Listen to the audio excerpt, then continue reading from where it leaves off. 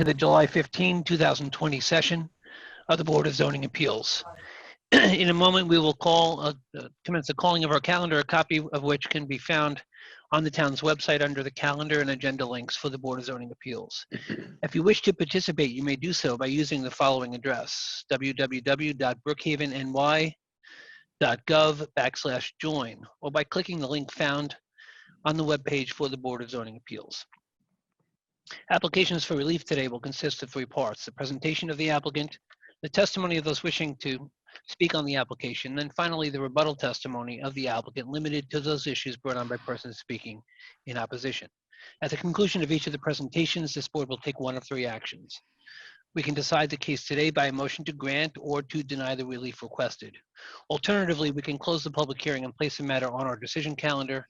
Finally, we could hold the public hearing open to a future date. If the motion that you hear at the end of your case is a motion to grant the application, what this means simply is that the relief that you request from this board has been granted. A grant letter will issue from the Board of Appeals office within 7 to 10 business days. That grant letter will go directly to the applicant. That is the document that you use to return to the building department with to continue with your endeavor. If the motion that you hear is a motion to close the public hearing and place the matter on decision calendar, what this means is that your hearing was held today and the record is now closed. Under the code, the board has 62 days to render a decision on an application. Once that decision is rendered, the applicant will be notified directly. Those persons interested in viewing a copy of the decision can access it off of the town's website under the calendar and agenda links for the Board of Zoning Appeals once the decision has been filed with the town clerk. I did it. Finally, if the motion that you hear is a motion to hold the application open to a future date, this occurs when an applicant has not met conditions precedent to the relief requested, or maybe more commonly, where the board requires additional information before it can decide an application. In this instance, the public hearing record is held open to a future date. On that future date, the required information is made part of the record, and then the matter closed for decision. If you are an applicant here today, please, first, when signing on, please include your case number next to your name so we know when to pull you up and promote you to the Zoom hearing when we reach your case. We, as a board, acknowledge receipt of your notice documents. Applicants are free to provide the board with whatever testimony exhibits they wish to be made part of the record for the board's consideration. If you are not an applicant, but someone wishing to speak on the application, the same rule applies. When signing on, please include the number of the case that you are signing on to speak about. Without doing so, we will be unable to know when to pull you up into the hearing for your comments. Opposition testimony will have the same opportunity to provide this board with testimony and exhibits for the board's consideration. We ask only whether there's more than one person or neighbor speaking on an application that you do not repeat what someone before you has said. Just please indicate to us that you agree with that prior point or testimony, and then move on to issues not yet covered by prior speakers. In so doing, we can ensure that everyone wishing to speak will have that opportunity. I want to thank you for your attention. Please stand with me for the Pledge of Allegiance. I pledge allegiance to the flag, United States of America. Republic for which it stands, one nation, under God, indivisible, with liberty and justice for all.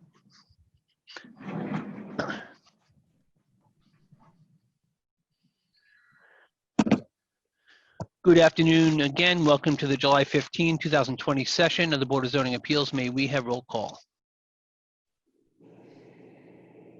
Board members, Rick Cunha. Board member Rick Cunha. Present. Rick, you're muted. Let's see if we can. Present. There we There go. you go. There Very you good. Howard Bergson, Present. Deputy Chair James Wisdom, Present. Chairman Paul DeChance. President, folks, as you see, we have a reduced number of. Did I miss Ronald Lindsay? Yes, you did, and I am present. Okay, sorry. Good to see you, Mr. Lindsay. As you can see, we have 5 of 7 members this evening. Please bear with us in attempting to move through the calendar as we normally do. I understand that there are no postponements from the 2 p.m. interval of the calendar. As a result, and because the cases are related, I'm going to ask that we start with cases 3, 4, and 5. They're all in the name of Rose Properties 4 LLC, care of Kelly's Expediting, 2150 Smithtown Avenue, Ronkonkoma. They're all located on the south side, Middle Country Road, 40 feet west of Highview Drive, north side Montauk Road in Selden. Case number 3, applicant requests permission for 2 existing wall signs where 1 is permitted per store for Pizza Boutique. Case number 4 is permission for 2 existing wall signs per store for Cella Bagels. And case number 5, permission for 2 existing wall signs per store for Jazz Audio. Also permission for 1 of said signs, the sound security video sign exceeding the 36 square feet permitted, 38.5 square feet requested. All right, then have we promoted the applicant's representative?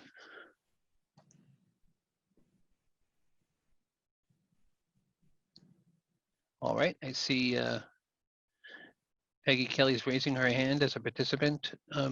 Anthony, are you able to see her and pull her up? Mr. Chairman, I am.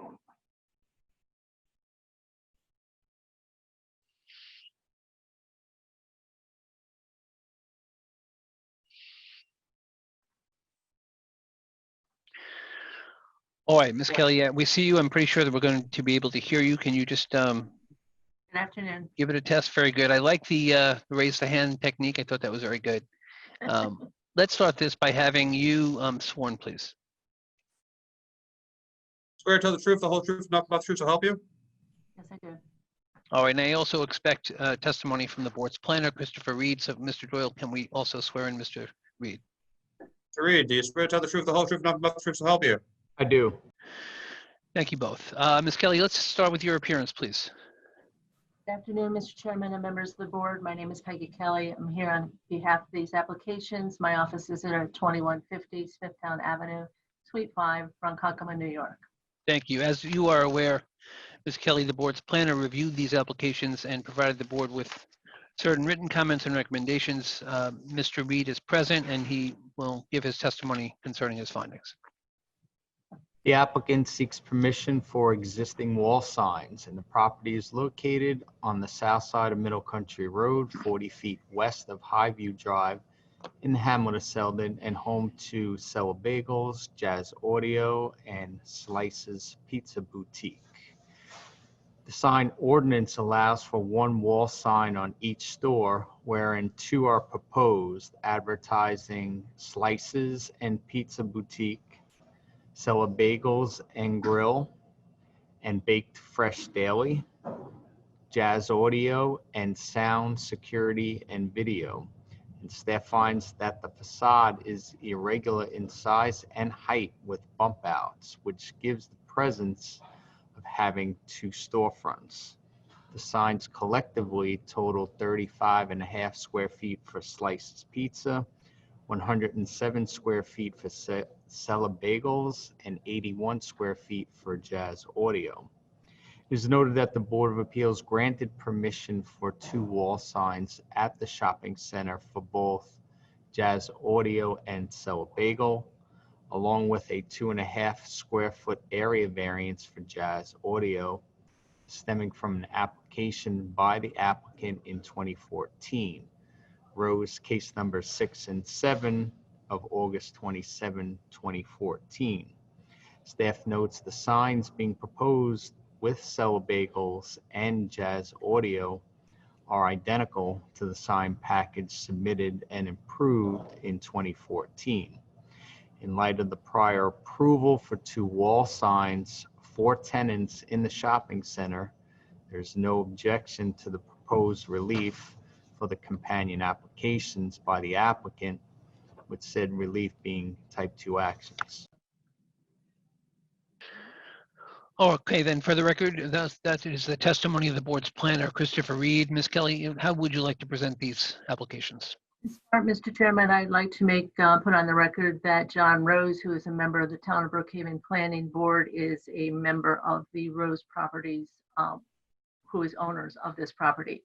These applications are for 3 of his tenants in this retail center.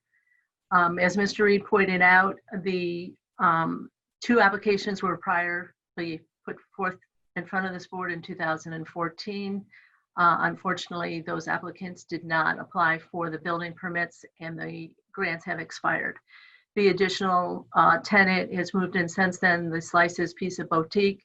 Their sign too is modest in size and just requires a second wall sign. We feel that these applications will not be detrimental to the neighborhood, nor are they inconsistent with what the board has previously approved. Thank you. Questions from the board? Mr. Chair. Mr. Wisdom? So these three existing entities here on the Pizza Boutique and this Zilla Bagels and the third one, Jazz Audio. How long have those signs been up? The Jazz Audios and the Celebagos, as Mr. Reed said, were in front of the board in 2014, but they were finally in front of the board, I believe, in 2000 and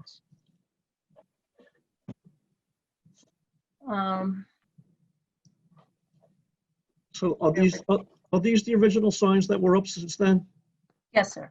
Yeah, So the nothing's signage for Celebago and Jazz Audio have not changed. So they haven't changed at all? You know, it's just they let their grants expire. Oh, okay, so So- you're back We're for, I to can't redo it. get building permits until the grants are reapproved. And they were permitted at the first time around? Yes, sir. I have nothing further. Thank you, Mr. Wisdom. Is there anything further from the board on the application? Mr. Chair, I'll make a motion to. Mr. Wisdom, let me just see if there are any speakers, please. Mr. Vega, do we have any speakers on the application? Mr. Chairman, I don't see any speakers on this application. Thank you. Is there anything? I have no In written form? correspondence. So seeing none, then I'm going to ask then that we take them separately. Case number 3, Rose Properties LLC in care of Kelly's Expediting. Does the board have a motion? Mr. Chair, I'll make a motion to grant the application for that application. Second. Granted, it's a type 2 action. Very good. By Mr. Wisdom, seconded by Mr. Lindsay. All in favor? Aye. Any opposed? Motion carries. Turning to case number 4, also in the name of Rose Properties LLC. Does the board have a motion? Yes, Mr. Chair, I'll make a motion to grant the application type 2. Motion again by Mr. Wisdom, seconded by Mr. Lindsay. All in favor? Aye. Any opposed? Motion carries. To case number 5, also in the name of Rose Properties LLC. Does the board have a motion? Mr. Chair, I'll make a motion to grant that application type 2. Second. A motion by Mr. Wisdom, seconded by Mr. Lindsay. All in favor? Aye. Any opposed? Motion carries. Thank you, Ms. Kelly. Thank you. Case numbers 6 through 8, Robert and Karen Johnson, care of Christine Nicole, 18 Railroad Avenue, Center Moriches. Properties located on the east side of Rockaway Drive, 345 feet north of Green Lawn Road, Sound Beach. Applicant requests permission to move lot lines between 2 plots 1 and 2, requiring lot area variance for the existing one-family dwelling on Plot 1 due to the conveyance of a portion of the property adjacent south. Applicant requests a side yard variance for the existing detached shed located in the side yard and existing 6-foot by 8-foot entry deck on Lot 1. Also, lot area and minimum side yard variances for the existing one-family dwelling on Lot 2 due to the conveyance of a portion of property to the north. Hello, Mr. Chair, I have Christine Nicole for the applicant. hello. Thank you. Christine, we can hear you. Let me just start by saying there are a number of attendees that have not designated their case number. It is impossible for us to know what case you're intent to speak on. Please rename yourself with the case number. Ms. Nicole, I apologize. Let me just ask you to give your attention to Mr. Doyle so we can have you sworn. Sure, You swear to tell the truth, the whole truth, and nothing but the truth, so help you. I do. Thank you, Ms. Nicole. How about, let's start with your appearance for the record, please. Yes, Christine Nicole, offices at 18 Railroad Avenue, Center Moriches. I represent the applicant. Thank you. And as you are, yes, as you are aware, the board's planner, Christopher Reed, reviewed this application and he is here to testify concerning his findings. Property is Thank you. located on the east side of Rockaway Drive, 345 feet north of Green Lawn Road in the hamlet of Sound Beach. The property consists of 2 improved parcels, number 43 and 45 Rockaway Drive. owned by Robert and Karen Johnson, and number 45 Rockaway Drive enjoys a lot area of 4,000 square feet, with number 43 having 12,000 square feet. The applicant proposes to transfer a 15-foot by 100-foot swath of land from number 43 Rockaway to 45 Rockaway, with the new lots proposed at 5,500 square feet and 10,500 square feet.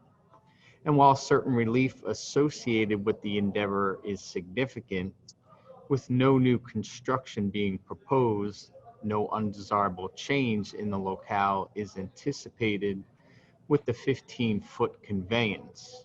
In conjunction with the relief for the lot line change, the applicant also is seeking relief for an existing shed and deck. The deck appears to be at grade, and the shed, although in the side yard, is approximately 66 feet from Rockaway Drive. Should the board decide to grant the application, no mitigation is recommended, with the application being a type 2 action.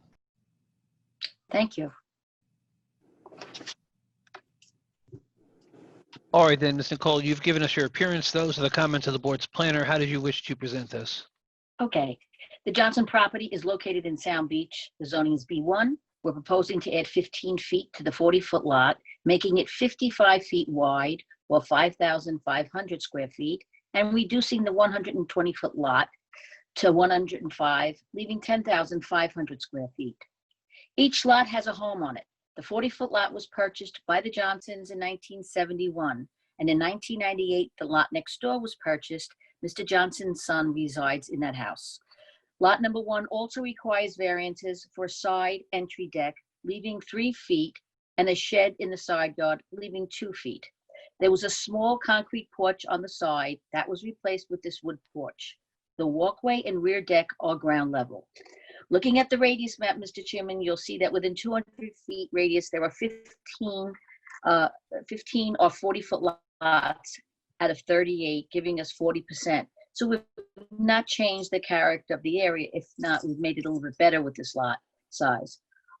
Within 500 feet, there are all size lots, anywhere from 25 feet to 140 feet in width. This area is developed with homes very close together. I think you'll notice it on your aerial accessory structures that do not conform due to the small lot sizes. We don't feel that the granting of this variance will change the character of the neighborhood. If the board has any questions. Thank you, Mr. Cole. Questions from the board? Yes, Mr. Chair. Mr. Lindsay? Yes, Good afternoon, Nicole. hello. Hi. So my first question is, we're taking property from lot 2 to give to lot 1 to increase the, is that what we're doing here? Yes, we're taking property from lot 2, 15 feet, and adding it to lot 1. Adding it to lot 1. Okay, so you have the shed on lot 1. Yes. What will become of that? We are going for a variance for that. It's part of our application. We've paid a penalty for it. We'd like to maintain it. I provided photos. You'll see how really pretty it looks, how it connects to the house with foliage and stuff. So we'd like that.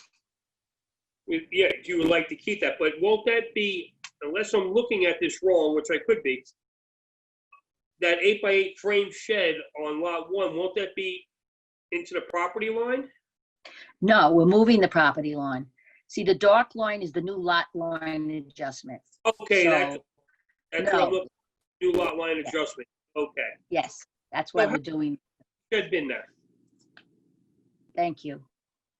How long has the shed been there, Nicole? Oh, the shed has been there for about 10 years.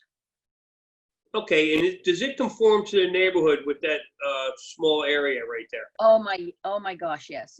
If I just stood there and looked around, every house has fences up, and they were all accessory structures close to the property lines. If you look on this lot 1, one of the photos you'll see on lot 1 that I provided, you'll see a shed right on top of the property line where the existing side deck entry I'm asking for a variance for, that's 3 feet. There's a deck right on top of it.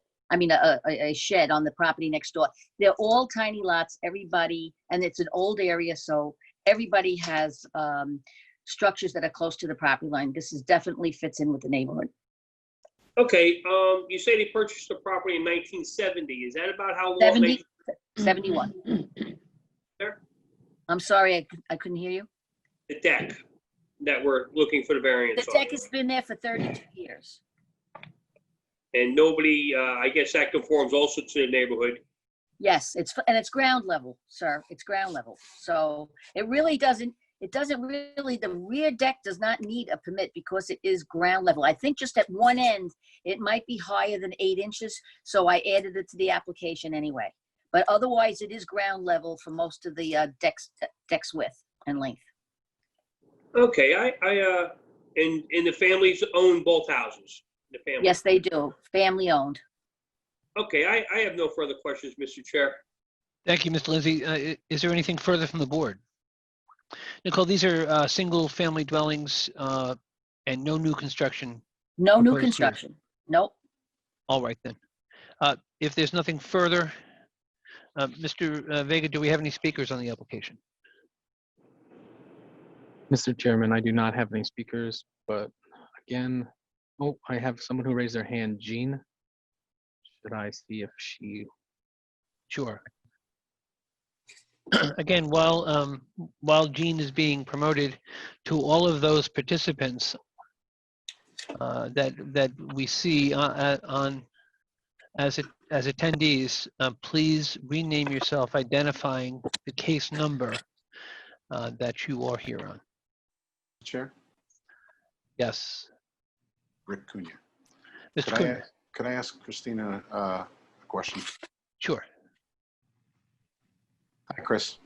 Hi. I might have missed it. You might have said it, and I just wanted to get it clear in my head. Why are they moving the lot line? To give more lot area to the other house. I mean, it has no side yard whatsoever. If you look at it there's like maybe 4 feet. So now they'll have a decent side yard and it'll be more, it'll be a bigger lot. It'll be a bigger lot. Right now, it's very tiny. It's only 40 feet wide. And both houses have certificates or no? Oh, yes, both. Yes, we will have to get them revised, but both houses have COs. Yes. Okay, so they're allowed to exist the way they are. You're just moving a lot line. Yeah, Thank you. that's correct. That's correct. Thank you, Mr. Cunha. All right, then, Jean, can you hear us? Yes, I can. Okay, very good. Did you intend to participate in this particular hearing? Yes, I did. Very good. I'm going to ask you, please, to just give your attention to the board's attorney, John Doyle. He's going to swear you in. Okay, thank you. I swear to tell the truth, the whole truth, and nothing but the truth, so help you. I do. Very good. Let's start with, please, your first and last name and your address. My name is Jean Grimley, Grimley. I live at 43 Flowerfield Road. I'm directly behind them on the Very side where the shed is. All right. And you've come on today. You certainly know the neighborhood because you live there. What additional comment did you have for the board concerning this application? Sure. I've been here 40 years.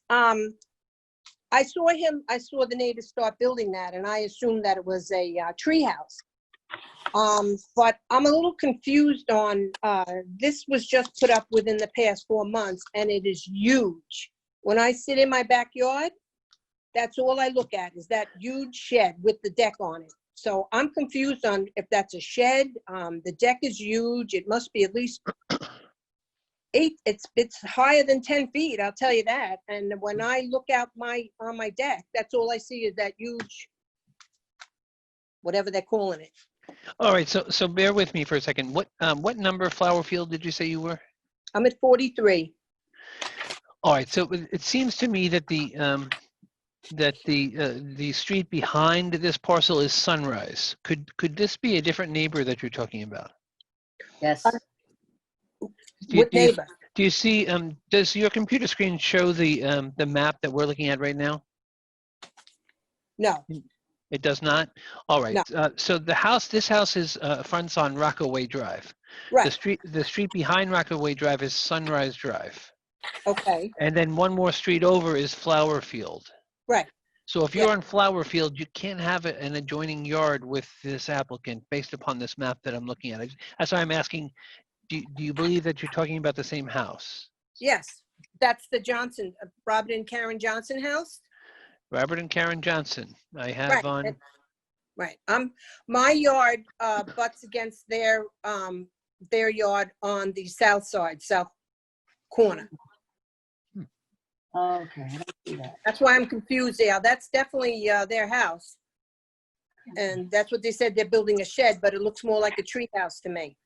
all right, the shed I have shown is an 8 by, maybe we can pull up the survey again, an 8 by 8 frame shed with no height request so that the shed has to be 12 feet. Ms. Riccardi is, if you can see where her picture is pulling up showing a copy of the shed. Ms. Nicole, did you wish to add anything on this issue? I don't think she has the right property, sir. There is no large shed. The deck is ground level. I don't know what she's looking at. Chris, I is don't- the picture I'm holding up, Yes, that's the shed. that's the shed? Yes, and there's no deck attached to it, and there's nothing in the deck in the back. I provided, you'll see it's flat to the ground. So Is this- maybe it's another house in between.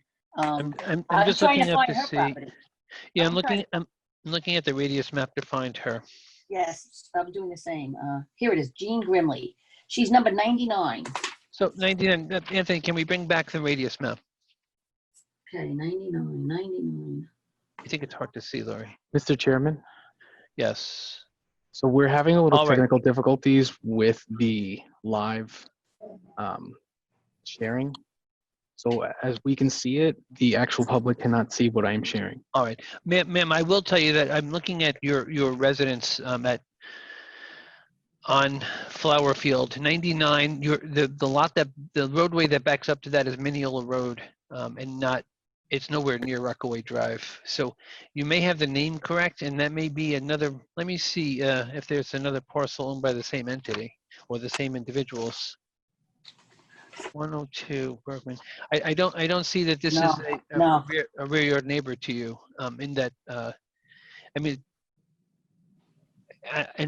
Ms. Riccardi's holding up a shed. Ms. Grimsley, are you able to see that? It's a She's little holding- shed. Do you see the picture that's being held up? No, I don't. Well, look in the boxes of the speakers, and the one that says head clerk has got, instead of a face now, there's a photograph. Do you see Okay. that? Hold on. Okay, let me see again. I'm sorry. Can you repeat that? Yes. So in the boxes where there's faces of us talking to you, in the Yes. box that says head clerk, there's Ms. Riccardi's not there. She's holding up a photograph of the shed that the applicants own. Do you see the box that says head clerk? No, I don't see that. And she's holding up a shed that's already there? Yes. Okay, so when you said that on the top of the shed, there was a deck. Did you say there was No. a deck? No, No. there's a deck. There's no deck on the attached to the shed. There's a deck attached to the house. But again, this house is 3 streets away from you. It's 350 feet away from our subject premises, so. I don't think- 350 way on what road, please? Rockaway. Rockaway. The street behind you is Mineola. You live two houses away from Lower Rocky Point Road. Yes, Right. So when you turn off of Lower Rocky Point Road, yours is the third house on the left. it's the second house. Wait, I'm sorry, the third house on the left, correct. Third house And I on the thought left. that- Yes. I thought my Yes. property butted against their, No. No, No. no. There's Sunrise Drive between you, and then there on Rockaway. What's behind your house is Mineola Road. That is not part of the subject application. yeah, I'm very confused, and I thought for sure that was my neighbor. I apologize for any No, inconvenience. don't apologize. What I would like you to do, and I apologize for not being able to put up everything on screen for you to view. I'd like you to contact the Board of Appeals office tomorrow, and we will provide you with the information so that you can be certain that this is not one of your neighbors. Okay, I appreciate it very much, because I'm actually going to get a new survey, because, well, then the other neighbor that's behind me, that's the problem I probably have with. Well, Mhm. so I I want to provide you with whatever you need to show you that Okay. this is not your neighbor, and it also may assist you in whatever other intentions you have over there. I want to Okay. thank you. I want to thank you for attending. Thank you very much, and I apologize for that. No, don't worry about it. Give us a call tomorrow. Thank you very much. Thank you. Have a nice day. Thank you. Christine, was there anything further on this application? No, sir. All right, is there anything further from the board? If not, Lori, are we taking these separately or together? All together. So for cases 6 through 8, in the name of Robert and Karen Johnson, does the board have a motion? Yes, Mr. Chair, I'd like to clarify something before I go into the motion. Yes, sir. I was saying, I came across, I'd like to apologize for that. Mr. Lindsay, you know what? You are breaking up, so we heard every other word. I know you want to apologize, but I don't know what you're apologizing for. I'm sorry. So, you know, yeah, we're not getting you. Not Nicole. Hey, He kept calling Chris Nicole instead Oh. of Chris. So that's what he's apologizing for. I'm Thank you used very to much. that. That's okay. Actually, the chairman did as well. Yes. Well, he did. I say Ms. Nicole. Thank you. Thank you. Okay.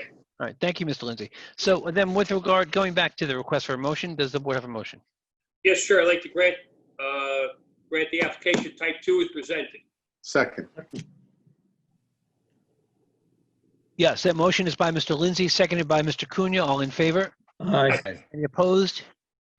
Motion carries. Thank you. Thank you. Case number 11, Lucky Daughters Realty, Inc., care of Woodhull Expediting, 1031 Main Street, Port Jefferson. Properties located on the west side of New York State Route 112, 300 feet north of Greenport Avenue in Medford. Applicant requests height variance for proposed 23-foot, 6-inch high, 161 square foot non-illuminated wall sign located on south elevation of building. Also height variance for proposed 28-foot, 11-inch high, 80 square foot non-illuminated wall sign located on east elevation.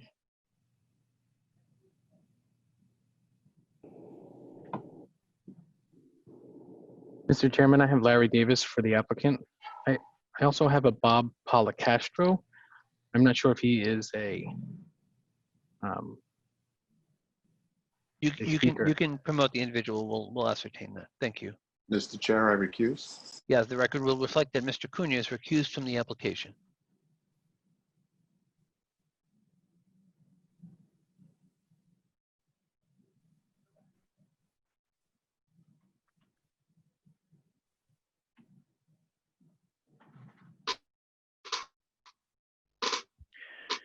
All right. I see Mr. Policastro. I'm looking for Mr. Davis. Mr. Davis, Good afternoon, Mr. Chairman. How are you? good afternoon. You are presenting this application. Is that what I understand? Yes, that's correct. And we have another individual, Bob Policastro. Is that your client? Or is it, I No. can find that if he's a speaker. Okay.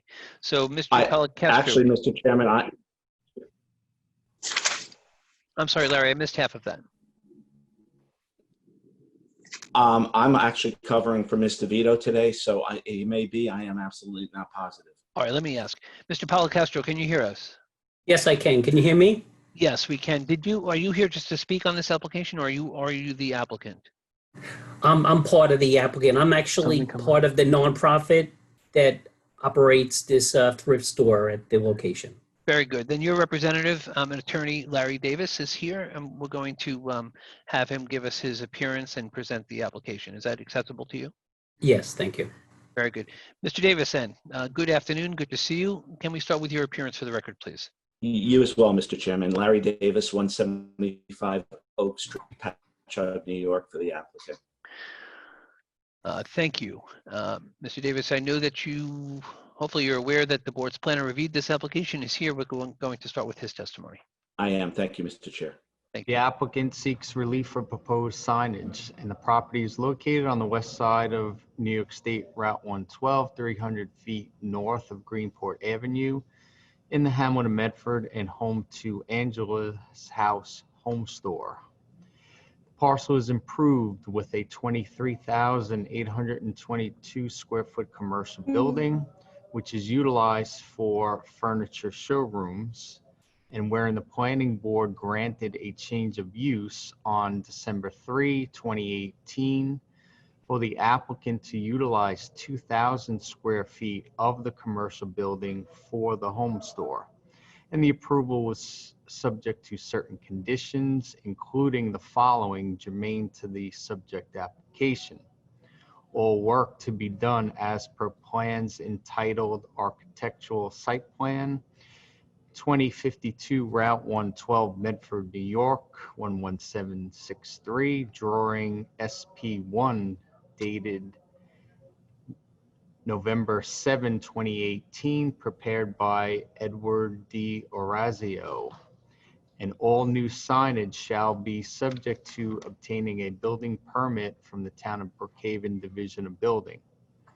With regard to the requested relief, staff finds the area relief to be appropriate due to communicate the business based upon the facade's length and due to the fact that certain relief is required because the sign is boxed to incorporate the home store roof.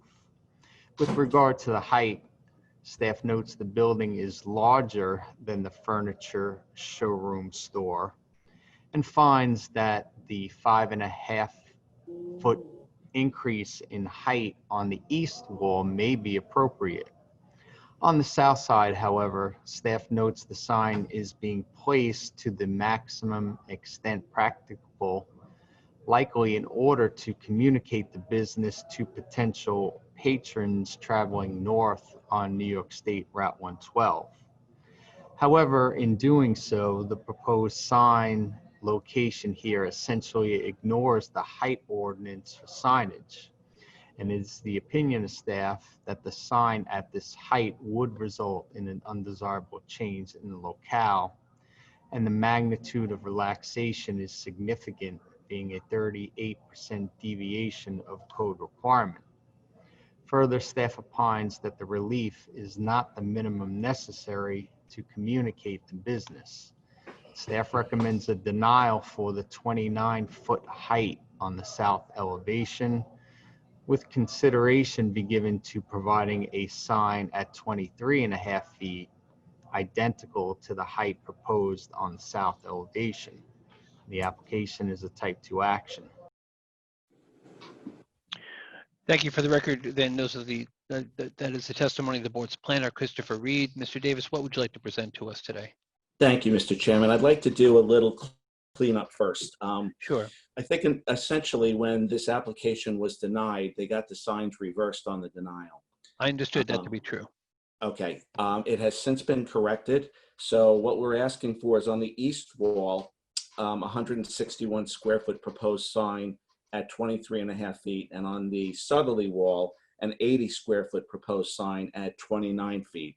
Yes. I'd like to further amend the application on the southerly wall to the 23.5 feet and withdraw the application for the height variance at 29 feet. Thank you, Mr. Davis. So that the record should reflect, I'm not sure that an amendment is needed with regard to the square footage and height of the signs originally proposed. I do know that there was so the discrepancy. We recognize the fact that the application requests originally 161 square feet at 23.5 feet in height for the east wall and signage at 80 square feet and 29 feet in height on the south wall. I will ask, and thank you very much for offering the board for a motion to amend the application by reducing the height of the south wall sign from 29 feet to the recommended 23.5 feet. Does the board have that motion? Motion is by Mr. Lindsay. Second. Seconded by Mr. Wisdom. All in favor? Aye. Any opposed? Motion carries.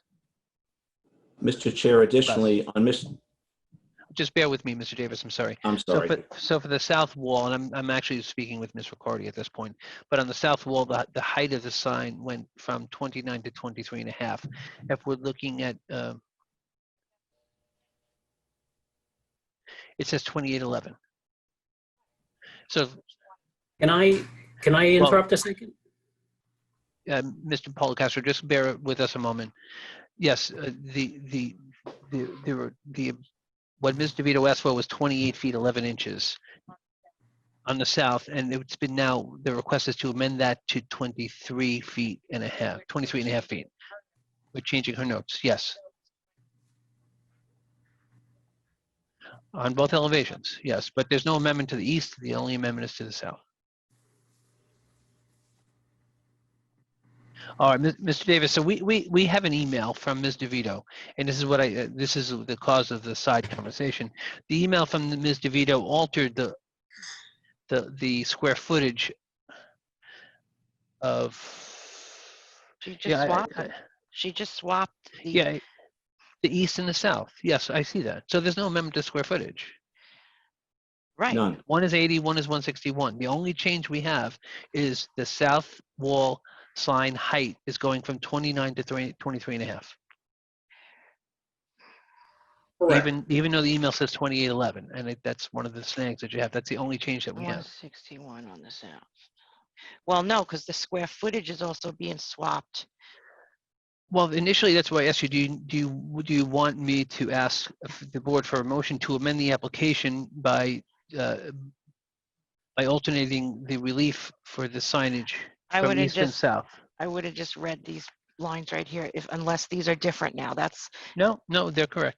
okay, then I'm just gonna put what Amy DeVito has in her notes that she gave us. Yes? For the square footage, but not the heights.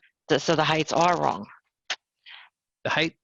All right. So let me just, let me clarify for the record then. I'm moving that the application be amended for the following relief. East wall, 161 square feet, 23.5 feet in height. Correct.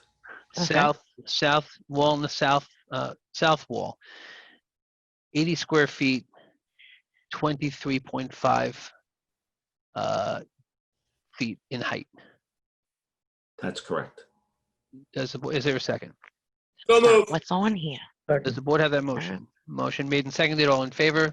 Any opposed? Motion carries. I know there's discrepancy with every document that we have before us, but we have to use those numbers Okay. for those elevations. All right. All right, Mr. Davis, then you've resolved a number of issues. Mr. Policastro, I so apologize for not being able to take your comment when you were offering it. Let me have you sworn if that's acceptable, and then we'll take that comment. Thank you. Swear to tell the truth, the whole truth, and nothing but the truth, so help you. Yes, I do. All right, then, now that we've gotten to some of the issues pertaining to the signage, sir, what did you want to tell us?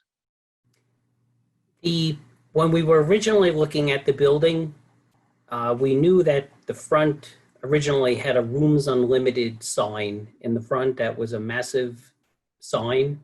And then before the building went bankrupt, they had put a smaller sign in.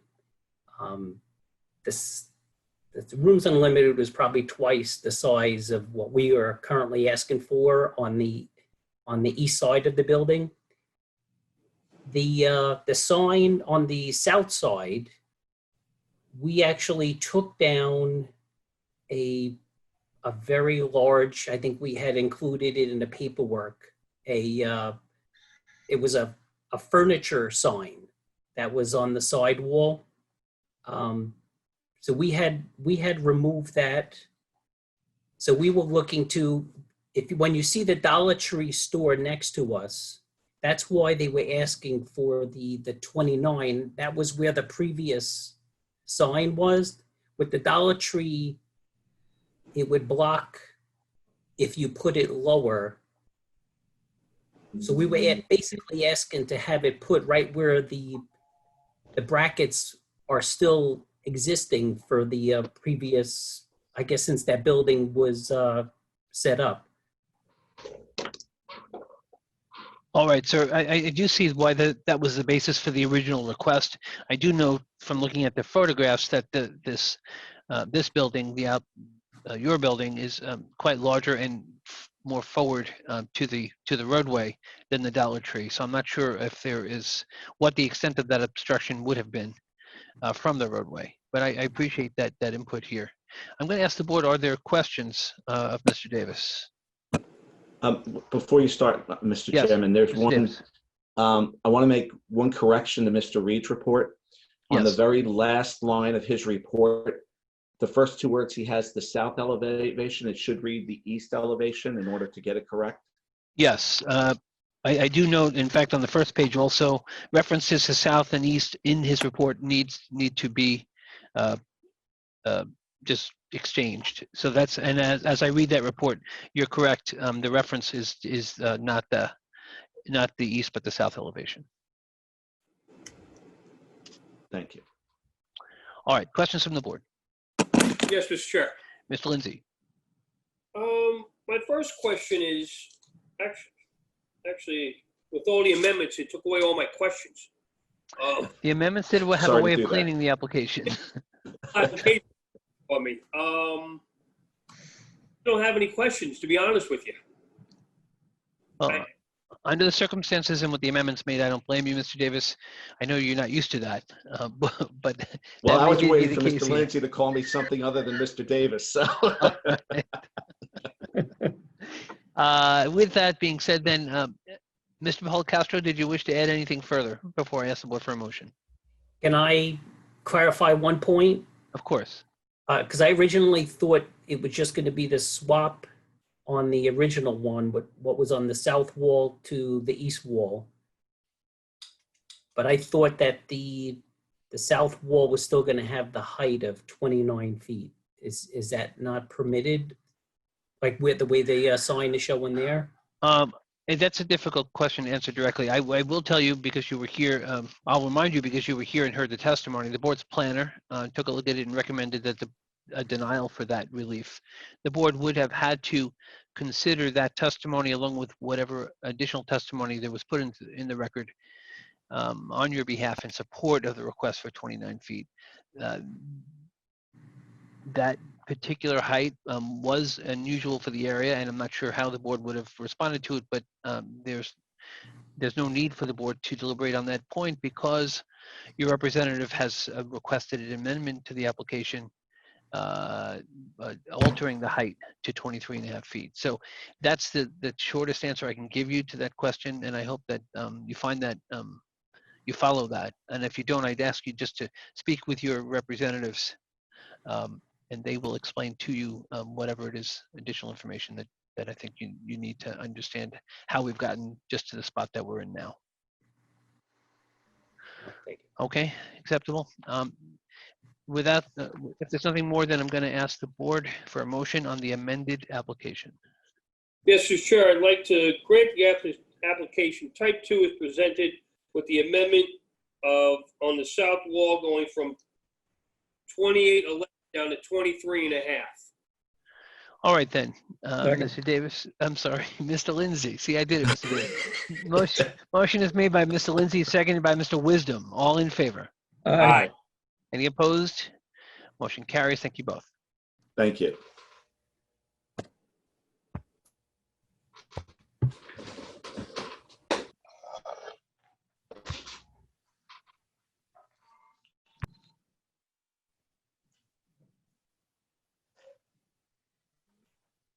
Yeah. All right. So the board has reached cases 12, 13, and 14, all in the same name, Eastport Gas Corporation.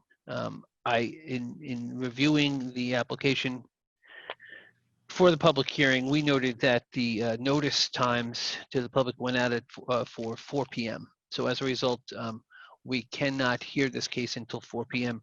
I apologize to the applicant and those waiting to be heard on the application, but in that the notices went out and the sign up for 4 p.m. interval. I am asking that we move to case number 15, and these Eastport Gas Corporation cases will be the first called at the 4 o'clock interval.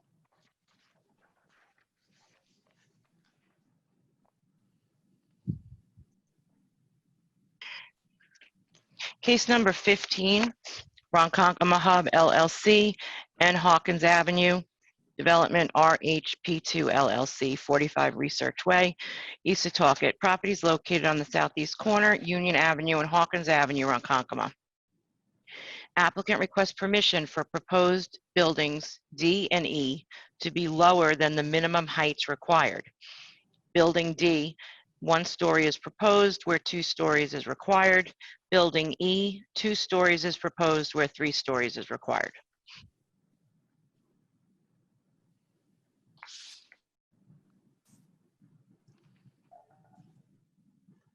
Mr. Chairman, Yes, Mr. Vega.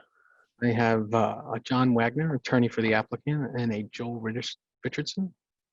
All right, I see Mr. Wagner. Mr. Richardson, I think you have yourself on mute. I also have the speaker on this case. All right, thank you very much for letting us know. Let's start with Mr. Wagner and Mr. Richardson. Mr.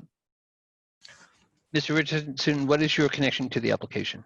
I'm the civil engineer for the project with H2M Architects and Engineers. Very good. I'm going to ask that you give your attention to the board's attorney, John Doyle, and he will swear you in. Swear to tell the truth, the whole truth, and nothing but the truth, so help you. I do. Thank you very much. Mr. Wagner, then let's start with your appearance for the record, please. Yes, Mr. Chairman, good afternoon. This is John Wagner of Tillman Ballin, offices at 100 Motor Parkway, Hauppauge, New York, for the applicants. Good to see you, Mr. Wagner. I thought we would start with Mr. Reed's testimony on the application, if that was okay with you. That's fine, thank you. Very good. So the record should reflect that the board's planner, Christopher Reed, has reviewed this application on behalf of the board and is here to testify as to his findings. The applicant seeks permission for proposed one-story buildings within Phase 2A of the Ronkonkoma Hub Transit-Oriented Development District. And the parcel is located at the southeast corner of Hawkins Avenue and Union Avenue in the hamlet of Ronkonkoma. On June 24, 2014, the town board adopted the SECRA finding statement and granted a change of zone to certain parcels within an area designated as the Ronkonkoma Hub Transit-Oriented Development District.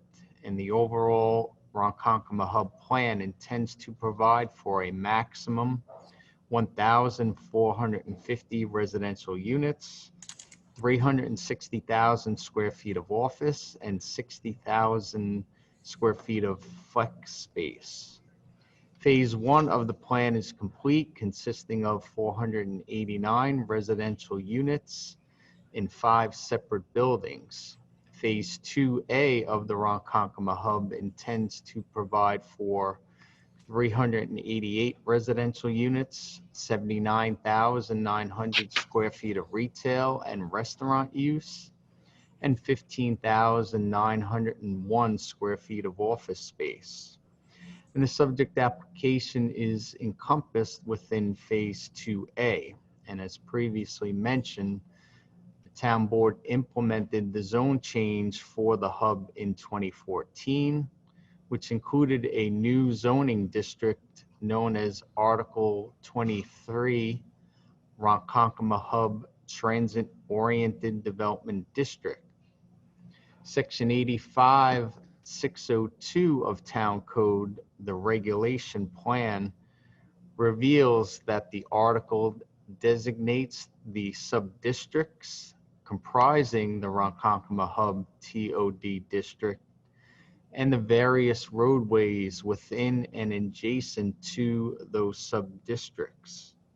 In reviewing the proposed development in the Ronkonkoma Hub TOD district, the planning board shall determine that such proposed development complies with the regulating plan and with the descriptions, building forms, and development parameters applicable to each of the sub-districts as depicted on the regulating plan and set forth in subsequent sections of this article.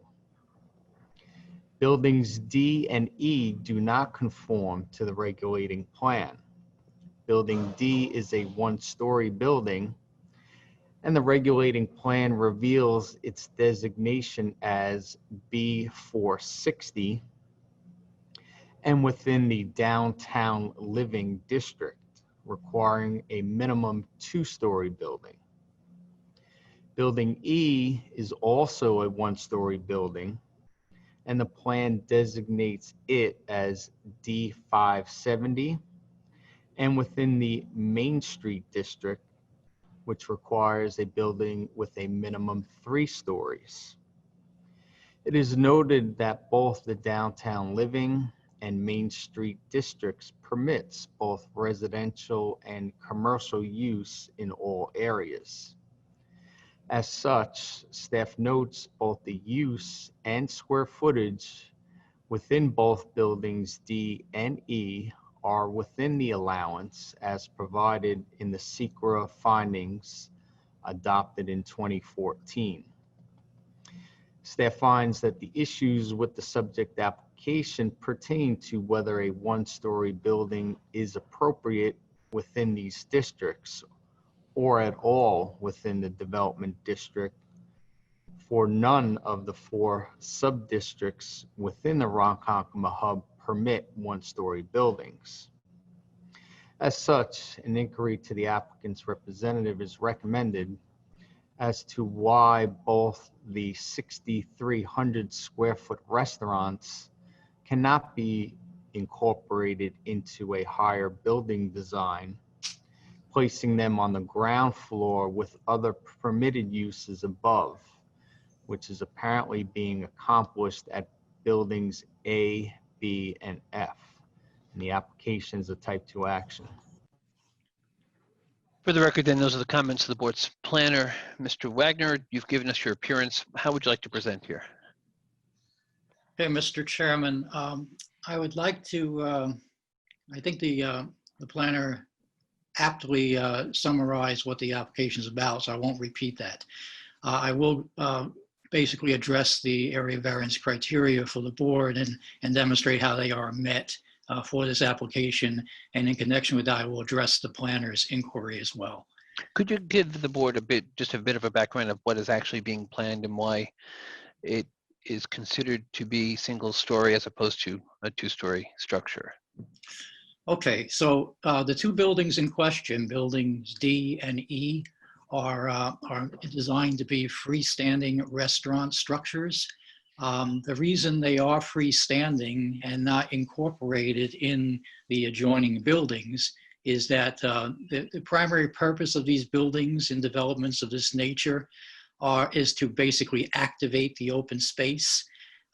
As the board is probably aware from reviewing the TOD sub-district intents, we are supposed to have a pedestrian-friendly, walkable area in the center of this development, and that's the way we have planned the center of Phase 2A. These 2 buildings, D and E, are located in the midst of that pedestrian area, and they have a purpose of basically activating that open space and welcoming in the pedestrians that would come to this area, not only to congregate and gather, but also to patronize all of the businesses that surround this central space. So this is why these buildings are freestanding. We've done this as a matter of design, which is consistent with other similar developments across the country. And I did prepare some slides. I don't know if you have them available that you could show here, but you see. We do have them up for board members. I think that this is what you're referencing. Is it the building elevations design page number 3 or design 3? Yeah, I mean, what you have on the screen right now are our specific proposals for buildings D and E. And you can see that even though we call them 1-story buildings, in effect, they appear to be more than 1-story buildings. I think that's why I asked that question. One of them looks like it has a deck above or some sort of, or are there any uses above the ground floor? No, they have, these are architectural features that appear up there. There may be a room or something that is above there, but the primary use is on the 1st story. But we did want to give some architectural appeal so they don't look to be just flat roofed 1-story structures. And again, the visual appeal is what brings people into the site. Understood. The surrounding buildings that were in the earlier phase or 5 stories, do we understand that to be true? These are the frames to this common area as we look at the plan. Is that generally correct? Yeah, we have several buildings that surround this common area, the common area in the center of Phase 2A. I mean, if you're referring to phase one, that's actually a distance from phase 2A Oh, to the east. all right. So no, I was referring to buildings F, B, and A at 5 stories. They appear to frame this common area. Correct. They provide the boundaries, if you will, of the common area that is the central nucleus of this downtown area. And some or all of them show us commercial use at the first floor. They all indicate restaurant space. Is that how they were designed? They have, well, we call it really commercial use. I mean, we've given some parameters for the mix of uses that will be in those. We conceive that there may be office space in those locations as well. Eventually, it will be determined based upon the way we can rent out these spaces. Understood. But generally, we're talking about the first floor of those buildings. Yes, and one of the sub-districts actually limits us to 50% of commercial on the first floor. The other district, the D district, I believe has to be 100% commercial on the first floor. All right. And just from an architectural standpoint, or just from a visual standpoint, I'm assuming that buildings D and E were originally planned as more than one story because of the surrounding height of the framing buildings, the 5-story buildings. So how would constructing now just a single story, even with the architectural additions that you're showing us, affect that vision or that visual? What we would see visually?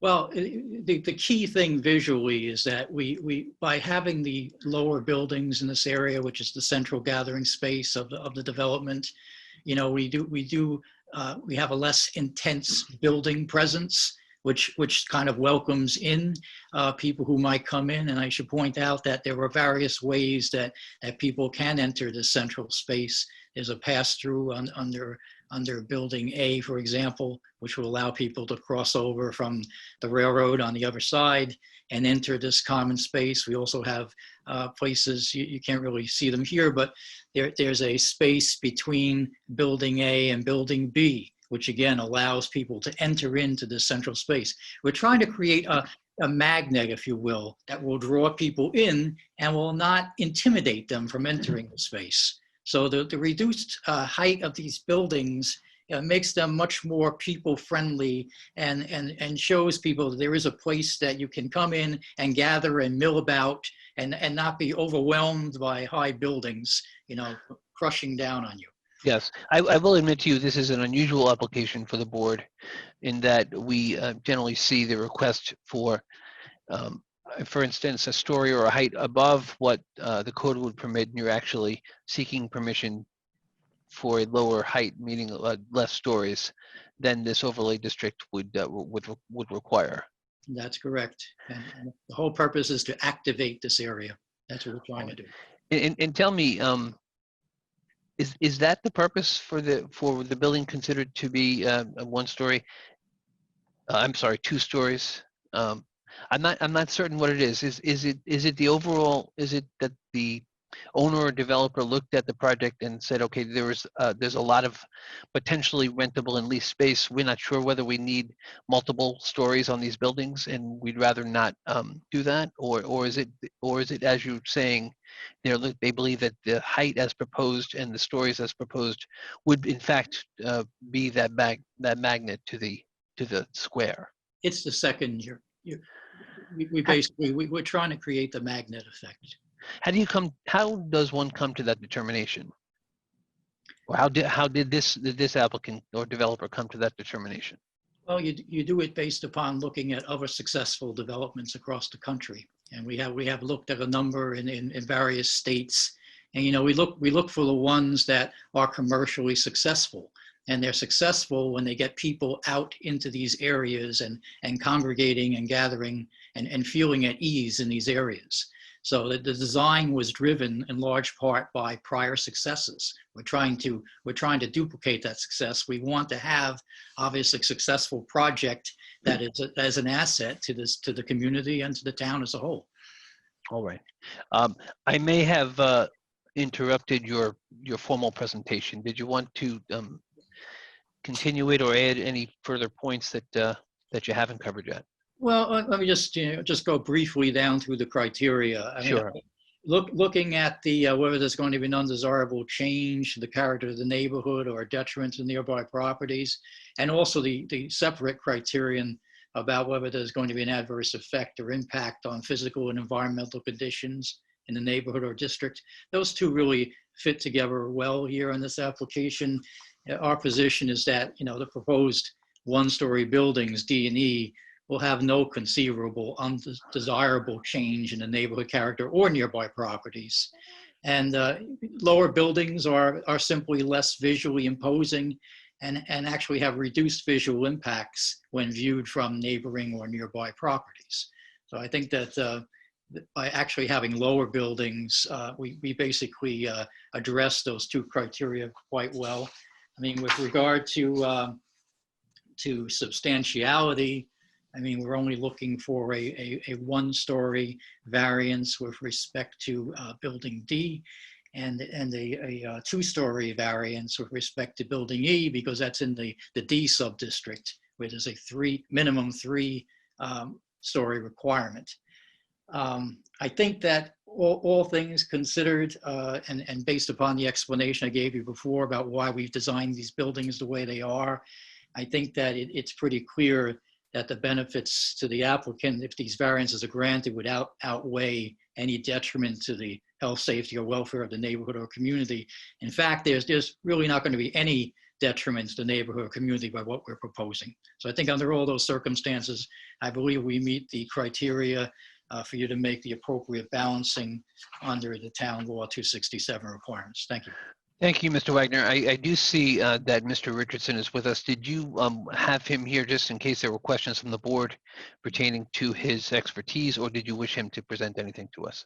Basically, for any technical questions you may have, I should point out that Robert Lascalzo, who's the development manager for this project, is also present today. I don't know if he's signed in, but he is here, and he could answer any questions you have as well. Thank you very much. I'm just checking to see if Mr. Lascalzo is on as an attendee. Mr. Chairman, I promoted him to a panelist. Oh, very good. Thank you. Okay. Mr. Lascalzo.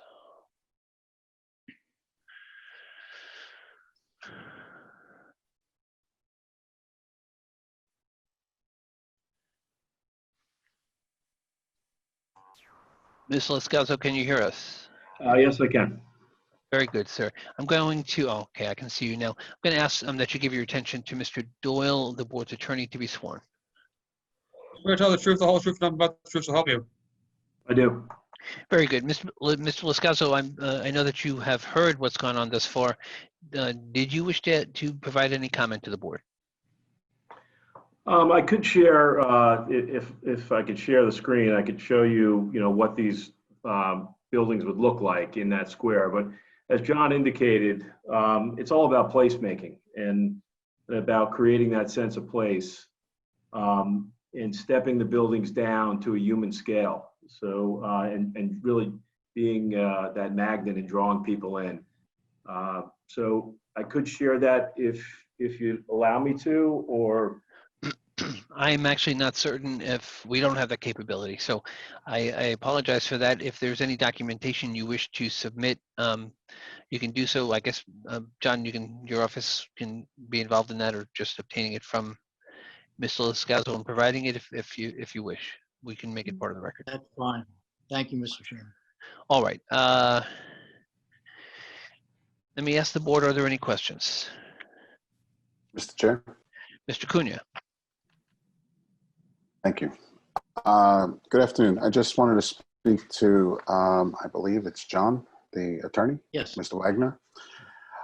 You had mentioned that phase one was further away from there. Will phase one actually be accessing this area as well?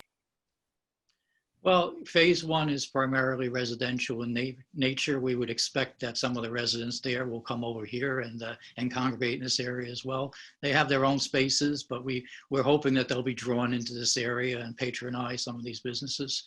That's basically the overall concept of the Ronkonkoma hub. in all of its phases. Now, am I to understand that the actual train station is directly across the street from this on Railroad? I guess that would be Railroad.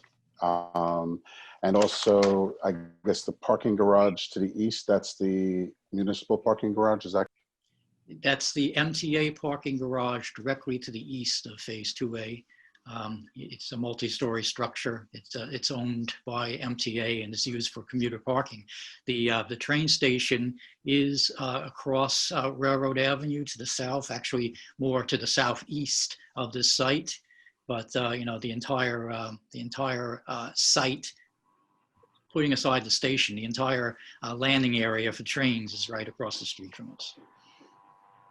So your access is going to be, that access coming in between buildings A and B are going to access that area that you're proposing to be lower and not as ominous, I guess, if you wanted to look at, 4 and 5 story buildings. You're bringing it, as I think Mr. Loscalzo said, you're bringing it down to a human level. I guess similar to what Tritech did in Patchogue on the backside of their development there. And on the corner, they have these huge ominous buildings, but if you go around back, it is a more people-friendly area. Is that?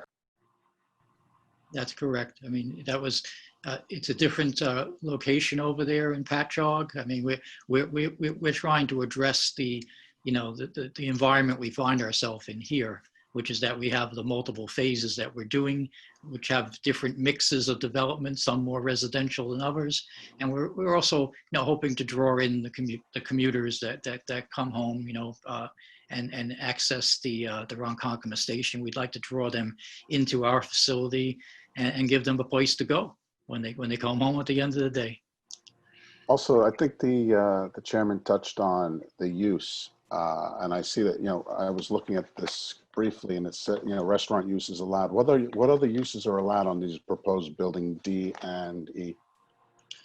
Well, we have commercial uses. I mean, right now, I can tell you that D and E are planned to be restaurants, and that's it. I mean, they're single-use buildings.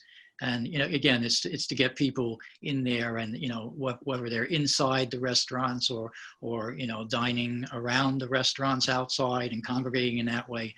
That's the uses that we're proposing there. And you can see, we've called them out as restaurants. In the surrounding buildings, there'll probably be a different mix of commercial spaces. It could consist of retail. It could be offices, whether they're maybe professional offices, for example. It depends on the market when we actually get these buildings up and we actually go out to find appropriate tenants. Okay, thank you. No further questions, Mr. Chair. Thank you. Is there anything further from the board on the application?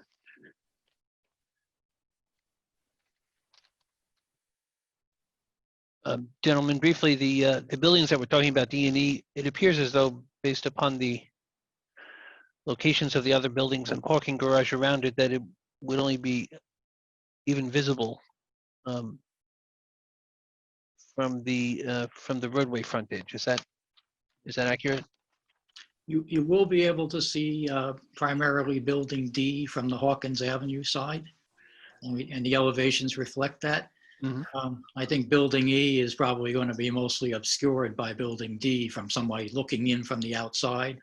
Although you probably could also visualize building E as you're looking up from Railroad Avenue. Okay, very good. Is there anything further from the board? Mr. Richardson, you waited there patiently. Sorry, we haven't taken any testimony from you yet. I don't have a question that is within your expertise, but is there something that we're missing that you'd like to add? No, thank you, though. Thank you for attending. All right, I would like to give you, Mr. Wagner, the opportunity to present. I see you came back. Yes. Mr. Wagner, I'd like to give you the ability to present whatever other documents that you have. I'd like to limit the time period so we can move swiftly on the application. Can we just agree to a 10-day time period to submit any extra documents, including the ones referred to by Mr. Loscalzo, if that's what you wish to do? And then, so we'll close it today subject to receipt of documents, then we'll have a decision for you most likely at the next hearing.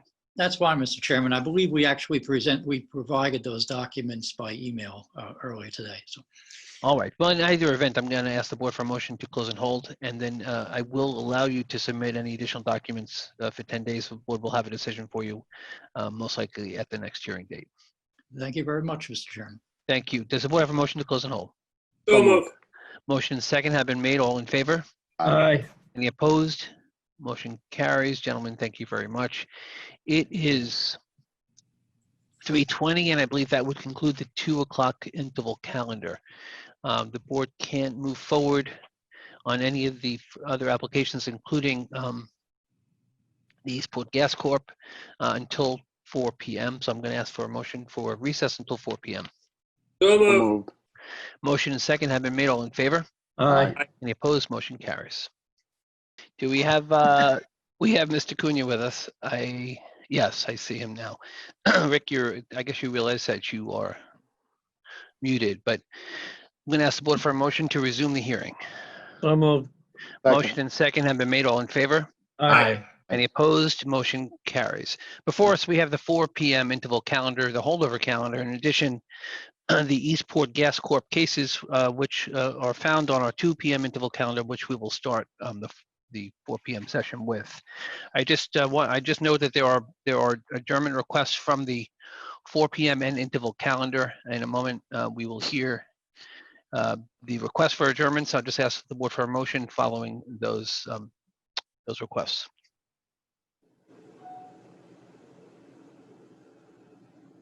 Case number 26, Elizabeth Cosgrove Chandler requesting September 9th. Case number 44, Vincent Amato requesting withdrawal.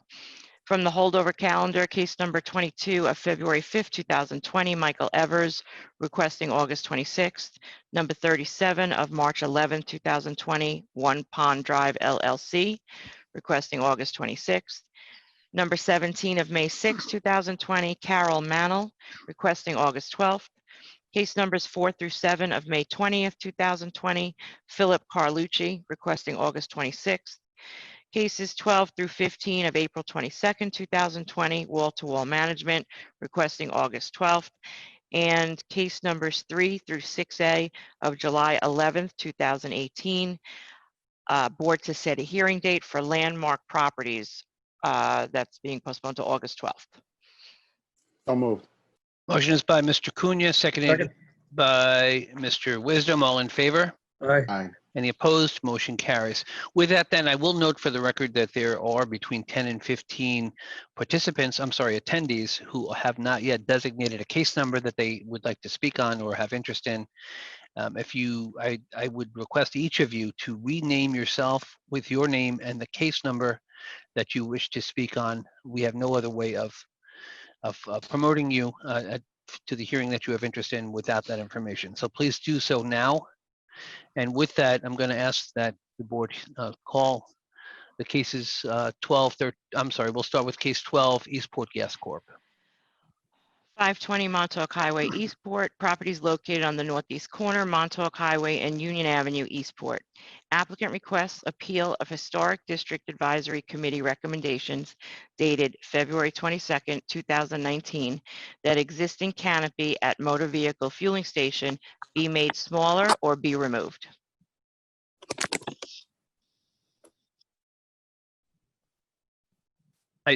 I see applicant's representative, Keith Brown. Can you hear us? Yes, I can. Very good. Thank you, Mr. Brown. Let's start with your appearance for the record. Certainly. Keith Brown, Brown and Altman LLP, 538 Broad Hollow Road, Suite 301 West, Melville, New York, 11747. Good evening, good afternoon, Mr. Chairman and members of the board. It's good to see you, Mr. Brown. The record should reflect that in attempting to legalize the existing structures on the parcel, your client, as required, had their existing structures reviewed by HDAC, and there was some discussion concerning the canopy and the proposed sign. This led to Mr. Brown, you filing almost companion requests to the board. One is an appeal of the HDAC recommendation that the existing canopy be made smaller or be removed, and secondly, seeking area variance relief for the structures, both the canopy and the monument sign. Is that fair enough? That is correct. Yes. All right, so I'm forced to hear the appeal of the HDAC recommendation first. I'd like to know, I do have one piece of correspondence from it, obviously from HDAC. This is what you're appealing from, and I'm just going to take a moment to read it for the record so we're all on the same page. Sure. The letter that I have is addressed to you, Mr. Brown, dated February 22, 2019. Dear Mr. Brown, please be advised that I have further reviewed this HDAC application in response to your letter dated January 30, 2019. By letter dated January 14, 2019, the HDAC recommended that the application be tabled, pending a number of items: resolution of the illegally existing canopy and legalization of the new canopy. Second, the oversized out-of-scale nature of the existing proposed canopy on a small property. Thirdly, the HDAC offered two potential resolutions: one, no canopy, and two, smaller, simpler canopy to just barely cover only the fueling dispensing island and fire suppression system. Yeah, and it goes on, after reviewing the file, I have found no compelling reason to override the HDAC recommendations contained in my letter of January 14, and those recommendations stand. And the letter goes on with another paragraph. I don't know that that's relevant here. I'm assuming that you are familiar with the letter that I'm referring to. I am. I'm looking at a copy of it myself. All right, what concerns me and the application before us, and this is just for the appeal of Historic District Advisory Committee recommendation, is the specific language of the letter I just read. And specifically, it says, the HDAC recommended that the application be tabled.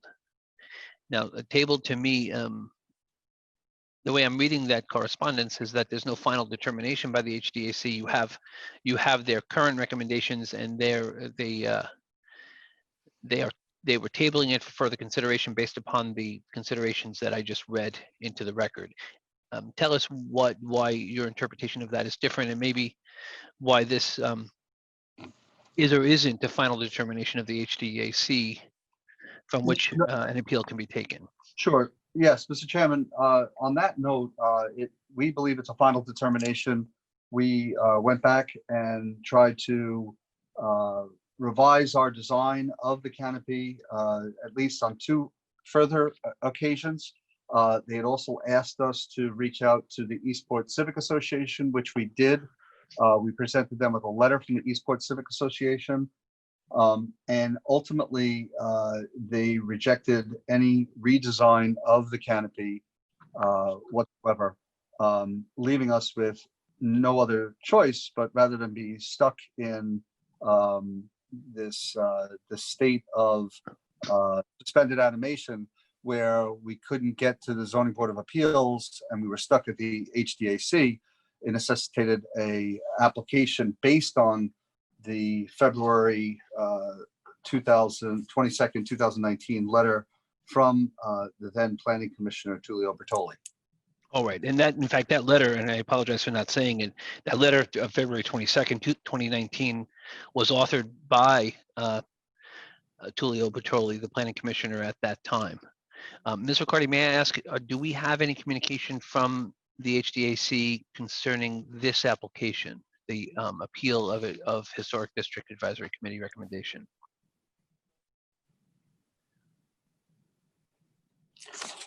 I don't believe I got anything since this application has been filed with us, if that's what you're asking. All right, have they given us input concerning the companion application wherein area variances are sought for both the canopy and the monument sign? Do you have something, Chris? Okay. All right, so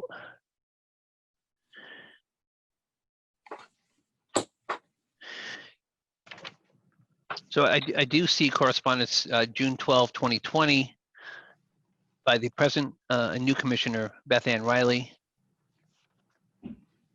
which I would say pertains to both companion, the companion actions, and I'll read it specifically. Mr. Brown, I'm not sure that I don't see you as a recipient of this correspondence, so I'll read it for the record. Great, thank you. Please be advised that I have received input from the Historic District Advisory Committee regarding the above referenced BZA application.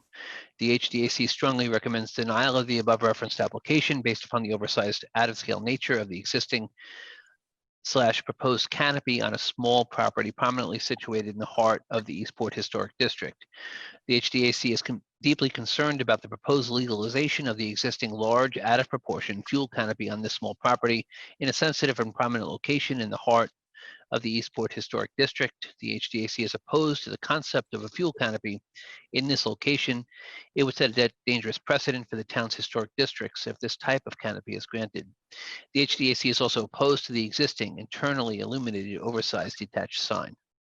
And it goes on, but that is the relevant portion of it. It appears similar to the prior correspondence that I read dated February 22, 2019.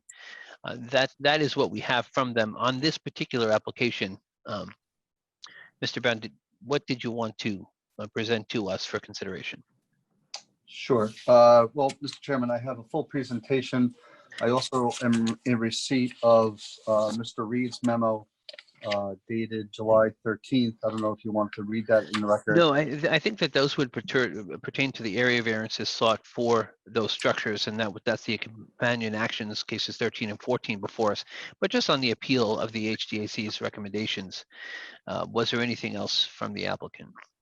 Yes, if I may, and if I could ask Mr. Reed to forward a copy of Ms. Riley's recent letter, I would appreciate that. All right, I'm not sure that Mr. Reed, why don't you contact the Board of Appeals office tomorrow if I could ask you to do that, and we'll arrange to get that to you. Sure, sure. So I think in your presentation or your presentation for this application, I'd like to hear from you what you were presenting as an alternative to the existing canopy in terms of size. I guess that's the main issue here, or size in. I guess it would be, yes, you indicated that there was some interaction back with HDAC concerning a different scale for the canopy. So explain to us how you got from there to the ultimate decision that you received. sure. Well, let me go through my presentation. I'll pull out those portions that are relevant to the HDAC appeal itself. Fine, and take a moment, because I realize you probably intended to present everything together.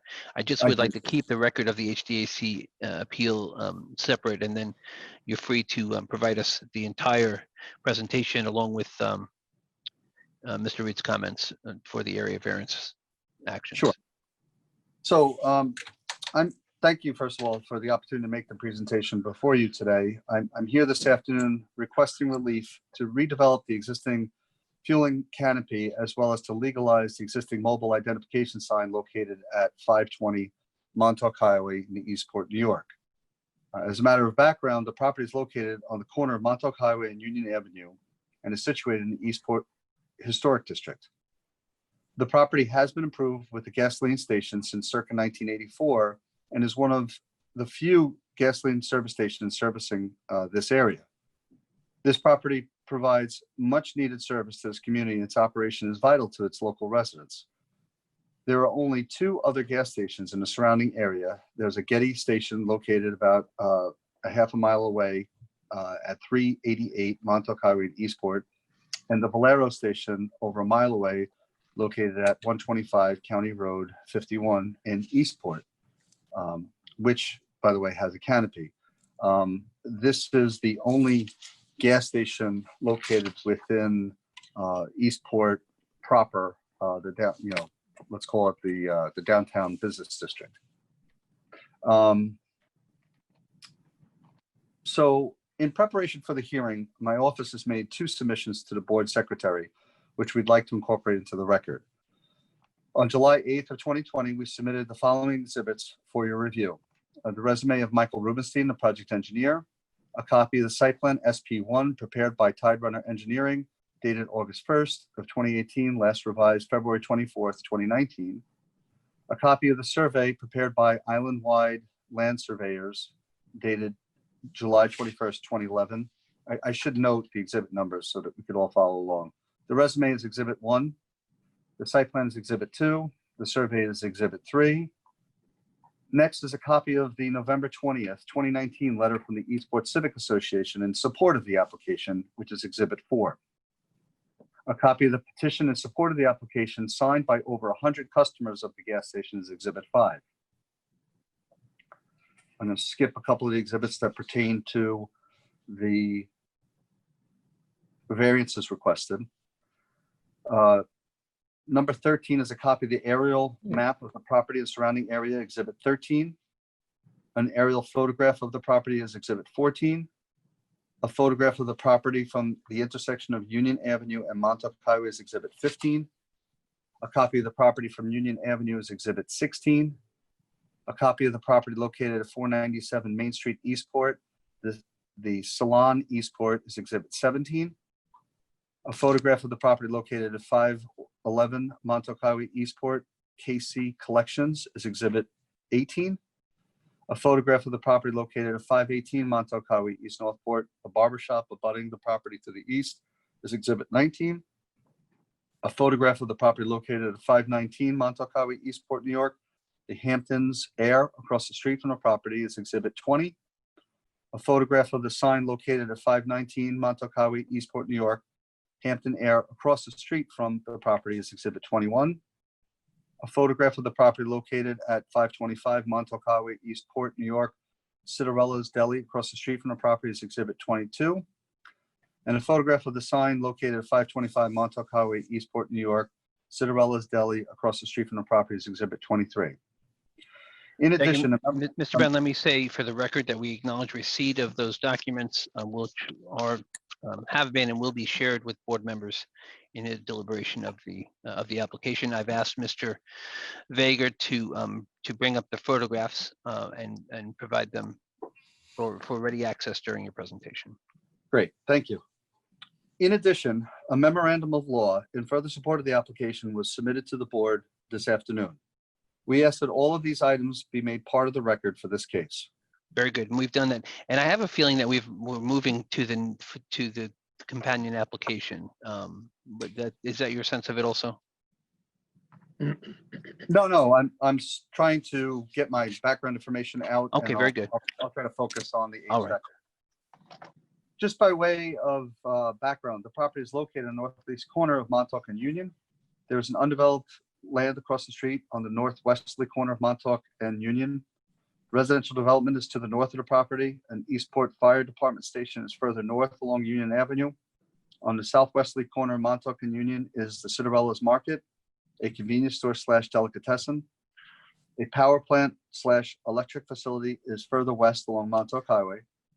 And to the east of the property along Montauk Highway, there's a mix of residential and commercial development with no particular order or architectural style. Abutting the property is a two-story structure with a pitched roof, which appears to be a converted residence and is now the home to the barbershop and a retail store. Following that is the hair studio situated in a two-story structure with a flat roof. Across Montauk Highway, there are converted pitched roof homes that are now a general store and an antique shop. This is followed by a wine store in a freestanding structure with a flat roof. There is also a construction company located on a two-story pitched roof structure. Importantly, it should be noted that based on the foregoing and what I just mentioned, that there is no single architectural character or theme in the Eastport Historic District. Based on the properties in the immediate vicinity of the applicant's property, there are multiple design schemes, no uniform color, strip centers, homes that have been converted for commercial use, and flat and/or pitched roof structures. Based on the surrounding properties, the applicant's gasoline station and associated improvement will not cause a detriment to the Eastport Historic District. It should be noted that the applicant has discussed the canopy, landscaping, and signage with the Eastport Civic Association and have obtained their support. In addition, the applicant has also revised the design, the height, the fascia, and the color of the canopy no less than 5 times based on the recommendations of the HDAC. A more detailed progression of the canopy design was submitted for the board's reference in the applicant's memorandum of law, so you can see each of the permutations of the design that we went through with our 6 visits to the HDAC. To say, Mr. Chairman, that we went to great lengths to appease the Historic District Advisory Committee and come up with a minimalist design to the extent possible is an understatement. Most notably, from the inception of the proposed canopy to what is being presented today, the canopy has been reduced from 24 feet wide to 40 feet long to 22 feet wide and 38 feet long. The profile was also reduced from a 3-foot fascia to 1 foot 6 inches. In other words, cut in half. And when I say the fascia, I'm talking the profile that someone would see if they were standing below the canopy or across the street. Basically, what we're talking about is the height itself of just the canopy. That it started out as 3 feet, and we reduced it in half to 1 foot 6 inches. And you're referencing the fascia at the top of the canopy where the insignia is that? That's correct. All That's right. correct. In So addition, the height ahead. was reduced. The height of the canopy was reduced from 20 feet high to 16 feet high. And the setback variance was reduced as much as possible from 1 foot 6 inches to 2 feet 6 inches in order to meet the HDAC's concerns.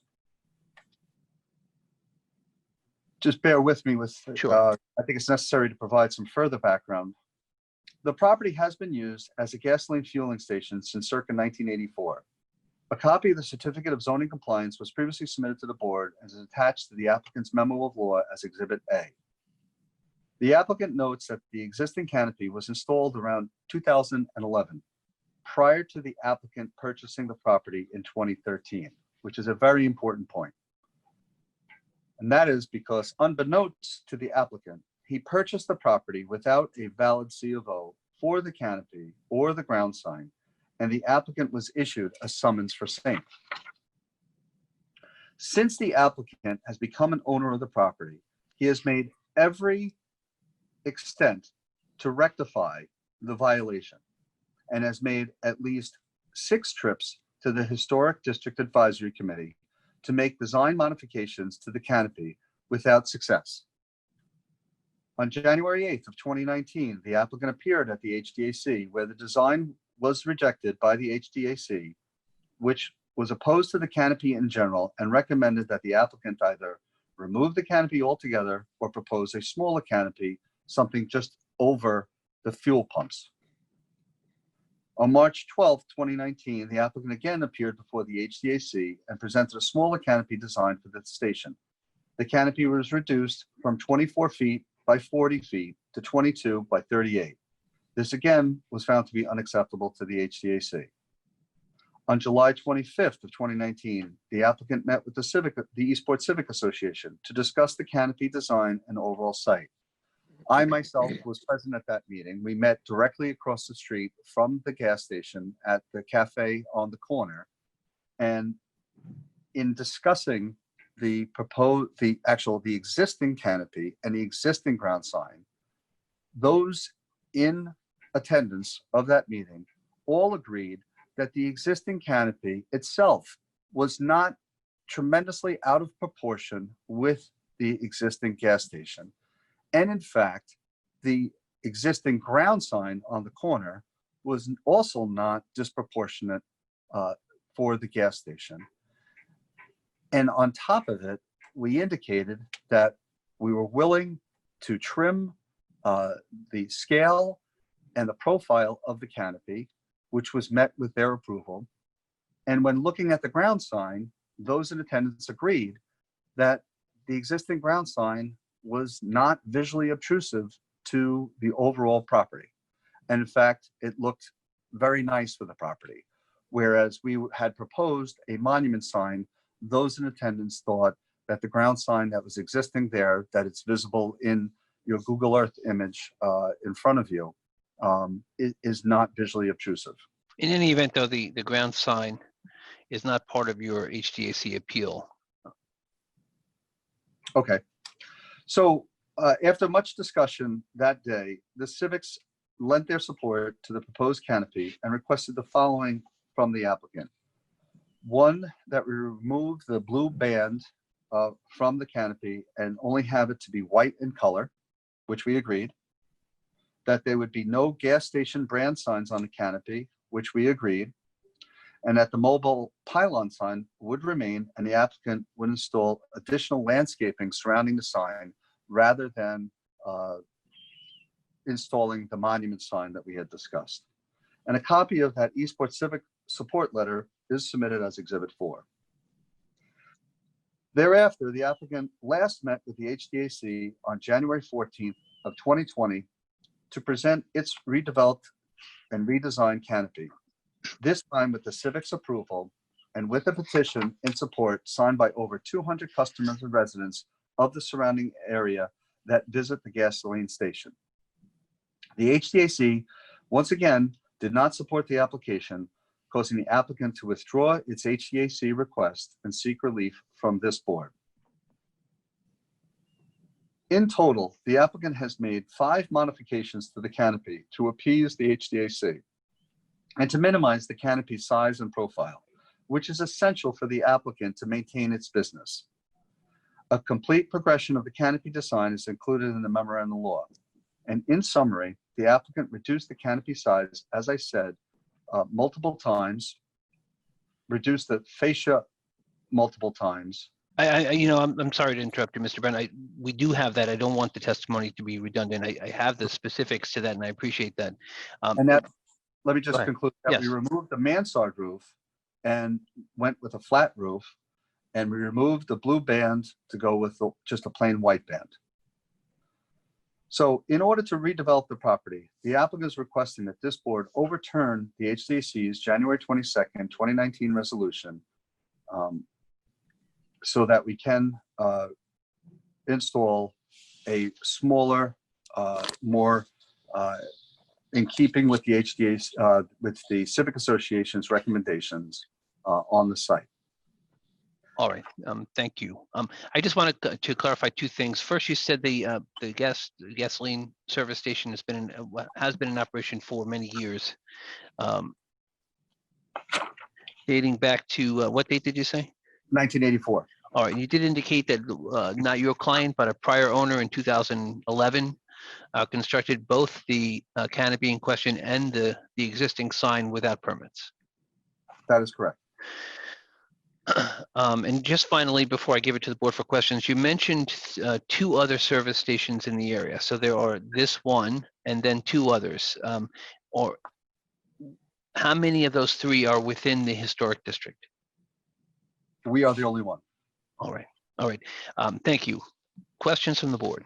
Well, if I may, just a couple of other points. Of course. First off, I have the owner's wife. She's also co-owner of the gasoline service station, Ms. Phyllis Karaman, who would like to speak to the board. And we have Mr. Michael Rubenstein, who is our design professional, who can also speak to the board.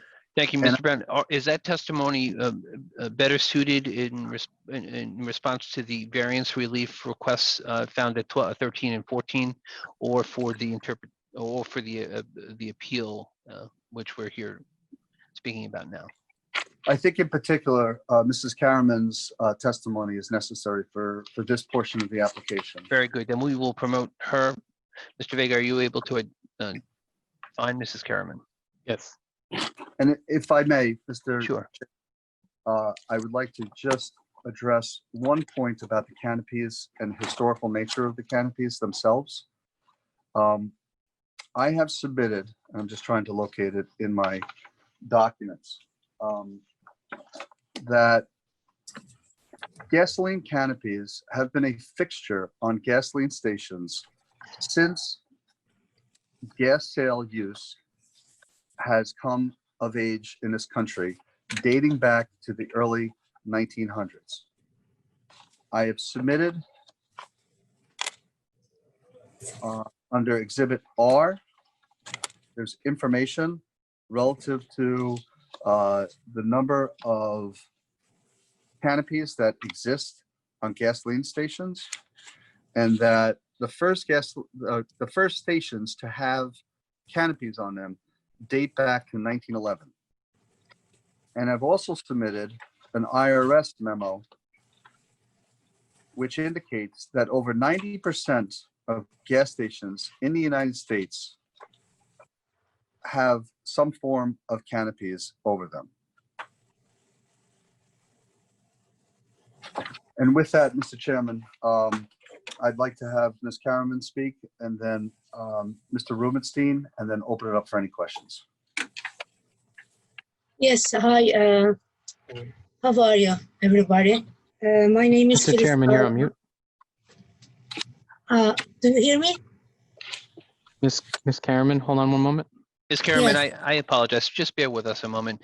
Sure. Mr. Brown, I thought that I was taking Mr. Rubenstein in the record for cases 13 and 14. Yes. Well, Yes. you can. I thought that if Mike, Mr. Rubenstein had anything to add to the HDAC appeal, once she's done would be an appropriate time All for right, him. and if necessary, I can just incorporate their testimony into the other record if you'd like. That's fine. Chairman? All right. Chairman? Yes. We need to Mr. swear Doyle. people, correct? Yes, you need to swear in Ms. Karaman. Okay. Hi, tell the how are truth? you? How you doing? Yes. You swear to tell the truth, the whole truth, nothing but the truth, so help you. Yes. Hi, how are you? Very good. Good afternoon, Okay. Ms. Karaman. Good afternoon, sir. Please start with your name and address, please. Okay. My name is Feliz Kahraman. 520 Montauk Highway, Eastport, 11941. Yes. That's fine. So I Yeah. was mispronouncing your name. I apologize. It's Miss You can call me Feliz. No, Feliz. Carnaman. Carnaman. Is that Yes, close? yes. Okay, Yeah. very good. So you are the owner of this parcel. What testimony did you have in support of the application? that Yes, you I have am the before board? partner and his wife. Yes. Very good. What would you Yes. like to tell us? I want to tell about that. I am the wife and business partner, Mustafa Kahraman. I am the mother of three beautiful children. When we came to the USA 20 years ago, I came here. Me and my husband, we had nothing. After working hard for 20 years, we have finally managed to open for our own business, Eastport Mobile Gas Station. We are working hard to support our family because I have three children. We are frontline workers and have continued to operate during the COVID-19, that's a bad time, pandemic. This country has given us a chance of a new life and opportunity. So this is how we are paying back, working hard and honest. We are legally in this country, have applied for citizenship through the legal process next year. We are due become citizen next year, and we have paid our taxes every year. So we just write check last week for property for Eastport Gas, town of Brookhaven. As a mother and proud member of this community, I'm asking for your help regarding to redevelopment of our business, because we work so hard, me and my husband, for our children. We mistakenly bought this property in 2013, and we didn't know that the mobile sign and canopy did not have the property permit. We didn't know it. But we have been trying to correct it a long time.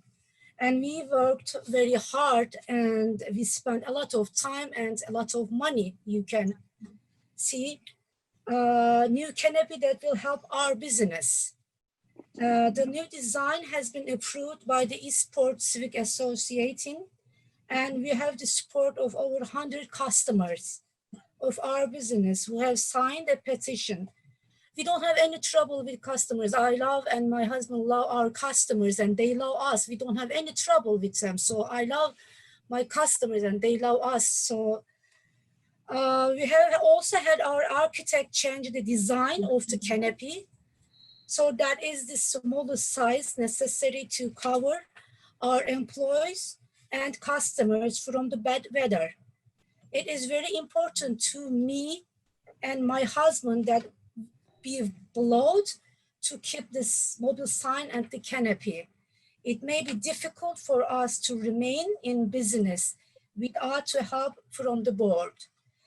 So we thank you for the opportunity to appear before you today, and we ask that you grant application. Thank you very much to listen to me. Thank you.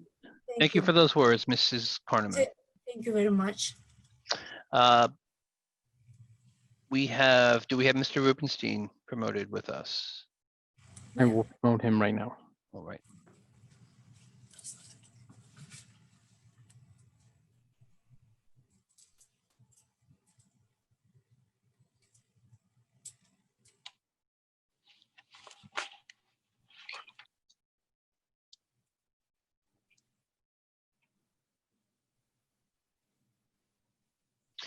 Mr. Rubenstein, can you hear us? Yes, I hear you. Can you hear me? Very good to see you. Yes, we could hear you. Yes. I'm going to ask you just to give your attention to Mr. Doyle so he can swear you in. Absolutely. Swear to tell the truth, the whole truth, nothing but the truth to help you. I do. All right. So this portion of the application pertaining to the appeal of the HDAC recommendations concerning the canopy, did you wish to add any further testimony? I think what I could add is actually I was involved with the prior owner who, before I got involved, actually constructed the canopy sometime back in 2011, and then came to me when obviously he received a number of fines and violations. At that point, obviously he had a different attorney who was trying to handle it. And the canopy as it stands right now hasn't been modified since 2011. It does have a mansard style roof, and it has that blue stripe, mobile stripe.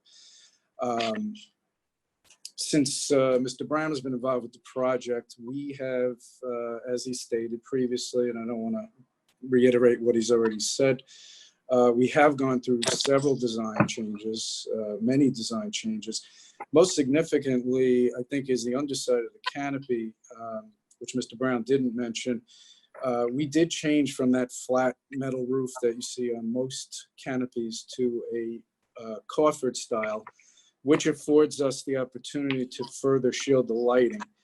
Due to the proximity of the canopy to the street, I think it definitely helps the splashing of light outside of the property line, even though the lights are shielded as well, but this further enhances that.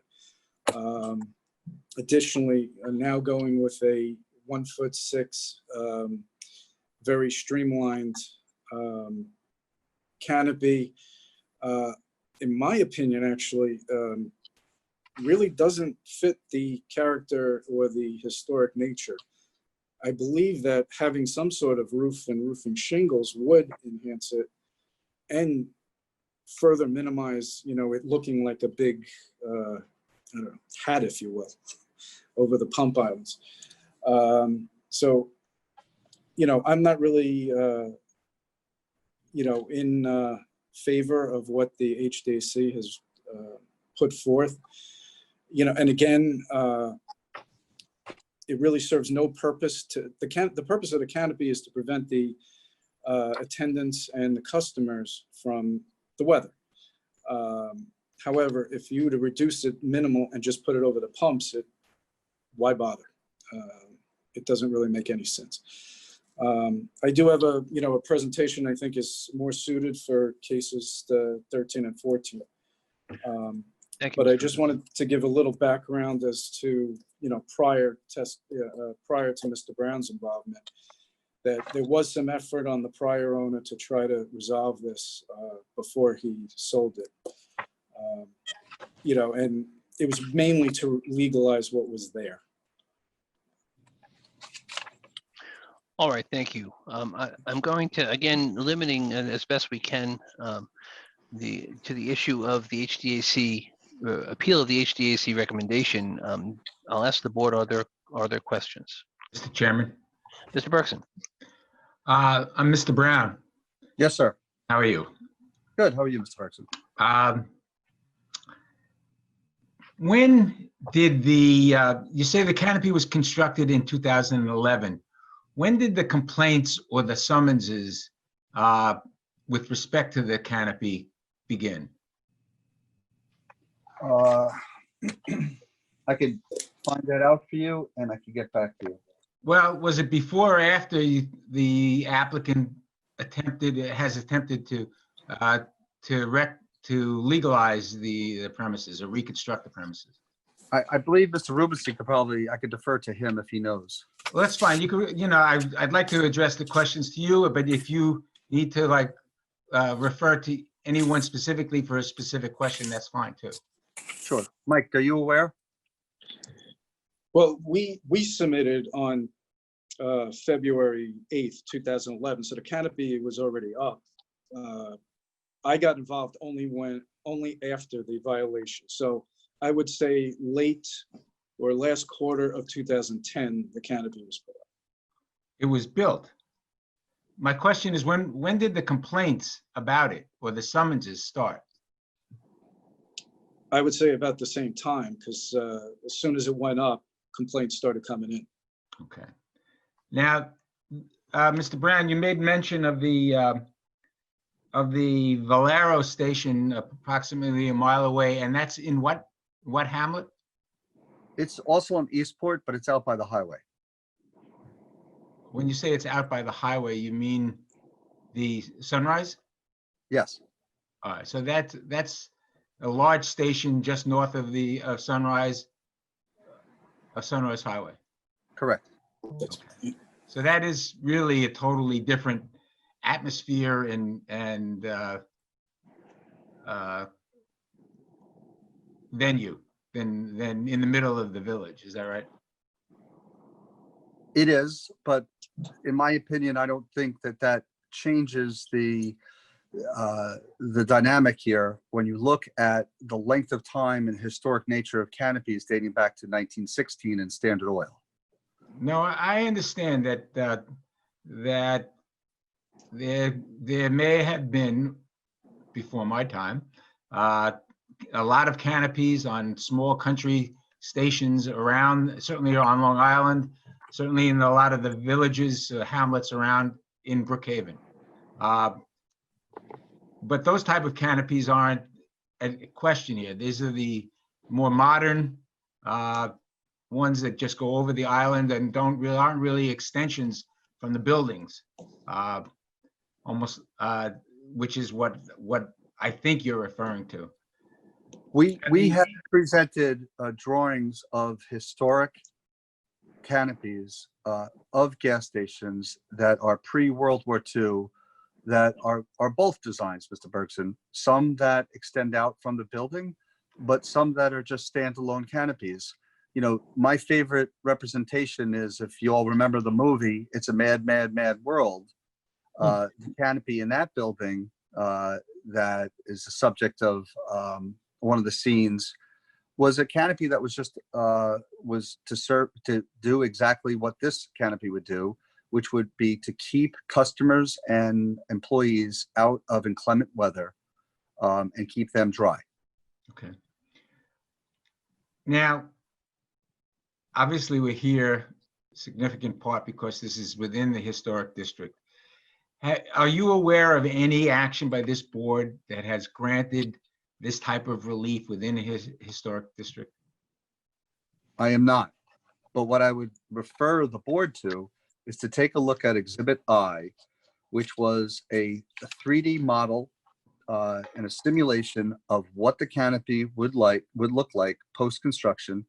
Now, I will note for the record that this was the model that we brought out to the meeting with the Eastport Civic Association.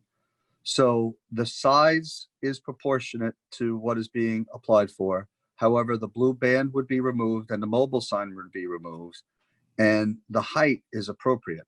So when you compare that to the images of the existing canopy, you can see that the proposed canopy is much more pared down, Mr. Bergson. And that, as Mr. Rubenstein said, and I just want to talk about this a second, is that the HDAC's answer, first of all, they really deferred to you. When you look at each of the letters,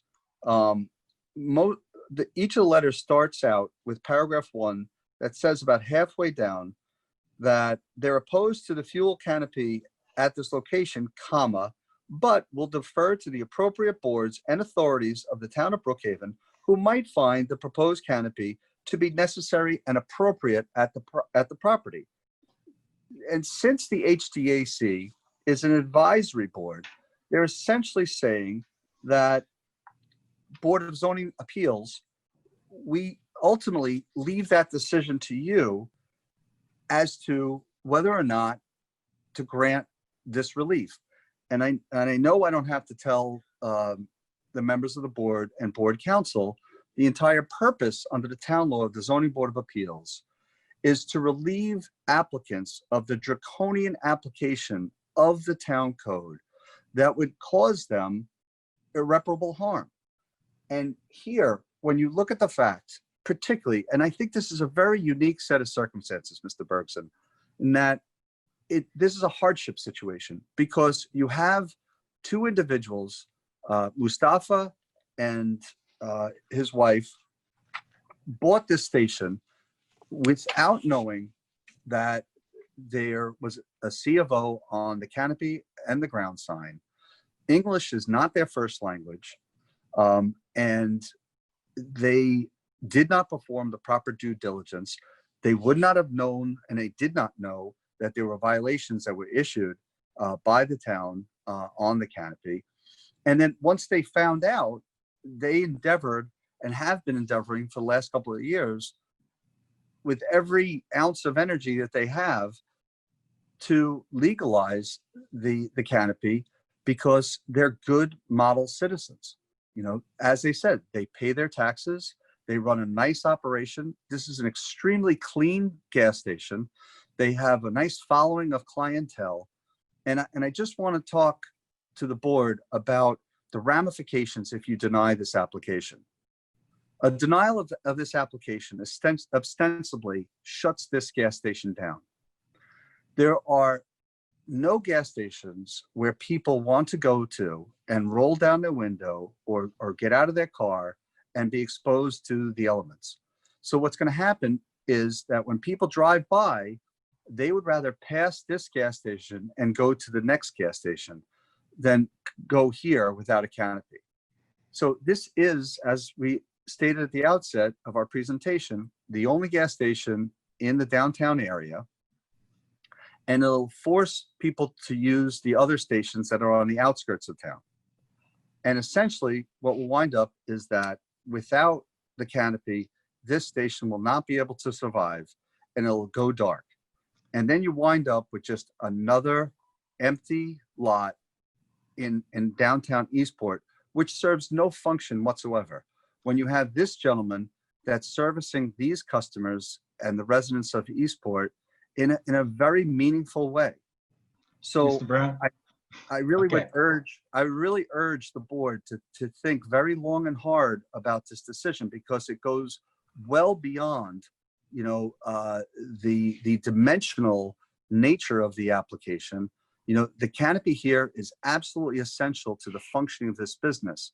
And I just wanted the board to look at the difference between Exhibit I, and I'm trying to find the existing photo. If you just bear with me a second. And when you compare those two. While you're doing that, Mr. Brown, I think Mr. Bergson had other questions. Sure. Yeah, Mr. Brown, I'm looking at a letter from apparently three residents of the area, Andrea Sploka, Pete Kassenbaum, and Roy Reynolds, which I think is one of your exhibits. And one of the last items is that your client or the applicant has agreed not to install a convenience store at the site. Is that still part of this application and a restriction that you'd be willing to accept? That is correct. And Okay. I'm glad you mentioned that point, Mr. Bergson, because that seems to be the real linchpin with this application and why the HDAC was so dead set against it. They felt that for whatever reason, the legalization of the canopy would then allow the owner to get a foot in the door and then apply for a convenience store in the rest of the building. And I have explained to my client 100 different ways that that is not possible at this location. Okay, Mr. Brown, I think we addressed the issue of whether or not our board had rendered a decision any other place affecting any other hamlet in the historic district, granting the relief that you're requesting. So what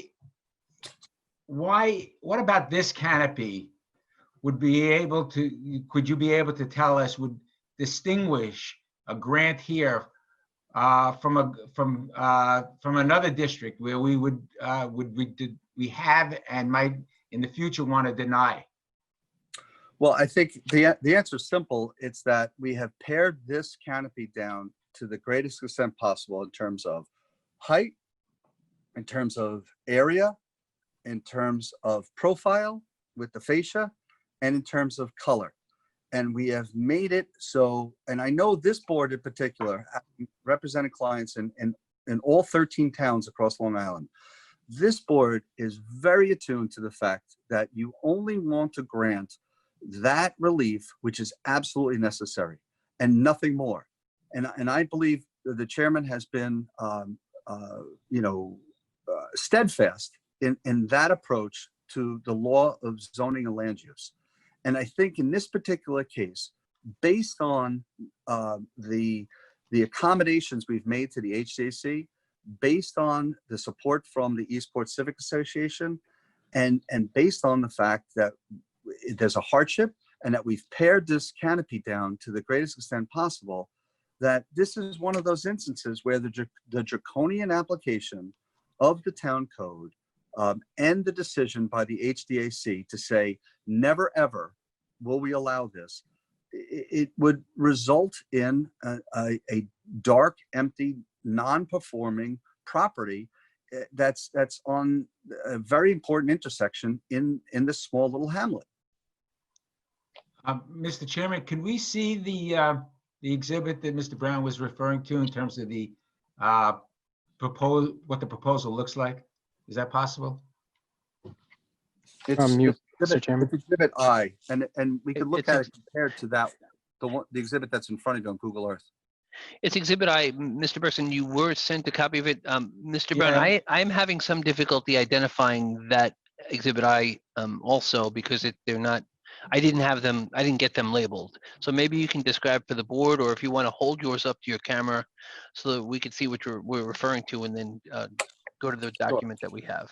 And again, for the sake of accuracy, I just want to say that we will agree to remove the blue band and remove the mobile sign, but this is what we're talking about.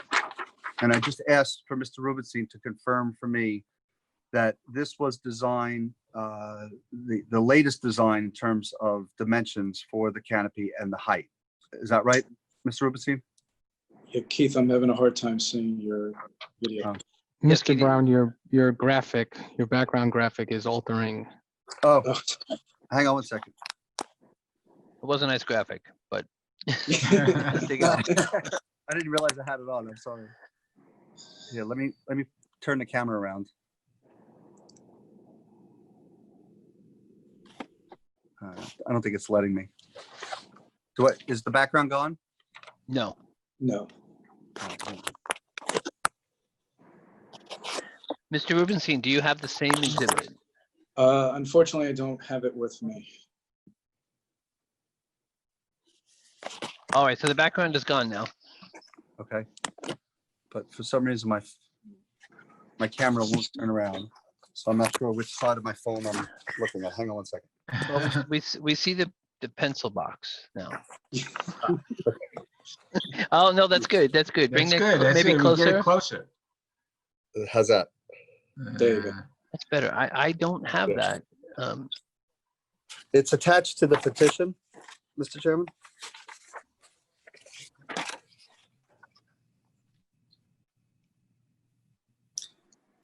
Yeah, Keith, can you hold it a little bit closer? I'm sorry. Sure. Thank you. All right. Well, that certainly gives us an idea. So you're showing us the flat top canopy, while we're still seeing a blue ring there. That's what you mentioned would remain white. Is that what you're trying to show us? That's correct. That is correct. So, and the other thing I just want to mention too is, the HDAC's response was, well, just put the canopy over the pump islands. But that really serves no purpose, and it's not an answer. It's a non-answer, because the whole function of the canopy is to keep customers and employees out of the elements. And just putting it over the pumps themselves, we might as well not even, have it.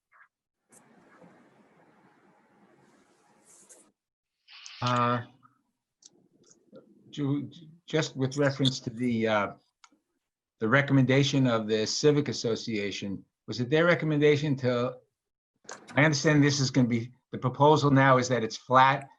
It currently is a peak roof. And was that discussion with the Civic Association that moved in that direction as being less intrusive and more consistent with the area? Well, no, the revision from the mansard roof to the flat roof was the first accommodation we made for the HDAC. It was the Eastport Civic Association asked to remove the blue band and the mobile sign, which we agreed to. And then the rest of it dealt with the ground sign. Well, so to the extent that you have any, and you do, support in the community for this, it is for the flatter design as opposed to a peak design? Yes. Okay. With respect to the appeal, Mr. Chairman, I don't think I have any other questions. Thank you, Mr. Bergson. I do want to point out the following. The town records indicate the following, just with regard to the violations, which was the initial questions you had asked. In 2000, let's see if I get this right. In 2011, there was violation issued V064524 to the then owner Bruce Acker. Fixtures on poles not shielded.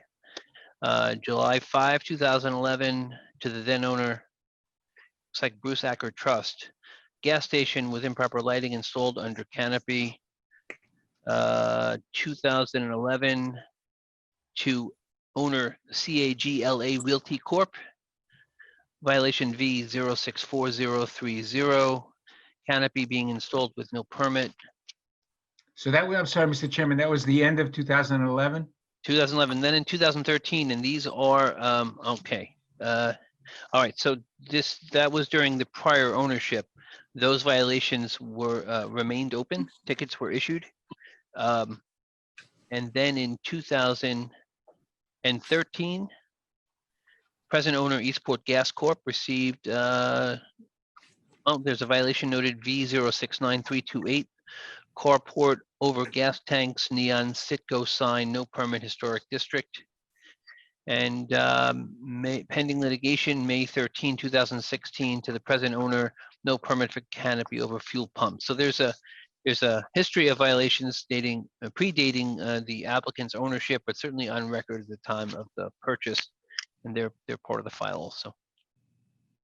Mr. Brown, I just had one other question about the canopy. I'm sorry. Sure. Does the lighting and the location and the extent of the canopy being relative, whether it's cut back a foot from the current or not, is that creating any light seepage into the street that would create its own violation? That's an excellent question, and the wonderful thing about the canopy themselves is that with them, we can utilize and direct the lighting, almost pinpoint it, so that there is no light spillage onto beyond the property line.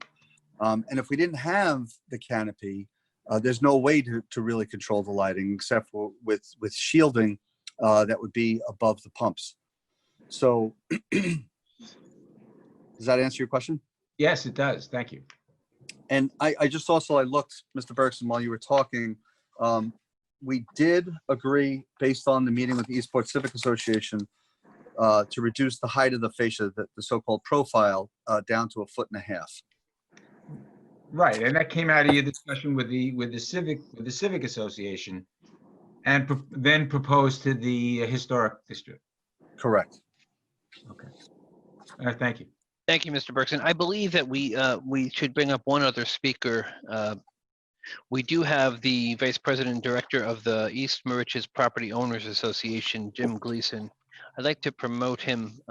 We do have correspondence, multi-page, 5 pages in total, dated July 14, 2020. Because of his testimony, I'm not going to read it for the record, but make it part of the record. But I believe some of this correspondence pertains to this appeal application from the HDAC recommendation. I want to give Mr. Gleason an opportunity to speak just on this issue. Mr. Chairman, Yes. I also have a John Lennon who has made several comments. I think he wants to speak on this. All right. Let's start with Mr. Gleason. Actually, if you want to bring them both up, we can swear them in both at the same time.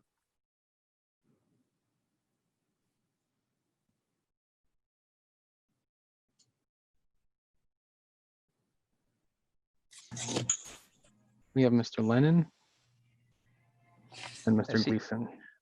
Mr. Gleason, we can see you. Can you hear us?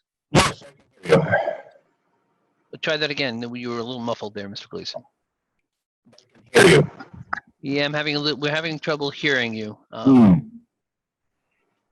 If you could speak then maybe directly into your microphone. If I knew exactly where it was on my laptop, I would certainly do that. I'm talking to my laptop. That seems to be working. Okay. Do we have Mr. Lennon with us? I'm here. Okay, gentlemen, can you both give your attention to the board's attorney, John Doyle, to be sworn? Swear to tell the truth, the whole truth, and nothing but the truth, so help you. I do. Certainly. All right, Mr. Gleason, I know that you've been following along. I'm trying the best I can to separate the records. One for the appeal from the Historic District Advisory Committee recommendation, and the second from the hearing pertaining to the area variances for the canopy and sign. So we do have, and I'll make part of the record, your letter of July 14, 2020, speaking as the Vice President and Director of the East Moriches Property Owners Association. But I see that you're here, and I do note that a portion of the letter pertains to the HDA's appeal. So I would like to give you the opportunity to speak on this issue. Yes, I will limit myself. It could be a little difficult given the state of the record so far, but I'll give it a shot. First of all, a little housekeeping. We requested copies of everything in the file on this particular matter, indeed foiled for them. Unfortunately, we did not receive all these exhibits that Mr. Brown is referring to, or the memo of law that he referenced. That hopefully doesn't present a problem. If it is something we should have received, I believe. Well, you would have received it if we were in possession of it at the time of the FOIL. Mr. Gleason, you realize that many occasions documents come in at various times, sometimes directly at the time of a hearing. So I think that request may be impossible to satisfy. It could be, but I think I was talking with staff end of last week. So it does surprise me, but if it came in at the very last It minute, shouldn't surprise you. I actually saw your FOIL requests come in, and you were provided with everything we had at the time the FOIL request came in. So I appreciate the fact that you are desirous of having all of the material before you at the time you speak, and I respect that. It says something about your dedication to the issues pertaining to the area that you live in. However, if a document is not in our possession, we can't create it for you. So I know that you're well versed on this issue. I see the multi-page letter that you've given us. Why don't you start with just your comments as to the HDA appeal? yes, I'll be happy to do that. Thank you. You should look at the emails back and forth with staff regarding the request. Let me go on though and pass it for the moment. I would appreciate that. Yes. First, a very problematic fact. There is no historic, Eastport Association. It does not exist. An association has various members. They have organization. Perhaps they're incorporated. There is no Eastport Civic Association. Mr. Brown referred to it, I don't know how many times in his testimony, as an officer of the East Moriches Property Owners Association, which is a civic. We've been handling things in Eastport because there is no civic association. The letter came from 3 residents of Eastport and East Meridian, and that's what it was, shouldn't be referred to as more. And secondly, since I'm talking about community input, the petition that's been referred to as Mrs. Mustafa, I'm sorry, I did not catch her name correctly, but you know I'm talking about the wife of the owner. Mr. Gleason, it's cardamom. Cardamom, thank you. As she indicated, it was my customers who were not focused on HVAC issues or anything else. I ask you to look at the letter that we submitted for other reasons why it should not be considered. Now, at the beginning, Mr. Chairman, you raised some questions with respect to whether or not there was a final decision. With regard to that, let me point out, but I'm sure you know, but it's important. Mr. Brown withdrew his last attempt before the HDAC. He asked for reconsideration and decided he was going to lose, so he withdrew it. Doesn't sound final to me. And I'm not sure why he decided to withdraw it, because the HDAC has been saying, well, we don't like to have a canopy in the historic district, but if one of the boards decides it's necessary, then here's how it ought to be built. I ask, why hasn't the on ahead built it the way the HDA said? We wouldn't be discussing it here today if they had done so. None of the reasons that have been given for not liking what the HDAC said really have a lot of weight. Now, it has been mentioned that the HDAC wanted the canopy to be only over the gas stations, and I take it that Mr. Brown understood that to mean thing that was maybe feet wide, just over the. No, I never understood that's what the HDAC wanted. I haven't gone back to look at the exact language that was used in their recommendations. My understanding was it was to be a smaller canopy that would cover the cars as well as the tanks, but it would have a small silhouette. It wouldn't be particularly visible. So to the extent possible, since it didn't belong in the historic district, it would be invisible. And that's the view that EMPOA has supported with respect to this. The fact that there is an alternative in what the HDAC said, and it is something that the owner could have gone ahead with already if it got site plan approval, et cetera, then that means that the decision of the recommendations of the HDAC really ought to be affirmed. The owner has really gotten what he needs in order to go forward. However, Mr. Brown would prefer to have some changes. He talks about the lack of style buildings in Eastport, that there are other buildings that need improvements. There's signs that don't look too good. I take it that's what some of these photos show that are exhibits. I think that there's a basic misunderstanding. What the HDAC wants to do with historic districts is not to necessarily keep everything in them exactly as they are. The object is to have an historic district.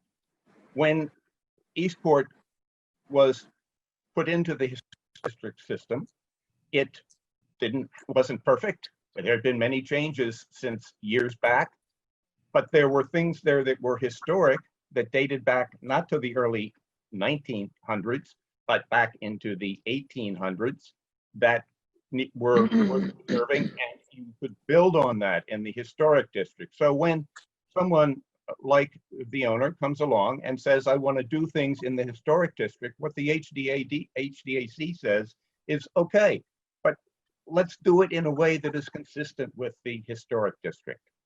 And I think that's what their recommendations indicate, that no, there shouldn't be canopies, but if there is to be a canopy, here's how to do it.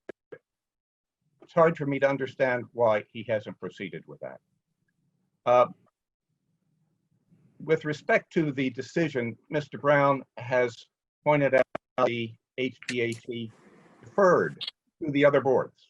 I'm not sure that the HDAC was so much thinking of the ZBA in this, so I guess it would be to some extent. Mainly the planning board with respect to the site has to be approved. But it didn't say, the HDAC didn't say that it was deferring with respect to what would look good in the historic district. What it was saying was that if the board decided that there needed to be a canopy, then it ought to be done in a certain way. And hard to imagine, as I've said, why he hasn't gone forward with that. I attended the meeting that Mr. Brown has referred to with several who were in EMPOA and were another Eastport resident there. It is simply not true that there was agreement at that meeting. It's just, I know at the end of the meeting what we said was that we'll take everything you've said, we will consider it and get back. And then one of the persons who was there kept communicating with Mr. Brown's office to figure out what could be done, because we did want to try and reach some agreement. And it was back and forth, and it didn't come to an agreement. Never did, except for the letter that you have. And that's not a letter that simply says, we like the plan submitted. It has other conditions in it which need to be satisfied in order for it to be effective. And a key issue in that was the convenience store. I am truly surprised that Mr. Brown has said that there will not be a convenience store, and he's willing to bind the owner to that there never will be a convenience store. Glad to hear it, but that's inconsistent with the application that was submitted, saying that he wanted to appeal and retain and keep the option of having a convenience store in the center. Now, granted. Wait. Excuse me, Mr. Chairman, may I interrupt a second? Just, I don't know where Mr. Gleason is able to misconstrue statements that I said on the record. I don't know how think Mr. Brown can do that. Gentlemen, I don't want your comments, gentlemen, I don't want your comments directed at each other. They need to be directed to the board, number one. Mr. Gleason, I have no appeal concerning a convenience store. So are you referencing an appeal that the applicant made to the HDAC? No, I'm seeing the appeal that was filed to the ZBA. I mean, So let me clarify for all of you. There is no appeal or request for any particular use, and no reference to convenience store in any of the applications before the board. So we can put that issue aside. It is not part of the applicant's request. Thank you, Mr. Chairman. If the applicant is firm in saying that there won't be a convenience store and the owner is bound by that, fine. We all heard that testimony. Yes, we did. The board certainly would consider that as a condition, depending upon the manner in which it's deciding these applications. But Mr. Gleason, what further points did you have just on this issue of the HDAC appeal? Let me say, if you refer to the application to the ZBA with respect to HDAC recommendations, at the very bottom of it, you'll see reference to the convenience store. I don't have it in front of me, so I can't read it. But let me go on. Please.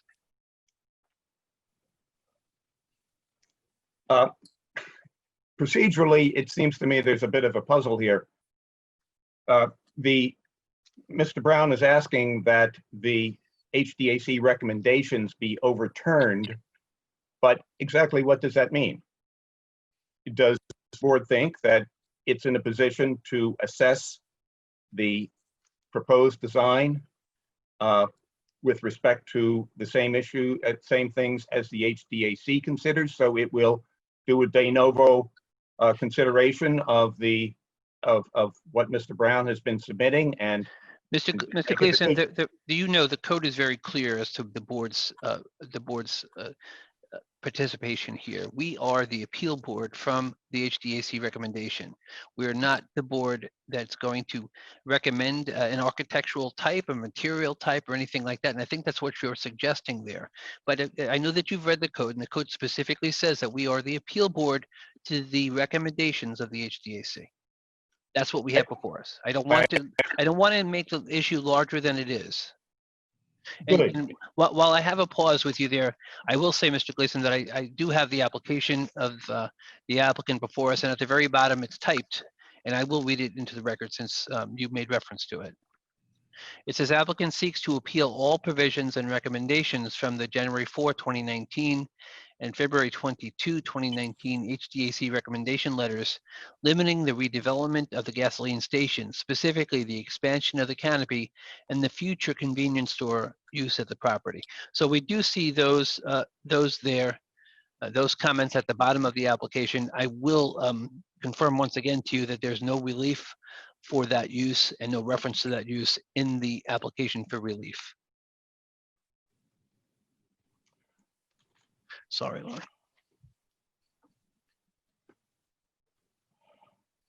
The reason I was talking about the procedure, Mr. Chairman, was not to disagree with the code, but to point out that an appeal in this case, and the arguments presented, should result in a remand to the HDAC so that they can reconsider. That I'm not sure if that's one of the alternatives, and I appreciate the fact that you're considering them, but ultimately what the board will do with it will be based upon the board's decision, Mr. Gleason. So I'm here to take your testimony concerning the appeal and not what the board should do with the appeal once the record is completed and closed. Okay, I was simply. I don't know why this conversation is becoming adversarial, Mr. Gleason. I would like you, to the best of your ability, to present to the board your feelings on behalf of the EMPOA and yourself, because you know this area, you know this historic district. We would like to hear from you on those issues, and your need to tell us what the code says or tell us what we should do with the application is unnecessary and shouldn't be part of the record. I will stop. I didn't think we were going this far down the path. I appreciate that. I will answer your question. What do I think should be done with it? What I think should be done is that the HDAC recommendations should be affirmed, that I fully expect that either the planning board or on some aspect of these, of what may have to be done, that the ZBA will decide that some canopy is necessary in order to protect the workers who may be there and to the customers from the elements. I think that is probably the way it'll go. So I would say support the HDAC recommendation with respect to the canopy. I believe that's the sentiment of the EMPOA directors who have supported the letter and looked at it. And that is also what I would expect most of the community to go along with. However, with respect to the communications I believe you have received directly from various members of the community, the sentiment seems to be no canopy because they don't belong in a historic district. But I gave you what my personal thought was with respect to it. We appreciate that, sir. And I apologize if I went off on the wrong track at some time. But I believe that's about it with respect to what I'd like to say, unless there are other questions with respect to what I said. I would ask of the various board members to take a look at the letter that was submitted. And we will provide that to all board members in the consideration of the application. I'm going to ask you and invite you to remain, because as you know, we have not opened cases 12 and 13, which pertains to the area variances for the structures. And if you have any further comment, I'd be happy to take it at that time. I'm going to stop then and ask Mr. Lennon to just state your name and address, sir. My name is Joseph Lennon, and my address is 525 Montauk Highway, Eastport. Thank you, sir. And you are here to give us, the board, further comment on the application. Did you wish to speak to the appeal of the HDAC recommendation or the area variance request for those structures, or both? Well, both. I'd like to just speak my piece and let you gentlemen decide what's the right thing and the wrong thing. And you speak your piece, sir. Go ahead. Thank you. I retired from 33 years in law enforcement, and I purchased the property across the street, which was referenced before, Littorelli's Deli. And during that purchase, negotiations, I was informed about the historic district, the zoning, reflecting in, of course, the price of the property, and was informed by the prior owners that the gas station across the street was already in violation of some zoning with the idea, if you can see it, I see it on the screen now, they have two big windows there where there used to be two garage doors. And I believe they were supposed to keep that structure that's, and they already violated that by changing that, and then they violated it by the canopy. They also previously opened up a convenience store, and then the town stopped them and they had to close it down. And when I bought the store, they started to do the same thing again, and I questioned the town whether they were allowed to do that, and the town said they were not, and subsequently issued them violations. Now, I'm not against, free enterprise. God knows Eastport needs some revitalization, and the more the merrier, the more businesses come in, the better. I just am afraid, and I like to make sure, and I believe in law abiding, and people must follow the laws that are in effect. And the Civic Association was mentioned before. I don't know of any such organization. I had 1 or 2 people drop by and mention they were trying to start one, but I don't know of any such organization, okaying these things. So again, I'm just speaking my piece. I'm not against anybody. I believe in being law abiding. I base my decisions on the law. I base my purchasing on the law. And I just wanted to put that on the record. Thank you very much. Thank you very much for speaking, Mr. Lennon. Further questions from the board? All right, then. I think what I would like to do is... I'm sorry, Mr. Chairman. Yes, Mr. Bergson. I put myself on mute for a minute. I just wanted to ask Mr. Brown, which picture, which number exhibit he was talking about, because I'm trying to locate it. Was it 16? No, it's the letter I. Oh, all right. So ours are numbered, the way it came through to us. That was the prior submission was numbered, and then that was the one that was dated July 8th, but the petition that was sent today has exhibits attached, and if you scroll down to exhibit I, you can see it. Well, all right. So I is different than what was forwarded previously. Right. There was 2 submissions made. Yes, right, so Mr. Bergson, if it came, I'm sorry, if it came today, we don't even have it. So we will obtain it, make it part of the record, and provide it to board members. Okay. All right. Thank you, Mr. Chairman. Thank you. If there's nothing further, then I'm going to ask for a motion on case number 12. Mr. Chairman, may I respond to the statements made from Mr. Gleason? Keith, I apologize. Yes, of course. That's okay. So let me, I'm going to take Mr. Lennon's comments first. So, Mr. Chairman, one thing I want to dispel of is the notion of the convenience store, okay? The current retail sales that occur is nothing more than what we would call in the industry a snack express. It's 400 square feet where the owners sell basic sundries. But the most important thing is that when you look at the definition of what a convenience store is under the Brookhaven Town Code, section 85(1), and I'll read it. Convenience store, a retail establishment which sells food and beverages, prepackaged or packaged within an establishment in a ready-to-consume state, and also sells newspapers, magazines, and other sundries of convenience nature. And this is the relevant part.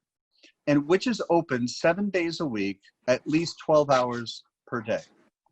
So I would like to submit the hours of operation of the station include Sunday through Saturday, Sunday 8 a.m. to 7 p.m., Monday 5 a.m. to 10 p.m., Tuesday 5 a.m. to 10 p.m., Wednesday 5 a.m. to 10 p.m., and Thursday 5 a.m. to 10 p.m., Friday 5 a.m. to 10 p.m., and Saturday 5 a.m. to 10 p.m.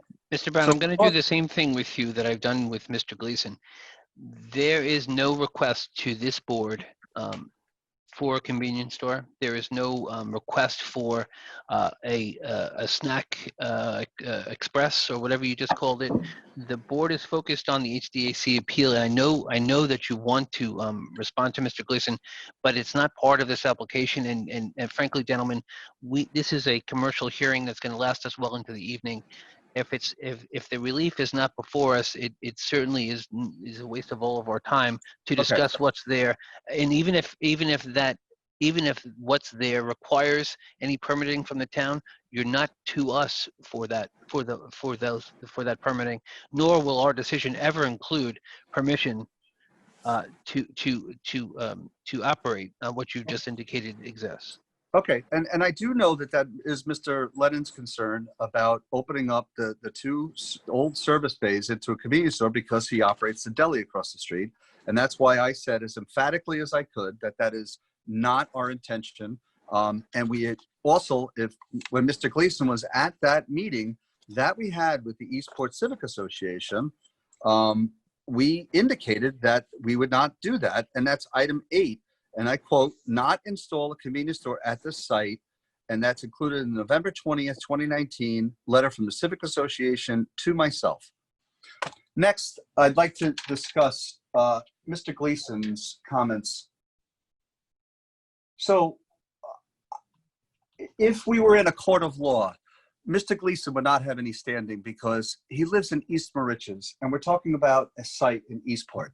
Now, I know that Mr. Gleason likes to opine his opinion on sites throughout the township of Brookhaven, but he was at that meeting, Mr. Chairman, back in the fall of 2019, and I note that the people that signed off on that letter was Miss Andrea Spilka, Mr. Peter Kassabaum, and Mr. Roy Reynolds. The fact that Mr. Gleason attended that meeting and did not sign off on that meeting doesn't mean that those 3 people were in support of this application at that time, as they indicated in that letter.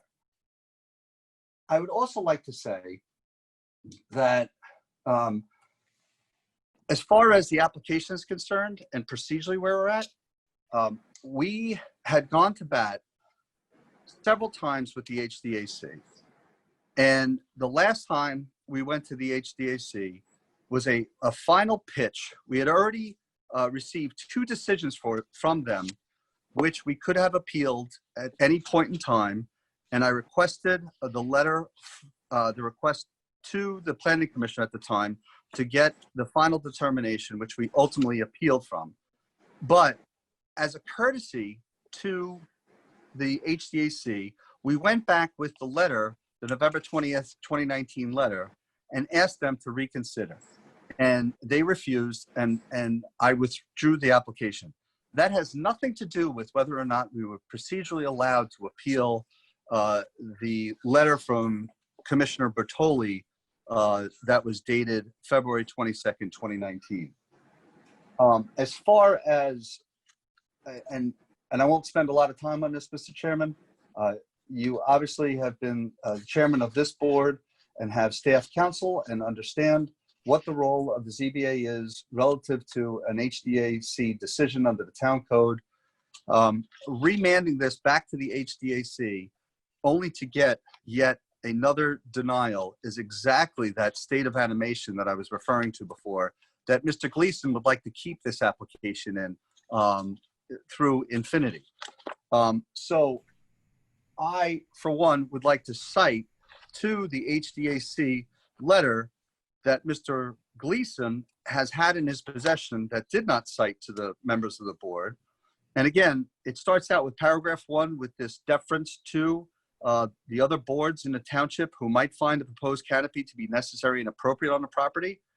It says paragraph 2, and I'm reading from the January 14th, 2019 letter, which is Exhibit K in the petition. And paragraph 2 talks about that the HDAC has carefully thought and considered how the canopy might be redesigned to fit into the small site in such a sensitive location. And 3, it talks about the proposed revised elevations of the canopy with a condensed scale and minimum visual impact for further review and consideration as follows. And it says, quote, to the relevant part, it is suggested that a maximum size of 10 feet by 30 feet might, all capitals, MIGHT, achieve a more appropriate scale. It is stressed that this would be only the minimum necessary size canopy to cover only the fuel dispensing island and fire suppression system, and no canopy is still preferred by the HDAC. So there's no confusion, as far as where they stood, that they were willing to allow a canopy provided that it only was 10 by 30 over the fuel pumps and the fuel islands themselves. And I offer, so I'm very unclear why Mr. Gleason says that, you know, the idea of a canopy was something that the HDC was not very clear about when they said emphatically they would allow a 10 by 30. I've explained, and Mr. Rubenstein has explained, and my client has explained that a 10 by 30 canopy does not do it for any site. It is completely worthless to have a canopy of that size that only covers the pumps themselves, when the whole idea is to cover the employees and the customers from inclement weather. And customers will continue on and they will find another gas station to use rather than being exposed to the elements. That plain and simple fact. All right, Mr. Brown, I'd like to see if you can just conclude here so we can move on to the area variance requests. Sure. I think, Mr. Chairman, that we have gone to extreme lengths to attempt to provide a record wherein we have addressed and discussed the need for the canopy, how we have reduced the overall size and scale and profile of the canopy to the greatest extent possible, why we have an extreme hardship in this case, and quite frankly, why I think this is a very unique situation that would not provide a precedent for other massive canopies to be put up elsewhere in other historic districts. All right, Mr. Brown, I'm going to stop you there. Again, it's beginning to sound redundant, and that sounds like the summary for the area variance request. So I think I've given everyone fair enough time. We have been with this for, an hour and a half. I think that's enough. So I'm going to ask the board for a motion. Move to close and hold this app. Motion is to close and hold by Mr. Second. Bergson, seconded by, I'm sorry, who seconded it? I didn't see. Me. Chip Wisdom. Mr. Wisdom, all in favor? Aye. Any opposed? Motion carries. We'll read the call of the calendar for cases 13 and 14.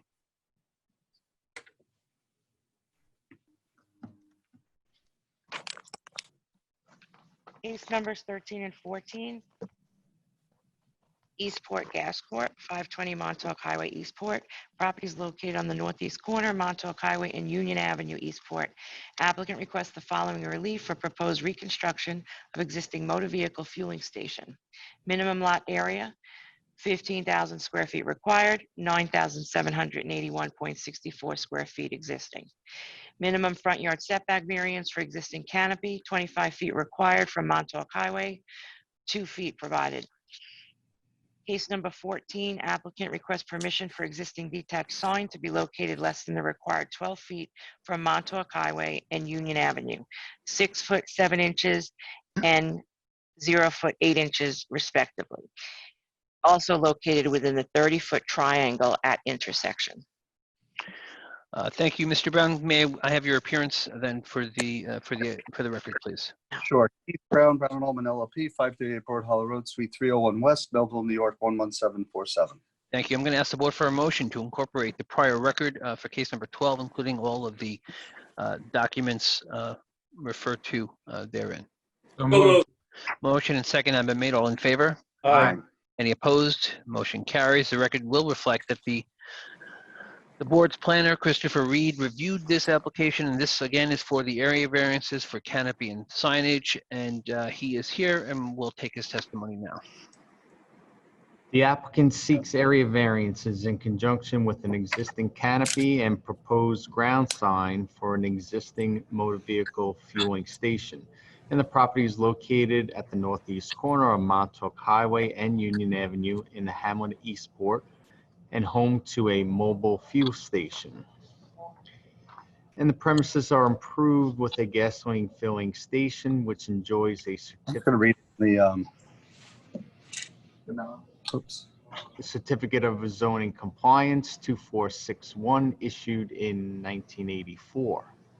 The applicant wishes to legalize a canopy as well as provide for a new ground sign at the premises. With regard to the relief for lot area, staff finds that the lot size is the same as enjoyed with the issuance of the CZC and opines that there are no feasible alternatives for the applicant other than the requested relief. With regard to the canopy, same is existing and appears to have been constructed without the benefit of a permit. Aerial photographs reveal it was apparently erected between 2010 and 2013.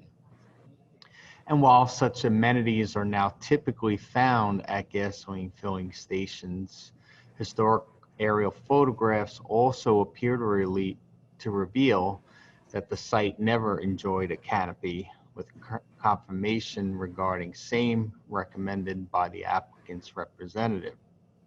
With regard to the relief for front yard, same requires a relaxation at 90%, which staff considers to be substantial.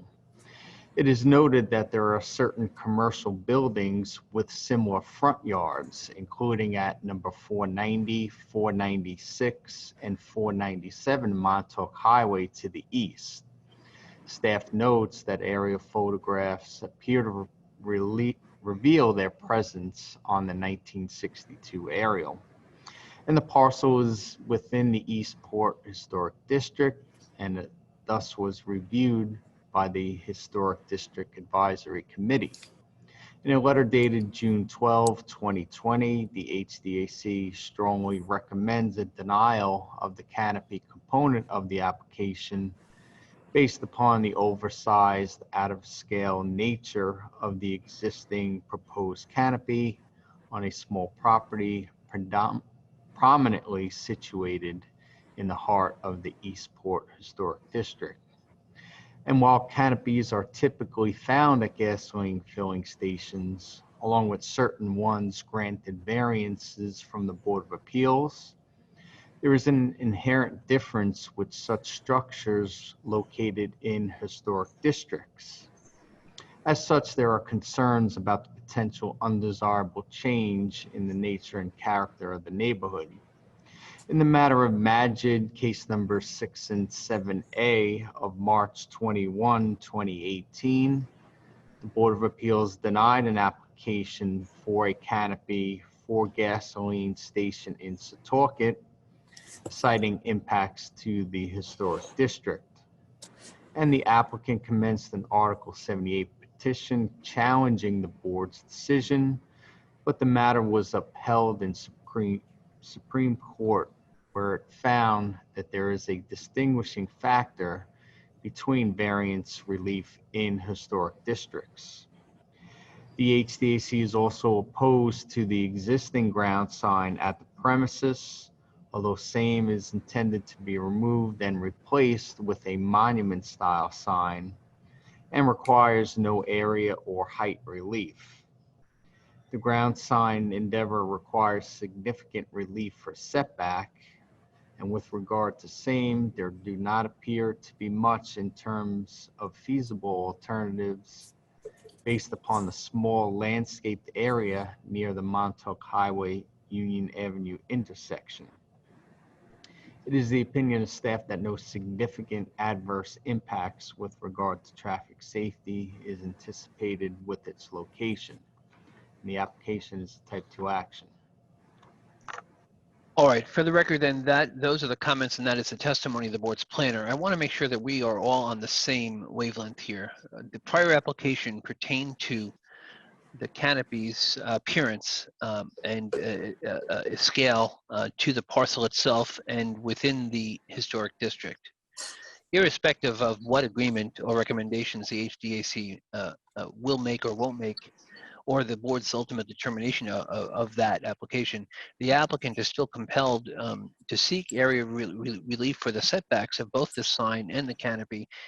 And there's certainly always a potential that there could be an agreement with HDAC on the size of the canopy. And when it comes to establishing the setbacks under the 5 factors this board is forced to consider, that the those setbacks could very well be deemed non-conforming by the board.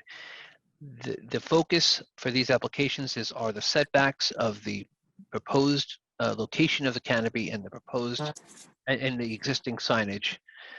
And that is what we're dealing with here. Before I have you present, Mr. Brown, I want to let you know that we have communication from a number of different sources, including the EMPOA letter of July 14, 2020, which we've already made part of the record. The balance of them I will have Ms. Riccardi read for the record now. Thank you. Okay, I have an email from Marie Kinneary, 506 Montauk Highway, Eastport. I live in the historic district in Eastport. I am very much opposed to the variances that Eastport Gas is requesting. The canopy is way out of proportion and it has modern architectural style that doesn't fit our historic district. I personally could abide by a canopy maybe 1/3 the size with an appropriate style. The blue stripe and the mobile sign on the canopy must go. I'm also very much opposed to the neon pricing sign they constructed that is also too close to the intersection. It is much too glaring at the entrance to our historic downtown area. From Lisa Caputo, Chichester Avenue, Santa Mariches. After educating myself with the history and recent application, it is clear that this gas station should never have been in that location from the beginning. I strongly oppose any modifications or changes to its existing format, design, structure that is not 100% in agreement with HDAC's recommendation. From John Katera, 8 Sheffield Lane, East Moriches.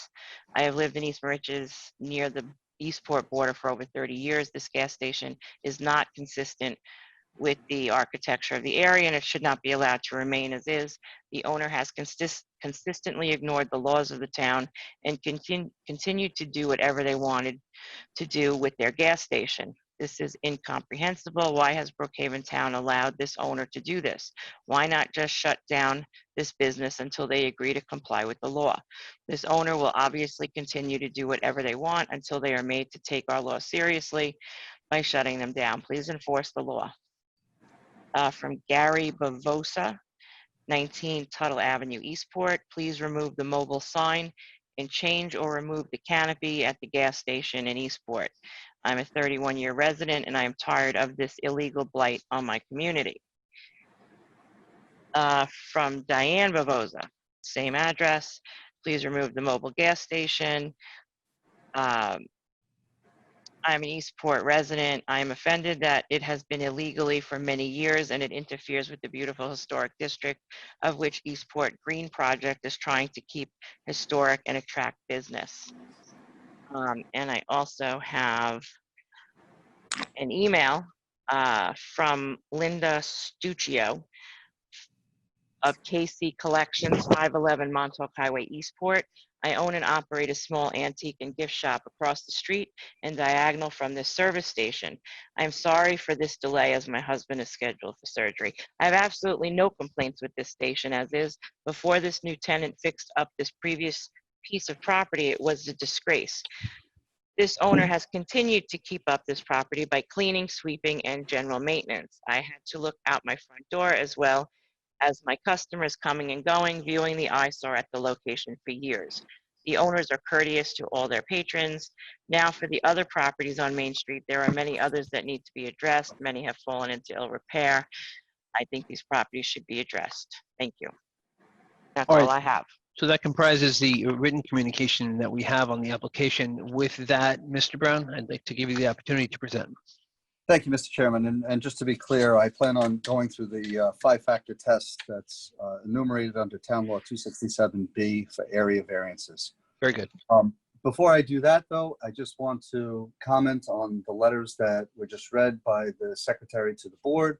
I think I've adequately addressed the history of this site and the circumstances in which my client finds himself in relative to the purchase of the station back in 2013.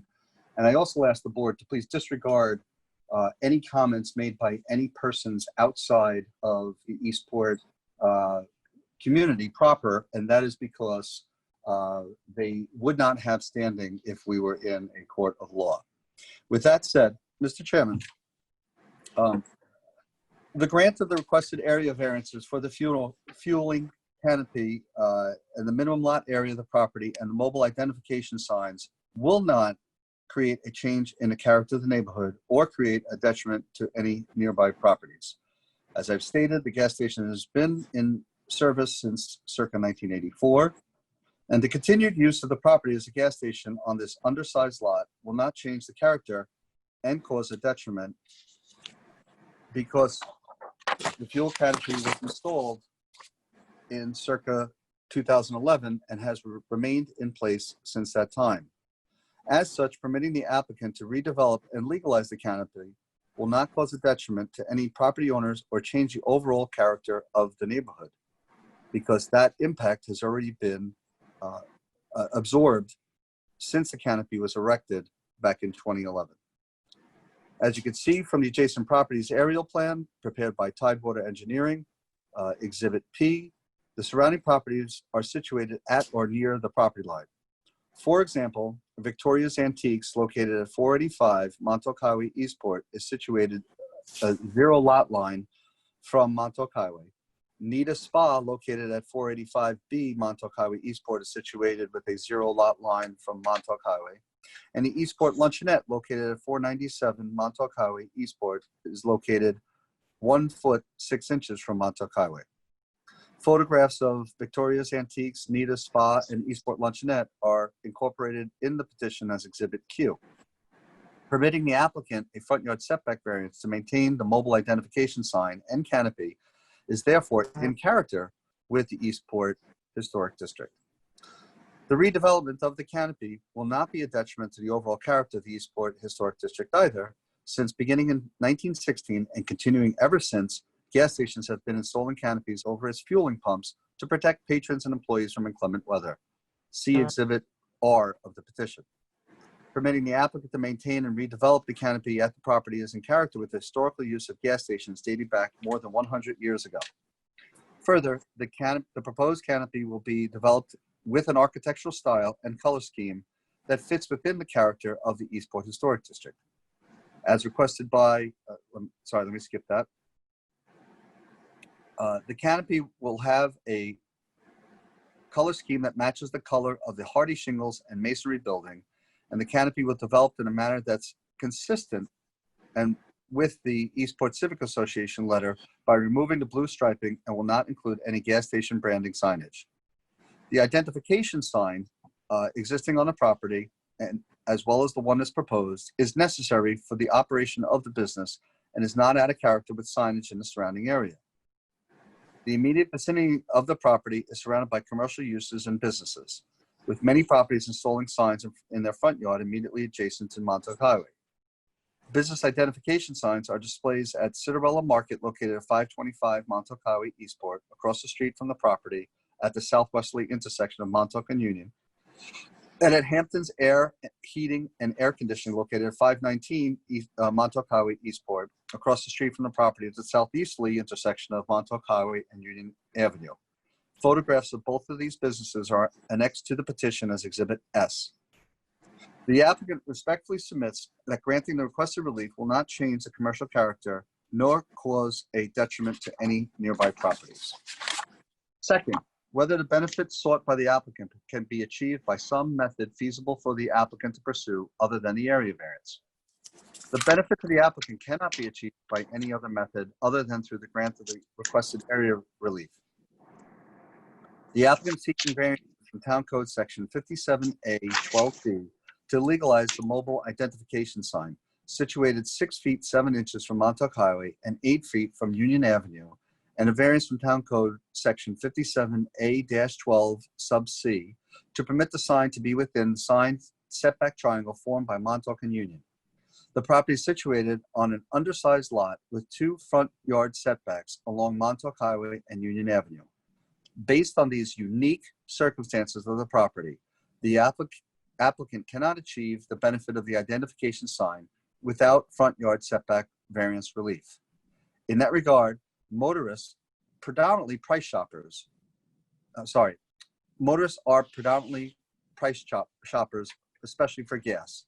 And if the price sign were situated in a different location, it would be less visible to passersby, and there will be little or no time for motorists traveling 30 miles an hour or more along Montauk Highway or Union Avenue to make a decision, turn on a directional, and safely enter the station.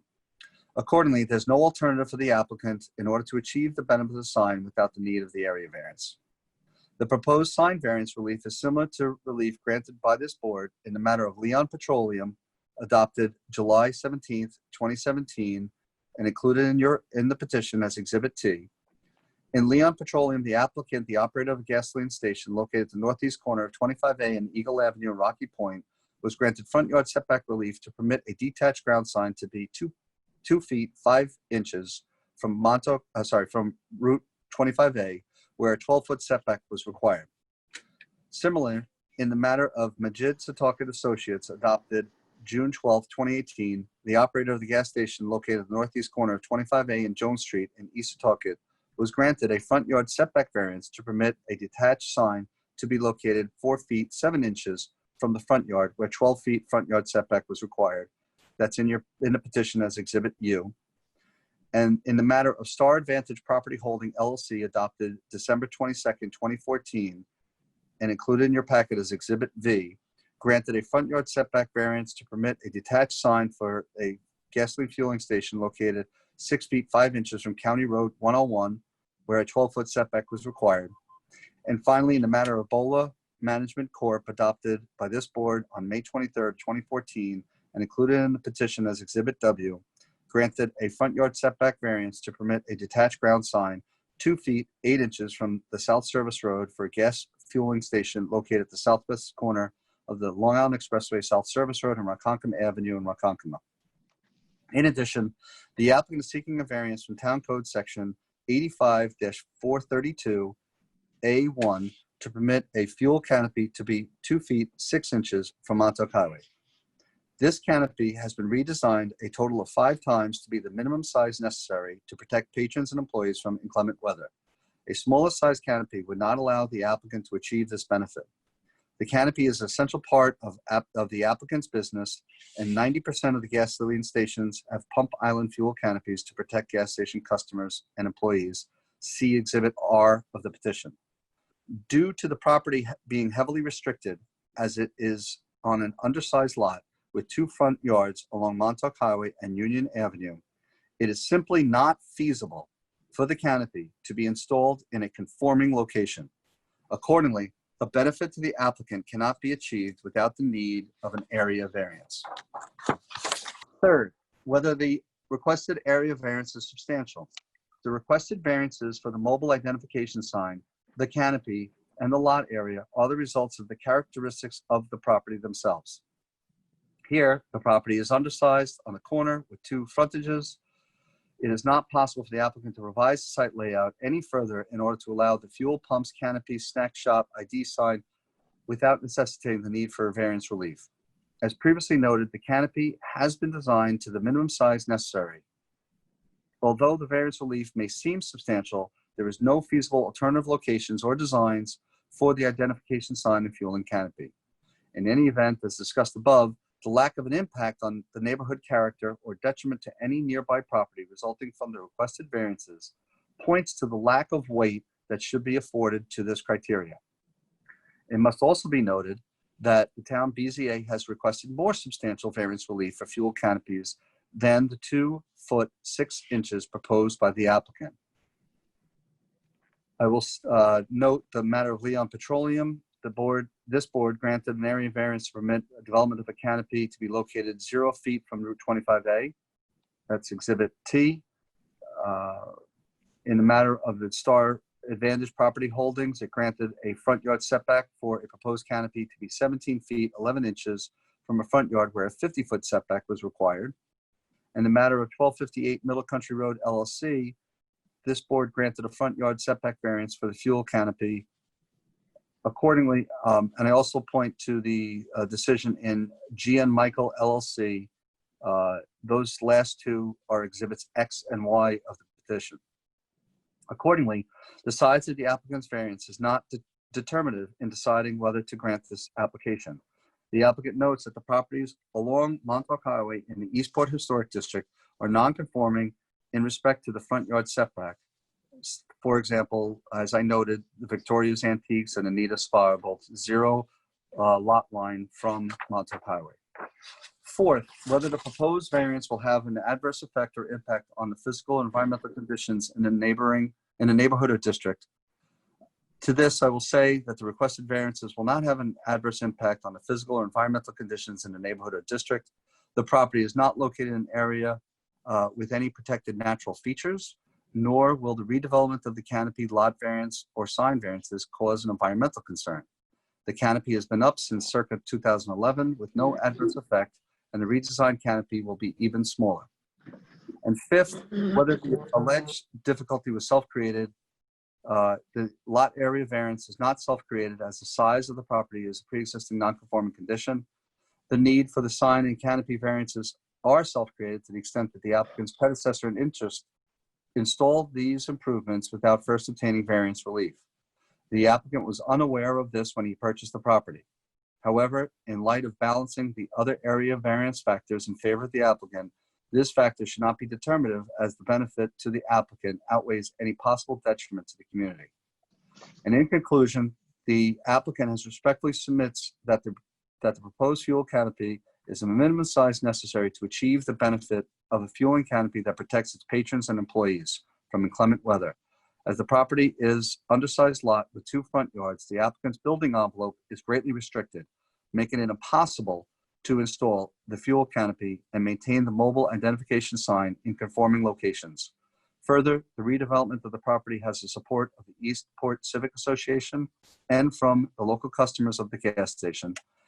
And the proposed canopy will also utilize architectural design features like the coffering explained by Mr. Rubenstein and color schemes that will be completely in character with the Eastport Historic District.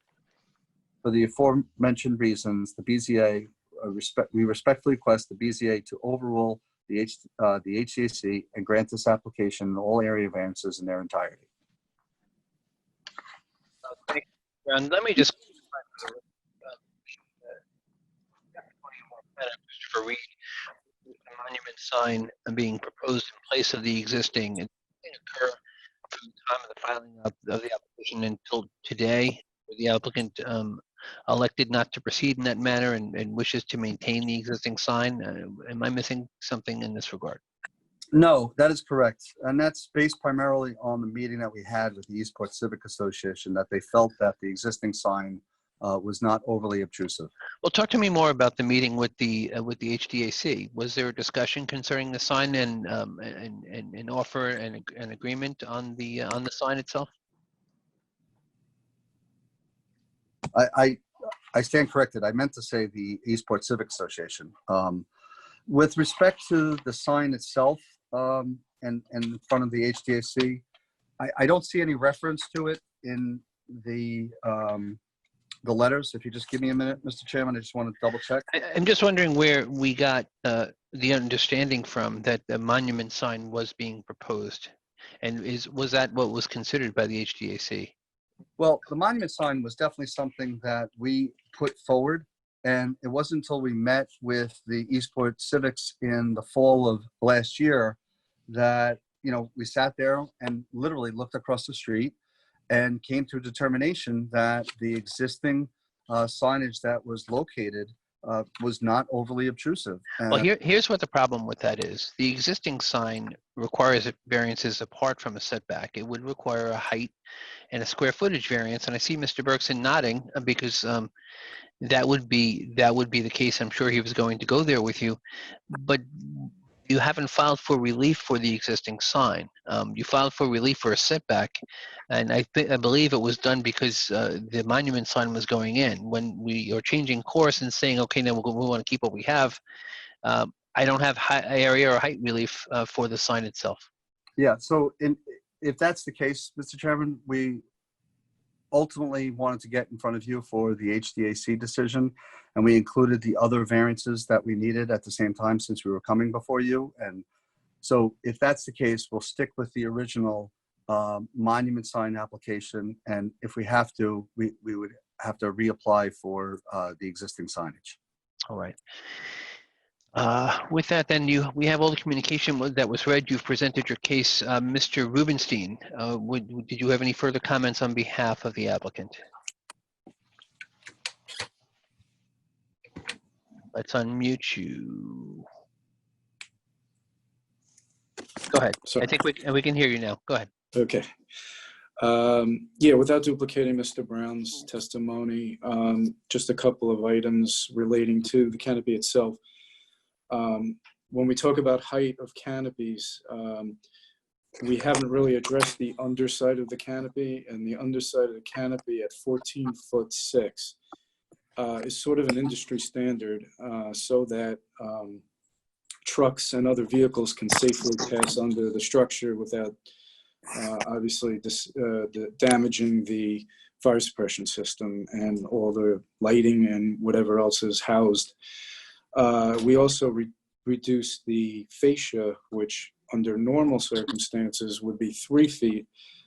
We reduced it down to 1'6". So the total height proposed, and I know height, I don't think we're requesting height variance for the canopy itself. I think it's mostly setbacks. But I think it is important to note the underside of the canopy does have to remain at the 14'6" minimum for the passage of vehicles.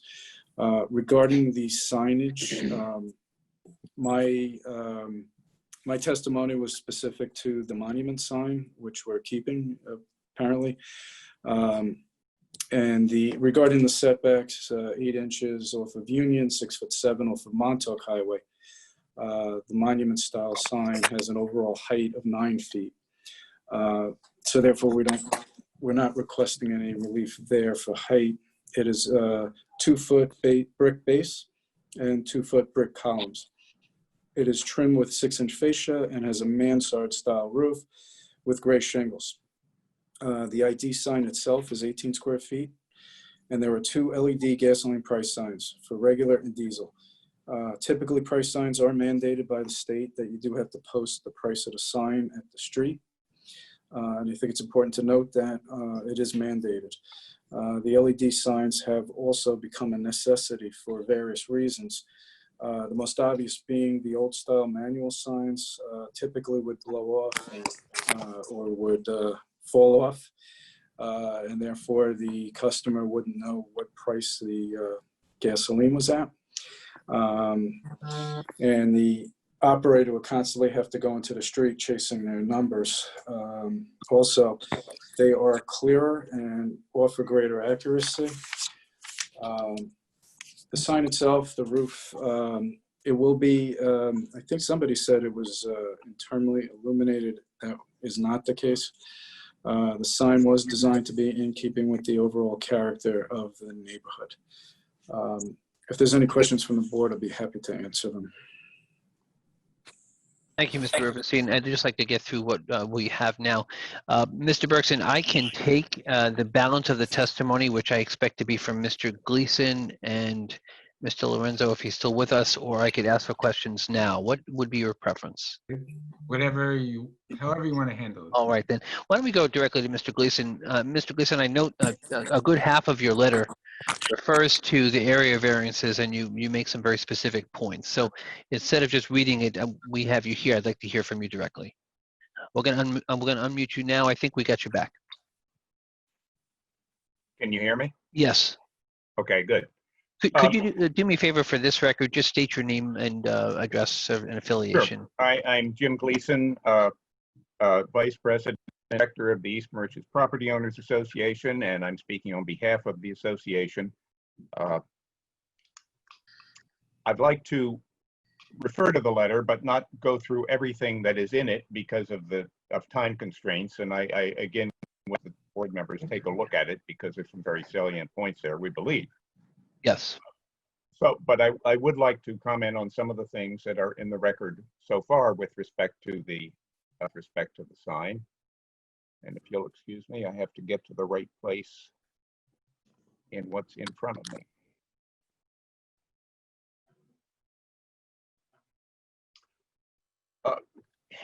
People disagree with respect to what is character of a community and what's good character and what's bad character. you can have disagreements endlessly on topics like that. But the HDAC, which does look at things from a historic district point of view, was pretty clear that the canopy and the sign would injure the character of the neighborhood. It's also something that EOA concluded in looking at the situation. I was a bit befuddled by the argument that the impact of these bad changes, the canopy and the sign, had already been absorbed. And so by approving them, there would be no change. The very reason for this whole procedure is because things were not done right originally. And certainly the fact that things were not done right cannot be an excuse to justify their existence. The question is whether or not they fit within the character of the neighborhood now or not. The view of the HDAC, view of EMPOA, the view of all of the people who have commented on this, I think maybe save one, are that those things are out of character, that they don't belong in a historic district. And so I really can't say anything other than those who live there, those who are expert, the HDAC, come to a conclusion different from Mr. Brown and presumably the owner. The reference to the other properties in Eastport and how near they are to front boundaries is a comparison that really doesn't work in this situation. Those are, for the most part, older buildings which were built because of zoning at the time nearer the street. But they're buildings. We're talking about a canopy. A canopy is a very different thing, and having it near the street creates a totally different effect. It also has cars. The reason for the canopy is for the cars that go underneath. So you have a situation where the canopy of the cars is just, what was it, 2 feet from the front boundary, which is to say right next to the sidewalk. That doesn't create a good situation. It's not something that really works very well. There's not even a little planting section along there that does enough in order to separate the vehicles from the pedestrians. So yes, the character would be affected by the canopy and the sign. And the fact that other buildings are nearby don't make any difference. Now, the sign itself is very different from, I think, most, if not all, of the other signs that Mr. Brown has mentioned that are along the Montauk Highway there.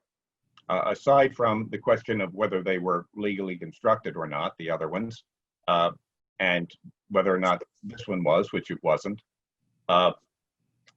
this is at a corner. And the reason for the limitation in the town code for no building within a certain triangle at a corner is safety. The idea is that you ought to be able to see from one street to the other where they're intersecting. The sign plainly is going to block some vision. I mean, that's just unavoidable. I think anyone can see it. So comparing is not a good idea. Now, Mr. Brown suggests that the sign can't be relocated. I think that needs a little more thought. The sign could be on the east boundary of the property. It wouldn't then be on a corner. Even if it were close, wouldn't have to be as close to the boundary, but it could be there. That would work fairly well. Theoretically, it could be on the north boundary too, but the east boundary is probably what the owner would prefer. It could also be, the information could also be somehow on the building. I've let some architects figure out just how to do that, but it could be on the building. But it can be relocated. Now, the argument is, well, if the corner is really the ideal place. Well, the fact of the matter is that probably 95% of the people who come into the gas station know that it's there. And if they are driving along Montauk Highway, they can see a sign that is, say, located in the east boundary or on the building. If they're coming out of Seatuck Avenue on the other side, or East Merchants Boulevard on the other side, they can see it. And if they're coming, there are very few cars that come down Union Avenue, but they could see it if they're looking. So I think it's pretty easy to relocate the sign. It doesn't have to be at that corner. It's been going on during this entire series of discussions and applications as to what that sign is going to be. Is it going to be a existing sign, or is it going to be a monument sign? As I've said before, it is simply not true that the people at that meeting that's been referred to agreed that there should be a particular sign. At that point in time, I think we understood that the monument sign was what was being proposed. And I certainly don't remember anyone saying that they would prefer the existing sign to the monument sign. If you look at the two of them, it's pretty clear why not. The HDAC was asked about the sign and these variances, and of course just responded. The response quite clearly is with respect to the existing sign. So if what the owner wants to do is to get approvals for the newly proposed monument sign, the one that appears as of the plan that have been submitted, Anthony, you might go to that page of the plans. If that's what is being, the HDAC hasn't looked at that. Apparently they weren't asked to. I don't know exactly what the referral letter said, but they didn't respond with respect to it. That's clear. So if it's the monument sign that is what the owner wants, it seems to me that this has to go back to the HDAC for consideration of it. I would predict that that in looking at it, the HDAC would say, as they have said in comments already, that they don't want an internally lit sign, and the monument sign is supposed to be internally lit, as shown in the plans. They would probably raise issues with respect to the bulk of the sign because it can be substantially reduced. And since the sign, according to what they've already said, is out of character with the historic district, by reducing the bulk of the sign, not the stones that are in the sign, but basically 2 posts with the information in between, same height post in the monument sign, it would be less obtrusive. And it would also be safer if it were left at the corner. So it seems to me that both the variances with respect to the canopy and the sign have to be looked at in light of these particular points. With respect to the argument that the sign can't be relocated, I would suggest that one has to look at it a little bit more finely. It's not just whether the sign can be relocated, it's whether or not the reason for having the sign, that is to provide protection, can't be achieved in some other way. And we have nothing, I've heard nothing about that. This is not a self-pump station. The employees pump the gas, so protecting customers isn't much of an issue. Can you get work from and work even though they won't be covered in the rain? I don't know, but my point is there isn't any evidence in the record so far with respect to that. And finally, with respect to the variance and the standards that are in the town law, one that's extremely important in this case is that the board ought to consider whether or not the variances were self-created. The testimony that has been in the record so far indicates pretty clearly that the summonses started before this owner acquired the property. They continued after that. It's unclear what advice he may or may not have had with respect to it. Perhaps someone said, well, you can't do anything or something or another, and maybe he had a lawyer, maybe he didn't have a lawyer on his purchase, but you would think given the amount involved that he would have had a lawyer who would have said something. In any event, it's clear that the owner should have known about these problems, but nonetheless walked onto the property, acquiring it with that knowledge. He told us at the meeting that he was in some way a partner of the prior owner. And if he was a partner of the prior owner, then you would think he would have known about it, since he certainly would have known the applications in 2011 for approval of a site plan. So those are all things for the board to consider with respect to the standards set forth in the town law, and I would ask that they all be considered in deciding what to do with respect to this. I thank you for those comments, Mr. Gleason. Thank you. I don't see Mr. Lorenzo here any longer. Mr. Vega, do we have any other speakers on the for these applications? Mr. Chairman, we do not have any other speakers. All right. Mr. Bergson, are there questions? Yes, Mr. Brown. Keith, Yes, sir, I'm here. Okay.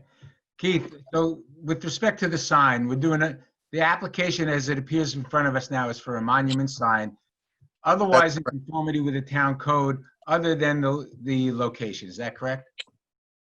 That is correct. And you're not asking for any variance at this moment with respect to the illumination. Is that right? Yes, I just wanted to ask Mr. Rubenstein, I'm looking for the picture of it, but I believe Mr. Gleason is factually incorrect that it is not an internally illuminated sign, that it was going to be an external sign, but I defer to Mr. Rubenstein. The point is, as of this moment, in terms of this application, you're not asking for any relief with respect to illumination. So whatever the town code would be, that would be, right now you'd be living with that requirement unless you come back, correct? That's correct. Okay. Now, with respect to the location of the sign, I'm looking at the corner of the intersection where the sign is located, and I'm wondering whether or not it in fact could be moved back a little bit further. Certainly, possibly on an angle, catty corner across there. I'm wondering whether that's possible. And why that wasn't considered.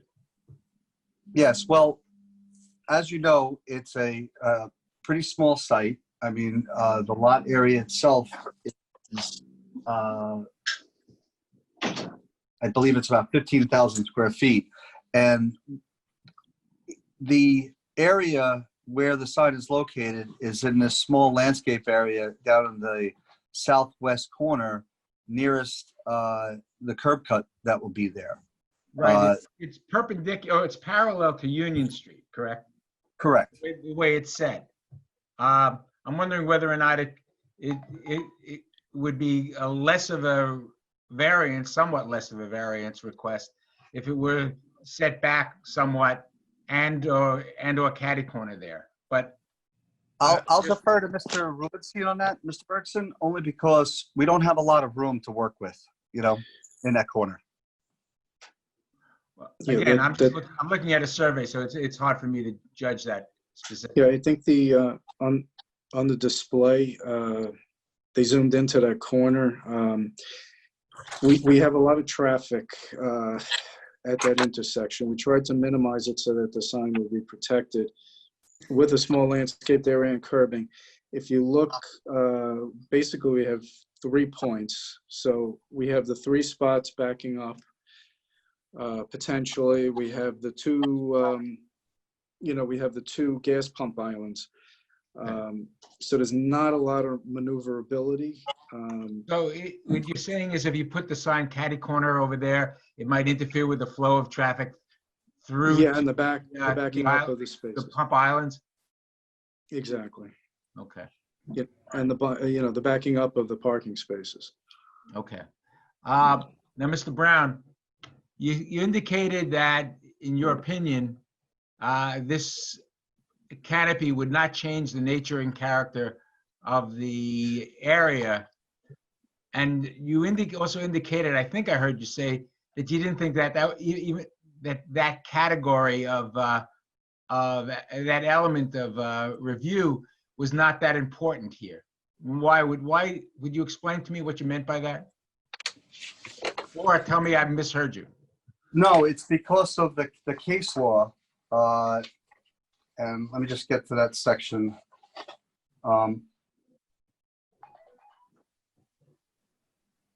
Because of the fact that I don't believe it would have an impact on the neighborhood character or detriment to any nearby properties, it points to the lack of weight of the substantialness factor. So I don't believe that when you look at the grand scheme of things, that going back to the proportion of the size and scale of the canopy versus the gas station building and the size of the lot, I believe, and it was the belief of the three individuals present, other than Mr. Gleason, who doesn't even live in the area, that the canopy, with some modifications, could be made to be very appropriate at that location. So, I mean, I think what I'm hearing you say is that that to the extent, and you don't have to admit to this, but the extent that it might create a change to the nature and character, that that change would be minimal. Is that what you're saying? No, just I don't believe it would create a change in the character of the neighborhood or to any of the nearby properties. And because of that, it goes to the substantialness factor, which is the third factor of the test. So overall, in the grand scheme of things, I think Mr. Gleason aside, I think Mr. Gleason's making, a mountain out of a molehill. That this canopy, as modified, will blend very nicely in with this area. So you think as modified, it is consistent with the nature and character of the area? Yes, correct. And we've addressed all the other issues that the neighbors had relative to the color schemes and whatnot. I mean, this application has really been through the ringer, and I take issue with Mr. Gleason saying that it should be returned back to the HDAC for clarification when he was not at one of those meetings, despite he knows about every other meeting in town.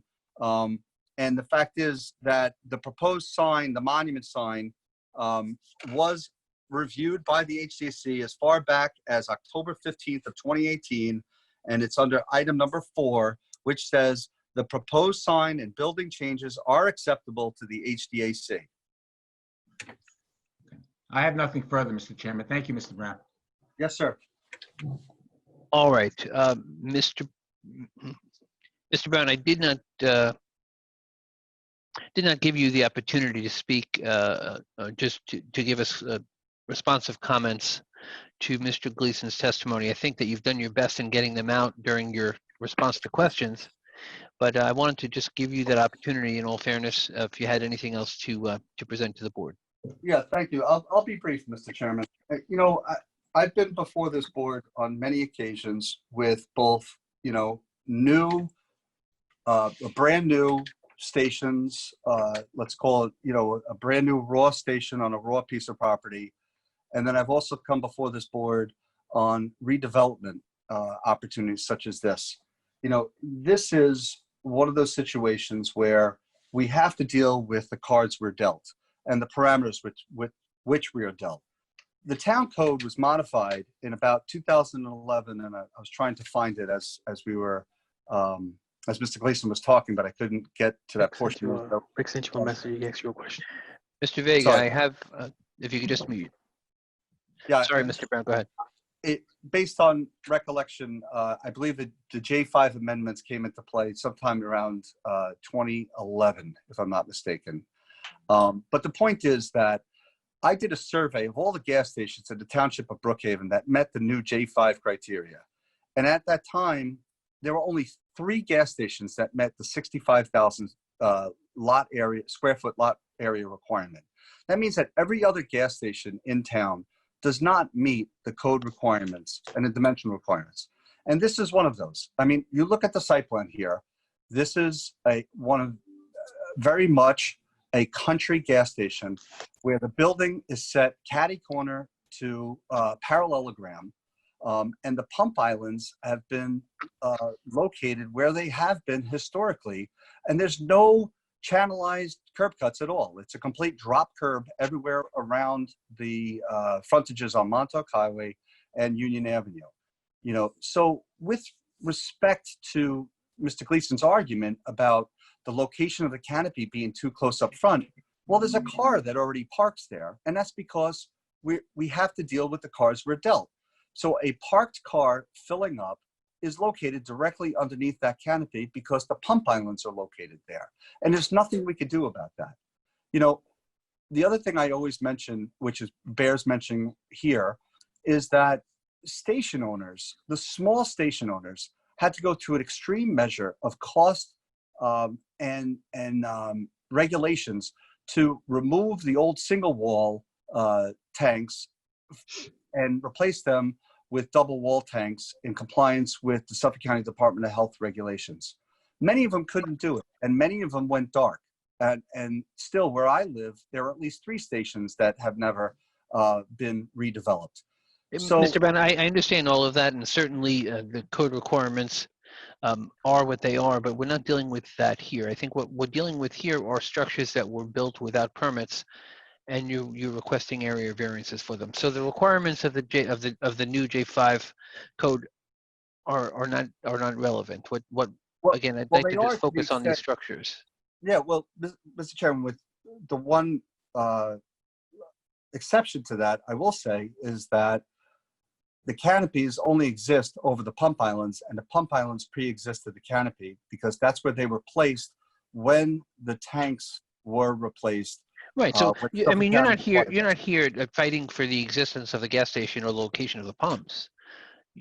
You're here for the structures that were created and the sign that was created without permits. So right. I understand you're saying the pumps are already there, so that's where the canopy has to go.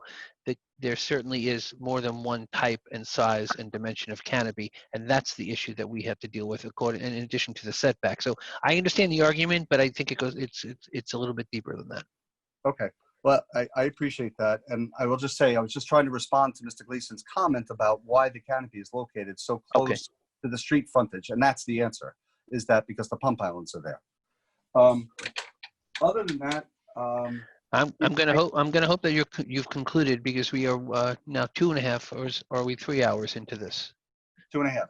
All right. So the last thing is just, you know, what relevance, you know, a resident from outside the area has to opine. Well, you know what, we heard that 3 or 4 times. I understand that. All right. And other than that, Mr. Chairman, we're done. All right. So I just would like to say something for all of us to consider. Many times, relief before this board results in a result which someone finds to be not what they wanted. And that's one of the risks of holding out a position for the board's determination. When I hear opposing sides or sides to a different argument tell me and tell the board on record that that there's a possibility of resolution before a board issues a decision and makes someone unhappy, I hold on to that and force them to continue to talk for the sole reason that while you're not getting everything you want, at least both parties walk away with something. So, for instance, Mr. Brown, I will remind you that this board previously considered a gas station canopy in a historic district. I know that you were involved in it. I know you know what the result of it was, and I'm hoping that you've counseled your clients in that regard. And that same thing I will say to the HDAC and to the Property Owners Association. There remains the possibility of an adverse outcome, which will force the inhabitants in this locale to look at that canopy as it is for the foreseeable future. What I've heard and what I think my board members heard is that there is a willingness by the HDAC to have a canopy exist. What I'm hearing is that there's a willingness from the applicant to alter the materials, the design, and to some extent the size. I recognize the fact that that negotiation has not gone far enough to an agreement. But we're dealing with feet here. And it would appear to me that it's certainly worth one final attempt when we have everything on the line to get that resolution before the board imposes its decision on the application. I'm holding us over till August 12th, and I want to explain to all of you why. There are a number of documents that came in belatedly that Mr. Gleason and those in opposition, I think, deserve to review and to provide written comment on. And Mr. Brown, there are a number of documents that you don't have that came in that you certainly are entitled to review and comment on. During the same period of review and final comment, I'm directing Mr. Brown that the applicant return to the HDAC and sit down for one final discussion concerning what the parties can live with.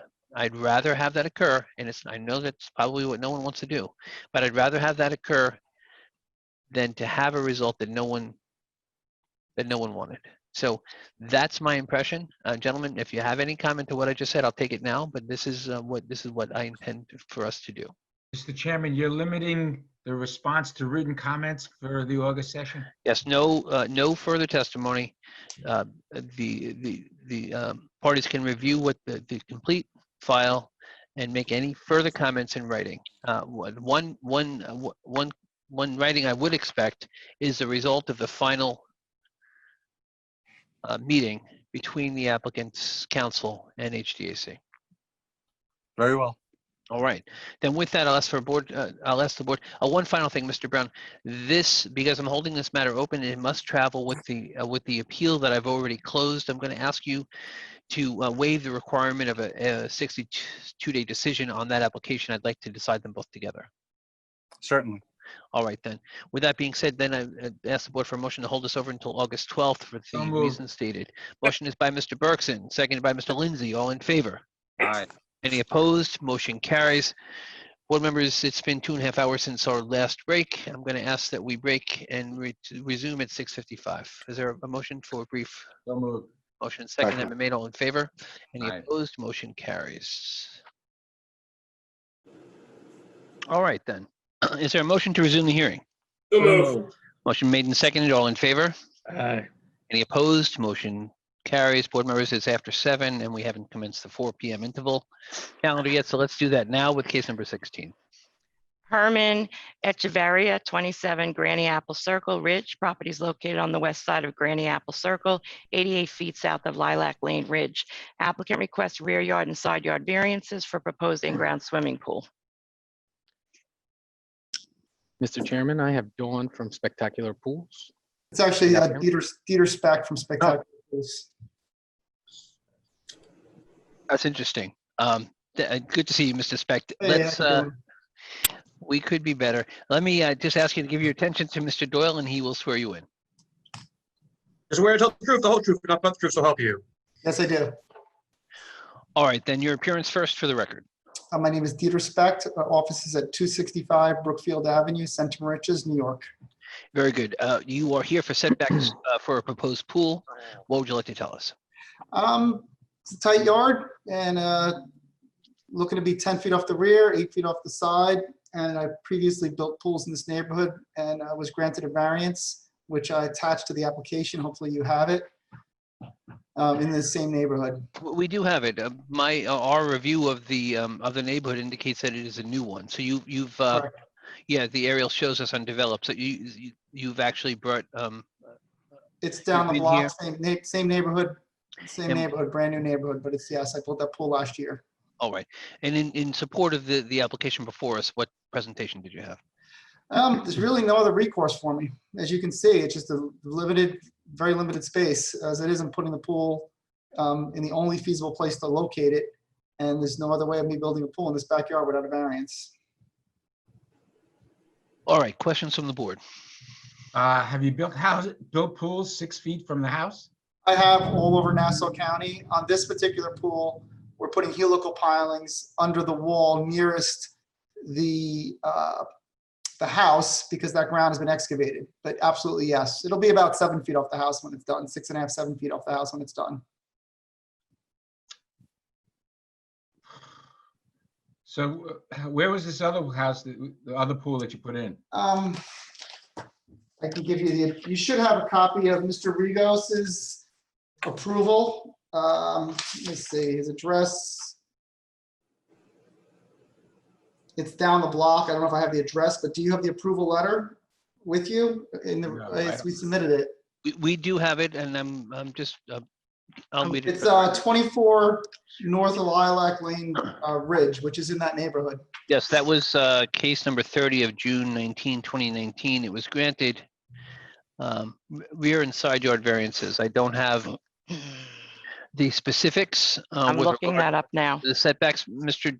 Speck, do you recall what the setbacks They were were? approved at 10 and 10 on that application, but that's all I needed. I need 8 and 10, or I can't build the pool.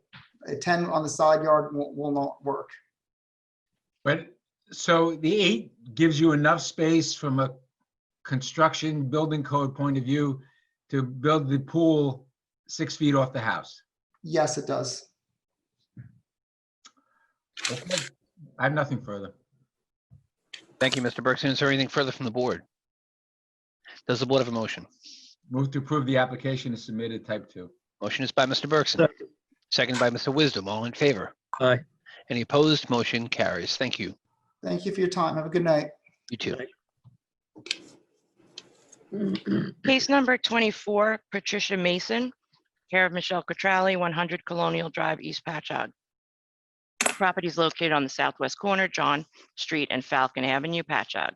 Applicant requests front yard setback variance from Falcon Avenue for proposed 6-foot by 20.3-foot covered porch. Rear yard variance for proposed 1-story residence addition, a mudroom. Height variance for proposed 6-foot high fence to be located within the 30-foot radius of the apex of the intersection. Mr. Chairman, I have Michelle Quattrali for the applicant. And I also have a speaker for this case. Thank you. Ms. Cutrelli, we can see you. Let's see if we can unmute.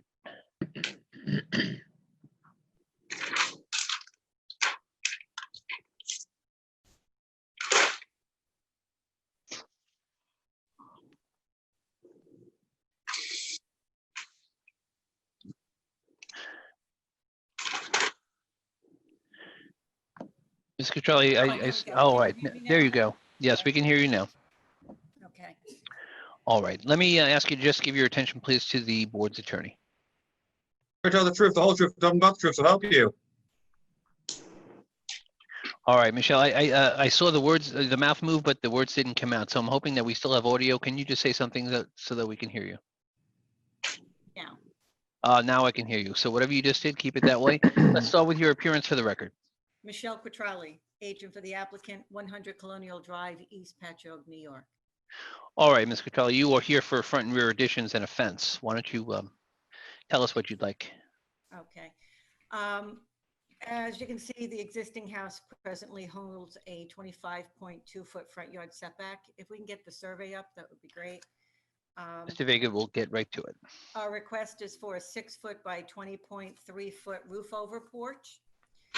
I submitted photos of the property and the structures for the record. And if you can look at them, you'd see that this is not out of character for the area, as there are numerous properties with front yards that are less than 19.2 foot along Falcon Avenue and Bennett Avenue, which is around the corner. This house was built in 1959 or pre-59, as well as most of this area was developed prior to Town of Brookhaven code enforcement. It has had little to no improvements made to the site to date. And in addition to the front porch, my client would like to add a mudroom in the rear yard of the property, which would maintain a 55-foot rear yard where 60 feet is required. Lastly, we are proposing a 6-foot fence along the northern property line on John Street, which would turn south towards the house, to the northeast corner of the existing house, not the proposed front porch. The portion of the fence, it's approximately 13 feet will be within the 30-foot radius of the intersecting of the streets, which is why we're before you. It would be west of the stop sign that is at that corner. It won't create a visual impairment for the cars or passersby at the intersection of John Street and Falcon Avenue. We believe our requests are not substantial. They will not change the character of the neighborhood or be a detriment to the nearby property. There are really no other location to add any improvements to this dwelling without coming for some type of an area variance. This is due to the width of the property, it being in a corner parcel with 2 front yards, and the location of the dwelling within the lot. We also believe that the proposals will not have an adverse effect or impact on the physical environmental conditions in the neighborhood. So if the board has any questions, I'd like to entertain them. Thank you, Ms. Cutrale. Questions from the board? Mr. Wisdom, I believe this Mr. might be Chair. yours. Yes. Yeah, Mr. Chair. So the 6-foot by 20 covered porch, that's in the front of the house. It's holding a 19-foot setback, 19.2. Correct. And it kind of matches the what's on the ground with the rest of the houses. It's not going to be out of character, correct? Not at all. And that's going to be the stockade fence along the side of the house. And you're going up along the side street of John Street. Correct. And is that a 6-foot fence? Yes, it is. Okay, is it intrusive at the corner of Falcon and John? No, there's a stop sign that would be east of this fence. So the cars will have to go more east. They would have a visual looking south on Falcon and a visual looking, of course, north on Falcon. I could see that on the cars aerial. turning left on Falcon would not have any visual problem whatsoever. And the proposed mudroom, that's off the back of the house? Is that what's on the back of the house, a proposed mudroom? Oh, it's a proposed 1-story, what is it, 1-story mudroom? Correct, sir. Yes. Okay. So, and that's not out of character with the neighborhood either, I'm sure. No, not at all. I can see some large houses in the neighborhood. I have nothing further. Mr. Chairman, I have a thank you. speaker on this case. Thank you, Mr. Wisdom. Is there anything further from the board on the application? Thank you, Mr. Vega. You can promote that speaker. I have William Garbarino. That probably shouldn't be true. I think he's on a holdover calendar. He is. Yeah. Chairman, Bill Garbarino, I believe, is presenting on a holdover application. I saw later in the calendar. All right. Mr. Vega, did he indicate that he wishes to speak on this application, or? He did not. It was labeled as this case, 24. No, they're All talking right. to somebody else. Have we promoted Mr. Garbarino? I put him back as an attendee. All right, very good then. If there is nothing further, I'll ask the board for a motion. Yeah, I'll make a motion to grant the application type 2. Motion is by Mr. Wisdom, seconded by Mr. Lindsay. All in favor? Aye. Any Aye. opposed? Motion carries. Case number 25, Marilyn Topper, care of Michelle Cutrale. Property is located on the east side of Ocean View Drive, 73 feet southeast of Wavecrest Drive, Mastic Beach.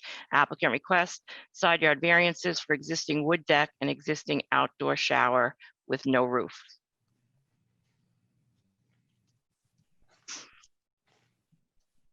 Crowley, agent for the applicant, 100 Colonial Drive in East Patchogue, New York. Thank you, Ms. Cutrale. You've been sworn. What would you like to tell us here? Basically, Ms. Topper is a new owner of this parcel. She purchased this 50-foot wide by 71-foot deep property August of 2019, as you see it today. And we're before you requesting a 7-foot side yard and a 9-foot side yard for an existing rear or east side deck, which is about 16 by 32, 6 in size. As you can see from the survey and the photos that I submitted, this deck doesn't encroach any further into the side yards that the house is actually maintaining. The deck is only 14 feet above grade and does not infringe on the surrounding lots' privacy. We're also requesting to maintain a 2-foot side yard setback for an existing outdoor shower. The shower has no roof. It's constructed over a concrete walk that leads to the rear yard. And we believe that our area variances are minor in nature and will not cause any adverse impact to the surrounding properties. The side yard is not uncommon for these waterfront parcels, as you can see from the photos, and I'm sure the aerial that you can place up. That this is definitely keeping in the conformity of the neighborhood. Thank you. Questions from the board? Yes, Mr. Chair. Mr. Cunha? How are you, Michelle? Okay, just a quick question on that shower. The shower is basically the shower head and shower body are attached to the house itself, correct? So the only issue is the little fencing that goes to block any view. Correct. So it's like a little privacy fence, that's it. That's all. Okay, and the deck itself looked like it was very low to the ground. What was that, a foot off the ground, if that? It's about 14 inches at the best. Okay. It's very low. It's more than the 8 inches so we need a permit. Okay, no problem. And from the aerial, do you see, I mean, I can see other houses with decks, and especially on the waterfront property, like you stated. I do see some that look like they're as close to the side yard as, oh, thank you, thank you, Lori. I held up some pictures. They're all very, very close. Yeah, they're all very close to the property line, even entrances to because the houses have been raised. All right, no further questions, Mr. Chair. Thank you, Mr. Cunha. Is there anything further from the board? I'll note for the record that the application is subject to Chapter 81 of the code, and does the board have a motion? Yes, Mr. Chair, I'd like to grant the application as presented, subject to Chapter 81. Second. Motion by Mr. Cunha, seconded by Mr. Lindsay. All in favor? Aye. Any opposed? Motion carries. Thank you.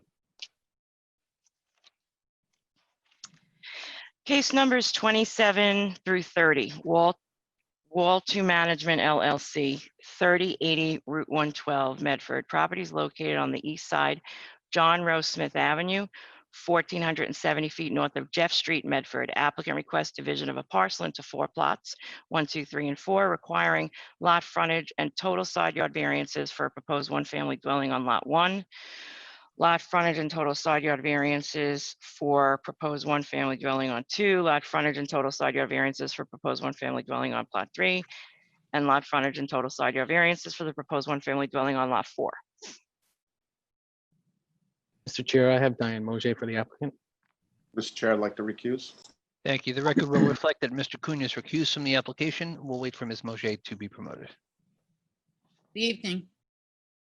Good evening. Let me see Can if you I hear me? can't locate you.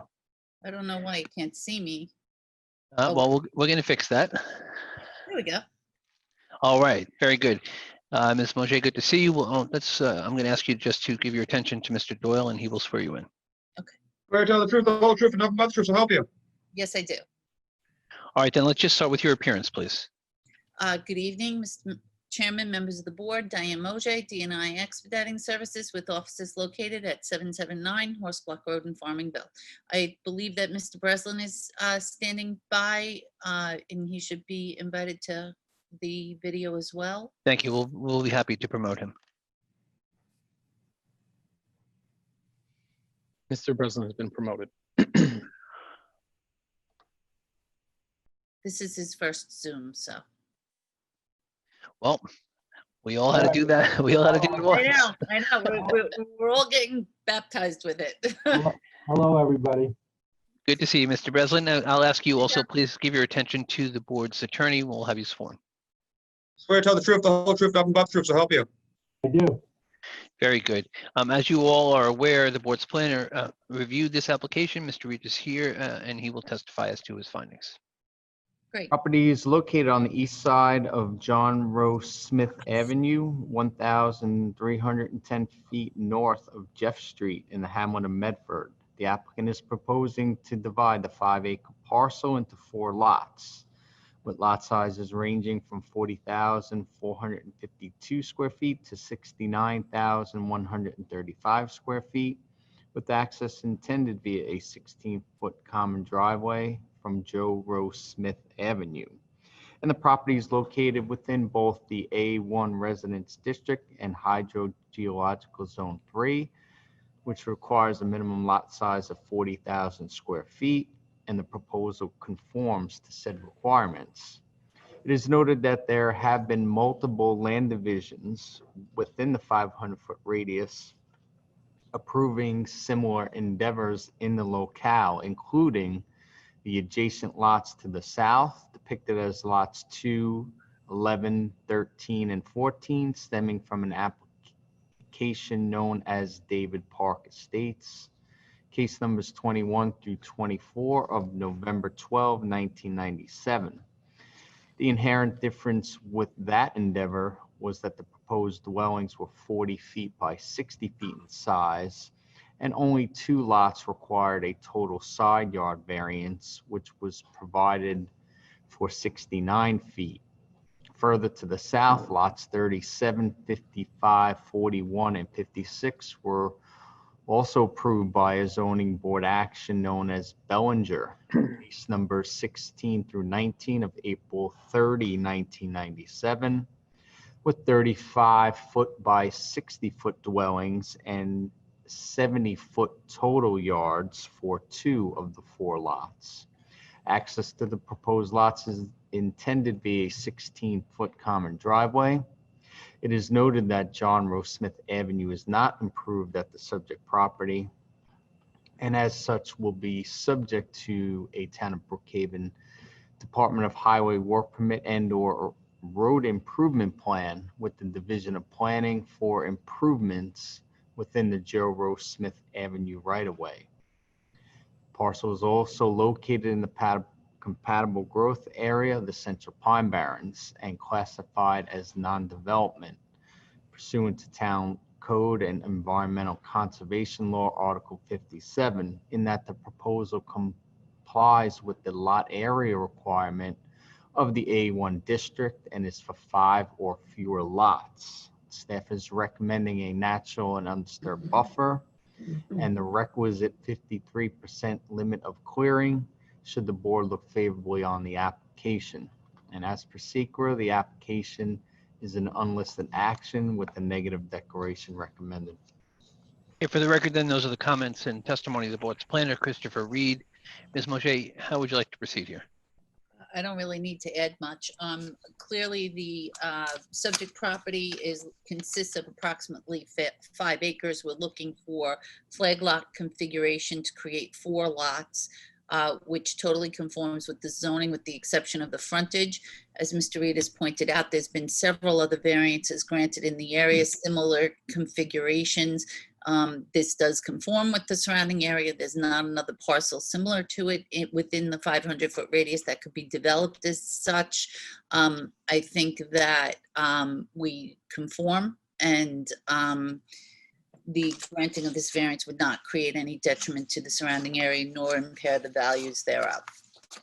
Thank you, Ms. Moshe. Mr. Breslin, what did you wish to add? Again, I don't have that much yet. I did submit a report. I don't know if you have it in your paperwork, but essentially, the release are exactly the same as were granted immediately to the south. As you can see from the aerial and the tax map, what's proposed is essentially the same development pattern as the other subdivisions that exist both to the north and south of the property, and to the south you have 3 of them in a row. As was mentioned in Mr. Reed's report, the road does actually dead end currently at the subject property. It will have to be extended to allow the development as contemplated, at least partway to the point of the road. And then the lots would be, as depicted on the map, fully conforming with the development pattern in the area. As such, it's certainly not going to have any adverse impact on real property values. As the board is aware, the park is across the street. It's a very nice residential community, and these homes will fit very nicely within that development pattern. Thank you, Mr. Breslin. I will say that we did not receive a report from you. How was it sent to us? Was it email? It was Drop off? earlier today. I think All right. my secretary spoke with the office, and they gave her an email address, and she sent it in earlier today. And did it basically conform, did the content basically conform to your testimony today? It did, included the maps and some pictures of the site as well. All right, because of the time that it was sent, it was too late to have, to be made part of the record. I'm glad that you're here testifying. We will locate it and make it part of the file. Actually, Ms. Riccardi indicates that we don't have the email. Okay, I'll make sure that you get it then. Ms. Mosier, in looking at this, I think that we can agree that there's precedent for the land division in that it meets code requirements in many ways apart from the frontage, and there is precedent for the frontage request, especially when we look at the land divisions that were conducted immediately to the south. What differs in this application that we haven't seen before is the total side yard requests. As you know, the board is compelled to consider its precedent created in its board and prior board actions. And with regard to those land divisions, 4 less, just like this, same size parcel to the south, there was no relief granted for total side yards for the rear parcels and minor to the front. You were asking for both variances for total side yard for the front and rear parcels. Tell us why and how we can. Well, I think that I'm not really sure what the total frontage is of the parcel to the south. The parcel to the north is configured differently with the driveways lined up along one side instead of down the middle. Yes. But if you look to across the street of John Ross Smith, that's a development I believe is part of Eagle Estates, which is a lot of smaller lots and smaller homes. And if you look at the on our side of the street, the variances that we're asking for are very minimal. This is an A1 residential zoning, and we're asking for 65 total side, I believe, on the front lots, where 75 is required. And on the back, You're asking for 70 where 75 is required. right. So I mean, these are both very minimal requests. The house layouts are a little bit different than the houses that like Crystal Bay built back in the day. The market is called for a little bit of a different layout than what they had done, although they're comparable in size. I think the property, it was probably just a little bit wider. I'm not sure. I'd have to check that. And the parcels are all the same. The difference is the house dimension. I see that the front parcels are showing at 64 and the rear at 73. Are these actual models that are contracted to be sold, or is this a building envelope that you're looking? Well, actually, what's happened is the market has gotten a little bit busier, and it seems as though the house that's built at the 73 feet wide has been a very popular type house. They really wanted to put that on all 4 lots, but based on the setbacks, we proposed a smaller house on the front lots. Right, because the back lots are 73 and the front lot is proposed at 64 feet wide. Is there anything further from the board on the application? Yes, Mr. Chair. Mr. Lindsay. Good evening, everyone. Good evening. So you're basically saying everything works out with the rest of the neighborhoods and everything granted in the area, Diane?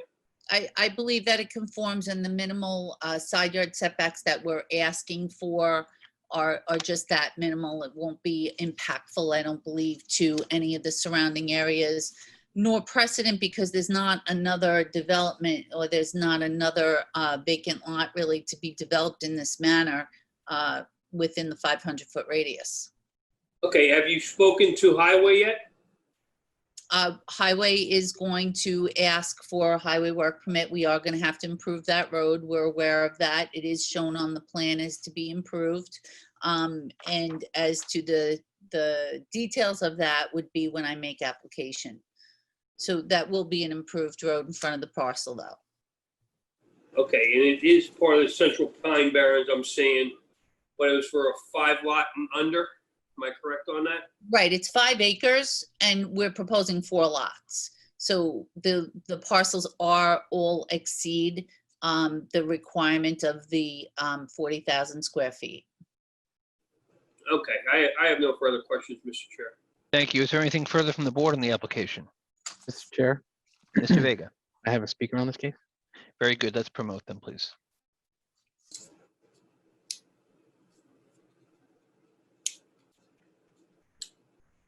I have a Robert Lyons.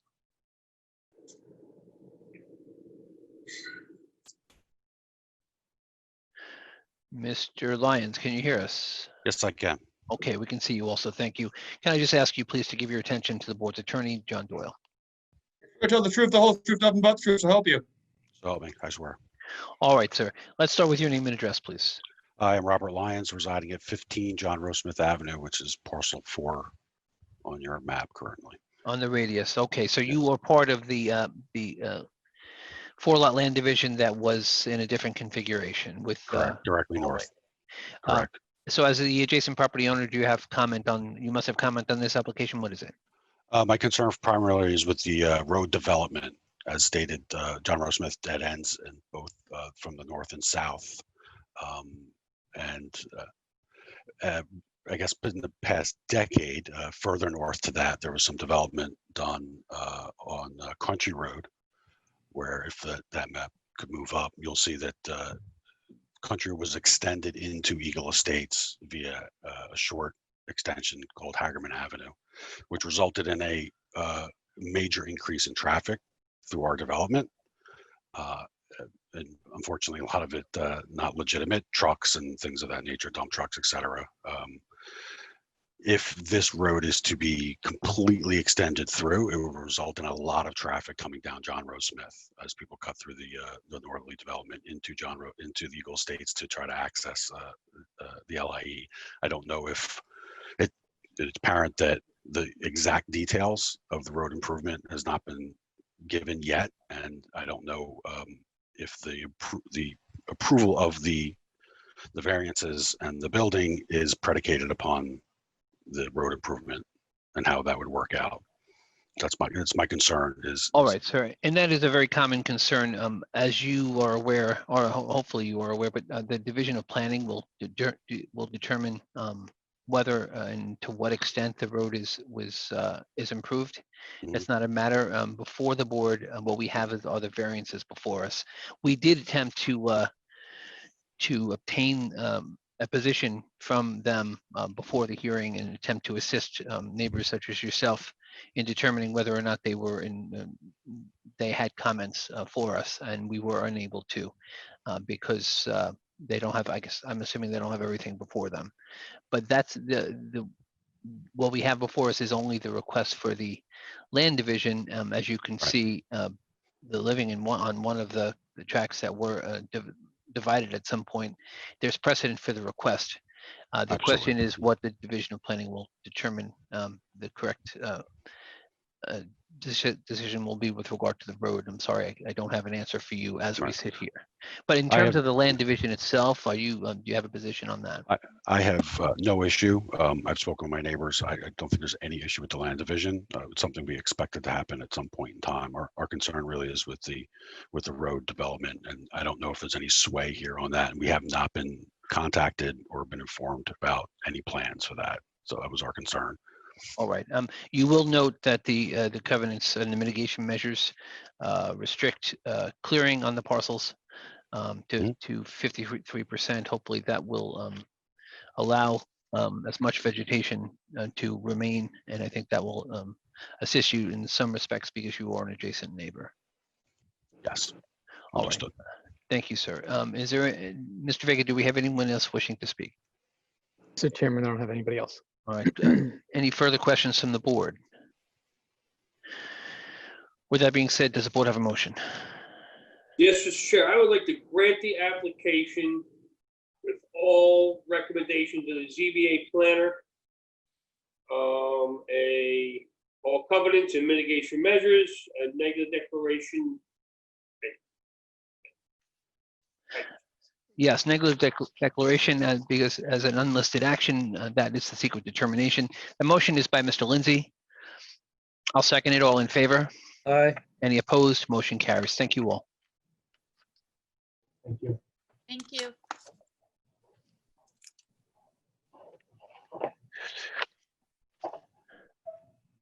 Case numbers 31 through 34, Wall 2 Management, Inc., 3080 Route 112, Medford. Properties located on the northeast corner, Palmer Avenue and Washington Avenue, Holtzville. Applicant requests division of a parcel into 4 plots, 1, 2, 3, and 4, requiring a rear yard variance for a proposed one-family dwelling on Lot 1, lot frontage variance for proposed one-family dwelling on Lot 2, lot frontage variance on Lot 3 for a proposed one-family dwelling, and a rear yard variance for the proposed one-family dwelling on Lot 4.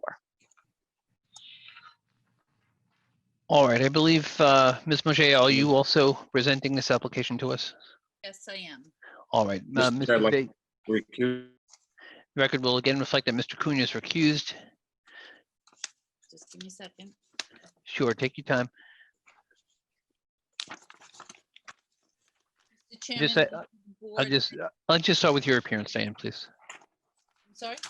Well, I'll just start with your appearance. I'll take Mr. Reed's testimony first. Great. Diane Mojay, DNI Expediting Services with offices located at 779 Horse Block Road in Farmingville. Thank you. We'll take Mr. Reed's testimony now. Property is located at the northeast corner of Palmer Avenue and Washington Avenue in the hamlet of Holtzville, and the applicant is proposing to divide the 4-acre parcel into 4 lots, with lot sizes ranging from 43,560 square feet to 44,339 square feet, with access intended via a 16-foot common driveway from Palmer Avenue. And the property is located within both the A1 district and Hydrogeological Zone 3, which requires a minimum lot size of 40,000 square feet, and the proposal conforms to said requirements. There is an inherent difference with the subject application and the one previously heard by the board. This endeavor has frontage conformance with 3 lots, or 5%, within the 500-foot radius, which does not conform to the surrounding development pattern.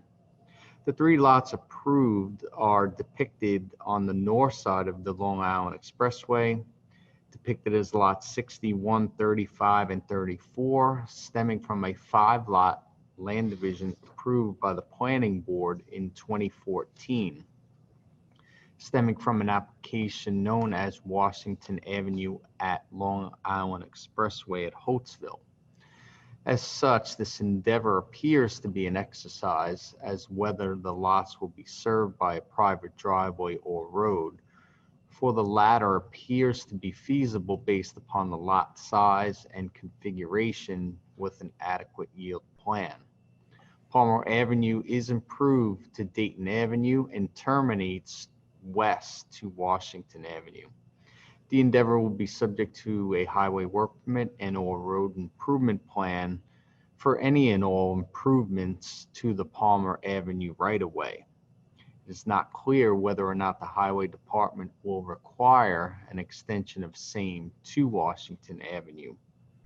Further, staff notes the location of the common driveway is offset from Dayton Avenue, and perpendicular access points are typically recommended in order to reduce traffic conflicts. And as such, staff referred the land division plan to the Division of Traffic Safety, and no comment regarding same has been received as of the date of the preparation of the staff report. As per SEQRA, the application is an unlisted action with a negative declaration recommended. Thank you. Those are the comments of the board's planner, Christopher Reed, for the record.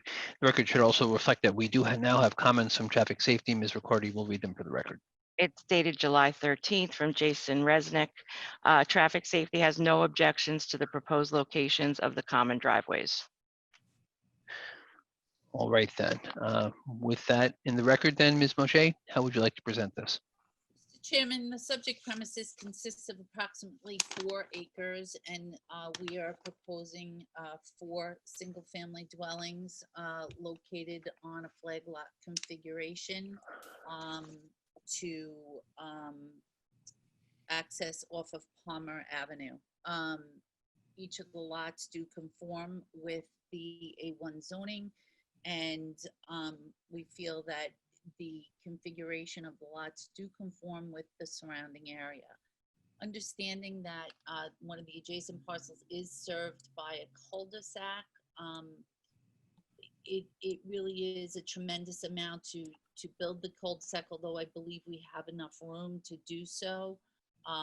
It would take up a lot of space and make the property smaller and create additional variances that would be required. So I think the development of the subject premises would would not adversely impact the surrounding area or the nature and character of the area. If the board has any questions, I'd be happy to address them. I also have Mr. Breslin to represent his findings on this as well. We'll take Mr. Breslin's testimony here.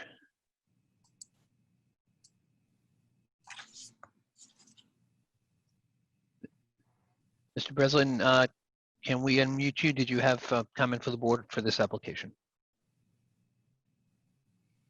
Mr. Breslin's busy.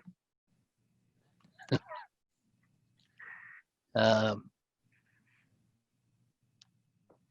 right. Hold on, I'm sorry about that. No problem. Mr. Reed's report refers to the subdivision across the expressway, which is very similar in the design because it eliminates the possibility of frontage of lots on the expressway service road, which would be inappropriate as a house location. In this case, though, by designing the subdivision the way the applicant has, from an environmental point of view, you eliminate a lot of asphalt and a lot of potential removal of trees. As was discussed, Palmer ends at Dayton as you move further to the west. So by locating the driveway at that point, you do not need to extend Palmer down to Washington. It's a paper street, so all of those trees could remain. There's no reason to extend the roadway. And Dayton itself is a very short dead-end street that only services the properties that are on the east side of Dayton. There are only 4 houses. The properties that are on the west side access via Washington. So by designing the subdivision the way they have, they're eliminating a tremendous amount of asphalt and tree removal instead of putting driveways on each of the streets. Clearly, the lots comport with the development pattern, and by developing it with these new houses, you're not going to have certainly no adverse impact on surrounding property values. As you can see, the new lots will be significantly larger than the existing lots in the neighborhood, which are more about 1/4 acre in size, with the exception of the newer subdivision across on the other side of the expressway. So in conclusion, it's not going to have any adverse impacts on surrounding real property values, and the design of the subdivision as contemplated, I think, is far superior than one that would be done as of right. Thank you, Mr. Breslin. Questions from the board? Chairman. Mr. Bergson. Hi, Diane. I had a question about the conformity. How do you respond to the 5% conformity with respect to the frontage? It's Well- unique. It's a unique parcel. There's no other large parcel in the area to be developed this way. We could build a cul-de-sac, but I don't think it would serve the purpose. It would take up a lot of property, cause additional variances. And if you look at the surrounding area, most of the parcels are significantly smaller than what we're proposing. We're talking about acre parcels here, where you're talking about 1/4 acre and 1/2 acre parcels all the way around the surrounding area.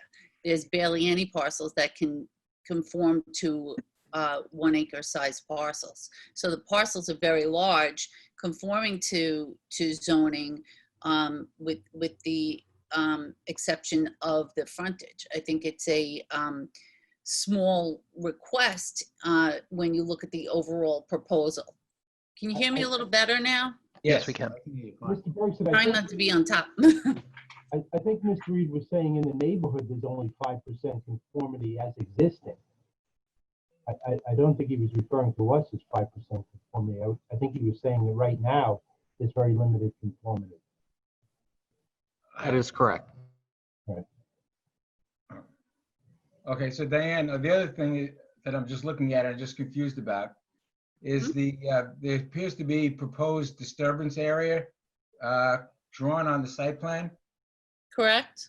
and then it has equals 42,500 square feet.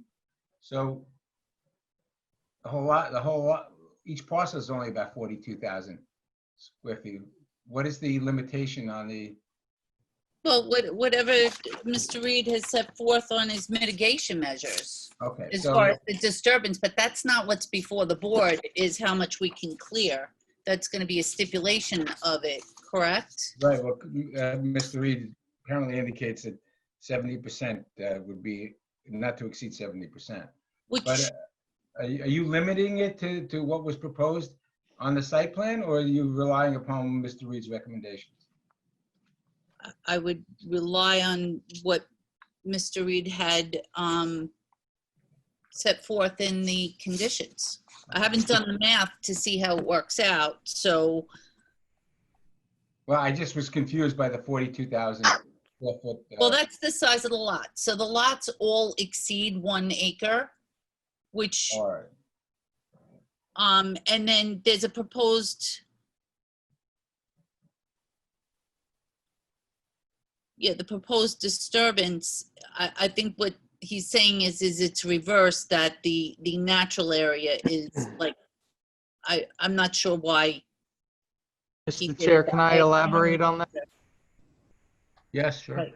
So what the applicant intends to do, the very strict clearing envelopes, which I feel are not feasible to achieve, not only for the development of the property, but for future usable space for the homeowners. It's too strict, but they're doing that to show that they conform to SWIP requirements, which is stormwater pollution, where they can't exceed 1 acre of clearing. So it's done by design for that purpose, but they're still going to need SWIP. And I felt their proposed clearing for those lots were too strict, and 70% was more reasonable. Okay, I just was confused by the what appeared to be contradiction, and thank you very much. I have nothing further. Right. I just want to respond to that, and that is that a developer would have the right to clear less than what's permitted and allow the homeowner, as they come in, if they want to clear additional. So if they keep it tight, and that's something that we'll have to deal with at the planning level. So if you're permitting us to clear up to 70% as they propose it and how they're going to sell it, is, something that's taken up in the planning department under review. Am I correct, Mr. Reed? That is correct. And I just wanted to add one more thing about the potential extension of Palmer Avenue to Washington Avenue. I want the record to be clear that just because if the zoning board felt that the variance relief was appropriate as presented, that doesn't mean necessarily that Palmer Avenue will not necessarily continue to Washington Avenue. It's going to be subject to a review by Highway, and they may in fact warrant an extension to Washington Avenue, and the applicant would have to provide that. Well, again, that is an issue that we would have to address as we go through the permitting process. So we start here with the ability to be able to develop the property in this configuration, in these sizes. And then as we make application, we have to deal with each agency accordingly. So as it sits today, we're proposing it without improving a roadway, because we do have a paved road in front of the subject property to access with our common driveways. So again, not uncommon in the process of obtaining building permits. As we go through the process, we take up each challenge as they come. Okay, then, thank you, Ms. Moshe. Was there anything further from the board on the application? Does the board have a motion? Chairman, I move. Mr. Chair, I have a speaker. Thank you, Mr. Vega. I have a James.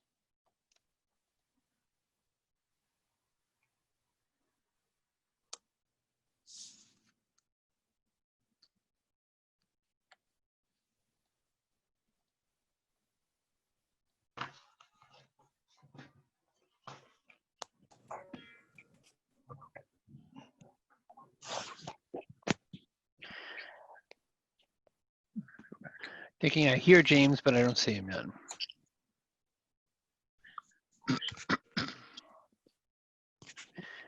Okay, sir. Can you hear us?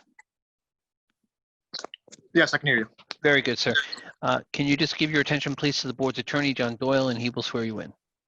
Swear to tell the truth, the whole truth, nothing but the truth, so help you. I do. All right, sir. Let's just start with your name and address, please. Sure. My name is James Riley, and I'm a resident at 121 Washington Avenue. Thank you, Mr. Riley. You have been present and able to hear the meeting thus far. What additional comment did you have for the board? I think the largest concern that myself and a bunch of my neighbors have with this being developed right now is going to be the increase in the noise from the highway. A lot of us have the woods here as a nice large buffer, especially during the summertime, and the increased traffic is kind of muted by the wood. And now with development of this, you're saying up to 70% can be developed and it can be cleared out. That's going to significantly change the atmosphere of this neighborhood. And also with that type of development, it doesn't really conform to the rest of this neighborhood, how it's laid out. There are any private driveways with kind of setbacks like that. All right, sir. I know that. Do you see the plan, or have you seen the plan? Yes, I saw it when you started. Plan. All right. So the applicant is here seeking frontage variances. Understand that the parcel could be developed with the installation of a road built to town specs, which would be 50-foot wide and go down the center of the parcel to a cul-de-sac and allow for residences to be built. They would be built further into the parcel, closer to the expressway, and further to the edges of the parcel, not the 160 or 130 feet that they're being proposed at now. So I understand that your preference would be obviously that the parcel not be developed. It serves as a buffer, excuse me, to the residents, including yourself. But what the board has before us is an alternate plan to their and Mr. Reed, you can correct me if I'm wrong, but to their as of right building, which would be to the for the installation of a roadway into the parcel and allowing development of 4 residences that way. So in terms of the type of development, understood that you would prefer to remain as a buffer, but if it was not to remain as a buffer and be developed as it appears it's going to be, what would be the better scenario for you? And I believe it's as proposed with the private driveway because it allows for the residences to be built more in the center of the parcel, allowing for a significant amount of distance to the property lines. With that being said, sir, do you have a better understanding of what the issues are, and did you have further comment for us? No, I understand that. And how would we be informed if they're going to build on the paper road, if they're going to make that into a actual paved road? All right, well, this will be under review. Mr. Reed, you want to be more specific? There's not going to be a public hearing in that regard. As Ms. Moshe had indicated, that's going to be addressed at the time of them seeking building permits to build these homes, whether or not the road will be extended. But unfortunately, there's no notice like the zoning board hearing about whether or not that road's going to be extended. We certainly do see that would have a direct effect on your parcel, because then it would run right along its border. Correct. And that's why you're here, sir. Yeah, again, that will be taken under review, and the conditions will be imposed upon this applicant. I believe the preference from the applicant's representative is that it not be opened up, and Right. they are subject to the determination of those who review that issue. So at least you have an applicant not wishing to open it up, and hopefully that will be the determination of how this parcel can be developed. Okay, thank you. All right. Thank you for waiting to be heard this evening. Is there anything further from the board on the application? Does the board have a motion? Oh, sorry, Mr. Chairman. Yes, I move to approve the application as submitted, unlisted action. Second. Subject to the residential recommendations and measures as provided by the BZA planner. Very good. That motion is by Mr. Bergson, seconded by Mr. Lindsay. All in favor? Aye. Any opposed? Motion carries. Thank you. Thank you. Thank you. Have a nice evening, everyone. You too. Okay.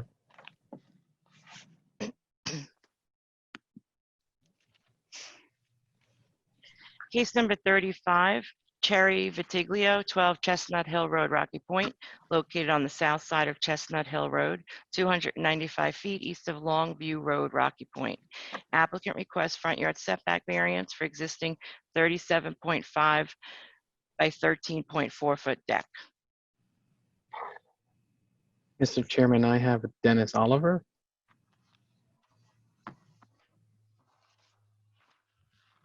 Here we go. Can everyone hear me? Yes, sir. We see you and hear you. Thank you very much. All right. I'm going to ask you, please give your attention to the board's attorney, John Doyle, to be sworn. I tell the truth, the whole truth, nothing but the truth, so help you. I do. Very good, sir. And let's start with your appearance. Dennis Oliver, architect of record, 924 Newbridge Road in Belmore, New York. Thank you, sir. You are here on behalf of the property owner seeking a front yard setback for a wood deck. Is that correct? That is correct, sir, yes. All right. What did you want to tell us specifically? We're requesting a variance to maintain a 37.5 foot by 13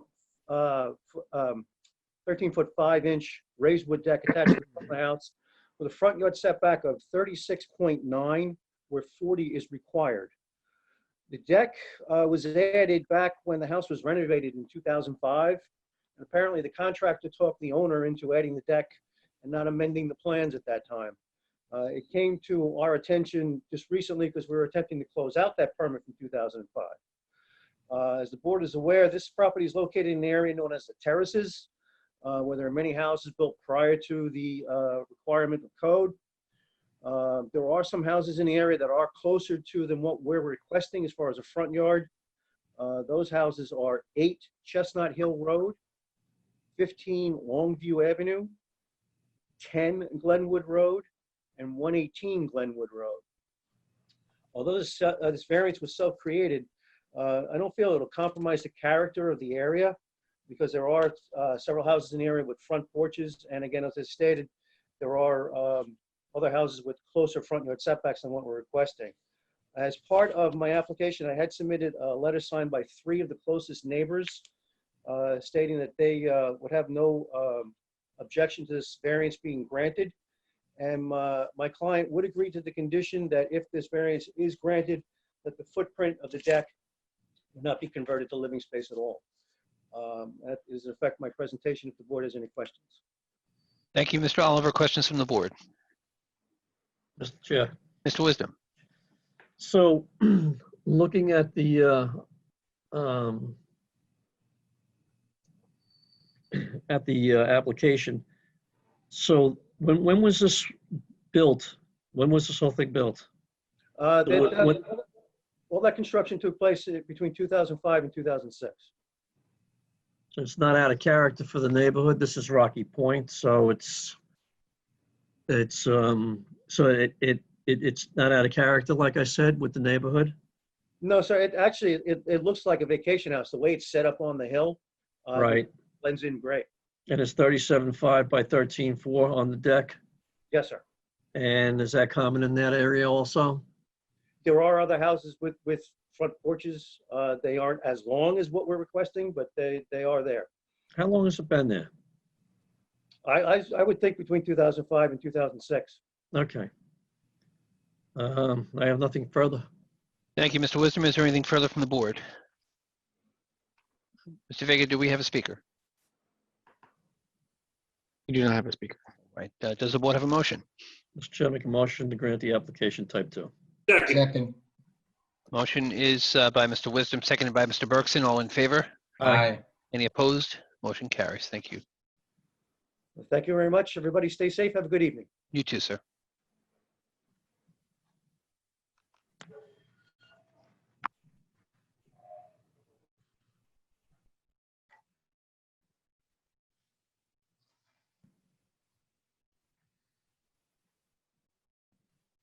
I can read it this way.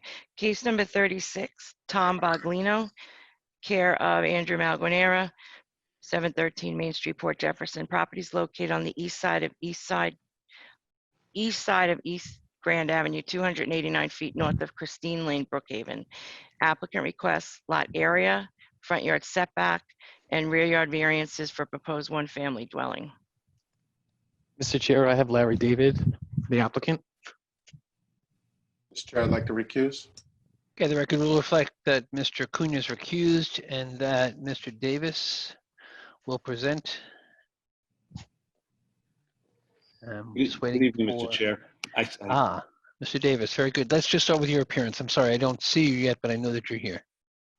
There we go. Larry There you Davis, go. 175 Oak Street, Patchogue, New York, for the applicant. Thank you. We'll start with Mr. Reed's testimony. Thank you. And by the way, thank Mr. Vega for calling me Larry David. I could only wish. You're welcome. Subject parcel is located on the east side of Grand Boulevard, 289 feet north of Christine Lane in the hamlet of Yaphank. The applicant proposes to erect a two-story dwelling on the 19,329 square foot parcel with access intended via Grand Boulevard. It is noted that the Board of Appeals granted an application to develop the property in 2004, stemming from an application known as Seymour, case number 26 of February 4, 2004.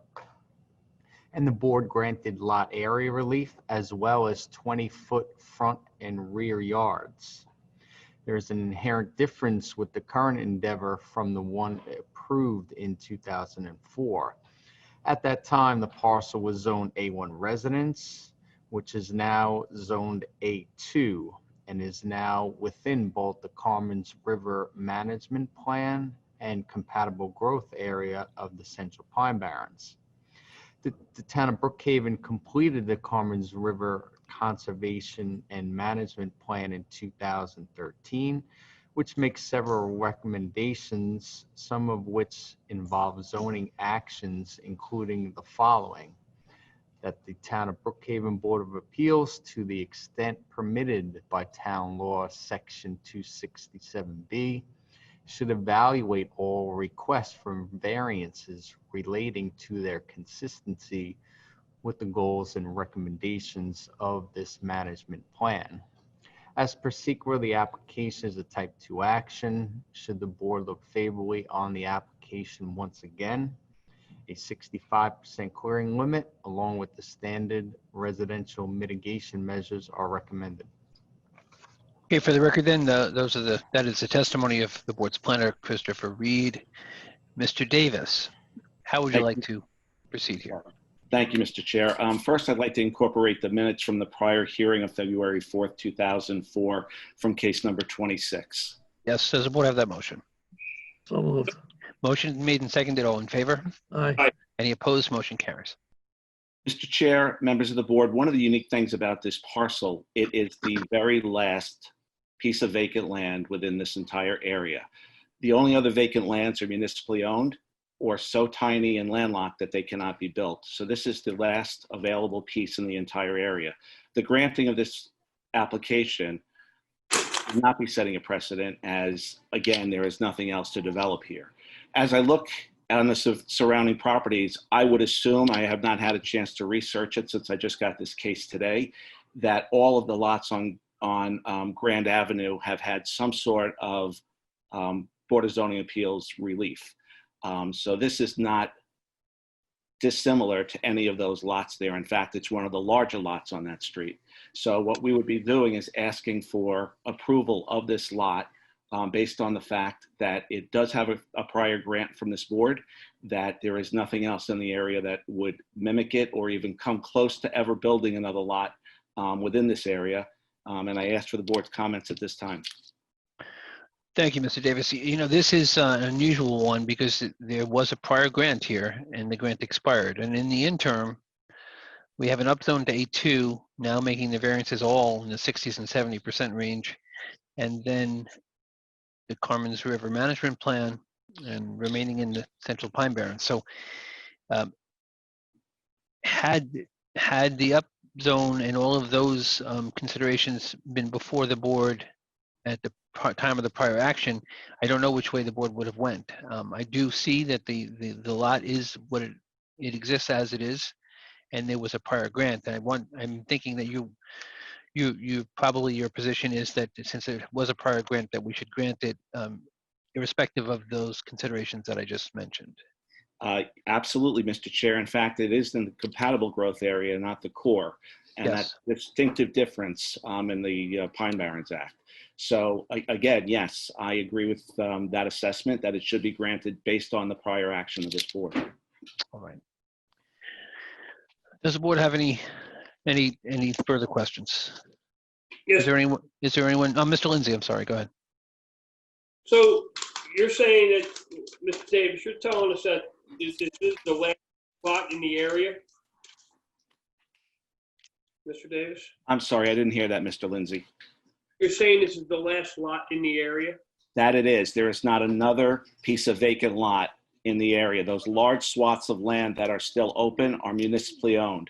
The one directly to the north on this map is owned by the County of Suffolk, and the one directly to the east is owned by the town of Brookhaven. Okay. Okay, I have no further questions, Mr. Chair. Thank you, Mr. Lindsay. Is there anything further from the board? Mr. Vega, do we have a speaker? We do not have any speakers on this case. All right. Does the board have a motion? Yes, Mr. Chair, I'd like to grant the application with all ZBA planners conditions, standard mitigation measures, type 2 action. Second. Motion by Mr. Lindsay, seconded by Mr. Wisdom. All in favor? Aye. Any Aye. opposed? Motion carries. Thank you.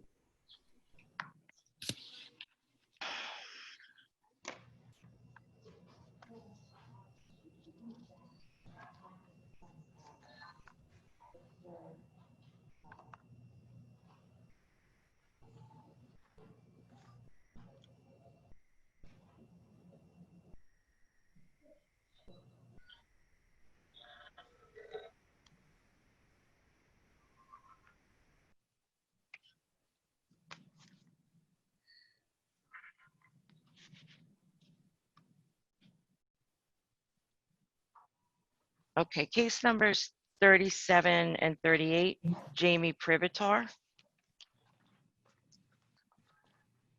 It's care of JW Consulting, PO Box 674, Quorum. Property is located on the east side of Ocean Avenue, 888 feet south of Red Bridge Road, Center Moriches. Applicant requests total side yard variance for a proposed one-family dwelling and permission for 1,425 square feet on the second story. The existing one-story dwelling is to be demolished. Also permission for proposed detached garage addition, creating entire garage area exceeding the 600 square feet permitted. 864 square feet is proposed, and it is located in the front yard. Mr. Chair, we have John Weiss, the applicant. Thank you. Mr. Weiss, can you hear us? Definitely can. Very good. Good to see you. Let me ask you to give your attention to the board's attorney, John Doyle, to be sworn. Well, I tell the truth, the whole truth, nothing but the truth, so help you. I do. Very good. Your appearance for the record, sir. My name is John Weiss, Post Office Box 674, Quorum, New York. Thank you. As you are aware, the board's planner reviewed this application. He is here to testify. We'll take that testimony first. Property is located on the east side of Ocean Avenue, 888 feet south of Red Bridge Road in the hamlet of Center Moriches. The parcel is improved with a one-story residence which enjoys a certificate of zoning compliance 11884 and is intended to be removed, and a new two-story dwelling is intended for the 70,738 square foot parcel with access intended via Ocean Avenue. It is noted that the underlying zoning is A1 residence, and while the subject parcel is non-conforming with regard to lot frontage, because the parcel is improved, the endeavor is exempt from lot frontage requirement. The dwelling to be removed is an irregular 1.5-story dwelling, 32 feet by 56.5 feet in size, with staff estimating to enjoy a 52-foot total yard. Because the new dwelling is now intended with a second story, said increase requires zoning board approval pursuant to section 85883B1 of Town Code. The dwelling to the south at number 61 Ocean Avenue is on a parcel similar in size and configuration as the subject parcel, and also underwent renovations to provide for a two-story dwelling, which has a 30-foot total yard and approximately 2,000 square feet on the second floor. The applicant seeks relief for a detached garage in the required front yard, which is not permitted. It is noted that the garage conforms to the 10-foot setback requirement for accessory structures in the A1 district. Staff notes such accessory structures have been placed in the front yard in order to obtain water views. Further, the accessory structure is over 250 feet from Ocean Avenue, and a similar orientation is also enjoyed at number 24 Orchard Neck Court.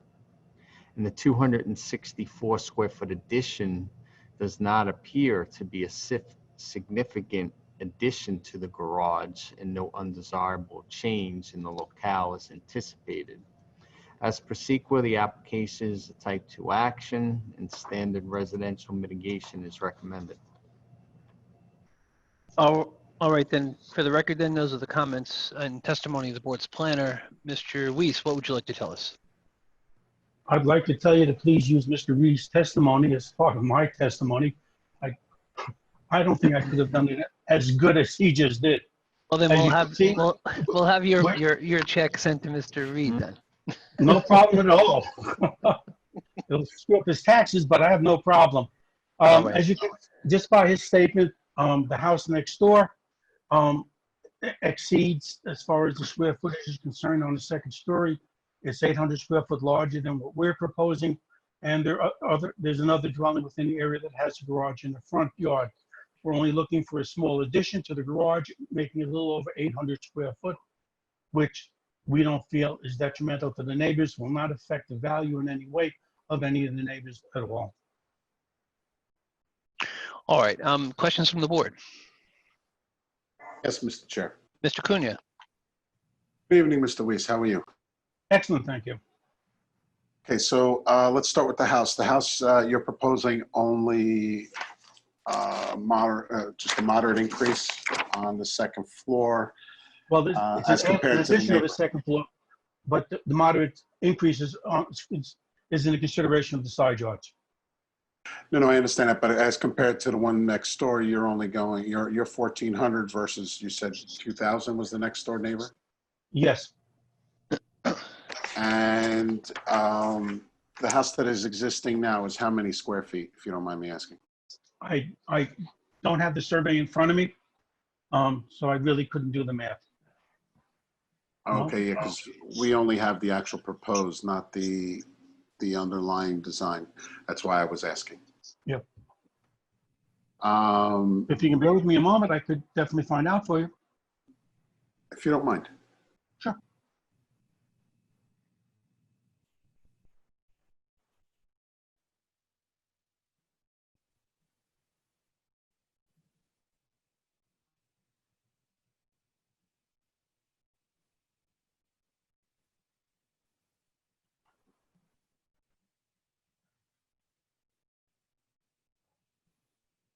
Mr. Chair?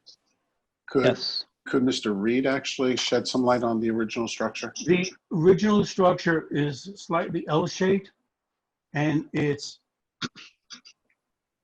at the front of the house is 18 foot wide. The total depth of the house is 56 feet, and the total depth, as far as the L shape is concerned, is 25 feet. Yeah, Okay. Mr. Cunha, I have the dimensions in terms of The the CZC. CZC. I don't have the area of it. Okay, not a problem. And this is to be demolished completely, right? Yes, And the garage in the front yard, you're adding, as I believe, 264 square feet. yes. We're making it what, a 3-car garage? Is that correct? Or 4, actually? Well, the current garage is 20 by 19, 400 square feet. So we're going to go to larger, 800 square foot. It's really going to be a 3-car garage as far as the actual, if you go by the square footage divided by 22 feet. I'll give it to you, the 3-car plus storage. I got it. Yep. And we don't have a height issue, nothing on this. So Nope. basically it is going to be a standard garage, except just a few extra square feet. Mr. Chair, I don't have any other questions. Thank you, Mr. Cunha. Is there anything further from the board? Mr. Vega, do we have a speaker? Mr. Chairman, we do not have a speaker on this. All right, if that's it, I'll ask the board for a motion. Yes, Mr. Chair, I'd like to grant the application as presented with the standard BZA planners mitigation All right, measures. you know what, I'm sorry, Mr. Cunha, I need to take these motions separately. I apologize for that. And this is a waterfront parcel. Are we dealing with chapter 81 or nothing? Okay. So with regard to case number 37, requesting relief for the dwelling, does the board have a motion? Yes, Mr. Chair, I'd like to grant as presented, subject to the BZA planners mitigation measures. Second. Okay, in that circumstance, I believe that we're dealing with just the standard residential mitigation measures. That's Mr. Cunha's motion. I think that was Mr. Lindsay who seconded it. All in favor? Aye. Any opposed? Motion carries. To case number 38, does the board have a motion? Yes, Mr. Chair, I move to grant as presented, type 2. All right, I'd like to add to Mr. Cunha's motion Second. that there be a restriction on the certificate of occupancy, no heat source, plumbing, or habitable space, just as a CO restriction. Motion by Mr. Cunha, second by Mr. Wisdom. All in favor? Aye. Any opposed? Motion carries. Thank you. Thank you for that catch, Mr. Chair. We're all good.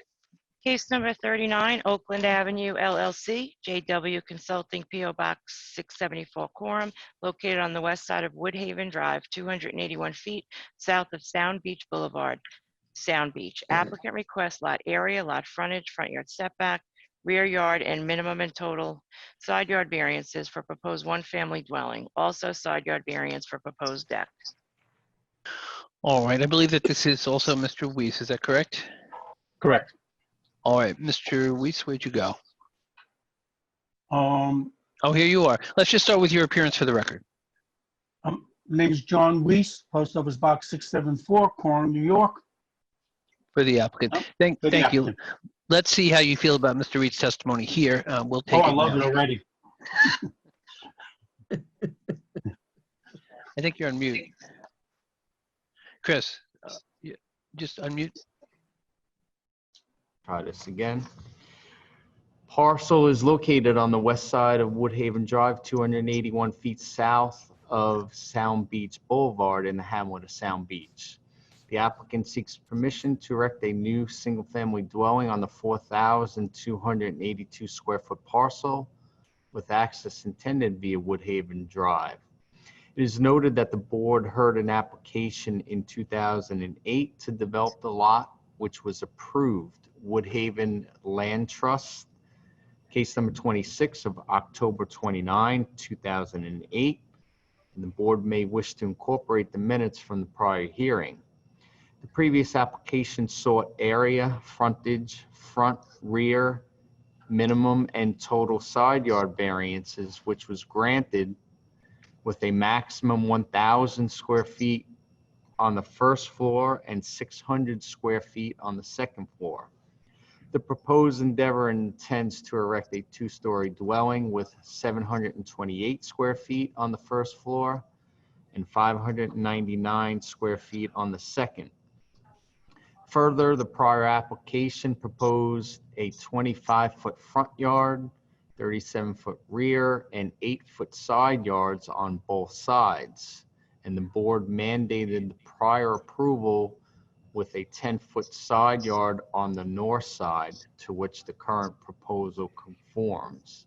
The application is a type 2 action, and should the board look favorably, once again, standard residential mitigation is recommended. Thank you. Mr. Weiss, what would you like to add? Nothing. As you can hear, first I'd like to have the minutes from the prior hearing made part of this hearing. Yes, I'll ask the board for that motion, please. So moved. Motion second have been made. All in favor? Aye. Any opposed? Motion carries. Mr. Weiss, go ahead. The last action was proposed and the board requested a change as far as the side yard was concerned. We have complied with that. We're also building a smaller house than the original house was approved. It was 1,000 square foot with a 800 square foot second story. We're down to about 600 square foot second story. We're down to 599 and only less than 800 square foot on the first story. So it's a better application than the original application. Thank you, Mr. Weiss. Questions from the board? Mr. Lindsay, how would you like to, is it Mr. Lindsay or Mr. Bergson? The Bergsons. It's Mr. Bergson's. He went to the bathroom. No, he's here with us. Sorry, I just didn't think it was mine. I didn't remember seeing that on the assignment. But I would take it, but I believe that I was a no on this in 2008. So I'm going to stay away from it. So I'll give it to you, Mr. Bergson. well, okay. So John, is there any alternative to any of this? Any of this relief? Can they do it in any other way? No, this is the best configuration can come up. It's a smaller house than was approved back in 2008. It has a larger side yard. There really isn't anything else you can do on this lot to make it any better. And this was essentially the same, but a bigger house. Application was made in 2004, right? Is that what you're saying? The application was made in 2008 for a larger house. Sorry. And this is a smaller house. Okay. Well, all right. Well, I have nothing further, Mr. Chairman. Thank you. Mr. Weiss, just let me ask you one question, if I could. Your survey is interesting in that the back corner, I guess that's the south side, is an area that shows a footprint, but is not part of the dwelling. It's basically nothing, but it's the white area. What is that supposed to depict to the board? I have a deck in the back of the house. Yes, but to the right of the deck, that closes out the corner of that house. Open space. So that's not part of the dwelling itself. That's basically No. nothing. Correct. And you actually were forced to do that just to meet the setbacks of the prior grant. Correct. Mr. Chair, Mr. Cunha. I believe that's actually the original grant or underlying grant, the larger house. That would be probably being depicted because it does that in front of the porch as well. It does that in front of the porch as well, yes. So it's possible if that was the prior approval. All right. And they're showing the smaller house now. All right. Is there anything further by the board on this application? All right, does the board have a motion? Chairman, I move to approve the application as submitted, type 2, I believe, and subject to all standard mitigation measures of the BZA planner. That motion is by Mr. Bergson, seconded by Mr. Wisdom. All in favor? Aye. I'm going to be consistent with my no on the application. The motion carries 4 in favor with 1 opposed.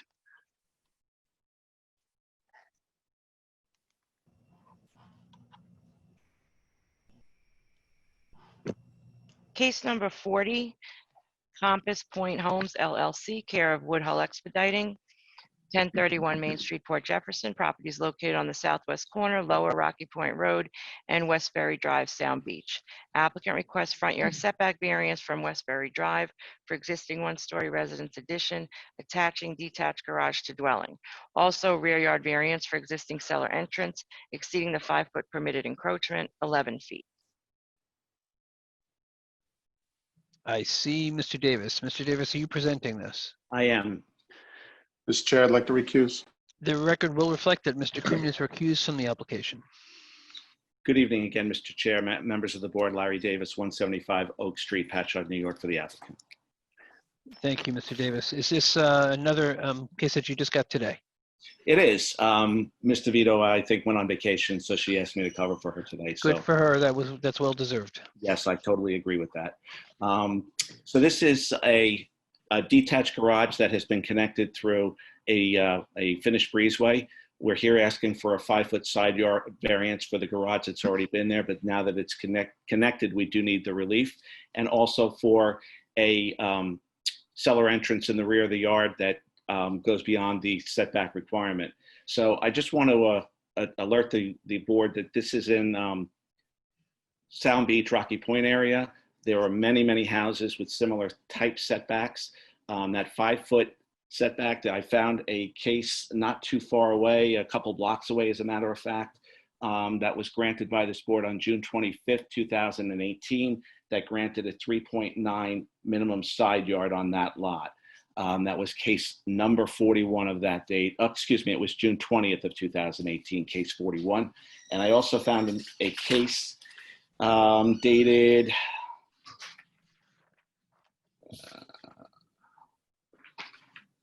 sorry about that. It was case number 32 of October 3rd, 2018, which granted a 10-foot rear yard cellar entrance.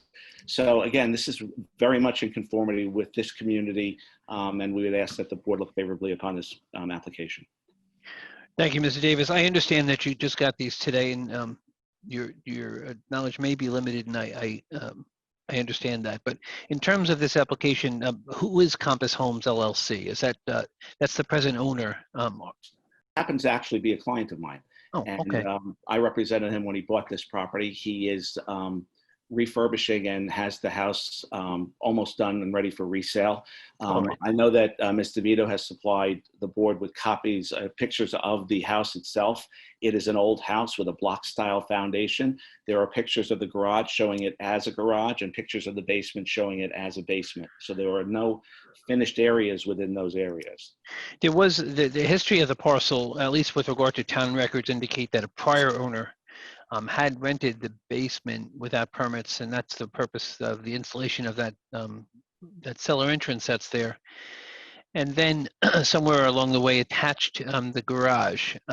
You know that most of the time that when the board sees an attachment to a garage, it's indicative of the fact of attempting to resolve issues concerning garage use as habitable space. I understand, based upon what you've already presented, that this is an entity that goes in and rehabs a home and resells it, and certainly the parcel is empty now. I think what concerns this board is when we review an application for an attachment between a house and a detached garage, and the detached garage sits 5 feet from a property line, that we may in the future be dealing with active use of a structure that's only 5 feet from a property line. And this is in Sound Beach, and certainly there are different configurations of parcels in this area, different setbacks in this area. We generally, though, don't see 5-foot setbacks to habitable uses. So my question to you first is this. In the board's consideration of this attachment, attaching the one-story frame residence to the detached garage, would the applicant accept a condition that a covenant be placed that the garage cannot be converted to habitable space? Mr. Chair, again, I know we have had this back and forth on this. I would prefer a CO restriction. He has no intention of converting that garage to habitable space. And even with a covenant, that will never prohibit somebody in the future from doing the illegal things that they do within this town and this community that we have all seen. But, you know, I would prefer a CO restriction, but. See, it's an interesting scenario because you're here for the middle attachment, and you're not here for the garage. The garage legally exists. That's correct. And you're basically saying that you would accept a condition on a certificated structure in support of the application for relief for the attachment.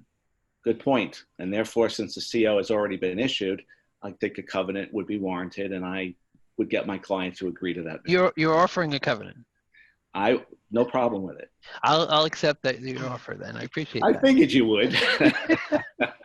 All right. Is there anything further by the board on the application?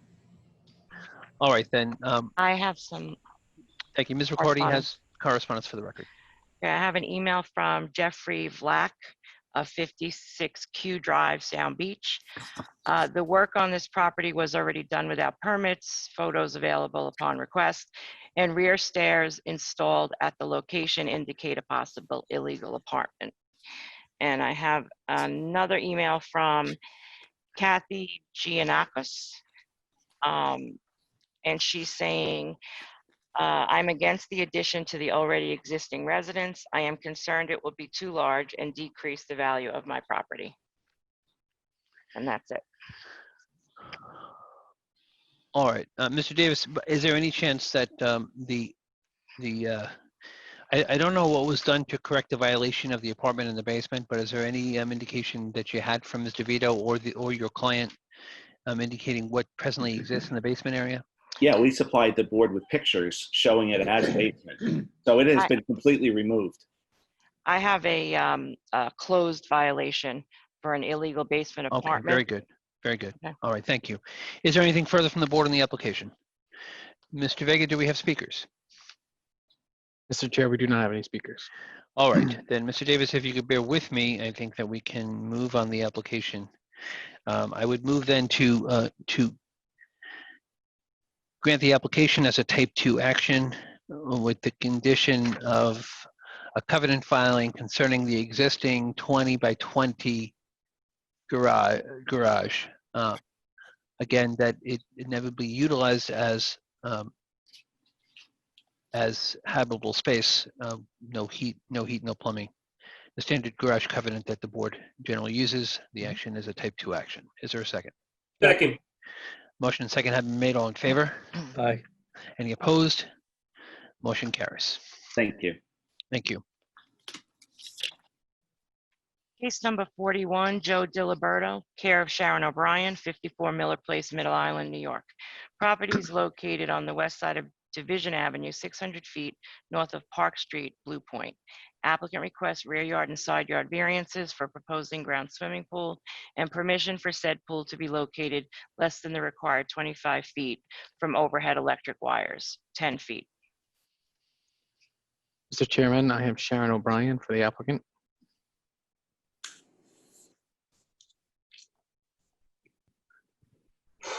Ms. O'Brien, we see you. Can you hear us? Yes, sir, I certainly can. Very good. I'll ask you to please give your attention to Mr. Doyle, the board's attorney. Yes, sir. You swear to tell the truth, the whole truth, nothing but the truth will help you? Yes, I do. Thank you. Let's start with your appearance for the record, please. My name is Sharon O'Brien, 54 Miller Place, Middle Island Road, Mount Sinai, New York. Thank you, Ms. O'Brien. The board is familiar with the application. We see that you're here for both setback relief and relief from overhead wires for a proposed in-ground pool. What would you like to tell us specifically? Yes, sir, I'd like to say good evening to you and the board. Good evening. And the subject property is an improved parcel fronting Division Avenue with only 50 feet of road frontage and 100 feet in depth in an A1 zoning district. We are before you this evening requesting permission to install an in-ground swimming pool 16 by 24 in the rear of the property. If the board would look favorably on our proposal, we would demo the existing legal detached garage to allow installation of the swimming pool. Looking at the survey, the board can see once the detached garage is demoed, where we are proposing the swimming pool is the optimum location for it to be placed because of the location of the septic system. I have submitted the hot stick report that states that the 10-foot setback we are proposing to hold from the west property line where the electric lines are located meets the conditions set forth in both the National Electric Code Article 680-8 and the National Electric Safety Code Article 234-E. Looking at the area of the neighborhood, you can see numerous homeowners that are enjoying the benefit of their own swimming pool. Looking at number 19 Hillside, the street directly behind the subject, they positioned their large swimming pool along the side of their home, and it is closer to the property line than what we are proposing. Also this evening, case number 16 that was on this 4 o'clock calendar was approved for the exact side and rear yard relief that we are requesting. So hopefully the board would look favorably on our application. Thank you, Ms. O'Brien. Questions from the board? Mr. Chair. Mr. Wisdom? Sharon, I'm looking at the survey, and I understand that the cesspool's right to the side of the pool where you're going to put it. You'll be holding 5 feet off that, 8 Yes, feet sir. on 8 feet on the other side of the property, and the Yes. overhead wires. And you said you had the hot stick test from PSEG, Yes, sir, I did, and I submitted it. and they signed off on it and everything, correct? Yes, sir. And when this is not out of character with the rest of the houses in the neighborhood, am I correct with that? Absolutely not, sir. Looking at the aerial, it's clear. I have nothing further. Thank you, Mr. Wisdom. Is there anything further from the board? Does the Yes, board have a Mr. Chair. motion? Mr. Cunha, I'm sorry.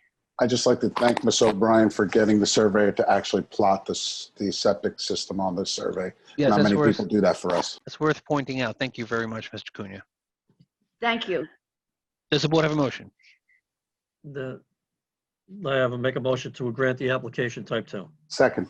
Motion by Mr. Wisdom, seconded by Mr. Cunha. All in favor? Aye. Any Aye. opposed? Motion carries.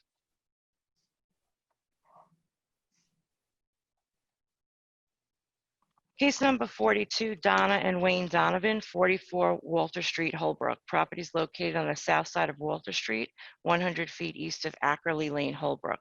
Applicant requests rear yard and side yard variances for existing in-ground swimming pool, side yard variance for existing shed located in the required side yard. Mr. Chair, I have Mary Desmond for the applicant, and I have the applicant Wayne Donovan. All right, I see Ms. Desmond. Hi, How are you? how are you? Good, how are you? And Mr. Donovan, can you hear us? Yes, Your Honor. All right. I mean, You don't have to say Your Honor, because I know. am not. I can't help myself. All right. I'm here as a, I'm watching the video. All right. We Mr. had Mr. somebody. Donovan, presenting the case. are you an attorney, sir? Yes. I recognize you. Okay, very good. I just wanted to confirm that. Ms. O'Brien, I'm sorry, Ms. Desmond, excuse me. Let me just ask you to give your attention to the board's attorney so we can have you sworn. Swear to tell the truth, the whole truth, nothing but the truth, so help you. Yes, I do. All right, Ms. Desmond, what would you like to tell us here? This is a pool already built. Yep, so Mary Desmond here for the applicant, Wayne and Donna Donovan, also property owners, 146 Main Street, Belport.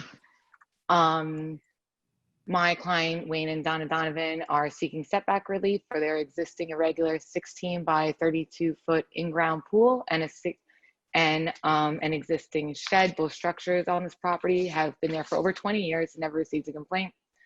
The property is an undersized parcel, only 100 by 113, one of the smaller lots on the block. The size of the parcel and the setback of the dwelling make it difficult to construct a pool and maintain zoning compliance. Any entry to the pool is enclosed with fencing, doors and windows are equipped with alarms, so it is up to safety code. Additionally, 31 Walter Street has an in-ground pool with a CO that is also 5 feet from the property line. The side yard shed is used to hold garden equipment. It's 12 feet in height, well maintained, and not intrusive or detrimental to the neighborhood. I provided photos of both structures for the board's review. And I hope that the board looks favorably on this application so my clients can move forward, closing out their building permits and move into their home. If there's any questions, I would be happy to take them. Thank you, Ms. Desmond. Questions from the board? Yes, Mr. Chair. Mr. Cunha? Hi, Ms. Desmond. You said that your clients are moving into the home? Did they just purchase it? There was a fire and they had to get, I wasn't involved in the permitting at this point. They had to get permits, obviously, to fix the fire damage, which is where the structures came into light. But they were granted the building permit so that they could move back into their home based on these being legalized. May I jump in at this moment? Mr. Chair, you're Is on that there. Mr. Donovan? Sorry, Mr. Donovan, go ahead. It was the total loss. Fire destroyed the whole home, so it's building over. Thank you. Oh, okay, and you're basically here for the shed also, which is just the side yard, but the shed is actually under the 144 square feet. Yeah, it's 16 by 8, I believe. Yep, 16 by 8. Okay, and the only part that's real, I mean, the side of the pool is encroaching by 8.2, and the ones that are encroaching in the rear yard, is that correct? I got a little bit of that, but yep, it would just be encroaching the rear yard and the side yard. It is conforming to the neighborhood, though. As I said, there is a CO'd pool across the street, and the shed as well for the side yard. Okay, Can no you further guys hear questions, me? Mr. Chair. Thank you, Mr. Cunha. Is there anything further from the board? Mr. Chairman. Yes, Mr. Bergson. So as I'm looking at the survey, the steps are 5.8, but the pool itself, the main part of the pool is further from the rear yard? Correct. Yes, that's how I read the survey too. Okay, and how long had the pool been in there? Over 20 years. Okay. All right, I have nothing further. Nice to see you, Wayne. Thank you, Mr. Bergson. Is there anything further from the board? Does the board have a motion? Yes, Mr. Chair, I'd like to grant the application as presented, type 2. Motion is by Mr. Cunha, Second. seconded by Mr. Wisdom. All in favor? Aye. Any opposed? Motion carries. Thank you. Okay, thank you very much. Have a good night. You too. Case number 43, Patrick O'Shaughnessy, care of Michelle Petrelli. Property is located on the north side of Spruce Drive, 95 feet west of Evergreen Lane, Patchogue. Applicant requests renewal of special permit for pre-existing floating home. Laurie. Mr. Chair, I have Larry Davis for the applicant.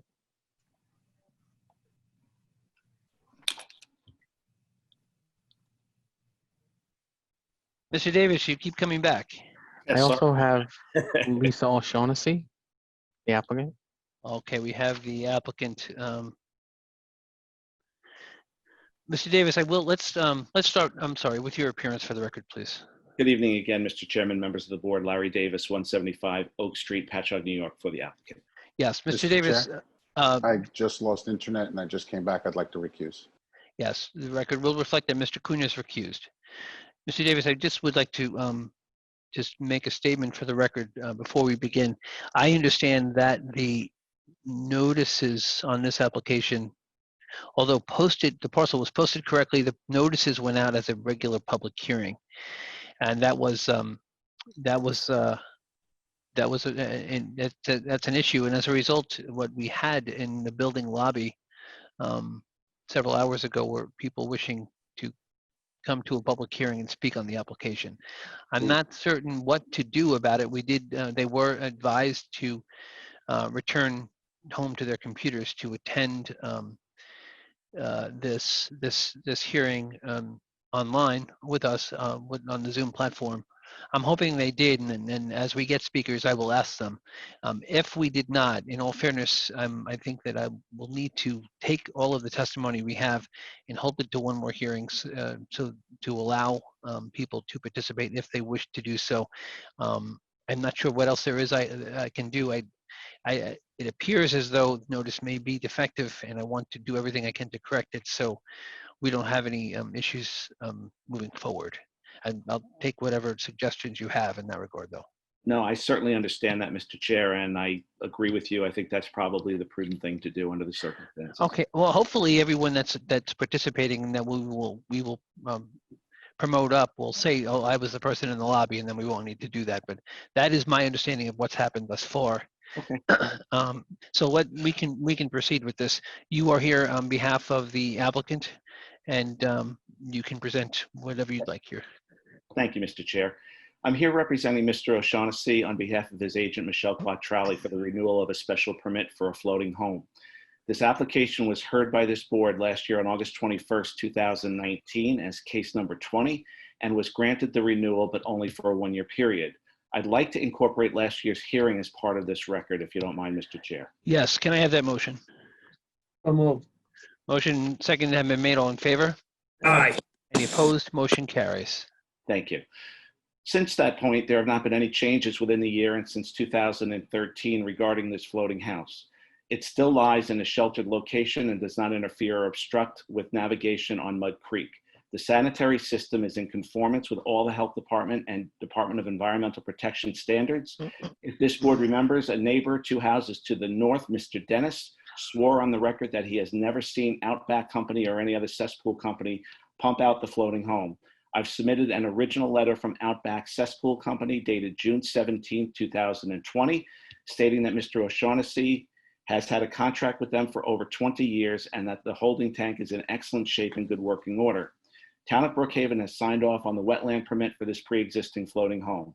The houseboat is neatly maintained and is still in seaworthy condition.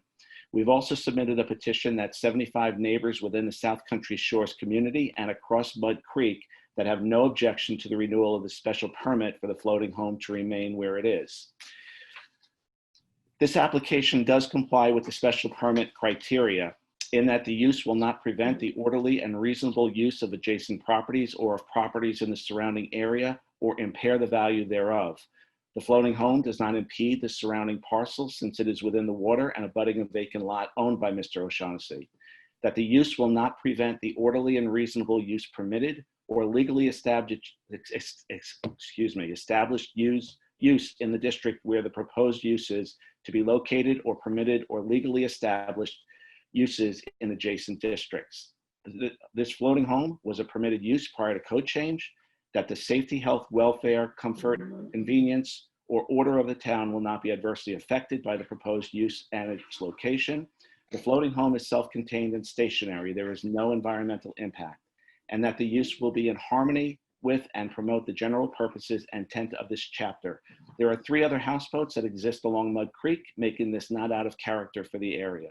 So if the board should have any questions, either myself or Mr. O'Shaughnessy should be able to answer any of those questions. Thank you, Mr. Davis. There was some of the issues at the time we last heard this a year ago in August had to do with the complaints regarding Mr. O'Shaughnessy's activity at the parcel to the extent that I believe that he was building docks for commercial purposes, and once built, I guess they would be transported away, but there was objections by neighbors in that regard. Has there been any of that activity since we saw this application last time? No, not at all. In fact, I think as you have seen by the petition, the neighbors are very happy with what has gone on at that particular location. There was also some complaint concerning grade changes on the parcel, and I believe Ms. Quattrelli told us, excuse me, at that time that they had just received the DEP wetlands permit, and that they were proceeding with the intent to construct a residence. As you may know, part of the application last year was for setback relief for a fence, a structure, an accessory structure on a parcel that didn't have a primary use. And the indication then was that with the wetlands permit, they were going to proceed with a CO. I don't see any further activity of that in the town portal.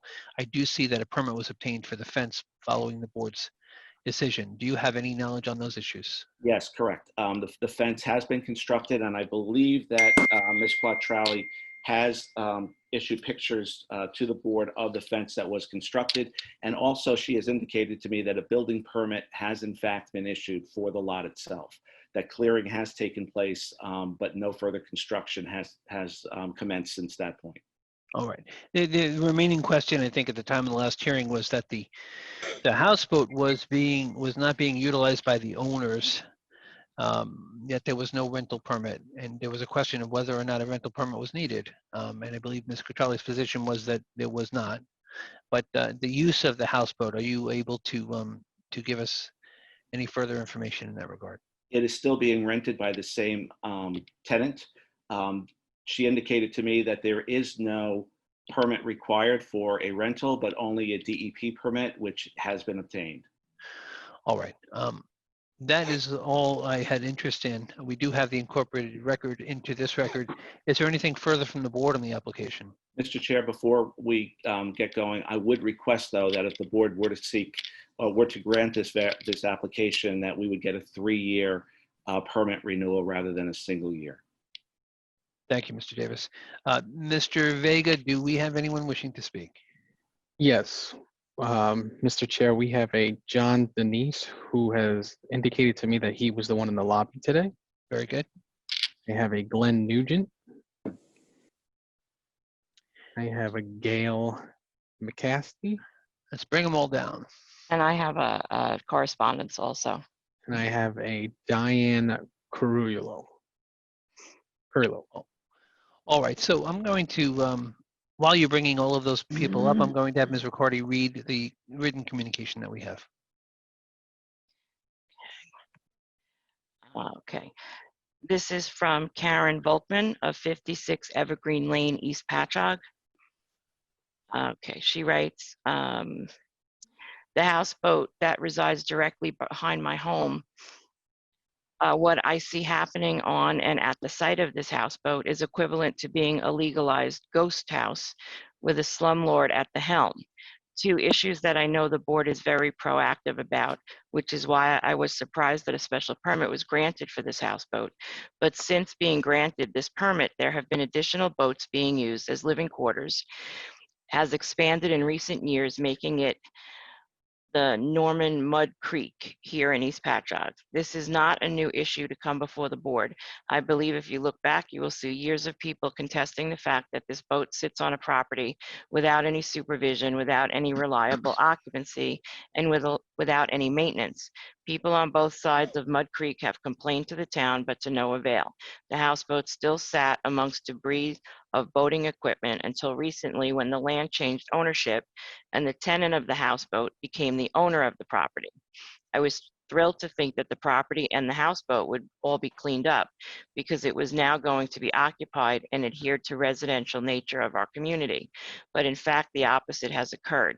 Upon buying the land, Cool Change Inc. raised every single piece of vegetation from the property, making the houseboat more prominent than ever, including 10 spotlights that adorn the top level of the boathouse. The spotlights glare into my living room and through my house, affecting people across the street from me, giving you a sense of light pollution emitting from that houseboat. Not to mention the 10-foot-high walls have been erected to adorn the entrance of the boat. It seems there are many violations on the boat that make it dangerous due to its easy access and lack of daily supervision and clutter. These issues are only aesthetics. I would like to speak more specifically to the environmental issues that this boat presents. Aside from the removal of all the trees on the property, there is active gassing and fueling of boats that take place in this area as well.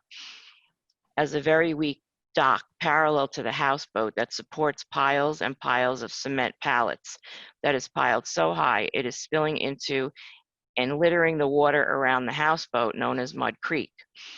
I would also like to point out that in the 25 years that I've seen this houseboat sitting on this property, I have never once seen a company come to evacuate any of the waste that has been generated by the houseboat occupants.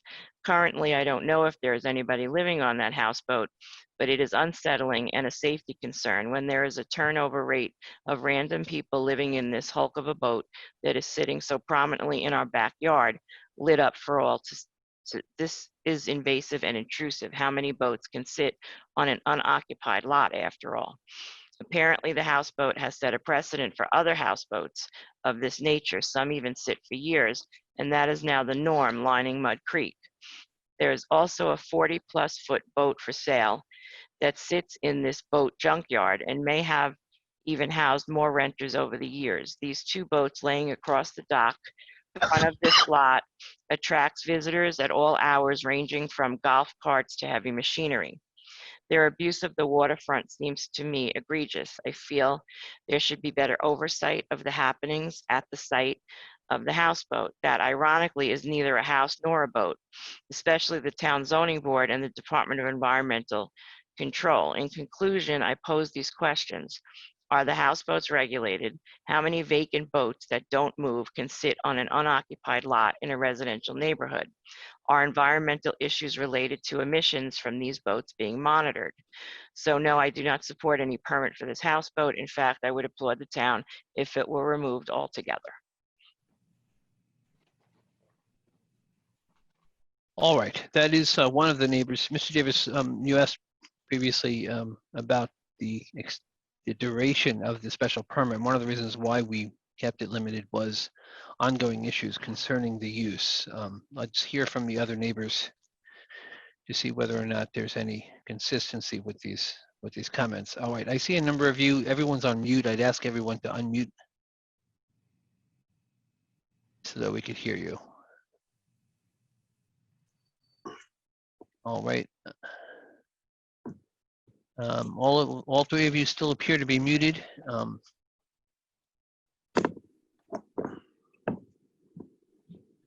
Mr. Is it Never mind. Denise? I got. Yes. All right, we have Mr. Nugent, and I think there's a third one. You got me. I don't have them on the same panel, I guess. I have two individuals. I thought there was a third. There, Mr. Chairman, there's Diane Curlio. We just had her before. I did see her, and then she disappeared. And then Gail McCasty. I also All have right. 2 additional speakers. All right, why don't we start with the 2 that we have here.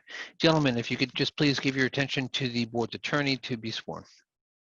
You swear to tell the truth, the whole truth, nothing but the truth, so help you. I do.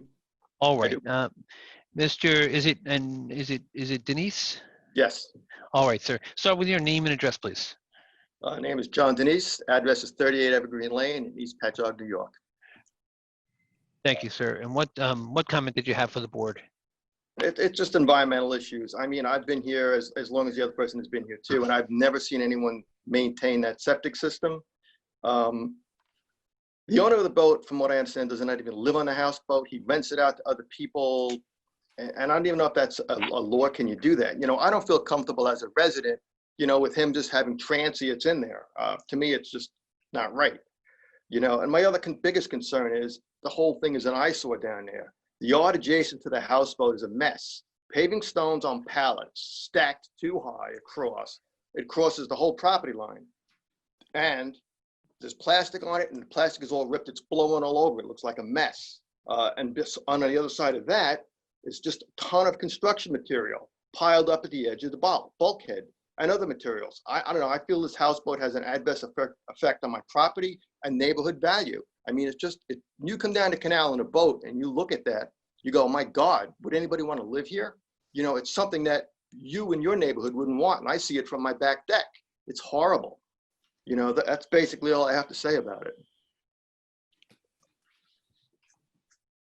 Thank you, Mr. Denise, and thank you for waiting to be heard this evening. Thank you.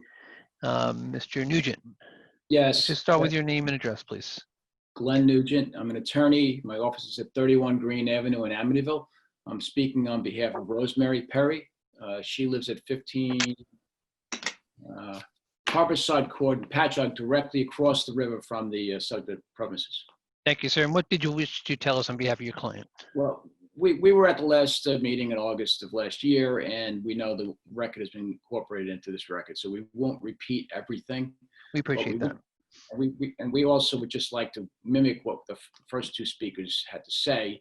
And contrary to what Mr. Davis had to say, we believe that there are environmental issues that should be addressed, and the town has taken a blind eye to it. And we believe further that the eyesore that is this property does in fact negatively affect property values. My client purchased her property in 2009, and shortly thereafter, Mr. O'Shaughnessy relocated the houseboat from where it was in a marina to where it sits now. He subsequently purchased that property. And it's, as we know, it's vacant land. There's no residence, there's no certificate of occupancy. Don't push it. I can't even see it.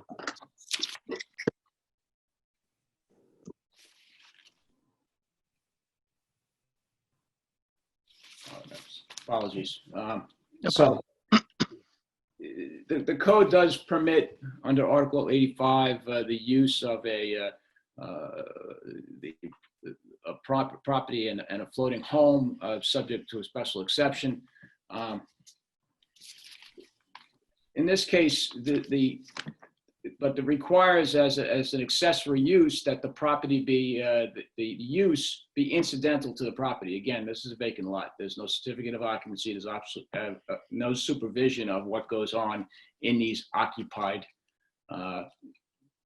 vessels, including the floating home.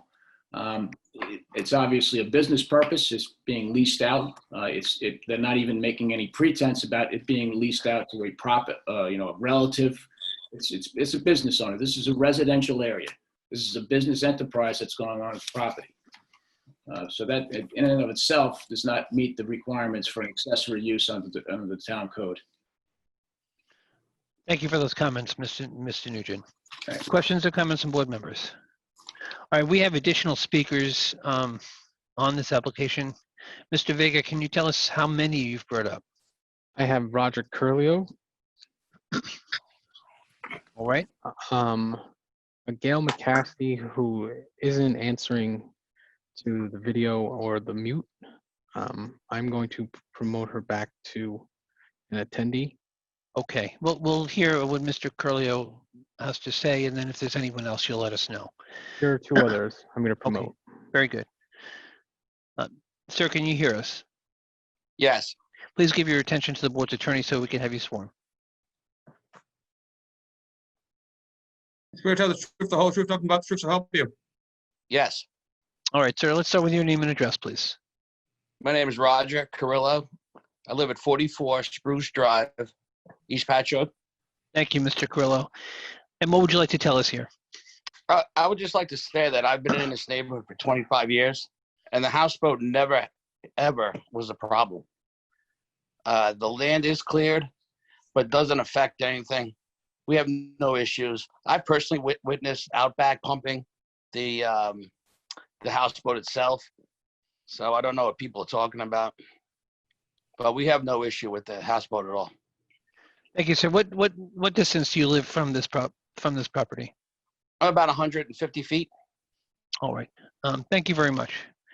Thank Mr. Vega, do we have anyone else? Oh, I do see. Yeah, Diana. I do see Diana and Thomas. Hi, All right. yes, All right, you're both here. yes. You're showing, oh. No, I see Well, Ms. Carrillo, did you wish to add something to your husband's testimony? Sure. All right, Yes. then let me first have you sworn, but hold, if you could just wait a moment so I can get the other two persons that have come up. Ms. Pedro, are you with us now? Can you hear us? I am, and I can hear you. All right, so, and it says Diana Pedro, sir, and I apologize. The lighting is not bright enough for us to see you, and that's one of the problems. Oh, all right, sir, that's much better. Okay, and Mr., is it, I have Thomas L.A.G. Sir, can you hear us? LaGuardia. All right, can I have each of you just give your attention to the board's attorney to be sworn? You swear to tell the truth, the whole truth, nothing but the truth to help you? I do. So help me, yes. All right, let me just finish off with Ms. Carrillo. Sir, ma'am, what additional comment did you have for the board? I just wanted to add that I also obviously have been here for 25 years. The houseboat's never been a problem, and the clearing of the land has actually improved it. And the houseboat is well kept. It's not a lot of traffic down there. It's only been the same tenant. It hasn't been numerous tenants. And it's not a problem to me, and I can actually see it from my front yard, and I don't have a problem with it at all. Thank you very much for that testimony. Mr. Pedro, you seem to be very busy walking around. Can you hear us still? Yes, I can. I was All just right. trying to get to a lighted area. No, and we appreciate that. Let's just start with your name and address, please. My name is Fernando Pedra, 32 Evergreen Lane, East Patchogue. Thank you, sir. And what comment did you have for us on this application? I really don't understand what my neighbors, the last two, are talking about. I really would suggest the town just simply take a ride there. If the town thinks that it is appropriate on what's going on there, then I really don't have much of a beef. But there are literally cubes of paving stones. And when I say cubes, 4 feet by 4 feet by 4 feet, strewn from one end of the lot to the other end of the lot. And it's been like that for years.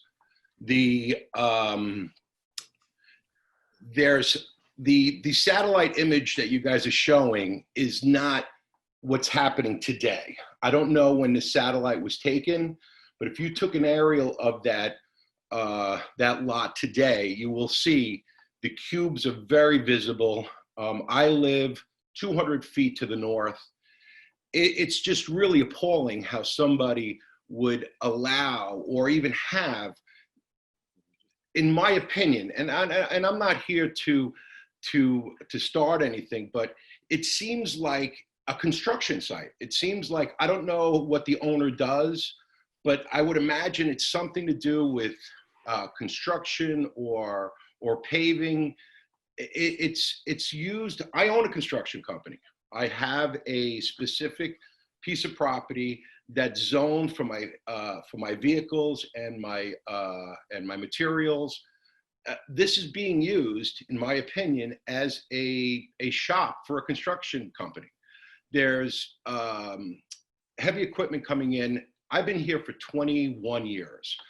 I do go to work, so I'm not here constantly, but I have never seen a pump out ever, not once. Now, I've seen multiple fuel trucks fuel my neighbors on occasions, but you would think in the last, I don't know how many years the boathouse has been there, but I've never seen it once. But it's not even so much that part. I mean, it's something I guess you guys can track, but I really suggest that the town just take 2 minutes, drive down to the site. If you guys think that that's a normal piece of property in a residential area, then so be it. But there's no one that's going to sit there and say, this isn't the way things are supposed to be run. You go down the canal, I have to be honest with you, it's embarrassing. You know, you're literally coming down the canal, you're with your friends, and you're hoping that your friends aren't going to look over to the side, because it's really an eyesore. I have a friend of mine that just purchased a house next door to me.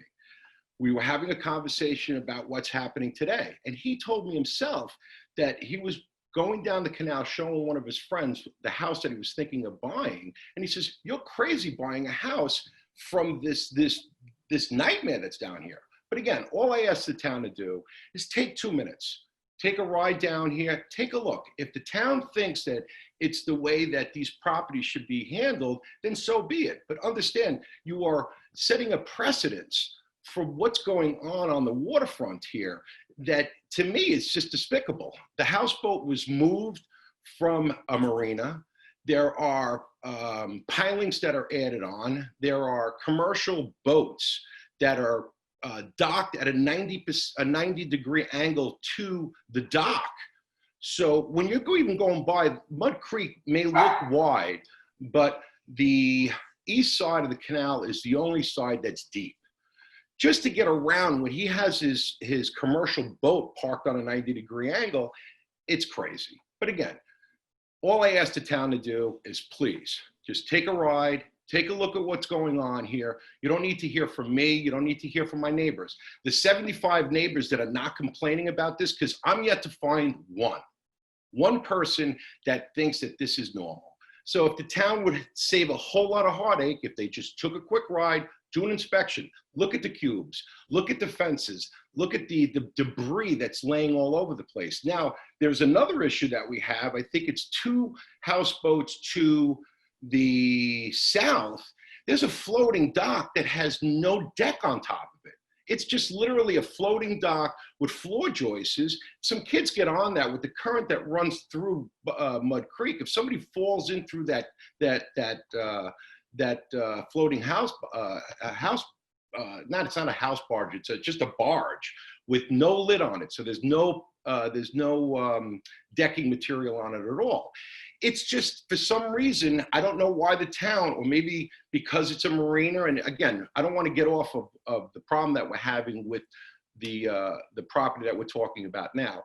All I ask for the town to do is please take a minute, take a ride down here, take a look at the site. If any of you guys think that they would love to have this next door to their house, then so be it. There's just so much I can do. But to me, it's a disgrace. Thank you for those comments, sir. Thank you. Who is remaining to speak? Oh, can I say one more thing?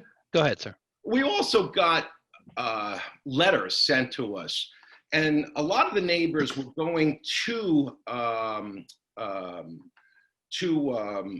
Town Hall. to Yes. go into. So the only reason a lot of us even found out about this was because one of my neighbors literally went down to the town and the security guard gave him the right documents, or none of us would have even known that this was on today. Yes, sir. I will tell you that we discussed that at the beginning of the hearing. The wording of those notices went out incorrectly as a public hearing, and that was the fault of the board's office. But we recognized that occurred. We understood that there were people in the lobby, and we hopefully advised everyone to join us virtually on the Zoom platform for this hearing.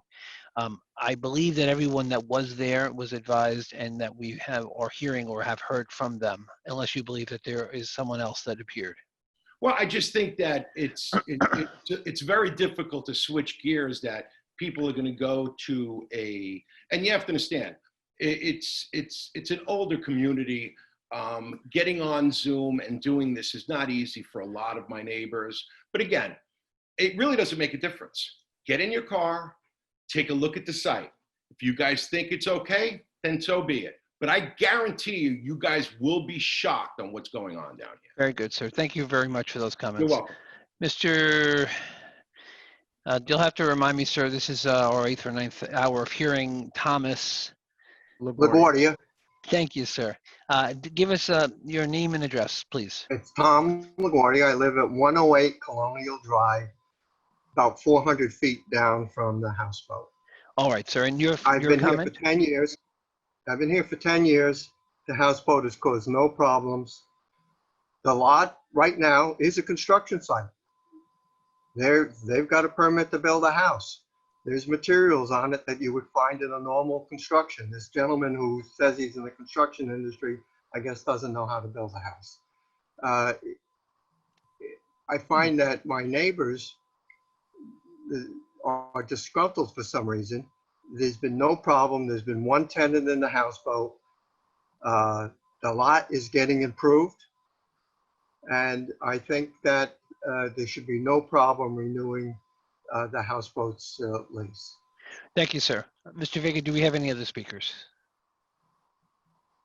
Mr. Chairman, we do not have any other speakers. All right, then. Mr. Davis, this application, as it did last August, attracts a lot of traffic. It's unusual for us to see such a dichotomy in what we hear. But what responsive comment did you have?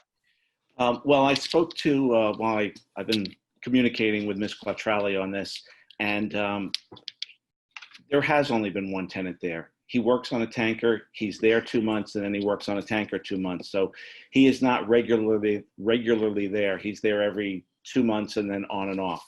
As far as the other boat there was a boat, a 48-foot Hatteras that is parked there temporarily while it is being sold. It is for sale. And as far as the construction items on the site, the pavers are there for the residents to be built. And as Mr. LaGuardia pointed out, it is the beginnings of a construction site. So as far as, you had, like you said, a mixed bag as far as some people, no issues, other people have great issues. But I Mr. think Davis, we've had the beginnings of a construction site for years without, and I did take a look at the town portal, and I know you said that you've been advised that there's a permit for the. I wanted to amend that. Ms. Quattrelli did correct me. It is only a DEP permit. It is not an actual building permit as Right, of yet. She is in the stages of getting that permit. I agree, but we were in the same stage the last time this matter was before us. And I recognize that the boat is before us only, but the adjacent lot is it's not developed. There was approval given for a fence with the understanding that the house was going up. And the survey currently shows me that there's now I see a shed on the survey and on the parcel in the center of it. I don't know whether that was there the last time the application was before us, but we're dealing with a parcel of land without a primary structure that has all of these accessory structures. I don't know whether or not the neighbor was correct earlier on when they said there's a 10-foot wall at the entrance to the houseboat, but hearing that there are a collection of outdoor storage of equipment and materials and structures, and the lighting was a source of complaint the last time also. I don't know the type or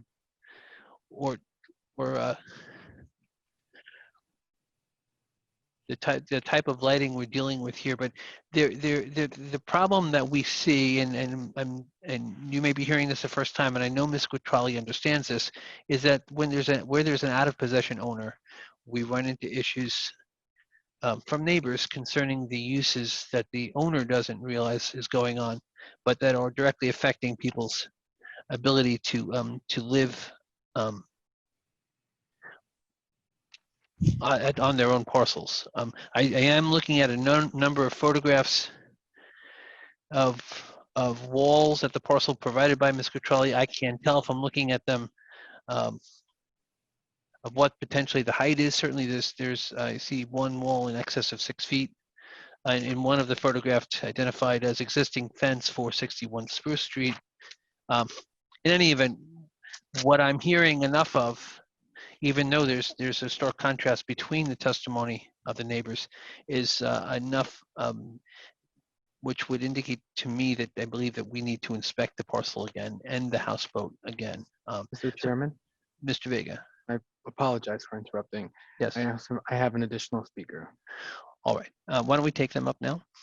She is up, Gail McCasty.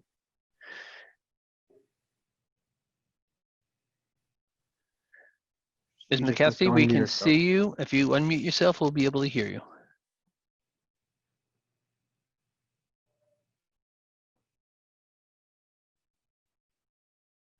Ms. McCasty, we can see you, but we can't hear you. You'll need to unmute yourself. Okay. Oh, very good. Okay, let me ask you to give your attention to the board's attorney, John Doyle, to be sworn. You swear to tell the truth, the whole truth, nothing but the truth, so help you? I do. All right, Ms. McCasty, your name and address first. My name is Gail McCasty. I live at 50 Evergreen Lane. I have the attached property to the property where the houseboat is. I have been in the houseboat many times. I know the people, the man that is renting it. It seems to be a reasonable place, a nice place. I know that there are a lot of blocks and cement buildings, cement blocks and stuff on this property that the houseboat is attached to, but it informed me that they're building a house. Now, I've built 5 homes, and I know it takes a lot of different materials to build a house. So I've overlooked that. In the houseboat, I'm living in my home. I bought it 9 years ago. The houseboat was there. So if I thought it was a horrible looking thing, I don't think I would have bought my house. Thank you, Ms. I know McCasty. there's 3 more houseboats down the way, and I just accept it.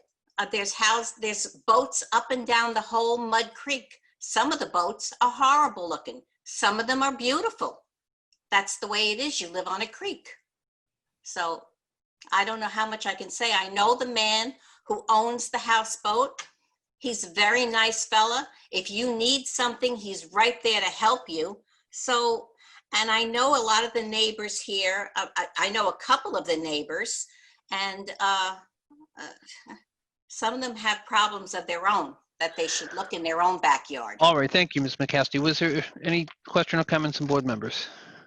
All right, Mr. Davis, getting back to our conversation, we are in the same position that we were last time, meaning the applicant is going to get a permit to construct a home, but what we're dealing with is storage of materials and equipment that don't belong there if there's no primary use and there's no construction going on because a permit was never applied for. So the board has some issue. We had some issue with it last year. I believe that we still have some issue with it.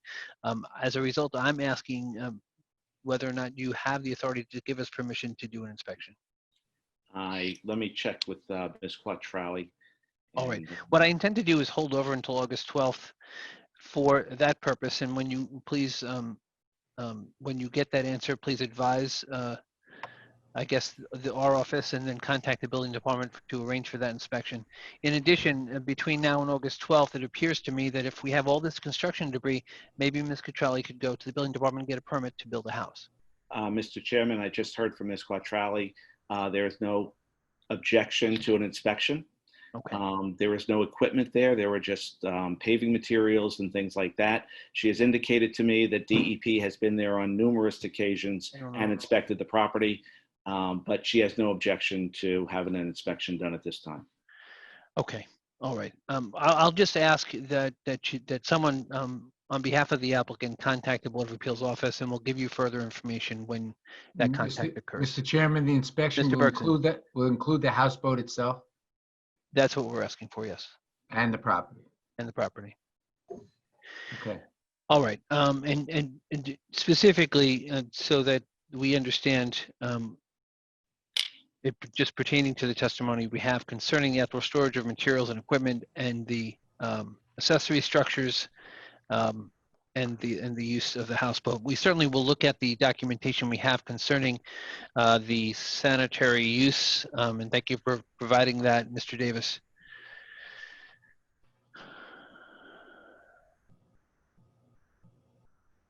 Mr. Chair, Ms. Quattrelli did indicate that the shed was gone in 2016 on the premises, so it is no longer there.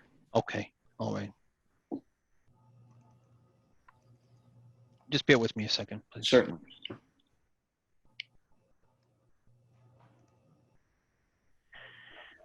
All right.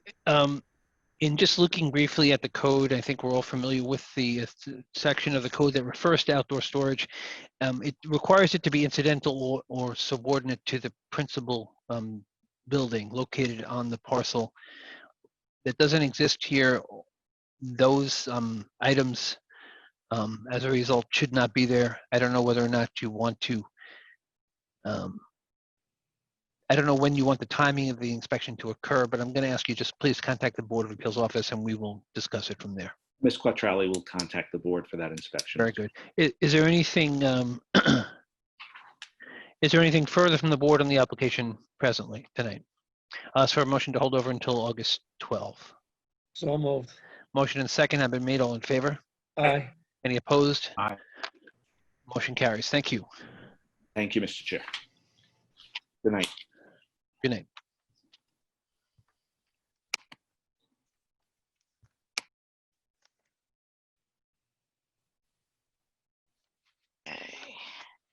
Case numbers 45 and 46, Randy and Christine Werner and Cliff and Melissa Lorenzo, care of Tracy's Permits, 80 Terry Street, Patchogue, located on the east side of Kensington Way, 1,350 feet south of Casey Lane, Port Jefferson Station.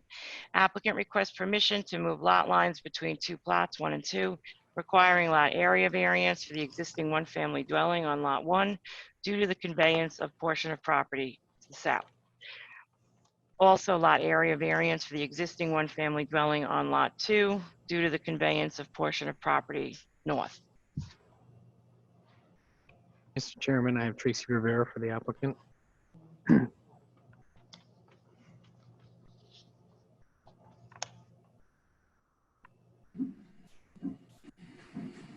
Ms. Rivera, are you with us? I see you. Yes. Can you unmute yourself, please? Okay, sorry. There we go. Very good, Jesse. Just give your attention to Mr. Doyle to be sworn.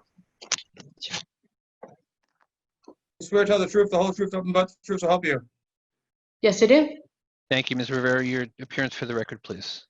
Tracy Rivera, Tracy's Permit, 80 Terry Street, Patchogue, New York, 11772. Thank you, Ms. Rivera. We do not have and have not received the green signature return certified mail cards on this application. Yes, You- I did. Okay.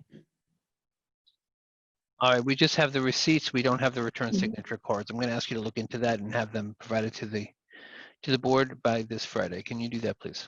Yes. All right. So this application was reviewed by the board's planner. We'll start with his testimony. Subject property is located on the east side of Kensington Way, 1,351 feet south of Casey Lane in the hamlet of Port Jefferson Station. And the property consists of two improved parcels, number 11 and number 15 Kensington Way. Number 11 Kensington enjoys a lot area of 40,200 square feet, with number 15 having 10,000 square feet. The application proposes to transfer a 90-foot by 100-foot swath of land from number 11 Kensington to number 15, with the new lots proposed at 19,000 square feet and 32,000 square feet. With no new construction being proposed, no undesirable change in the locale is anticipated with the 9,000 square foot conveyance.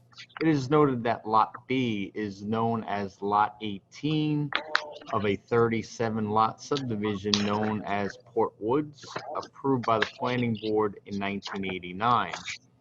And the land division was approved with covenants and restrictions, including a clearing limit of 46% for Lot 2. And while Lot 2 is currently in compliance with the clearing limit based upon a survey prepared with the issuance of a swim pool, with the proposed conveyance of the 9,000 square foot mostly wooded area, Lot 2 would become overcleared. As such, an approval of this lot line change, while appropriate from a planning perspective, would directly place Lot B in violation of a covenant as the result of the zoning board action. As such, it is recommended that the applicant seek a relief of covenant with the planning board first to achieve a desired clearing for the proposed 32,000 square foot parcel. Staff recommends this matter be held open for same.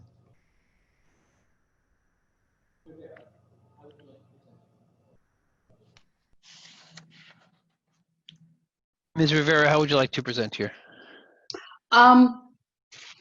Unfortunately, the surveyor did not put the restrictions and covenants on the overall survey, the individual surveys, and this was really not brought to light until I actually read Mr. Reed's planner yesterday. I did have conversation with the surveyor, and the surveyor is doing the restrictions and clearings on the surveys, and he's going to do the calculations. He feels that the calculations won't be that much off, considering that the lot will be reduced. We do have Board of Health approval already, so we are pretty much ready. And I guess at this point, we'll have to hold it over to get, the results from the surveyor, which will tell us where we're at and how we have to proceed with a planning relief. All right. I mean, and if you're moving forward with this and obtaining or filing with the planning board for relief of covenant, then I don't mind holding this over several times in order to accomplish that Yes, goal. I already spoke with Mr. Brooks on surgeon on this, and he told me when things had to be filed by, and we're hoping to actually get on the beginning of August calendar date for on the relief of covenant, as long as the surveyor gets me the accurate information that's needed. So I'm waiting on the surveyor at this point. Excellent. So then with your approval, I'm going to ask the board for a motion to hold over until August 12th. And if you need additional time beyond that, just request it. So moved. Perfect. Motion is made, seconded, all in favor? Aye. Any opposed? Motion carries. Thank you. All right. Mr. Kramer, I know you're out there and waiting to be heard.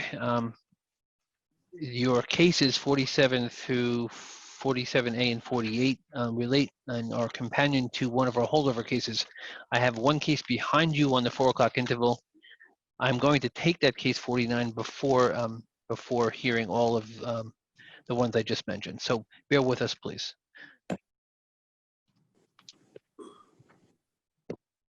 Case number 49, Richard Rotans, 8 Knoll Top Road, Stony Brook. Property is located on the east side of Knoll Top Road, 265 feet south of Harbor Road, Stony Brook. Applicant requests front yard setback variance for proposed 6-foot by 26-foot covered porch. Also permission for 2 proposed second-story residence additions, 2 doghouse dormers on a 50-foot lot. Mr. Rotans, I see you there. Can you hear us? I can. Can you hear me? Very good. Yes, you got lucky. You got ahead of just one case, but it's still late, and I apologize. And thank you for No, waiting to be heard. Thank you. Let me ask you to give your attention to the board's attorney to be sworn. Okay. Thank you. Mr. Doyle. I swear to tell the truth, the whole truth, nothing but the truth, so help you. I do. Thank you, sir. The board is familiar with the application. We see that you are here for a permission for a second-story residence addition and front yard setback for a proposed porch. What would you like to tell us specifically? I just want to clear up one thing with the front porch that I think there's a little misconception regarding. My property line is 23 feet from my front door, but I do sit on an easement, so it is 75 feet from the street. So yeah, it's the not like aerial that we have up now shows us how deep that right of way is. Okay. For anybody who wasn't familiar with it, I just wanted to clear that up. Thank you. And also the second story addition is just 2 5-foot wide by 7-foot deep window dormers in the front of the home. And it's just with the pictures that I supplied to you, that's just the homes in a 200-foot radius. It's well within the historical look of the homes in the area. So it was approved by the HDAC. They were well on board with it. So it's not, in my opinion, it's nothing over the top or anything dramatic as far as additions to the home. Thank you, sir. Questions from the board? Yes, Mr. Chair. Mr. Cunha. Mr. Rotans, it says you're doing 2 dog houses. Does that mean the house is actually a cape? It is a cape, yes. Okay, because it says 2-story, but it's really a 1.5. But okay. Yes, and the bricks. It's a 1.5. It was dormered in the back in the 70s.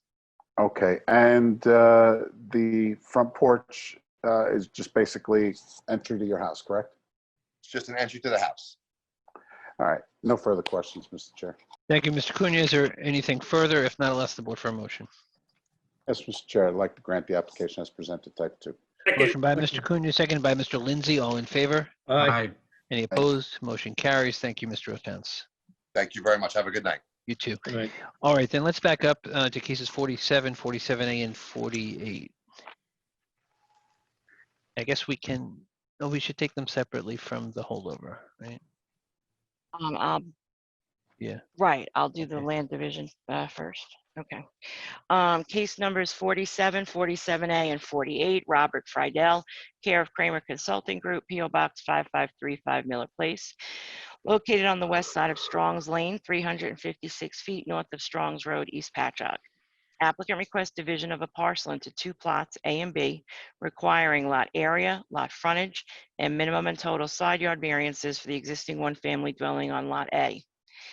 A front yard setback and total side yard variance for existing porch with trellis on Plot A, and lot area and lot frontage variances for the existing 1-family dwelling on Lot B. All right then, Mr. Kramer, I held you off as much as I could, but I Yeah, can't do it. I see can't that. do it anymore. Let's just, I'll ask you to give your attention to the board's attorney to be sworn. I swear to tell the truth, the whole truth, nothing but the truth, so help you. I do. Very good, Mr. Kramer. Let's start with your appearance for the record, please. Okay, for the record, my name is Thomas W. Kramer, principal firm of Kramer Consulting Group with office at 54 North Country Road, Miller Place. I represent the applicant on this, both Robert and Michael Friedel. This is the father and son. They each own one of the houses on the property. The proposed land division will create two lots, both less than ½ acre in size, but this does not conform to the underlying zoning of 1 acre. It creates a lot for, although it does create a lot for each of the existing homes, where only one lot presently has 2 houses on it. This is not a precedent-creating situation because there are no other homes like it in the area. I provided the board with pictures of the 2 houses. That's not the, that wasn't the aerial. The eastern house is the house owned by the father, Robert, and the western house is the house owned by the son. They wish to split them up so they each have their own lot. You note that immediately to the north of this, the board did approve a land division with a flag lot. Those were much larger lots, but these are 2 existing homes that occurred here. I also provided the board with a picture of the site, and it was taken off the Suffolk County's GIS server, and it's from 1947 and clearly shows the 2 houses. There also was a barn at one time on the property, and the whole area was surrounded by farm field. Most likely, this was all part of all the farm field was operated out of these homes. It's also interesting to note that the foundations of both the homes are done with textured concrete blocks. Textured concrete blocks were used from the early 1900s to the 1930s. This is just another example of how old the homes are on the site. Unfortunately, there are no other aerials or surveys or anything that show the property and that show how old the homes are, other than the 47 aerial.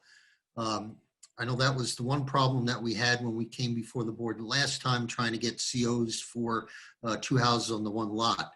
And it was discussed at that time and agreed that we would come back in with this application and hold that the other application for the CEUs until this time. And I'll try to be quick about this. In conclusion, there will be no change in the character of the neighborhood since both the houses were existing and probably before zoning even existed in the area. The benefit cannot be achieved by any other means other than seeking the variance that we're looking for. The consideration, it's not considered a substantial variance, even though the numbers look like it, but there are 2 existing houses on the 1 lot, which is probably more of an impact than having each house on their own individual lot. Again, this is not a precedent-setting situation because there are no other houses, no other lots like this in the area with 2 houses on it.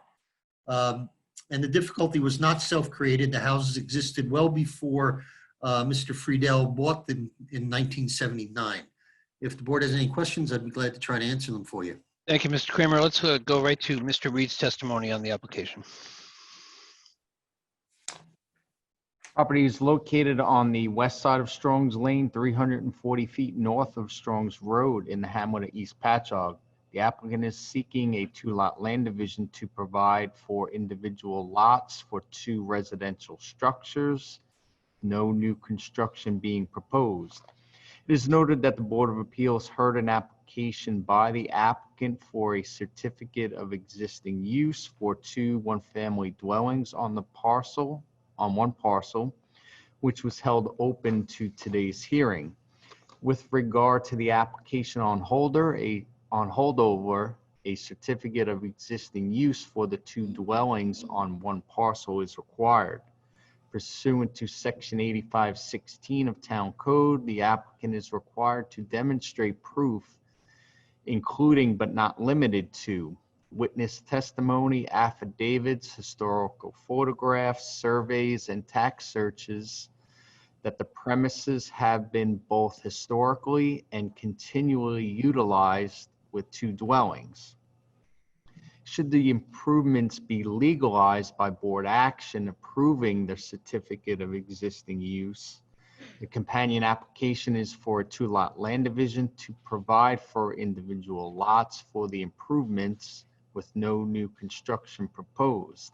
Staff notes that the Board of Appeals granted a 2-lot land division depicted as lots 8 and 9 on the radius map, stemming from an application known as the Vorak, case number 21 and 22 of April 27, 1989. These lots conformed with the underlying lot area requirement, which the current endeavor does not.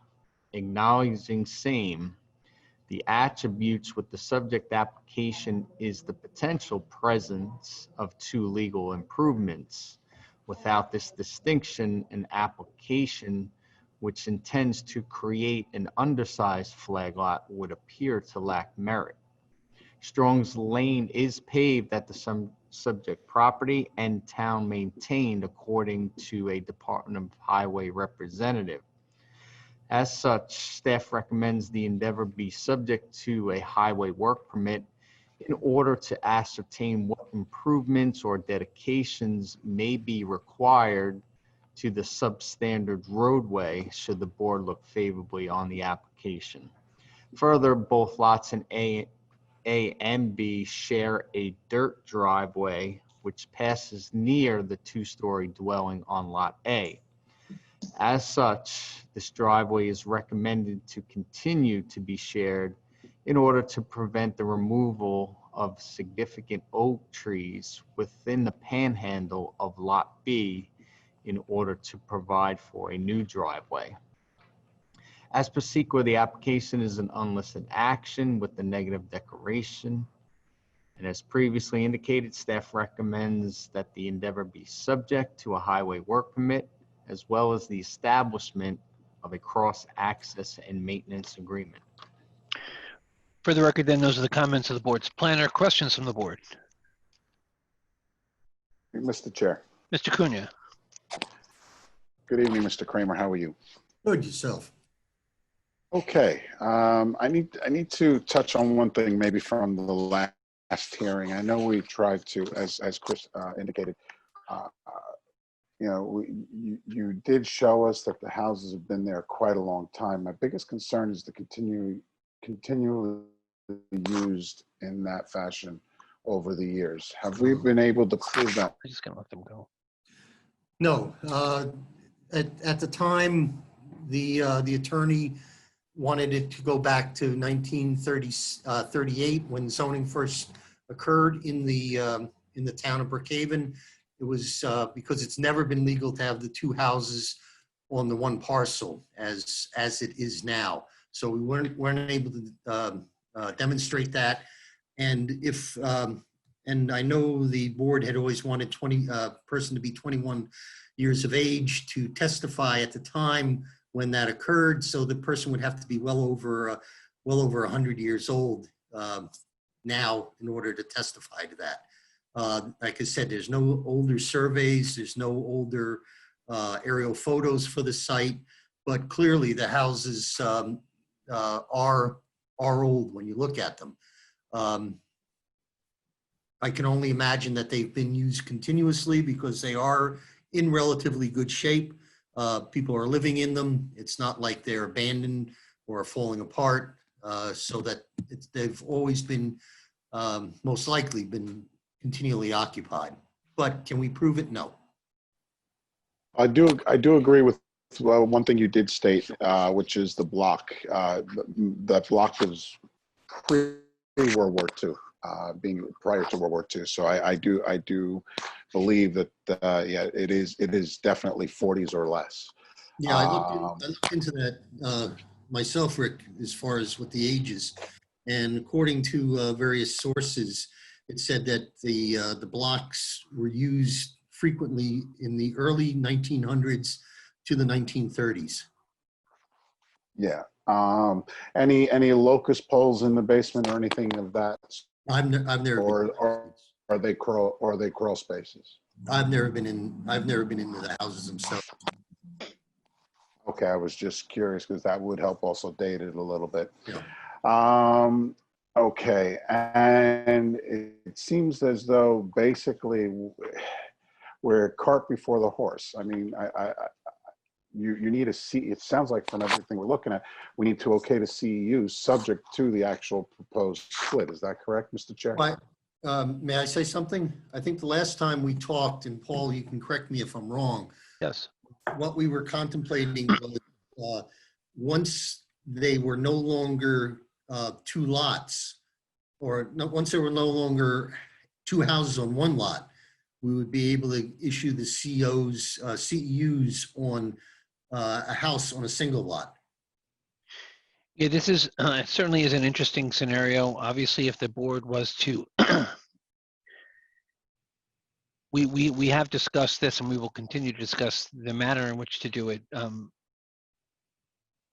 So I don't know that there's been a final determination on that. The parcel, the structures need to be certificated. So if you're able to establish entitlement to a CEU, that's one way to get them.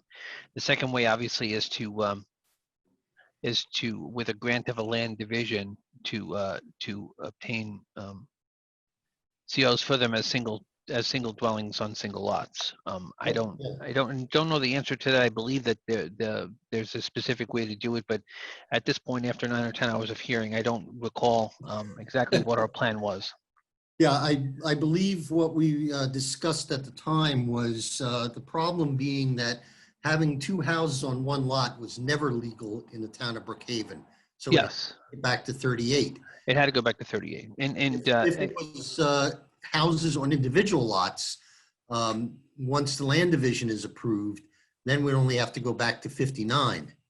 And, you know, we can certainly demonstrate that the houses were there up to 59. We have aerial photos of them in 47. And like I said, we can only assume that they've been occupied the whole time.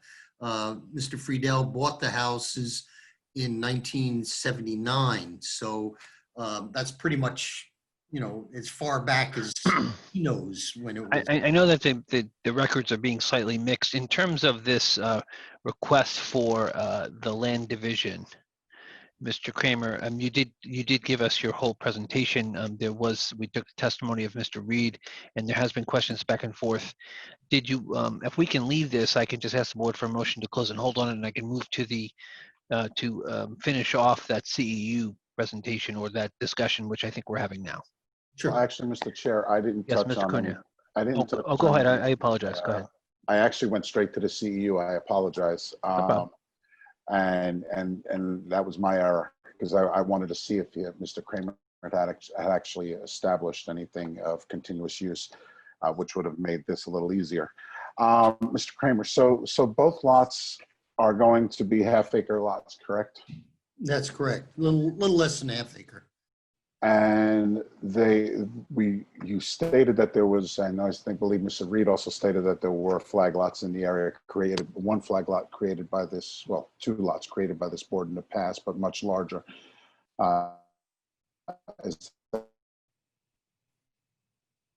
Hello? Anybody hear me? I think we lost him. I think, Hello? Mr. Cunha, yes, I think you're back. I can hear you. Okay. All right. I thought everything froze for a second. I apologize. So as Mr. Reed stated, there are other flag lots in the area that were created by this board. Is that correct? Immediately to the north, yes. Okay. But they're obviously much larger. And we're looking at basically the variances on these lots are basically side yards and porches that would all this stuff basically is sitting on an A1 and we're at half acres. Is that correct? And that's what's generating. Yes, they're all, it's because of the houses, the location of them already on the site. It's resulting in variances necessary. Even if we were to get these CEUs on each one of the houses, they would need variances. And it's because of the A1 zoning that's underlying it.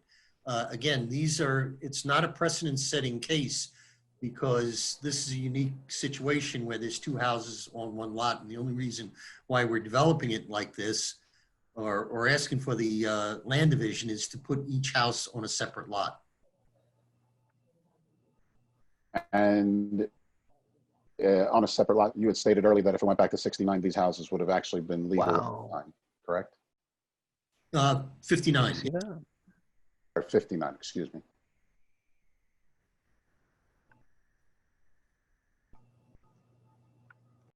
Okay, Mr. Chair, no further questions on this part. Thank you, Mr. Cunha. Mr. Kramer, I think we know how to proceed with this. I wanted to just leave this part of the application if we could. If you had nothing further to say, I'm just going to ask the board for a motion to close and hold on it. Mr. Cunha, you have that motion? Mr. Chair, I'd like to close and hold, please. Motion made and seconded. All in favor? Aye. Any opposed? Motion carries. Now, understanding that if the board were to grant the land division as requested with the setbacks requested, that would result in COs being issued for their homes. Alternatively, there's another application on our holdover calendar. I'd like to just skip to that application if we could and have Ms. Ricordi read the call. Case number 20 of January 22nd, 2020, Robert Friedel, care of Kramer Consulting Group, located on the west side of Strong's Lane, 340 feet north of Strong's Road, Patchogue. Applicant requests a certificate of existing use for two one-family dwellings on one parcel. All right, then, and Mr. Kramer, your appearance for the record for this application. Name is Thomas Kramer, principal firm of Kramer Consulting Group with office at 54 North Country Road, Miller Place. Thank you, Mr. Kramer. I do note for the record that we commenced a public hearing some time ago, may have been on January 22nd, 2020. In any event, I think it was, and you were present at a public hearing. We actually forget what those feel like. But at that point, you did establish there was some testimony as to and evidence as to the age of the houses, and we held over for you to formulate what you were going to put forward on the issue of continuous use of the dwellings. Right. In that regard, through affidavit or testimony. In that regard, do you have anything else for us? No, we do not. Okay.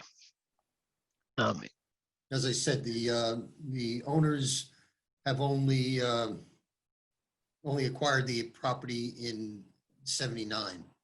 Okay. April of 79. And that's about as far back as they know anything, and haven't been able to find anybody else that has. And again, this would have been having to take it back to 38 before the zoning in the town, because this never allowed, and the town zoning in this area never allowed for two houses on one lot. All right. Is there any other input from the board? All right. Again, let's move to close and hold on this one, and we will consider them as companion actions. Does the board have that motion? So moved, Mr. Chair. Motion and second have been made. All in favor? Aye. Any opposed? Motion carries. Mr. Kramer, good evening. I apologize for keeping you up so late. Okay, I can go get my pajamas now. I bet you they're on right now. Well, yeah. I have a dress shirt on and sitting here in my underwear. So no. All right, we are in. For you. Thank you. We are in the holdover portion of the calendar. I think that instead of breaking, we should just try to knock it out if we can do that.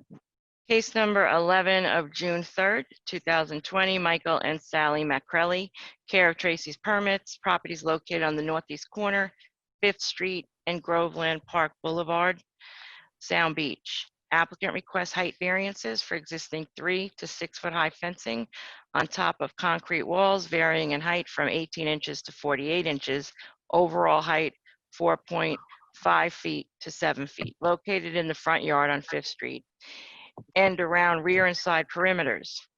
4 feet permitted in front yard, 6 feet permitted around perimeter. Also, height variance for proposed replacement of 3 foot high fence with 4 foot high PVC fence located within the 30-foot radius of the apex of the intersection.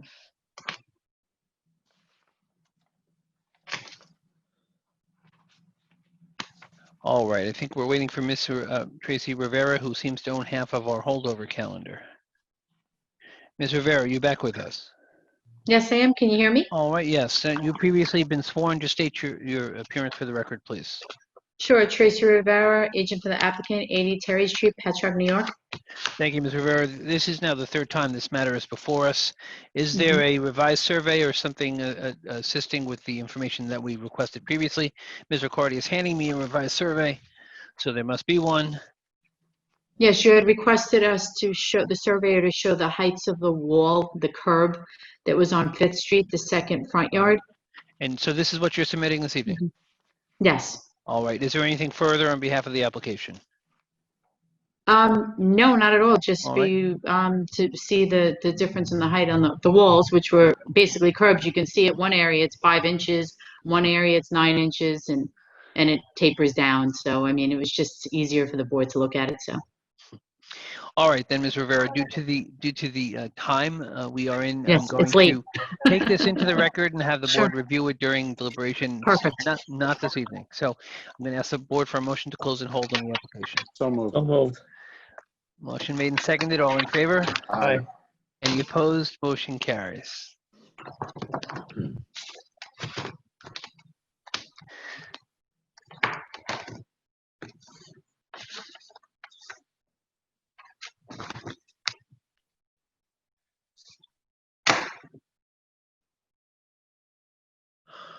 Case number 12 of June 3rd, 2020, Nicole Bell, care of Tracy's Permits, located on the east side of Washington Avenue, 150 feet south of Rosalie Place, Patchogue. Applicant requests minimum and total side yard variances for proposed replacement of entire second floor and proposed second-story residence addition. Permission for proposed one-story residence addition on a 50-foot lot. Side yard variance for existing above-ground swimming pool.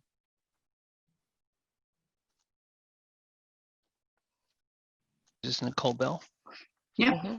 Okay, Ms. Rivera, you are with us. Previously been sworn. State your appearance for the record, please. Sure, Tracy Rivera, agent for the applicant, 80 Terry Street, Patchogue, New York. When we were before the board last, we proved conformity with the neighbor next door. We're actually doing the same exact application as the neighbor next door, and we held it over because you had some questions about the garage, the detached car garage, and wanted an inspection report, which has been done.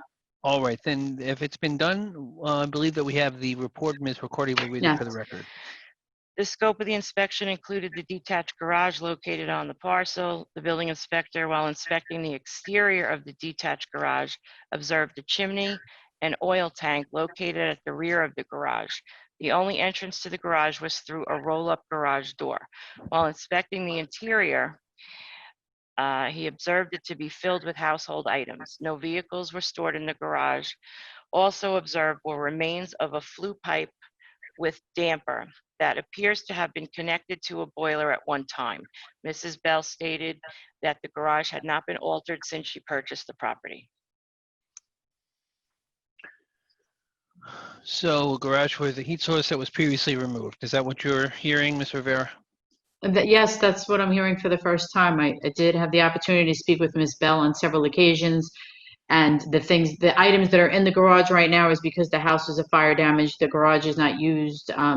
There's no covenants on the garage. If you want us to place a restriction and covenant on the garage, we have no problem with that.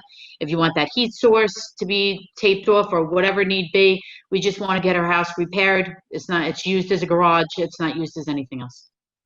Questions from the board? All right, we certainly will discuss that when making that determination. I'll ask the board for a motion. That motion is made and seconded. All in favor? Aye. Any opposed? Motion carries. Case number 7 of April 22nd, 2020, Thomas Neidhart, care of Tracy's Permits, located on the north side of Route 25A, 203 feet west of Dogwood Drive, Wading River. Applicant requests permission for existing 6.5 foot high, 10 by 7 detached sign structure with 6 foot by 3 foot double sign face located in a residential zone. Again, Ms. Rivera, your appearance for the record, please. Yes, Tracy Rivera, 80 Terry Street, Patchogue, New York, 11772. The owner of this parcel is supposed to be signed in. I don't know if he's actually come up, but he was actually been waiting all evening to be heard on this. And I know that from last we left off, you wanted an inspection done by Mr. Angus Graham, which he has done the inspection, and he's forwarded over to the Zone Board of Appeals, as far as I know. I see someone named Thomas. but I'm That's not him. sure. Well, Yeah, that's Mr. Neidhart, yes. now, he may have been promoted already by Mr. Vega because he disappeared. Okay. I did promote him. Thank you. Well, while we're waiting for him to be promoted, Ms. Recordy, do we have an inspection report? And if We so, do, yes. Present at the inspection was Thomas Neidhart, homeowner. The scope of the inspection included the dwelling and the detached garage located on the subject parcel. The inspector inspected the detached garage and observed that it contained 2 cars, 2 motorcycles, and accessories related to the vehicles. The inspector then inspected the dwelling and observed that it contained 2 bedrooms, 1 bathroom, a living room, a kitchen, a dining room, a finished basement, and a home office in the garage, now converted to living space. There was no interior access between the dwelling and the home office. The building inspector asked Mr. Neidhart if he brought customers to his office to conduct trade. Mr. Neidhart responded that he maintained his personal and professional records in his home office but did not conduct trade there. He stated as a home improvement contractor, he typically conducted his trade in the residences of his customers. Chair, I think I have Mr. Neidhart. yes, sir, we see you. Are you able to hear us? I'm able to hear, yes, sorry. Very good. I'm going to ask you to give your attention, please, to the board attorney, John Doyle, and he will swear you in. Okay, Swear to tell the truth, the whole truth, nothing but the truth to help you. absolutely. Very good. So just start with your name and address, please. 5263 Route 25A, Wading River. It's late, I know that. And just state your name also, please. 5352 Route 25A, Wading River, New York. Do you know what your name is? Thomas Neidhart. Very good, sir. Thank you, I apologize for making you wait so long to be heard this evening. We are here to listen to what you have to say, sir. Sign is killing me. But anyway, I want to do it right, and you know, so yep.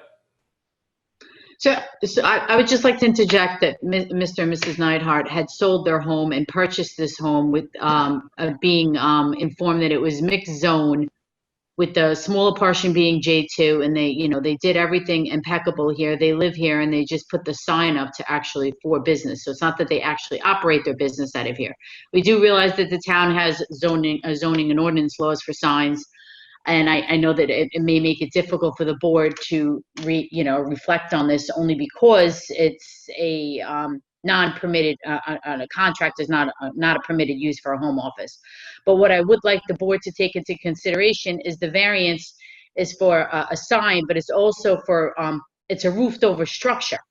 So in the event that the board does not look favorable upon the verbiage that's on this structure, we would at least like to be able to maintain the structure itself and make a planter out of it, or, do something of such. Like I said, the property was mixed zone. They were misled to believe that they could actually, basically live here and put a sign up. And Angus's report does reflect that this is a home. It's not as if they're using it as a commercial site whatsoever. We came from a 3,000 square foot ranch in Wading River, and we wanted to downsize. And my wife and I came here, and they said that part of the property was commercial because we're right next to the bank. There's like 5,000 cars that come here through a day on Wading River, Wading River Road, 25A, I mean, and it's, so I'm just trying to establish a little office. We downsized.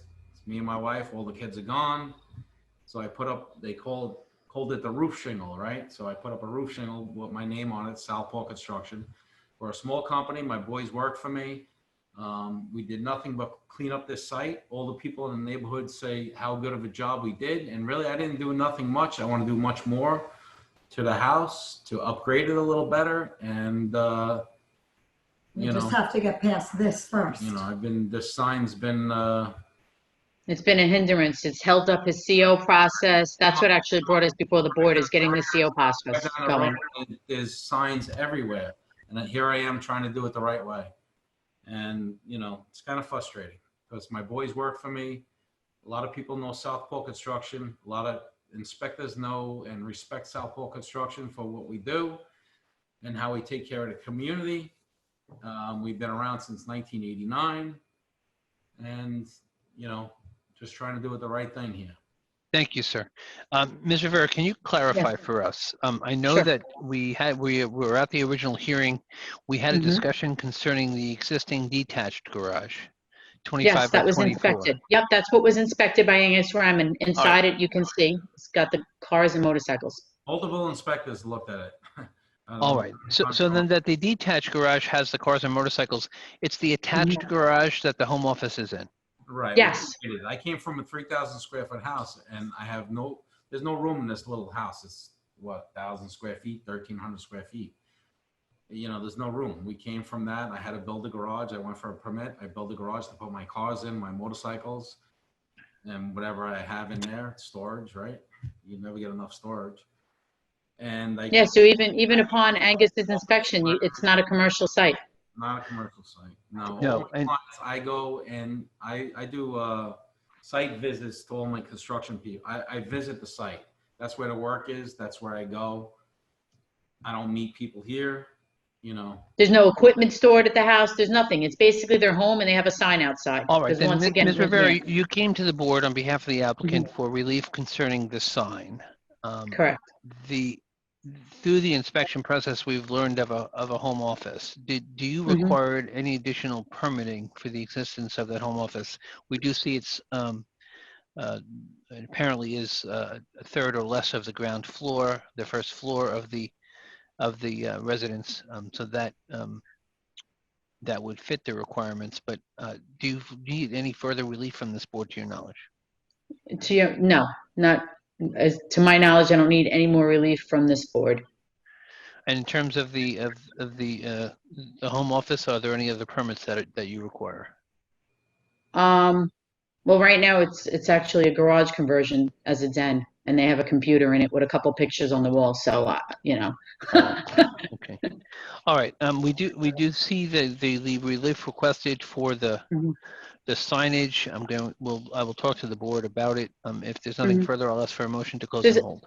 Oh, wait 1 second. I'm sorry. I Yes, did Ms. mention Rivera, just a Ms. Rivera. yes, I did mention a few minutes earlier that, and I submitted pictures, that it's not just a sign. It's a little tiny structure. If you look at it, it looks like something that you would get from like Hawfolds. It's got a little roofed over area. And I would really, you know, I know the town has rules and regulations they have to follow. I do understand that, but I just want the board to take into consideration that if there's something wrong with the sign area, that I would hope that the board would at least allow them to leave that little area so they can make it do something decorative with it, make it a planter if there's a problem with the sign, because it's not just a sign, it's a structure. You want the framing around the sign to be Yes. utilized as a planter?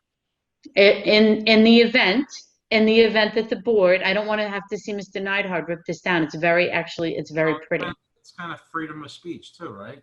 You know, Southport Construction's been around for a while, 1989. And you know, I helped out a lot of homeowners, a lot of people in Leisure Village that basically did work for free, just to appease them. And you know, I don't understand. I can't have a sign up in my front. No, well, no one said that, sir. I think that's what you're. My property is zoned commercial, part of it. That's Well, what- that's the real- it's primarily zoned residential, and then more restrictive zoning applies. I do know that you're aware that it If is you a drive split up and zone down here- parcel. If you drive up and down here, you'll see 500 signs. That was Tom, that was already put in the report from the planner. I know it's frustrating. It's frustrating. I know it's frustrating. Yes, I know. Frustrating. You know, I spent $3,000 on this sign already without building it. I just want to be done with it. Either I'm going to rip it down, get rid of it, or you're going to let me have it. And the town loves me here. Well, we hope, You know? we hope. We're liking you, Mr. Neidhart. Don't be concerned. I'm just going to ask for a motion to close and hold on the application. Yes. So moved. Motion made and seconded. All in favor? Any Aye. opposed? Motion carries. Thank you. I apologize for not giving you more time. This board has been sitting too long, as you are aware, because you've sat also. And I just need to get through the end of this hearing calendar. So thank you very much. Thank you. Thank you. God bless her. Okay.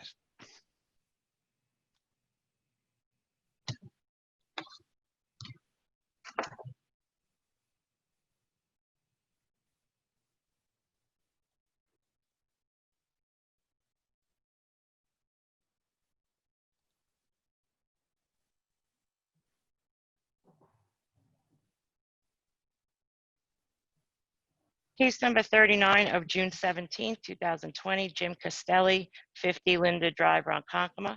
Property is located on the north side of Linda Drive, 501 feet east of Dwayne Drive, Ronkonkoma.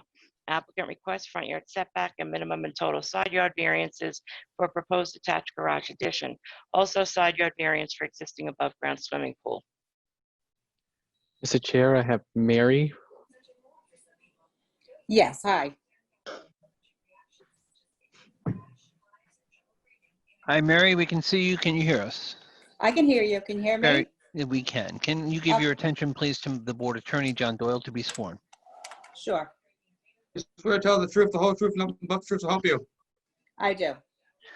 Thank you. Let's start with your name and address, please.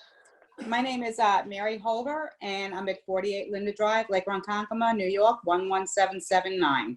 And how are you connected to this application? Well, I'm the next door neighbor. I own the house at 48 Linda. Actually, the name is Verratti. I Okay. got remarried, so it's Holder now. All right. Well, good for Mr. you. Chair, I have the applicant, Jim. So why don't we Sure. move then to we'll move to the applicant.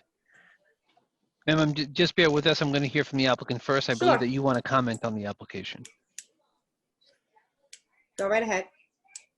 All right. I'm waiting for him to start his video.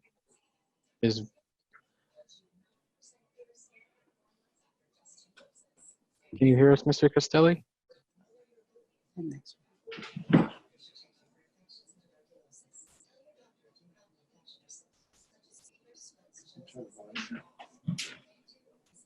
Right here.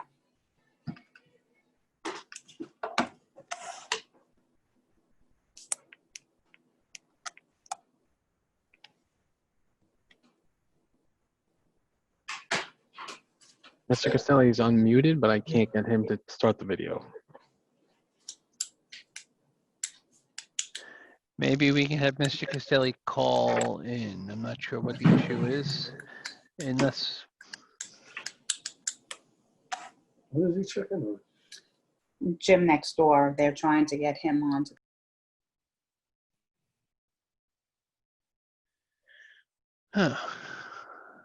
well, Mr. Castelli, can you hear us?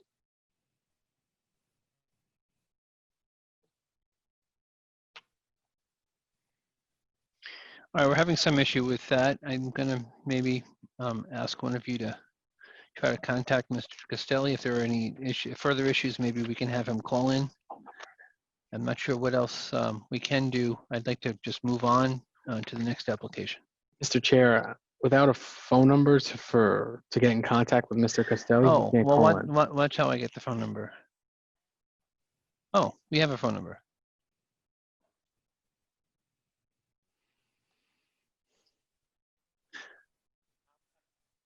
All right. So while we're doing that,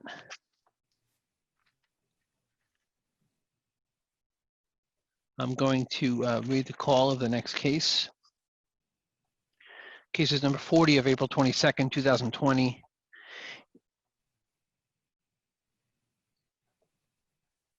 I was going to read their E-tense unless you want to. Case number 40 of April 22nd, 2020, Kathleen Eaton, 62 give you a George phone Street, East Patchogue. Property is located on the south side of George Street, 263 feet west of Lyman Road, Patchogue.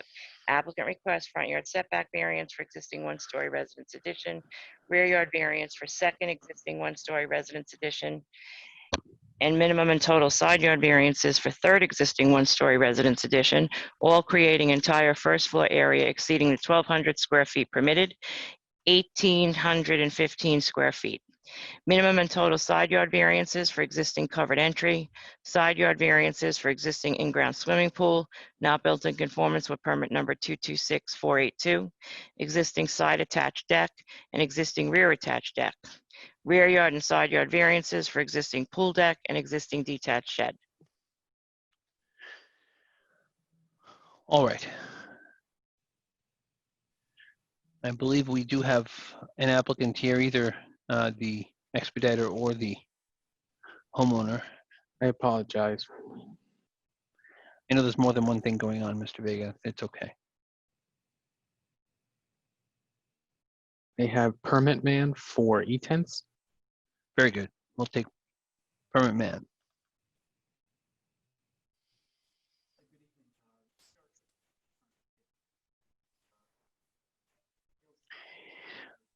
All right. You are muted. Oh, that's it. Can you hear us? Yes, I can now. Very good to see you. Let's just, I'm going to ask you to give your attention to the board's attorney, John Doyle, to be sworn. Swear to tell the truth, the whole truth, nothing but the truth to help you. I do. Very good. Let's start with your appearance for the record.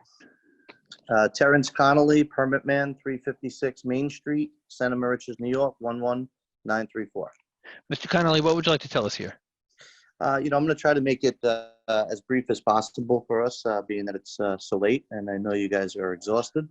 Just wanted to give you a little information on Mr. and Mrs. E-Tents. Edward and Kathleen E-Tents, they met and fell in love and married in 1978.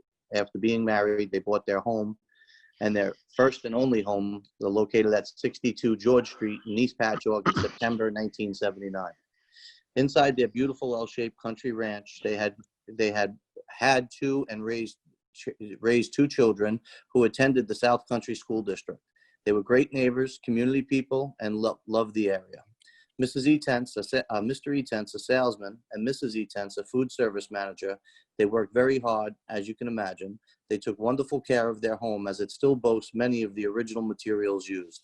They did some small upgrades as the years rolled on: a pool, some decks, a small extension, a screen porch, etc. And not knowing the codes, some of those improvements encroached on setbacks, causing the need for these variances tonight. In May of 2013, tragedy struck this once young, married, and in-love couple and their two beautiful children. Edward E-Tents was diagnosed with cancer and sadly passed away 6 weeks later. Crushing their dreams of growing old together in their home and playing with their grandchildren, the burdens of the house has become too much for Mrs. E-Tents. Mrs. E-Tents, for Mrs. E-Tents, and it serves her life better to sell the home and move in with one of her children. The thought of tearing down the decks that their father and husband built with his own hands is just too much to bear. And it is because of this, Mrs. E-Tents took on the expenses to maintain these encroachments, even though it would have been cheaper for her to demo them. These encroachments do not negatively affect the character of the neighborhood. As I'm sure the board will agree, Long Island neighborhoods are sprinkled with decks and pools throughout every neighborhood. It is for these reasons and heart-wrenching story, I beg the board for relaxation in the code on behalf of Mrs. E-Tents and her children, so they can move on from their family home, which hosts so many wonderful memories for them, and they won't have to have a hand in removing their dad's hard and proud work. Very nice presentation, Mr. Thank you. Connolly. As the board sees it, there are, with regard to the additions to the house, there's a front, a rear, and a side yard addition. The front and the rear additions look to be not significant. Certainly the side yard addition is a modest size addition, but tell us how the additions to the house are used. The screened-in porch was converted to living space, and it's just basically a sunroom. They have converted the side yard, adds that side yard addition kind of just adds to a bedroom and making the bedroom bigger. And what about the front yard? The front yard is really, when I first walked in there, that front yard addition, I think, is really just more of a pass-through that goes right into a living room. It's hard because it was done back in 1987 or 89, so it's hard for me to see the difference in where it was. But looking at the survey, you see the 17-foot wide section of the house closest to George Street. Yeah, 17.4 that comes out towards the front of it. Yes. Yes, and it looks like it's at least 17 by 10 or something like that. Is that a separate room? No, it's not a separate room. It's added to the actual layout of the house. And what section of the house is that? Is that a living area, bedroom area? What, can you help us at all? Yeah, I don't remember exactly what it is. I know that it wasn't, and I know it wasn't an added bedroom. It was just to give more space. So it's probably a living room or a den. As existing, though, that section, that addition still holds just over 41 feet to George Street? Yes, the 17 by 17.4 by, well, it's where it's cut off. I don't have the ruler to scale it, but probably 17 by 10. So does that's it what look I'm like? thinking. But that still holds 40, almost 42 feet to George Street. Yes. All right, with the additions calculated though, your square footage on the first floor of this home becomes 1,815, where the 1,200 is permitted under the code. How does Right. that Chair, size? Mr. Chair? Yes, Can I Mr. interrupt Cunha. for a second? Sure. Anthony, can you zoom out for a second? I just want to see the depth of the property. It's 75 by 150, 148. Mr. Chair, I feel that there might have been an error made here because a 75-foot property allows for 1,200 square feet. However, the depth over 120 allows for 100 square feet for every 10 feet. So really, we're looking at 15 square feet. You get another 300 feet for the depth of the property under the small Okay. lot ordinance. So that would be 15. So you're looking at 315 square feet. Because we go from 1,200 to 1,815. Yes, but you're allowed another 300 square feet under the small lot ordinance for the depth of the property on So the first floor. they're permitted 1,500 when they have 1,815. Is that how I should look at They're, it? yes, they're permitted, yes, they have 12, they're permitted 15, so that's another 350. 315. All right. So then, Mr. Connolly, how does, as existing at the 1,815 square feet, how does this residence on a 75-foot lot compare to other residences in the area on similar sized lots? It's just very common for the area. It's not out of character at all for even just the street. There's similar houses right on George Street as well. It's the old style L-shaped ranch. There was many of these additions put on the sides and the backs of these houses during this time as families grew, throughout the 70s and the 80s. All right. The balance of the application are for minor structures in the side yard and for the pool, which is very close to the code requirements of the 15-foot setback. I see 14.3, I believe. Did you have any further comment for us on those structures? So, if you look at the property and the way that the house is situated, there was really only one place for this pool. And if you see that they keep the pool and the deck to the side of the property, it's not like he engulfed his entire yard. They still have the opposite side, which is the grass and whatnot. They were before this board back in 1988. They were approved for everything that they had went for at the time. Other than the deck at the time. Mrs. Etense, being somebody who didn't take care of this stuff, Mr. Etense did. She couldn't give me all the specifics on it.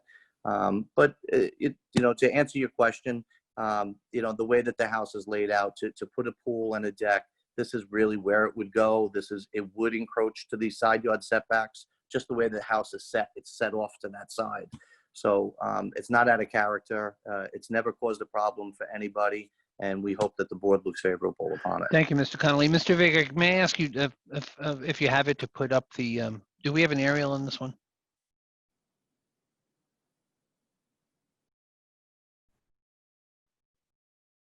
Give me 1 second and I'll have it up for you. All right, thank you. While we're waiting, is there anything further from the board? Mr. Connolly? Nothing from me. All right. It's good to see you, though. Very good to see you. And you as well, Mrs. Rosardi, even though I can't see you now.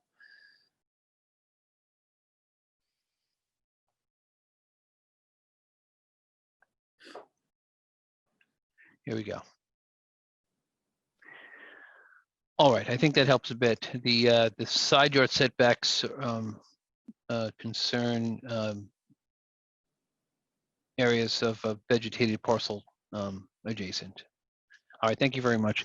Is there anything further from the board? If not, I'll take a motion. Yeah, I'll make a motion to grant the application type 2. Second. The motion is by Mr. Wisdom, seconded by Mr. Cunha. All in favor? Aye. Any opposed? Motion carries.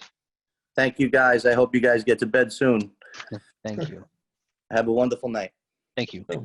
Mr. Chair, I have Jim Costelli on the phone. Very good. Can we bring him up? I will. Mr. Castelli, can you hear us? I can hear you. Can you hear me? Yes, we can, Mr. Castelli. Thank you very much for attending. Mr. Chairman, did you want me to bring in the speaker? That is, we'll listen to Mr. Castelli first. You can bring them up while Mr. Castelli is speaking. Okay. So we can't see you, but I just need you to listen to the board's attorney and to respond to his question. Sure. Do you swear to tell the truth, the whole truth, and nothing but the truth, so help you? Yes, I do. Now that you've been sworn, sir, we have your name and address? Yep. That's my number. Yep. All right, and can you give us your name and address, please? Sure. Jim Castelli, Castelli, and that's 50 Linda Drive, Ronkonkoma. Thank you, sir. We see that you're here for a proposed attachment to your garage requiring minimum and total side yard setback and a side yard for your existing pool. Tell us about the pool and your proposed attachment to the garage, please. Sure. Yeah. I'm in the house maybe 5 years now, and I added the pool. I added a pool deck, and now I'm just going for a garage, and that's really all I'm here for. All right. So it says attachment to the garage. What was the house built with a garage? No, it was not. I'm adding it on. For proposed attached garage addition. So it's for a proposed attached garage, or it's for an addition to become a proposed attached garage. Hang on. Correct. Yeah. It's just a garage, not a living space. Just attached garage. And what is the setback that you're showing? It's hard to read your survey. I see the garage is only 12 foot wide, so it's a single car garage. Correct. And what's the setback to the property line? Your survey doesn't indicate that to me. Setback, what's that mean? Front, towards the front? To the side. 6.8. Got a 7-foot minimum side yard and a 22.9 total. 7 minimum. All right then. Questions from the board? Go ahead. All right then, sir. So you're adding an attached garage. It looks like it's going to come out from the front of the dwelling. Pronounce. Are there similar structures, attached garages in your neighborhood holding the same setbacks? Oh yeah, sure. All right. Don't hear that the board has any specific inquiry for you. Maybe we'll bring up your neighbor who wants to speak on the application. Okay. Hi. All right. Hello? And you're back. Did we have you sworn the last time you were with us? Yes, you did. All right. Let's start with your name and address, please. Okay, so my name is Mary, and it's over, but actually Verratti, because that's Okay. what the house is under. So 48 Linda Drive, Lake Ronkonkoma, New York, 11779. All right. So you are the adjacent homeowner. It appears as though the addition that's being requested is similar to the addition that you have yourself. My house came with that. My parents bought this house in 64. All right, and in the neighborhood, you either had a garage, no garage, or a carport. Ours did come with the garage. Okay. And the application before us is for a garage attachment to your neighbor's residence. Did you have any comment to the board in that regard? I do. I really think that it's going to be too close to my property. I don't know what you call it, an easement, how many feet it's supposed to be away from my property. I'm not sure. Or the proposed setback is 7 feet to the property line. I don't think it's 7 feet. It's supposed to be 12. All right, and this is these are C-zoned parcels, so the required setback is 12. The request to the board is 7. I'm really not sure what you mean by that. All right, so that would be from the side of the structure to the property line that you share with your neighbor.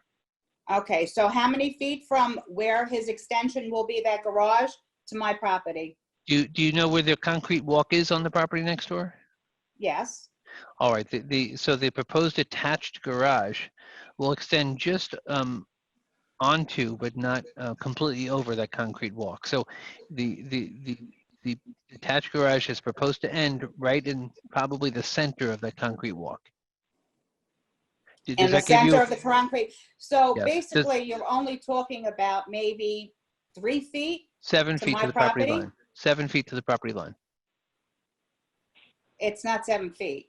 It's All less right. than that. I have a certified survey from surveyor that gives us 7 feet. So I don't want to sit and argue numbers with me. Certainly you have an opinion either way on the issue, though.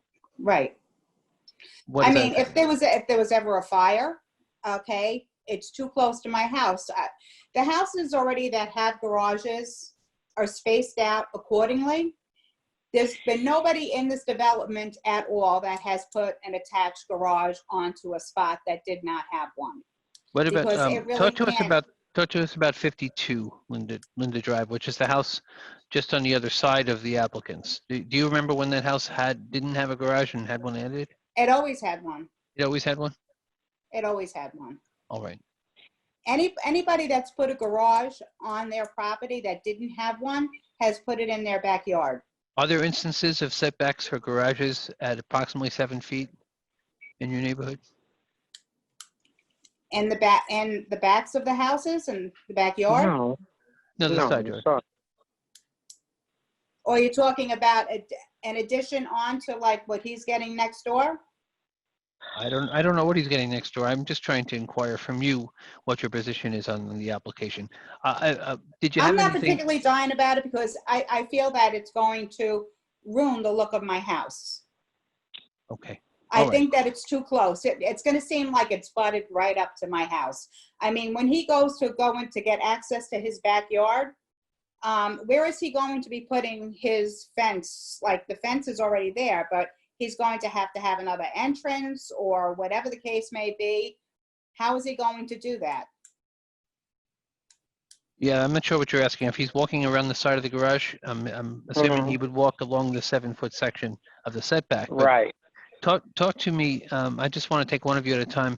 Ma'am, just you've indicated to us that you believe it's too close to the property line and that it will affect the value or the look of your house. Was there anything else you wanted to tell us? Not particularly. All right. Thank you very much for. I'm just for not in wait- favor of it. We understand that. Thank you very much for waiting to be heard this evening. Sir, Thank you. do we have Mr. Castelli still? Yeah, hi, I'm here. All right, sir. Why don't you, this is your opportunity for a responsive comment. I asked your neighbor, and maybe you can answer the question directly. Are there instances in this neighborhood of 7-foot setback to side property lines for detached garages? Are you familiar with any? Did you have any responsive comment to your neighbor? No, not really. I just feel, there's going to be enough space to put a fence and a gate that I can get to my backyard from that side of the house. You know what I'm saying? Okay. All right. If there's nothing further then from you? I just want to let you know, I do have an email from Carlo Verardi. All right. I believe, is that who we just heard from, the wife? No, that's my son. Oh, okay. All right. It is from Carlo Verardi, and he says, it is unclear to me where exactly the proposed garage is going to be. If it is going to be attached in the same manner as other garages in the area, which is in front of the driveway. I believe this would bring the structure of 50 Linda Drive too close to 48 Linda Drive. In the event of a structural fire, either residence would be put in more danger due to close proximity. My second concern is that a neighboring garage nearly touching the property of 48 Linda Drive would decrease the visual appeal of the residents and decrease the property value. I completely understand Mr. Castelli's desire to improve his residence, but I believe the designated space between houses is not a matter that can be adjusted. All right. Well, I know for a fact that the sheetrock in the garage is going to be fire rated. That's for sure. So that much I do know, that they're going to sheetrock the whole garage with fire rated sheetrock. All right, sir. Did you have anything else for us? No, that's pretty much it. All right, thank you very much. Is Mr. there Chair. anything further from the board? Yes, Mr. Cunha. I just want to clarify, because the survey showed 18.88 to the side yard, and Mr. Costelli showing 12 feet. That is, the remainder is going to be 6.88. 6.8, yes. Yes, so I just want him to know that he can't do a 12, if the board ever grants this or decides to grant it, he can't do 12 feet. He's got to do, if we give him 7 feet. Okay. All right, if there's nothing further, I'll ask the board for a motion. Okay. I'd like to close and hold. Thank you. Motion is by Mr. Cunha to close and hold, seconded by Mr. Wisdom. All in favor? Aye. Any opposed? Motion carries.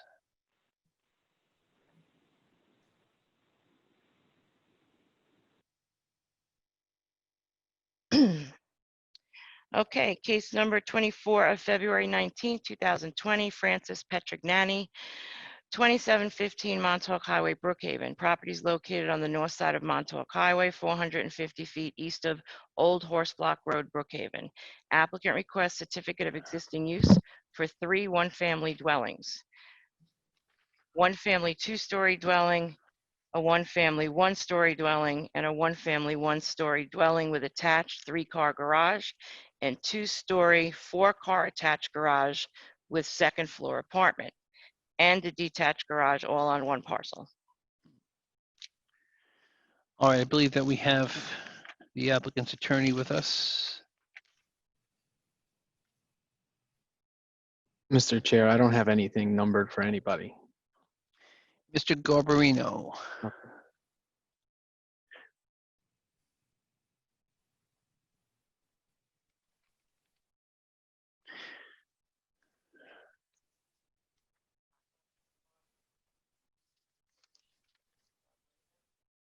All right. Am I there? Yes, Mr. Garbarino, are you with us? Can you hear us? Hello? Yes. All I'm right. here. Hold on. I'll start my video. Okay. Yes, this is an application. I was before the board on February 19, 2020 for a certificate of existing use for these buildings pursuant to 85-16A and B of the Brookhaven Town Code. At that time, I had the owner present, and we had submitted the following documents and made them of record. We had an affidavit of an Elizabeth Booker dated August 20th, 2018, and we had an affidavit of a Marie Shearer dated August 23rd, 2019.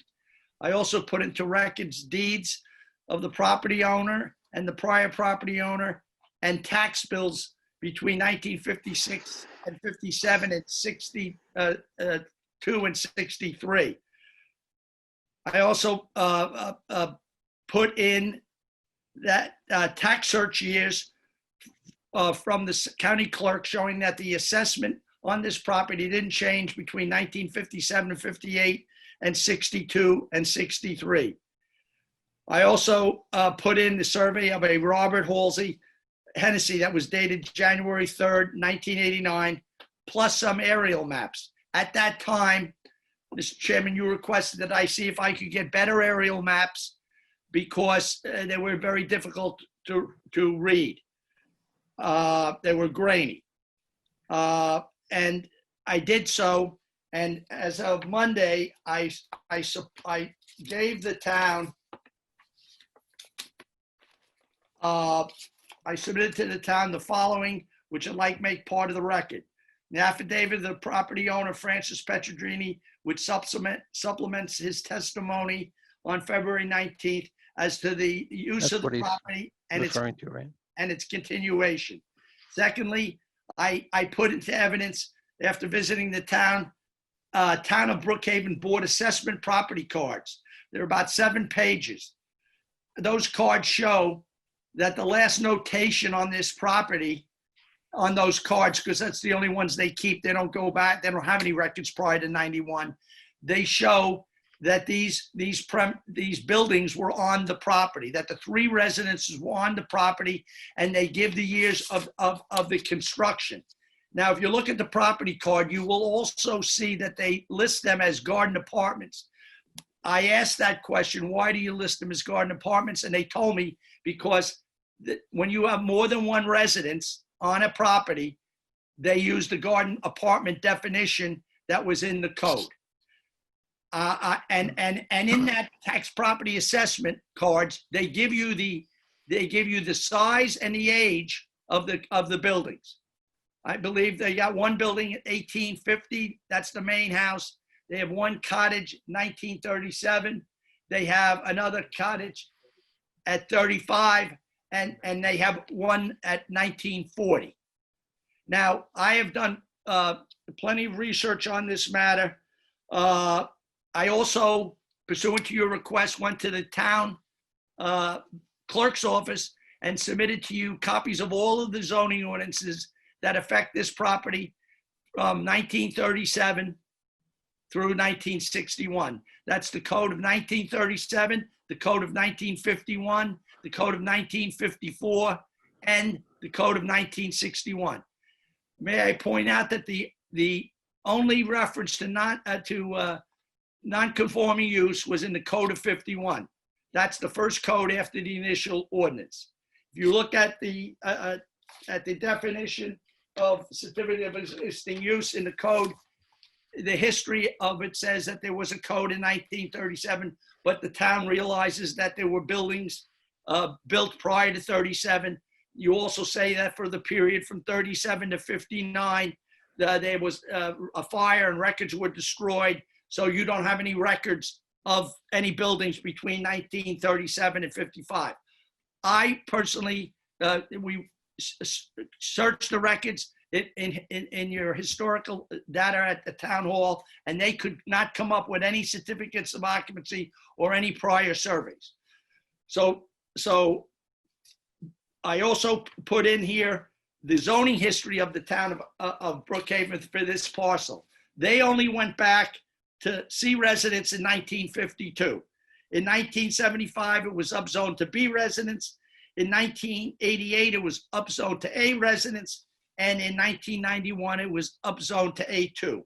At no time at all times, residential dwellings were allowed. If you look at the code, they say that right in each of the zoning classifications.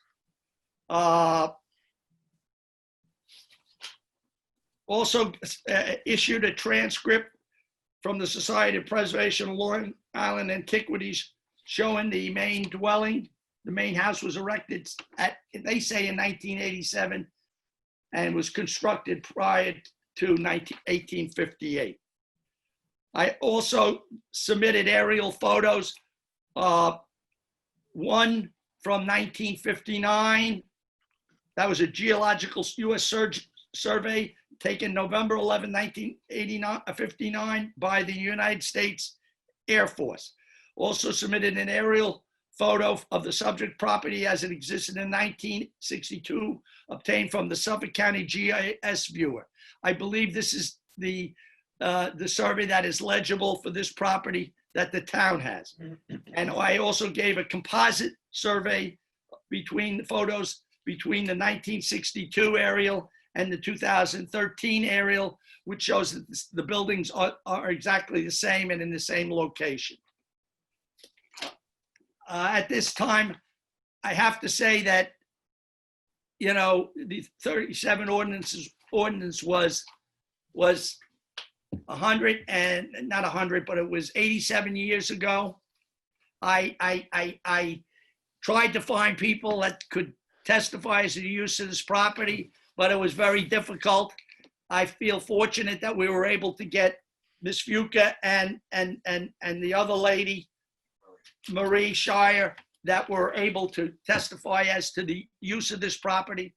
And the owner, Mr. Petrogini, inherited this house from the prior owner. And based on that, he has knowledge because he worked on the property that had a nursery there. And he also owned the nursery next door. So he has knowledge of the continuous use of this property. I can't get any better than that unless I could dig up some bodies, and I don't know where they are.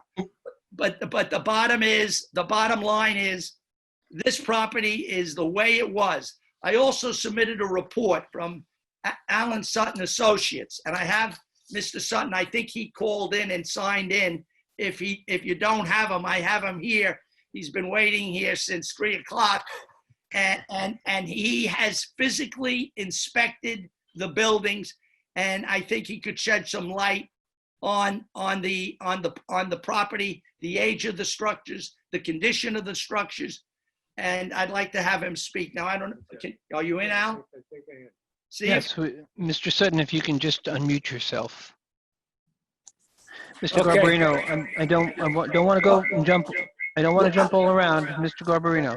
Yes. Mr. DeChance? I'm going You gotta swear me in. I'm going to have Mr. Sutton mute Hang on, himself. I'm gonna shut this off. Oh, boy. All right. Yeah, Mr. Garbarino, we're going to finish with you first. All right. Did you have anything further? Further, the only thing I have further is that based on the evidence that's submitted, I believe it's uncontroverted that these residents have existed prior to the building code or around the time of the 1937 building code. And since there were no COs to show when they were erected between 1937 and 1990, that I submit that these premises meet the definition of your certificate of existing use as contained in your code, and I can't do any more. These people, the reason we're coming to this board, this was pre-code, and nobody bothers anybody for buildings built pre-code, but the Petrogiannis wanted to convert to gas, and guess what? There was no certificate of occupancy or certificate of existing use to the building. And they said, we can't give you gas service to your house. All right. Thank you, Mr. Garbarino. Mr. Vega, did you have something to say? No, you answered it. All right. Thank you. All right. Then, Mr. Garbarino, I'm gonna mute you, and then I'm going to bring in. Was there some? There was someone else. All right. So if we're going to. All right. Mr. Chairman, Mr. Garbarino just turned the computer. I realize what happened. So we need you to unmute yourself, sir. We're using now the same computer, but you'll need to unmute it.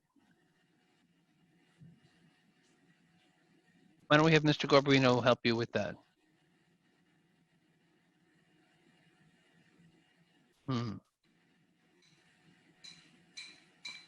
There you go. Okay. So we'll turn that camera to you, sir. I'm going to ask you to give your attention to the board's attorney to be sworn.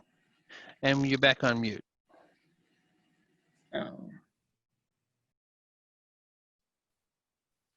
So, sir, because you're now, there you go. Okay.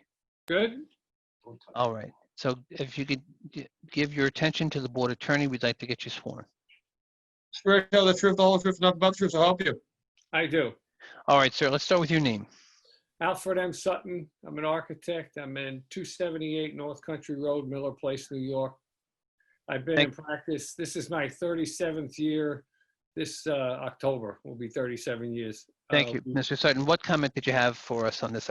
Basically, I was invited to inspect all 4 structures, all of the exposed areas. There's no forensic inspection. I just did it visual, but went through attic to basement to cellar, looked in crawls, and went through the units themselves.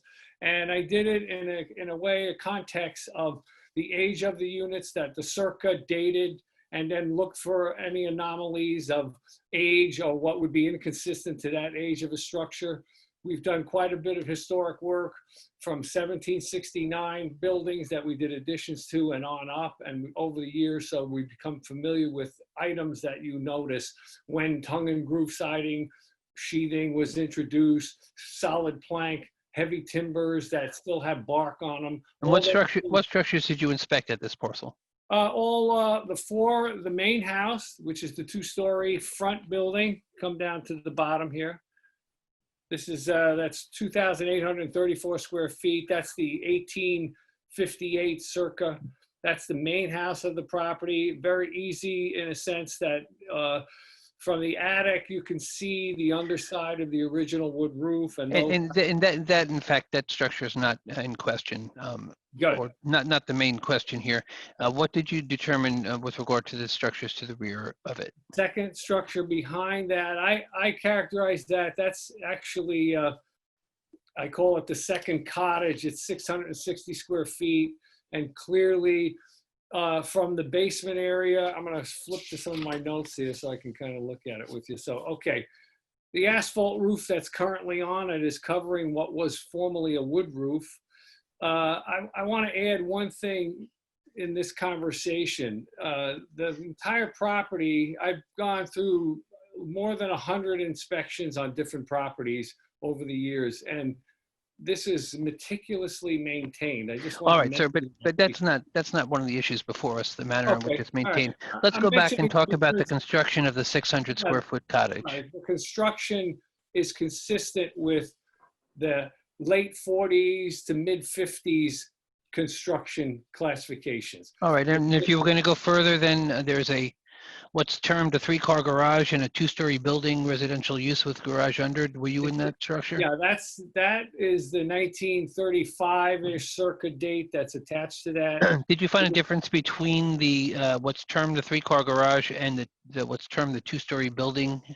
Yeah, the 2-story building, it actually has 4 cars, 4 doors under it. You're right over it right now. It's almost in the center of the Yes, screen. but in terms of the construction, those are perpendicular structures that are attached. Did you find a difference in the age of construction between them? Those units together, and particularly where you get to that cruciform shape towards the back where they become less like jumbled, they were, it's kind of a hodgepodge of attached structures. I don't know that I couldn't tell at what point each was added or connected to each other. They were certainly done independent and connected. The back, At different times. yes, but closely, I'll say they dated fairly close because the timbers, for instance, the 2x4s are full thick, rough sawn, so they're unusual dimensional. Lumber today is 1.5 inches. These are full 2. And which of those 3? They're all connected, but Yeah, which of those 3 had that timber? It's absolutely visible in the front, the 2-story with the garage, Right. and the back, the 3-car garage behind that. It's easy because it's all exposed. The difficulty for me in the what says 1-story residence is that it's everything. It's built on a slab, and then there's no attic space. It's solid. It's a cathedral type. Did that lead you to believe that rearmost attached structure was built later in time or earlier in time? There's no inconsistency in the construction other than the way it was attached. They were very, very similar in terms of facial work, the way the shingle, the spacing, the reveal. So you believe that they were constructed together at the same within time? a very close proximity.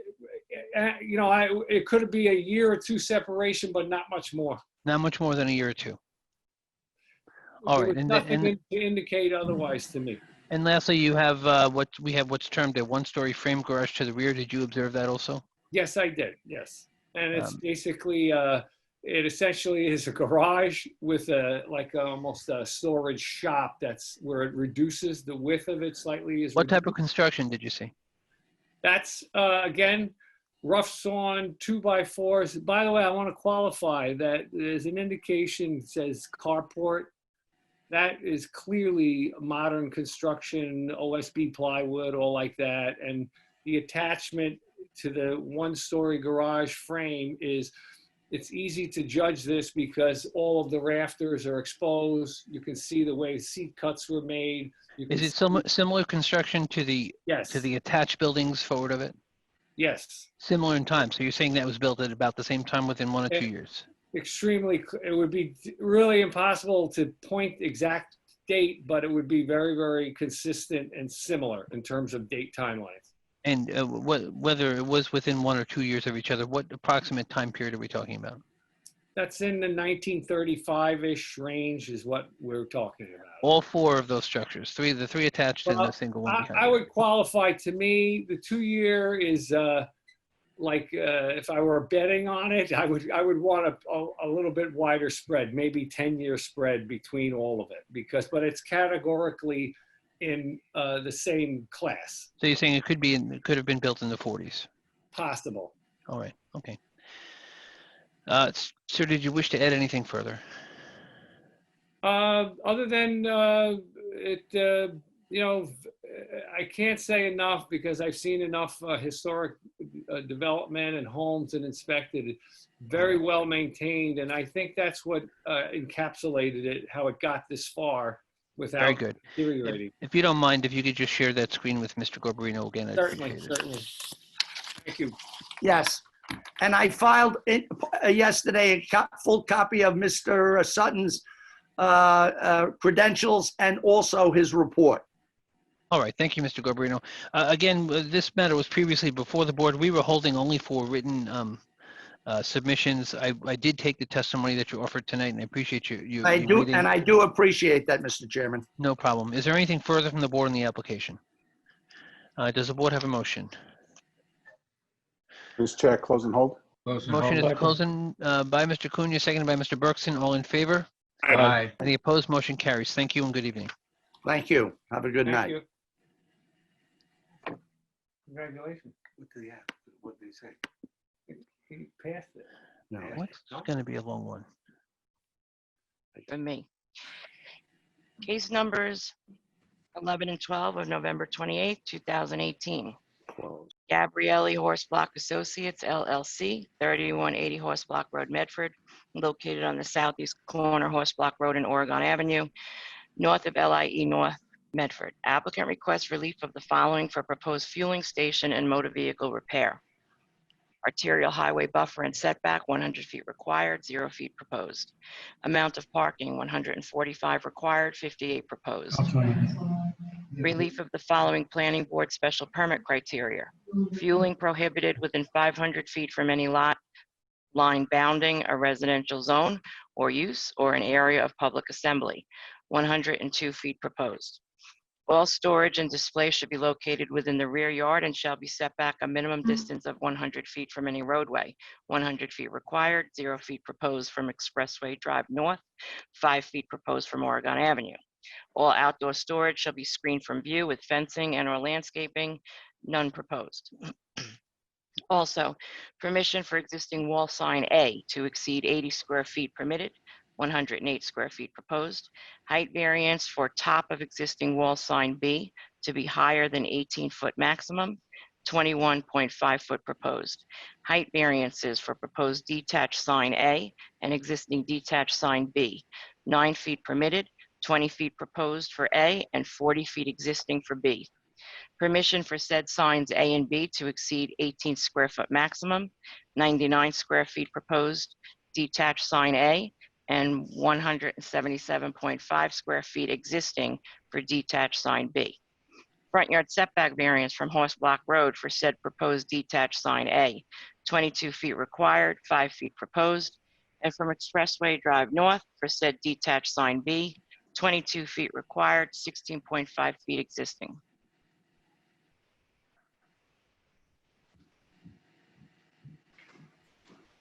I'm going to give you a break there.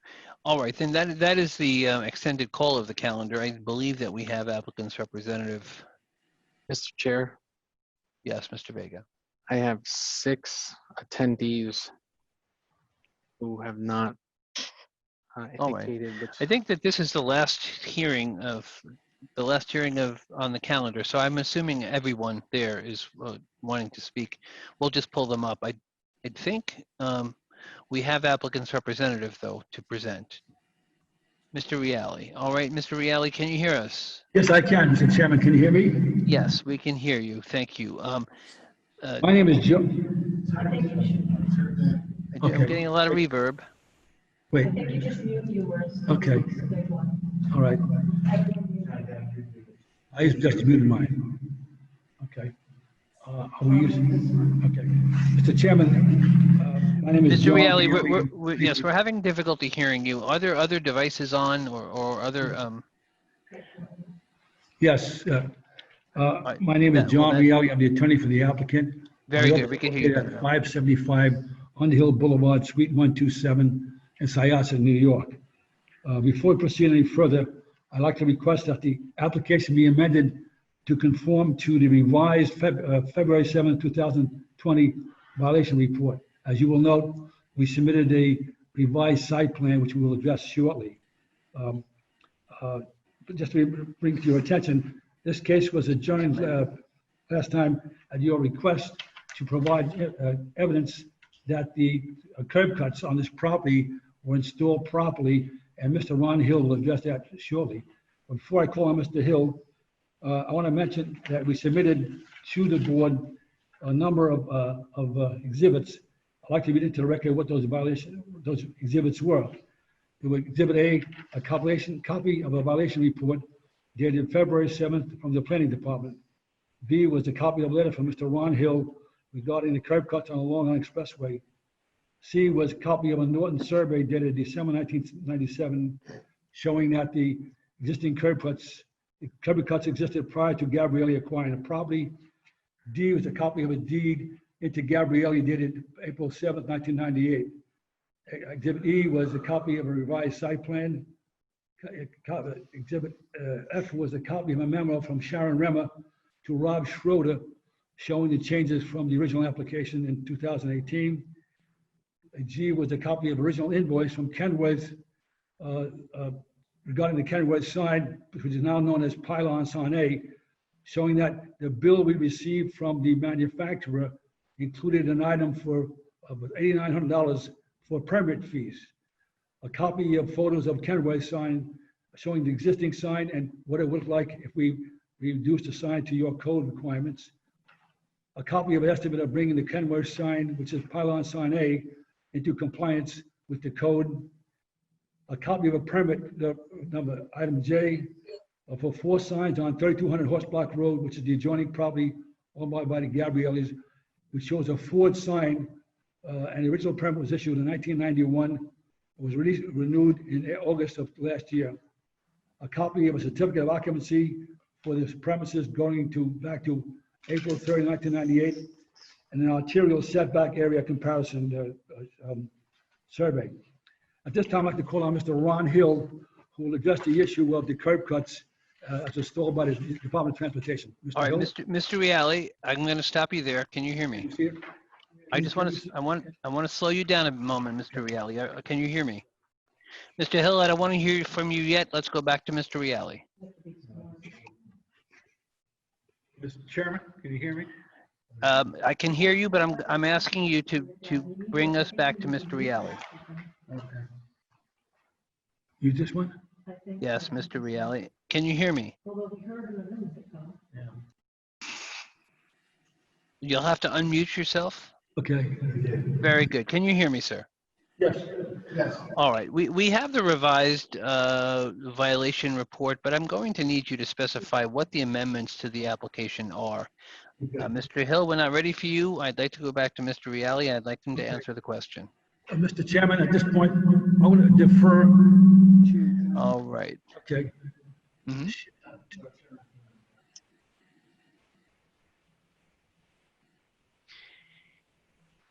Yeah, that's good.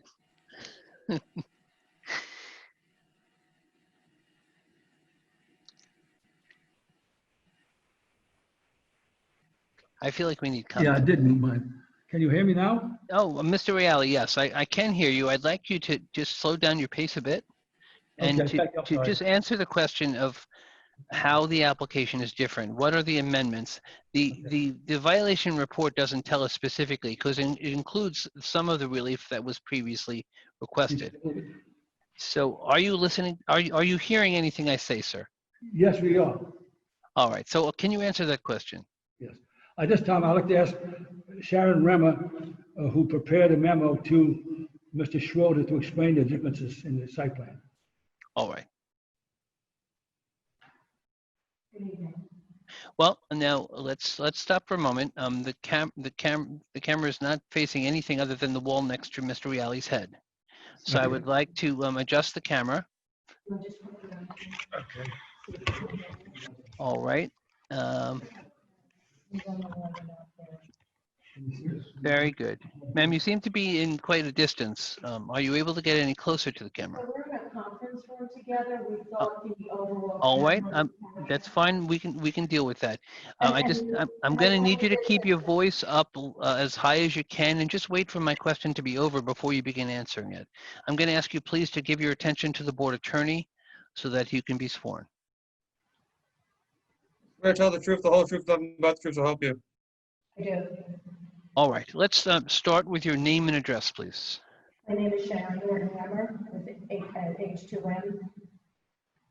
All right, so I'm having some difficulty with this audio because of everyone's need to be far away from the cameras themselves. I'm not sure what we can do about that.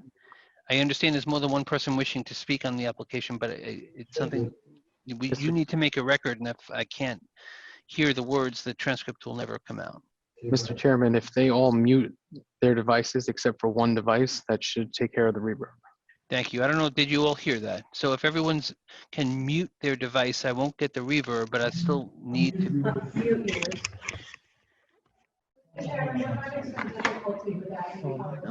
I'm about to adjourn. It's unmuted.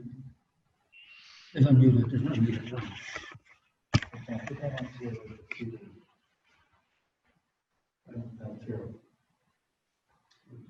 Can you hear me now?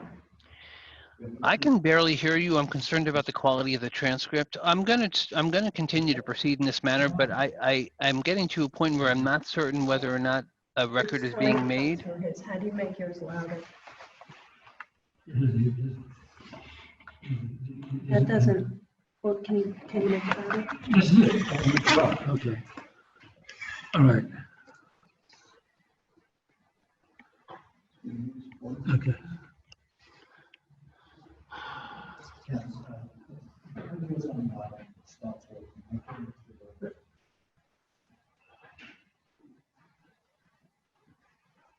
Can you hear me? Mr. Reale, are you on a laptop? I'm on a laptop. Hand the laptop to Miss Sharon. I'm Sharon. Sharon, just take the laptop and mute all the other devices. Yeah. Yeah. I think we're gonna get rid of this one. Get rid of that entirely. Okay, Okay. let's try now. You want to sit here? Okay. Can you hear us now, sir? All right. Have we made some adjustments? Okay. How do I get this up again? No, you're up. Okay, I'm still here. Okay. I'm gonna try All right. raising my hand. See if it'll come to Still a life. device on. I don't see. There's still a device on. Raise Somebody's them. not muted. Okay. Not you, Mr. Reale. There's Yeah, another but device in the office. it was, we discontinued the larger screen and we're trying to work off my laptop. But how do Can you I? just hold on a second? Mute yours for a minute. I've raised my hand. Mm. Mr. Reale. Unmute, okay. Mr. Reale, do you hear me? Yes, I hear, okay, I hear Okay, you. Sharon, I do don't you know, how hear do I me? raise the level of? Just, of you trans- guys are all in the same room, is that correct? Yes, we're all in the same room. So you have the laptop. So if you want Sharon to speak next, hand the laptop to her and mute all the other devices. I can hardly hear you.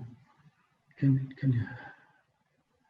Ask him if he can go, tell him my hand is raised, yes. Can you see Sharon Rem's hand is raised? Can you see her? I see her. I'm gonna mute your device and we're gonna bring her in. Okay. Nice progress, Mr. Vega.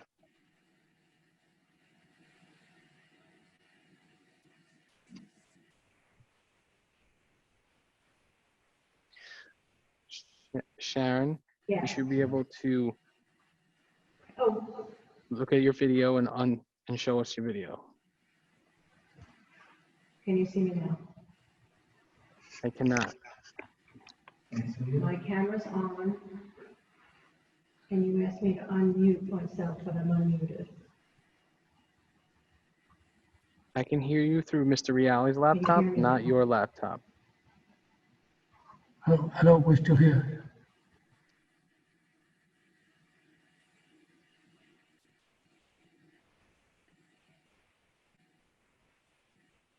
I'm not gonna, I can hear you now. Oh.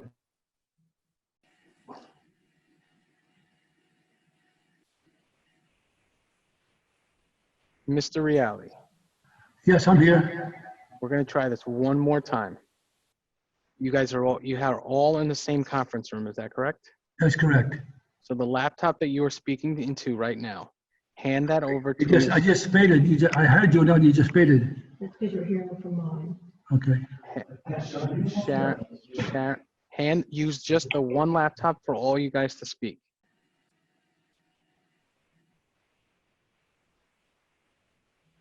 Do you get what I'm saying?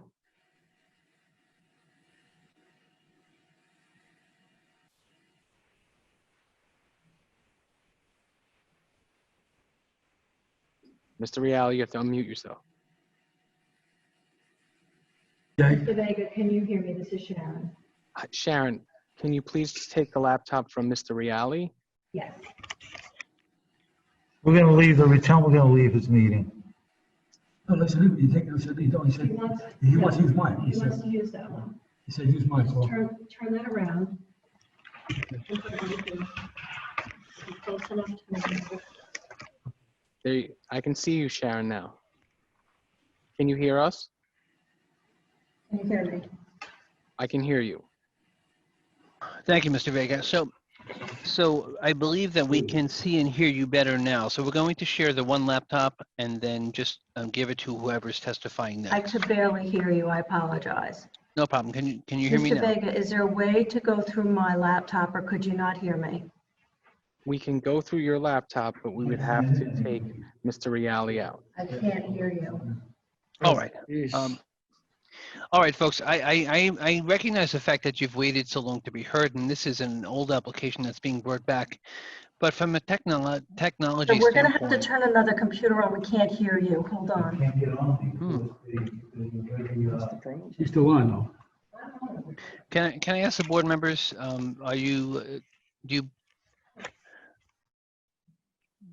do you think that we should proceed with an adjournment so that they can get their technology together, or do you want to sit and wait for? Absolutely. Okay. Mr. Chair, Well, absolutely to which one? adjourn. Okay, all right. Mr. Reale, can you hear me? All right, so listen to what I'm going to say. From a technology standpoint, you have a number of speakers and you're not equipped to present this case this evening. If this was 2 o'clock in the afternoon and we had 5 hours to kill. Mr. Chairman, we waited all this time.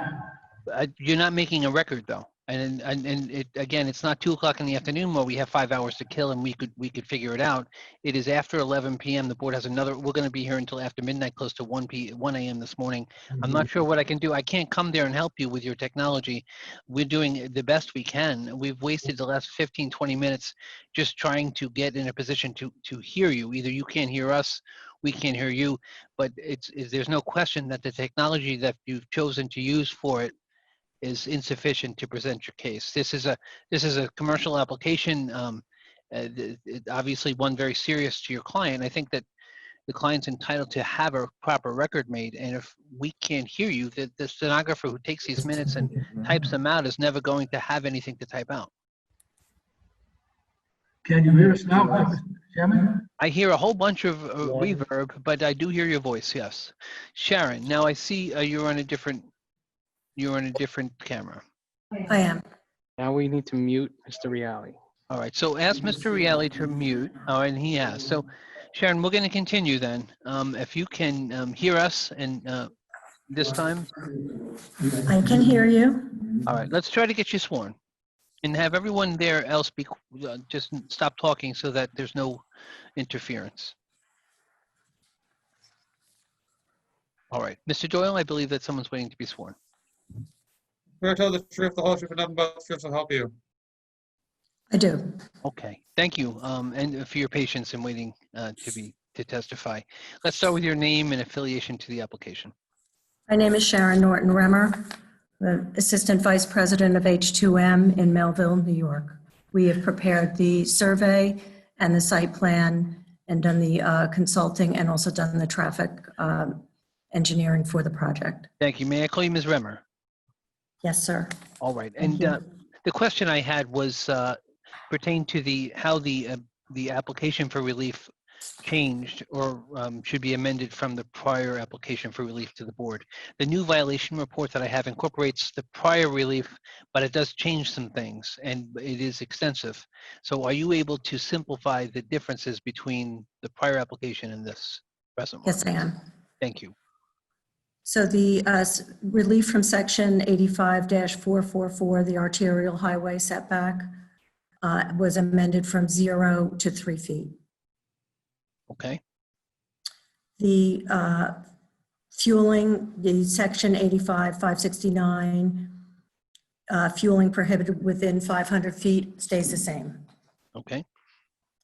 The storage and 85-569F1, all storage and display located within the rear yard and shall be set back a minimum distance of 100 feet. We're now at a minimum of 3 feet now from LIE. It's that same 3 feet as the arterial setback. Oregon Avenue setback has been eliminated. We are now abandoning the entire length of Oregon Avenue, so we no longer had that setback requirement. Okay. So those were the changes? No, I'm going to keep Oh, going. I'm sorry, go ahead. No, I was I'm just sorry, go changing the page. Take your time. 85-569F2, outdoor storage screen from view with fencing or landscaping, it's been reduced to new compliance. So we have compliance on the north. So our revised plan shows screening landscaping in front or south of the westerly storage area.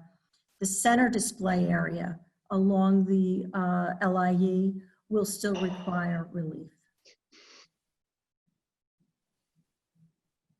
85-5, section 85-852, that was the parking requirement. The variance request has been reduced. The revised plan shows 58 proposed and 40 potential spaces for a total of 98.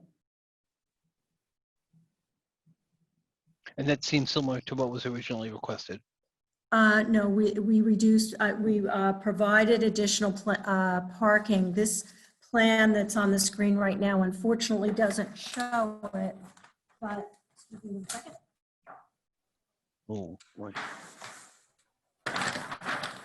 We added an additional, I believe it was 20 spaces as you come in the driveway from Horse Block Road. What were you asking for before when it came to the parking? Excuse me, sir? What was the original request then to the board regarding the parking? Just give me a second.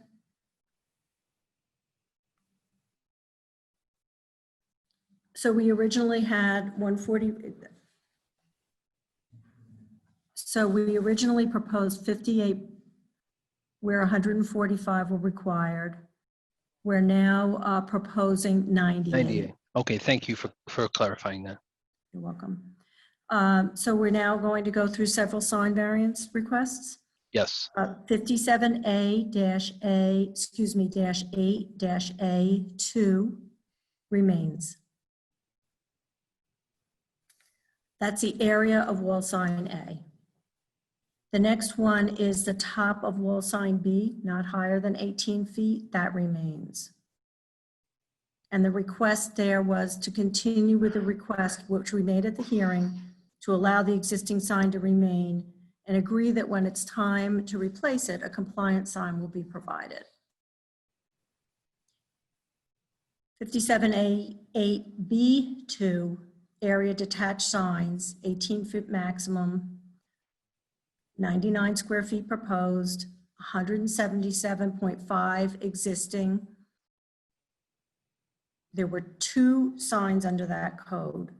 Sign A was the sign on Horse Block Road. That sign has been eliminated. Sign B, the sign on the expressway, and if you look at the, good, someone's bringing it up there. That sign B, just scoot up a little bit. It's that call out number 4, that remains. On the new plan, it appears that the new plan hasn't made it to this screen. We have in working with staff, we relabeled that as A, but that sign, that variance remains. So when you say the variance remains, the height and the square footage of the sign on Expressway Drive North remains. Correct. Yep. As does that one. There was an area variance first of all, then a height variance. Yes. Same thing. Again, sign A, any of the variances for pylon sign A are eliminated. So that's the difference in with regard to the signage request. The difference is that sign A on Horse Block Road was eliminated. The relief request was eliminated. The sign on Expressway Drive North remains the same request in terms of height and area. Correct. Okay. Now there was a discussion at the during the initial public hearing regarding the right of applicant to access the service road from the parcel. Was that resolved? Have you gotten anything from State DOT, I believe? It has been. My colleague Ron Hill will address that. You might need to come sit here. If you Oh, just the let setback. us switch out our spots for a minute. All right. Thank you. Before you do that, the setback of sign, what was sign B previously, but now is sign A on the Expressway Drive North. The setback remains the same also? Yes. All right. Thank you. Thank you. So we can then move on to that issue.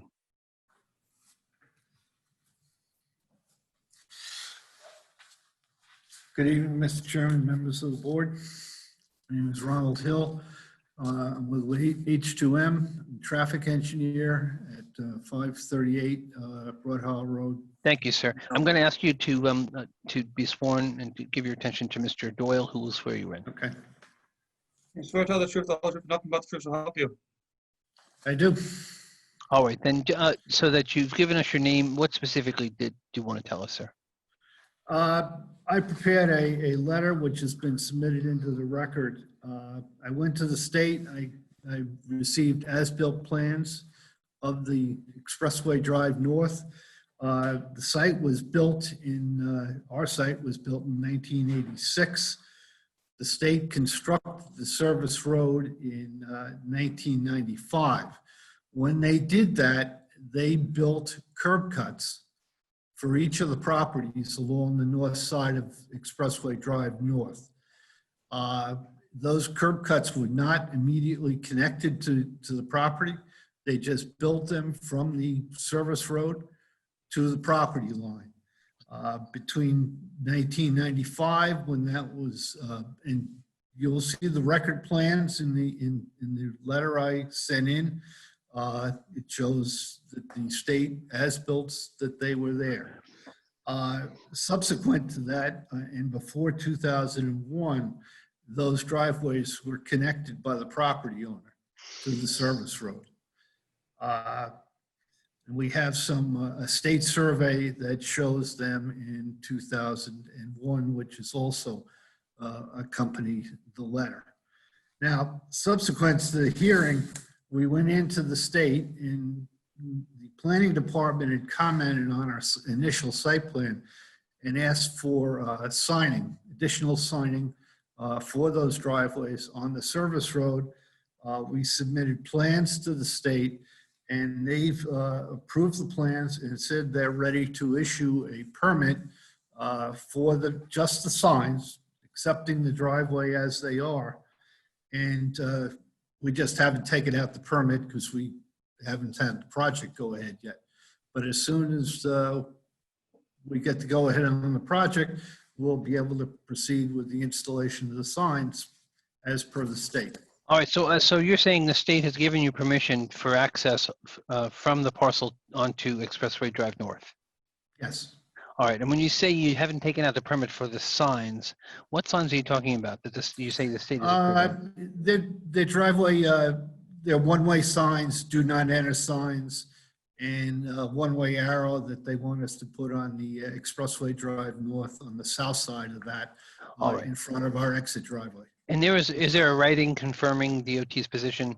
I have an email from them confirming that and stipulating the fees, the bond amounts, and all of that.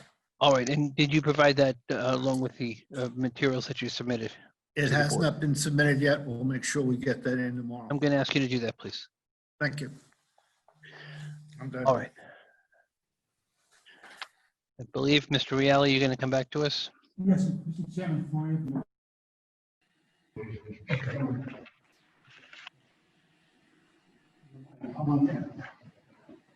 All right, while we're waiting. Okay. Mr. Reale, so you were muted. Am I muted here? I'm going to say, I'm not, I switched. Yes, so Mr. Reale, you're on this computer, you're muted, and we're hearing you on the other one. Because now you have two open. All right. I switched computers just to be consistent. Oh, no, we see that. Okay, so now that we hear you, Mr. Reale, I'm going to take a moment and I'm going to have Ms. Riccardi read the supplemental report of the board's planner into the record. So I'm going to ask you just to sit and listen for a moment, okay? This is dated May 18, 2020. The following is a supplemental staff report, of which a public hearing was held for this matter in November of 2018 and was held indefinitely. The reason the matter was postponed was for the applicant to reach out to New York State Department of Transportation regarding access to Long Island Expressway Service Road. Applicant seeks arterial setback, parking, and signage variances and various relief of planning board special permit criteria in conjunction with heavy construction vehicle and equipment dealership. The property is located on Horse Block Road in the hamlet of Medford and home to Gabrielli Trucks. The parcel is improved with a 33,037 square foot one-story building, which enjoys a certificate of occupancy. The applicant seeks relief to permit the repair, sales, and outdoor storage of heavy construction vehicles and equipment. The requested relief for the site plan was already read in. The change with the subject application from the one heard in 2018 is that the applicant is now providing 3 feet of an arterial buffer, up from 0 feet provided in 2018, 40 additional parking stalls, and eliminated a ground sign, which was proposed on Horse Block Road. The parcel is zoned L1 Industrial. Outdoor storage is a permitted use with a planning board special permit. Acknowledging same, the proposal does not conform to certain special permit criteria, which is before the Board of Zoning Appeals for various relief. Outdoor storage is required to be screened from view with fencing and/or landscaping. Although the applicant has provided both an ornamental type fence and low vegetation, the zoning enforcement officer determined that same does not meet the code requirement. While the planning board will specify what type of species are intended to be planted within the area, an inquiry to the applicant's representative is recommended regarding same. Beside the ornamental fence on the south property line, fencing of the chain link variety is being provided on the north, west, and east sides. Based upon the adjacent industrial uses and the fact that these neighbors are providing for similar type fencing, there is no objection to said relief. The fueling station does not conform to the special permit criteria requirement in that facility is required to be located greater than 500 feet to a residential zone.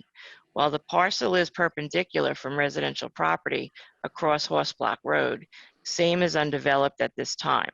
Further, the fuel station is intended on the southern portion of the parcel adjacent to the LIE, and staff surmises that the bulk of vehicles will access the parcel from the LIE.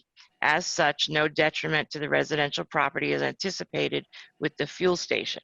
An inquiry as to how many vehicles utilize the fuel station is recommended to be provided by the applicant's representative. With regard to the arterial buffer relief, Section 85-845 of Town Code finds that both Sunrise Highway and LIE are vital transportation corridors that that merit greater, more restrictive setbacks and buffers than which are required from applicable zoning district in order to protect the scenic and undisturbed nature of said roadways. As such, the code mandates a 100-foot buffer, and the site plan provides for 3 feet. Zoning board action for similar relief include the 2 industrial parcels to the west. In the matter of Amerco, from 2013, the applicant intended to provide for 50 feet, and the board mandated a 70-foot buffer. The Amerco parcel enjoys access to the LIE provided for turf vegetation with certain trees and shrubs and no fencing. In the matter of RBSL, the applicant also intended a 50-foot buffer, but the board mandated 85 feet. The RBSL parcel has no access to the service road and provided for a 6-foot-high solid vinyl fence. As such, staff finds that prior zoning board actions mandated buffers in this area to the maximum extent practicable at 50 feet and 70 feet, with the applicant providing 3 feet. Staff finds the arterial buffer relief to be a substantial request, a 97% relaxation of code requirement, and an approval as presented would be in contradiction of recent zoning board actions and essentially eliminate the ordinance. Staff finds that while the eastern and western islands at the Long Island Expressway is intended to be landscaped, the middle island is not, and is intended for vehicle display. Staff recommends that this area be landscaped with the quantity and type of species as may be required by the planning board at the time of site plan approval. With regard to the height relief for the wall sign, it is the opinion of staff that the relief is not substantial at 2.5 feet and notes similar relief granted for the Amerco zoning board action. The relief for ground sign does not conform to setback area or height. The existing sign is 40 feet in height and 177.5 feet in area. While there are similar such signs belonging to the applicant on adjacent property depicting Mack/Volvo, Ford trucks, and Hino trucks, there is no evidence if they are legally permitted. An approval of this sign would help to establish a precedent for similar endeavors by the applicant and others in the locale. While the parcel enjoys frontage on an interstate and wishes to communicate the business, these attributes do not appear to warrant a sign 40 feet in height. It is the opinion of staff that the desired relief is a substantial request and an undesirable change in the locale will occur with the granting of the variance, and recommends a denial of the area and height variance. It is noted that the board heard a variance application for a proposed 56-foot-high, 254-square-foot sign for the Amerco property, stemming from an application known as Amerco, March of 2019. The matter was granted for a 30-foot-high, 135-square-foot sign with a 20-foot setback. As such, consideration for a sign with area and height with similar attributes is recommended with the subject application. There is no objection to the setback relief, wherein the sign is existing and is 3.5 feet closer than the Amerco approval. In addition to the relief before the Board of Zoning Appeals, site plan approval is also required by the Planning Board. Should the board look favorably on the application, staff recommends an arterial buffer of 50 feet with the following condition: vehicle display in the area between the 2 areas of ingress and egress is prohibited and shall be landscaped with the quantity and type mandated by the planning board at the time of site plan approval. The companion applications are type 2 actions.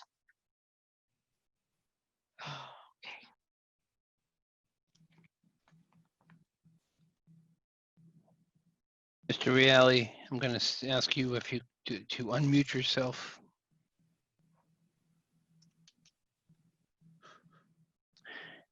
Mr. Reale, you're talking, but we can't hear you because you didn't unmute yourself. Thank you. There you go, sir. So, Thank you. Mr. Reale, those are the comments of the board's planner. I know that it appeared that you were busy during them, but they took great issue with many of the variances requested here. So did you wish to give us any responsive comment? Okay, well, let me address the issues regarding the signs, and again, I'll call on Mr. Memmer to address some of the other issues regarding the site plans and things of that nature.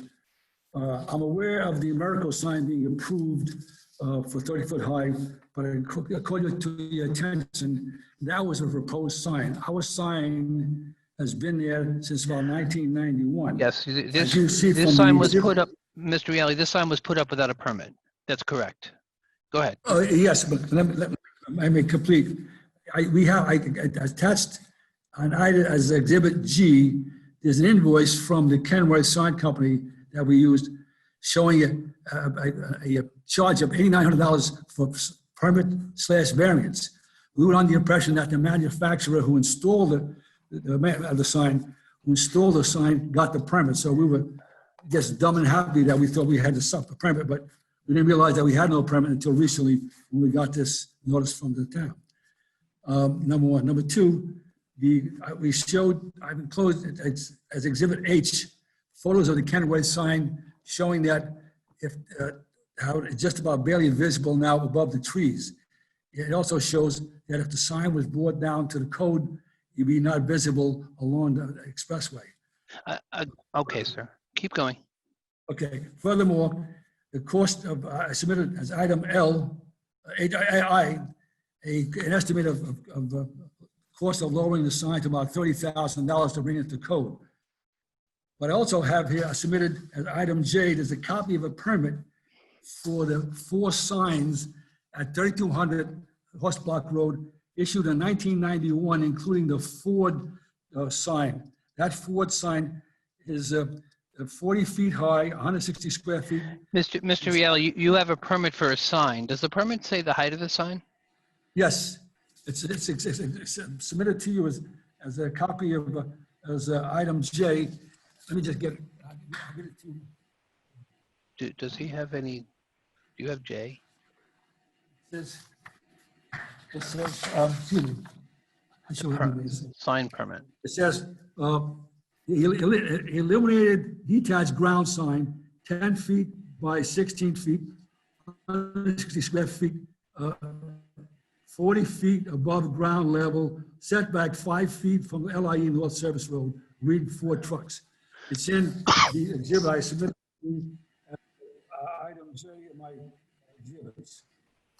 Okay. Anyway, so I think based on the fact that the town approved the permit in 1991, this is similar, slightly larger, a few feet larger in size, but I think it's 170 square feet, 175 to 160. But it's also further setback than the one that you have that the Ford permit has. Again, these are all exhibits I submitted in my letter. I mentioned to you earlier. We will take a look at them, sir. And I'll defer as to the other items on the site plan. I will defer to Ms. Rimmer to ask questions, answer any questions regarding to Mr. Reed's letter.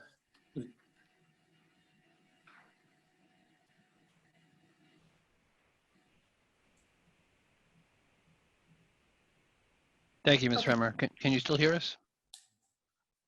Yes, I can hear you. We good? Very good. So as I said to Mr. Reale, there were a number of places in which the board's planner took issue with the relief requested, significantly concerning the arterial buffer that is being proposed, and a comparison was made to the board's prior actions on adjoining parcels. So did you wish to speak to those issues?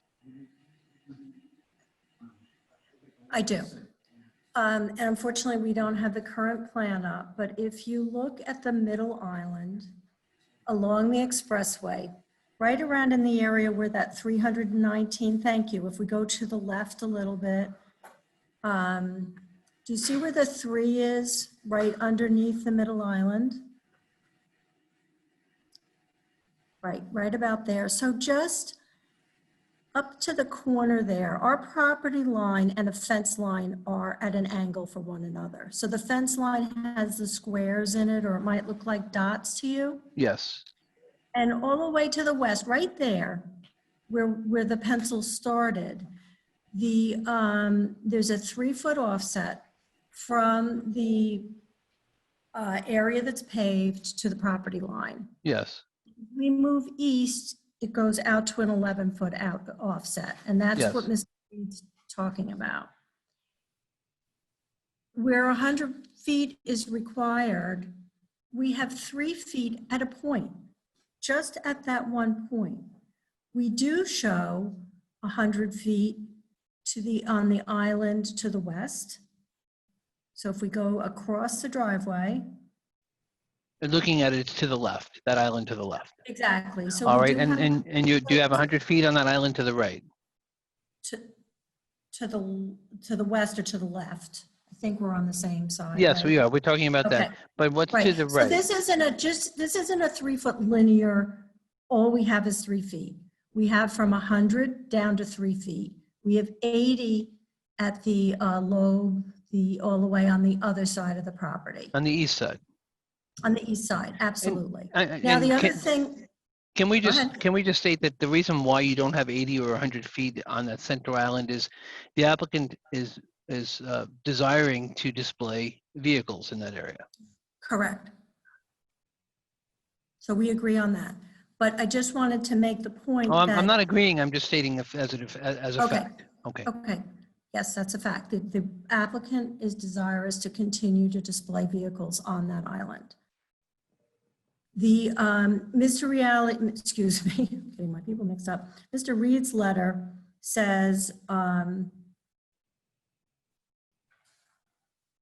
what he didn't say underneath on the letter on the top of the second page is that we also, the other change to this application, including showing some low-lying vegetation in front of the center island, is that we are now proposing to vegetate the island to the west, that larger island to the west. Our original application only had us vegetating the easterly island. And with what So- type of vegetation do your plans indicate now? They do not. We are going to, if this variance is granted, we will work hand in hand with our landscape architects and with the planning board's staff to use the town's permitted species to revegetate that All right. island, or to There wa- vegetate. There was an inquiry as to the volume of use that the fuel pumps would have. Has that been considered or determined? About 10 trucks a day, only of the Gabriellis, of the trucks that they own. All right, thank you. What else did you wish to tell us? You're welcome. So the other, this letter also says that the zoning enforcement officer determined that our low-lying vegetation does not meet the code requirement, but we haven't yet designed it or shown it. So until we present the vegetation, I don't understand how the code enforcement officer was able to come to that conclusion.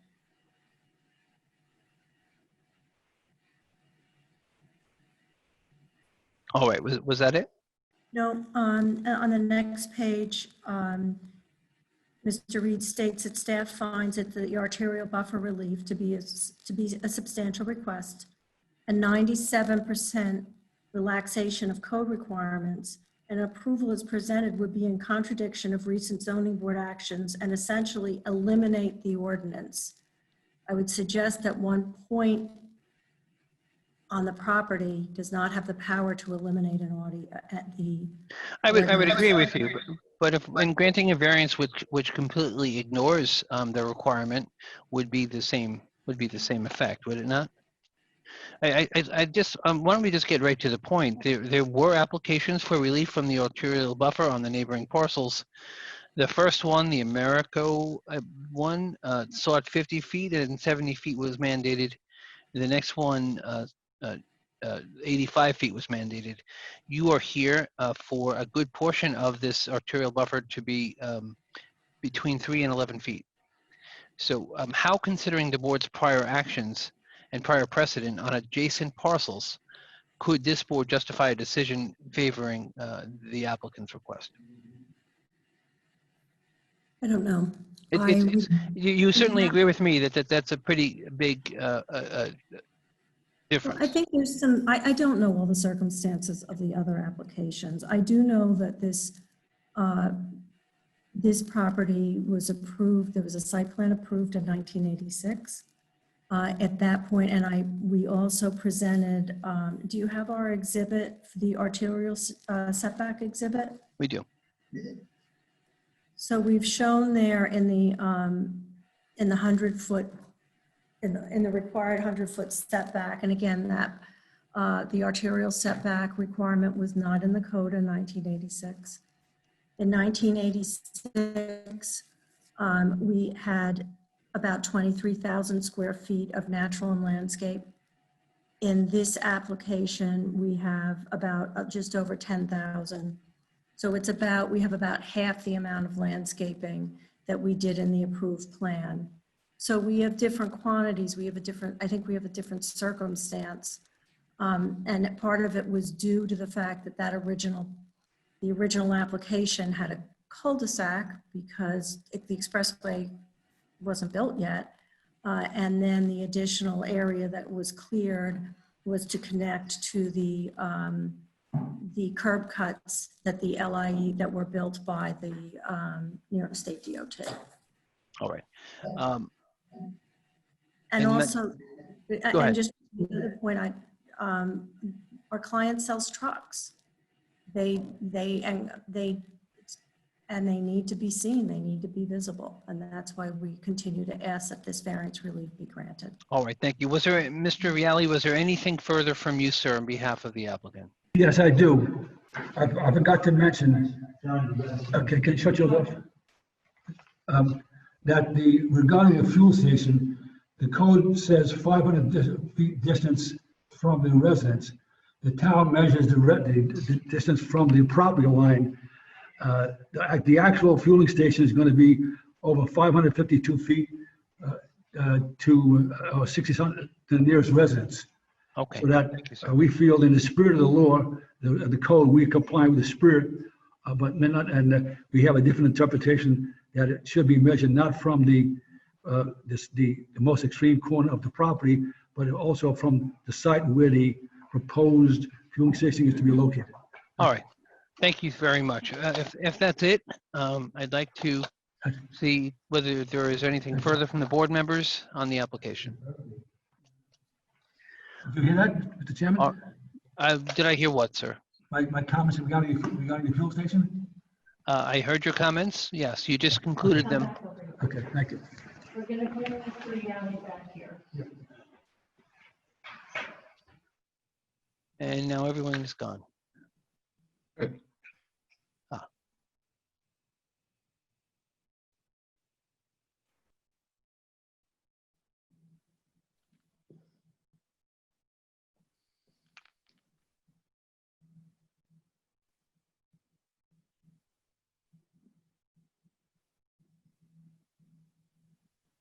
Sir, did you hear my comments regarding the fueling station? Yes, I did, sir. I'm sorry. I'd like to put an end to this public hearing, sir. I'll ask, do you have any concluding comments for the board? No, I thank you for your patience. I apologize for this mix-up. We It's all tried to fine. get in one consolidated room with a large screen, but we just couldn't get all the devices. I think you did a good job. At least a record will be made. Is there anything further from the board? Does the board have a motion? Move to close and hold. Motion is by Mr. Second. Bergson, seconded by Mr. Lindsay. All in favor? Aye. Any opposed? Motion carries. Board members, may I ask before we leave, do you want 5 or 10 minutes, or you want to go directly into executive? Let's get it done. I didn't hear anyone. Directly into executive. All right, see you shortly. Goodbye.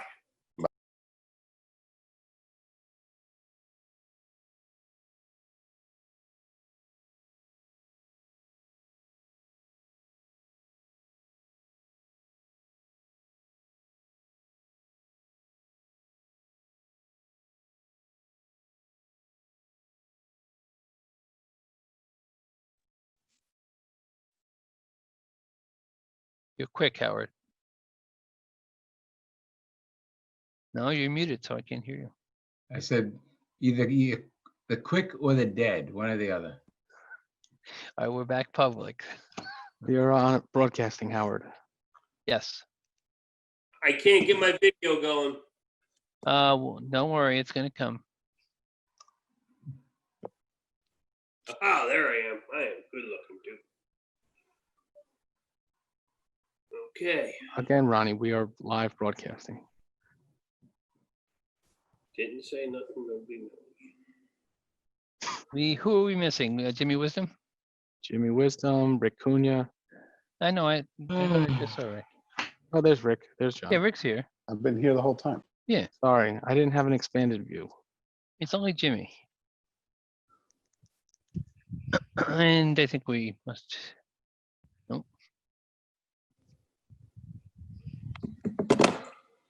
Oh, God. I wonder how many of these motions we can make.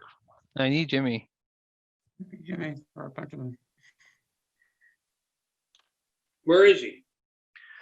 He's in space right now. Come on, Jimmy.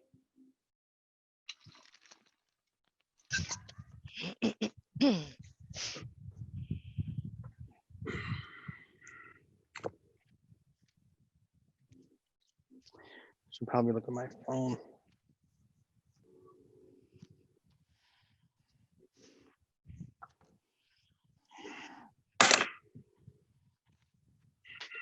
All right, well, let's try.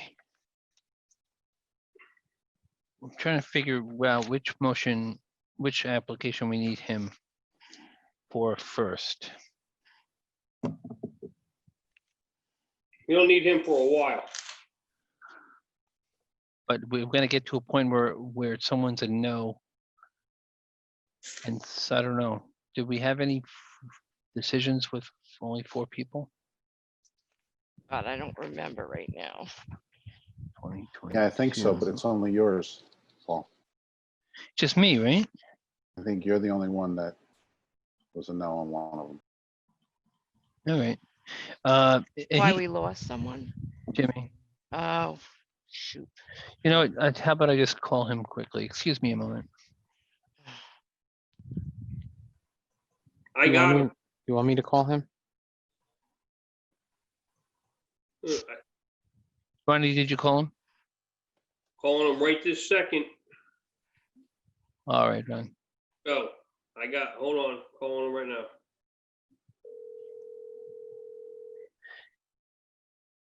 Maybe you should mute yourself. Yeah. It scares me a little bit.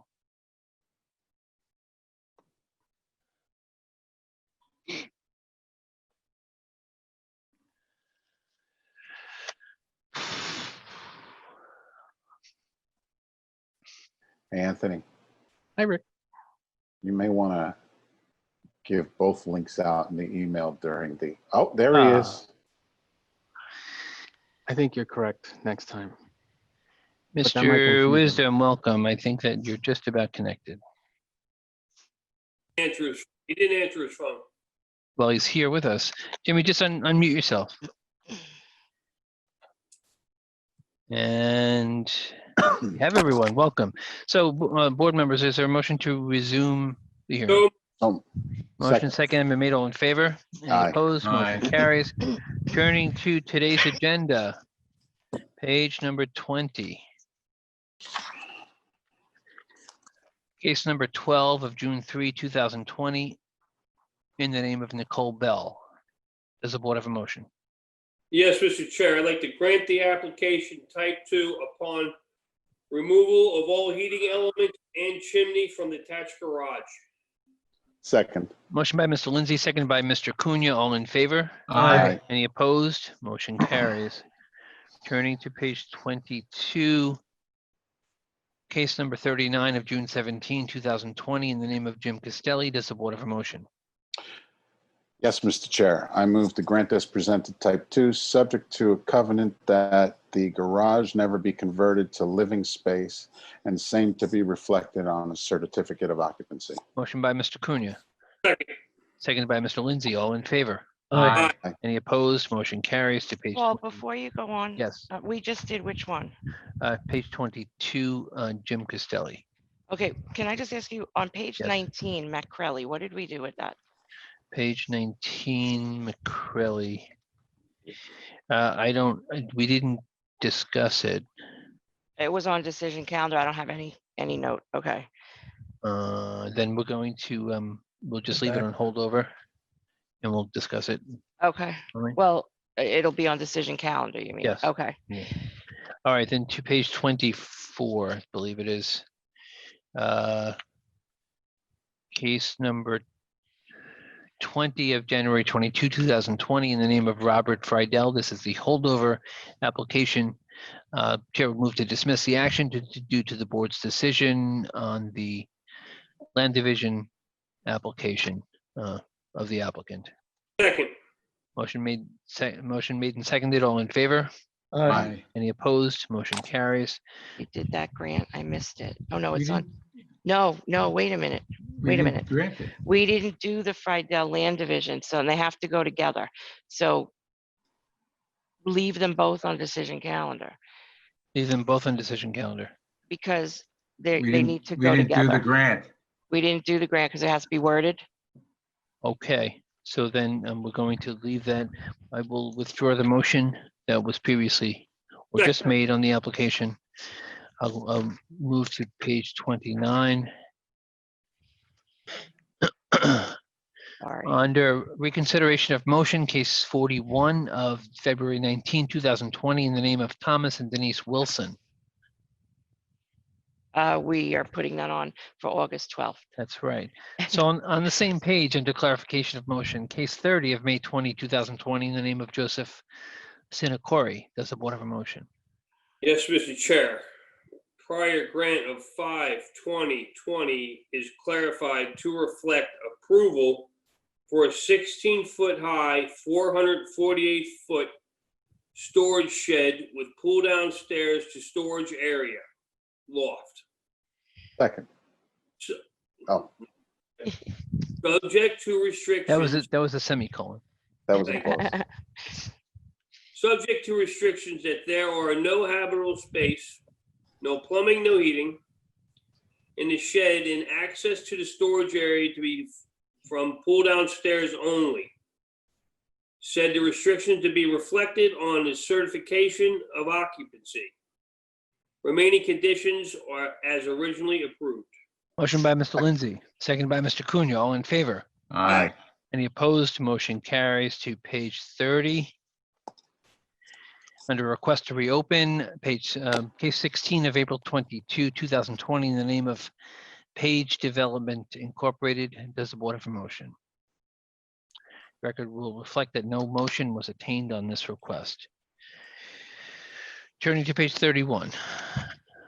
Under board to reinstate the calendar, cases 10 and 11 of July 24, 2019, in the name of 57 Pennsylvania Avenue Realty LLC. Does the board have a motion? Gentlemen, move to reinstate to the hearing to August 26, 2020. Motion by Mr. Bergson, Second. seconded by Mr. Wisdom. All in favor? Aye. Any opposed? Motion carries. Underneath that, case number 30 of November 20, 2019, in the name of 57 Pennsylvania Avenue Realty LLC. Does the board have a motion? Mr. Chairman, move to reinstate to the hearing date of August 26, 2020. Motion by Mr. Bergson, Second. seconded by Mr. Wisdom. All in favor? Aye. Any opposed? Motion carries. Finally, at the bottom of the page, case number 1 of November 20, 2019, in the name of 5G Properties LLC. Does the board have a motion? Mr. Chairman, move to reinstate to the hearing date of September 23, 2020. Motion by Mr. Second. Bergson, seconded by Mr. Wisdom. All in favor? Aye. Any opposed? Motion carries. Excuse me, turning to page 33, case number 14 and 14A of June 3, 2019. I'm sorry, just case number 14 of June 3, 2019, in the name of Vikash Pandey. Does the board have a motion? Yes, Mr. Chair. Granted, as presented. Type 2 action. Second. Motion is by Mr. Lindsay, seconded by Mr. Wisdom. All in favor? Aye. Aye. Any opposed? Motion carries. To case 14A in the same name, Vikash Pandey. Does the board have a motion? Yes, Mr. Chair. Pursuant to findings of facts and conclusions. Second. Mr. Lindsay moves to deny pursuant to findings of fact and conclusions, seconded by Mr. Wisdom. All in favor? Aye. Any opposed? Opposed. The record will reflect that Mr. Cunha is opposed. Motion carries 4 in favor with 1 opposed. To the bottom of the page, case 29 of June 3, 2020, in the name of Sharon Cambridge. Does the board have a motion? Yes, Mr. Chair, denied pursuant to findings of fact and conclusions. Motion by Mr. Second. Lindsay, seconded by Mr. Wisdom. All in favor? Aye. Any opposed? Motion carries to page 35. Cases 37 and 37A of May 6, 2020, in the name of Sabatian Kazdal. Does the board have a motion? Oh, I'm sorry. Just case 37 of May 6, 2020, in that name Sabatian Kazdal. Does the board have a motion? Yes, Mr. Chair, denied pursuant to findings, facts, and conclusions. Motion by Mr. Cunha, seconded by Mr. Wisdom. All in favor? Aye. Any opposed? Motion carries. Record will reflect that Mr. Lindsay abstained from the vote. On the same page, case 37A of May 6, 2020, also in the name of Sabatian Kazdal. Does the board have a motion? Yes, Mr. Chair, granted as presented, type 2 action. Motion by Mr. Cunha, Second. seconded by Mr. Wisdom. All in favor? Aye. Any opposed? Again, the record will reflect that Mr. Lindsay abstains. Motion carries 5 in favor with 1, I'm sorry, 4 in favor with 1 abstention. To page 36. Case 29 of June 17, 2020, in the name of Laura Lewis. Does the board have a motion? Yes, Mr. Chair, granted as presented, type 2 action. Motion by Second. Mr. Lindsay, seconded by Mr. Bergson. All in favor? Aye. Any Aye. opposed? The record should reflect the chair's opposed. Motion carries 4 in favor with 1 opposed. And I believe, board members, that's it. At 12:40 a.m., does the board have a motion to adjourn? So moved. Second. Good Motion night. made and seconded. All in favor? Aye. Any opposed? Thank you all. Have a good evening. Good night. Good night. Good night. Good morning.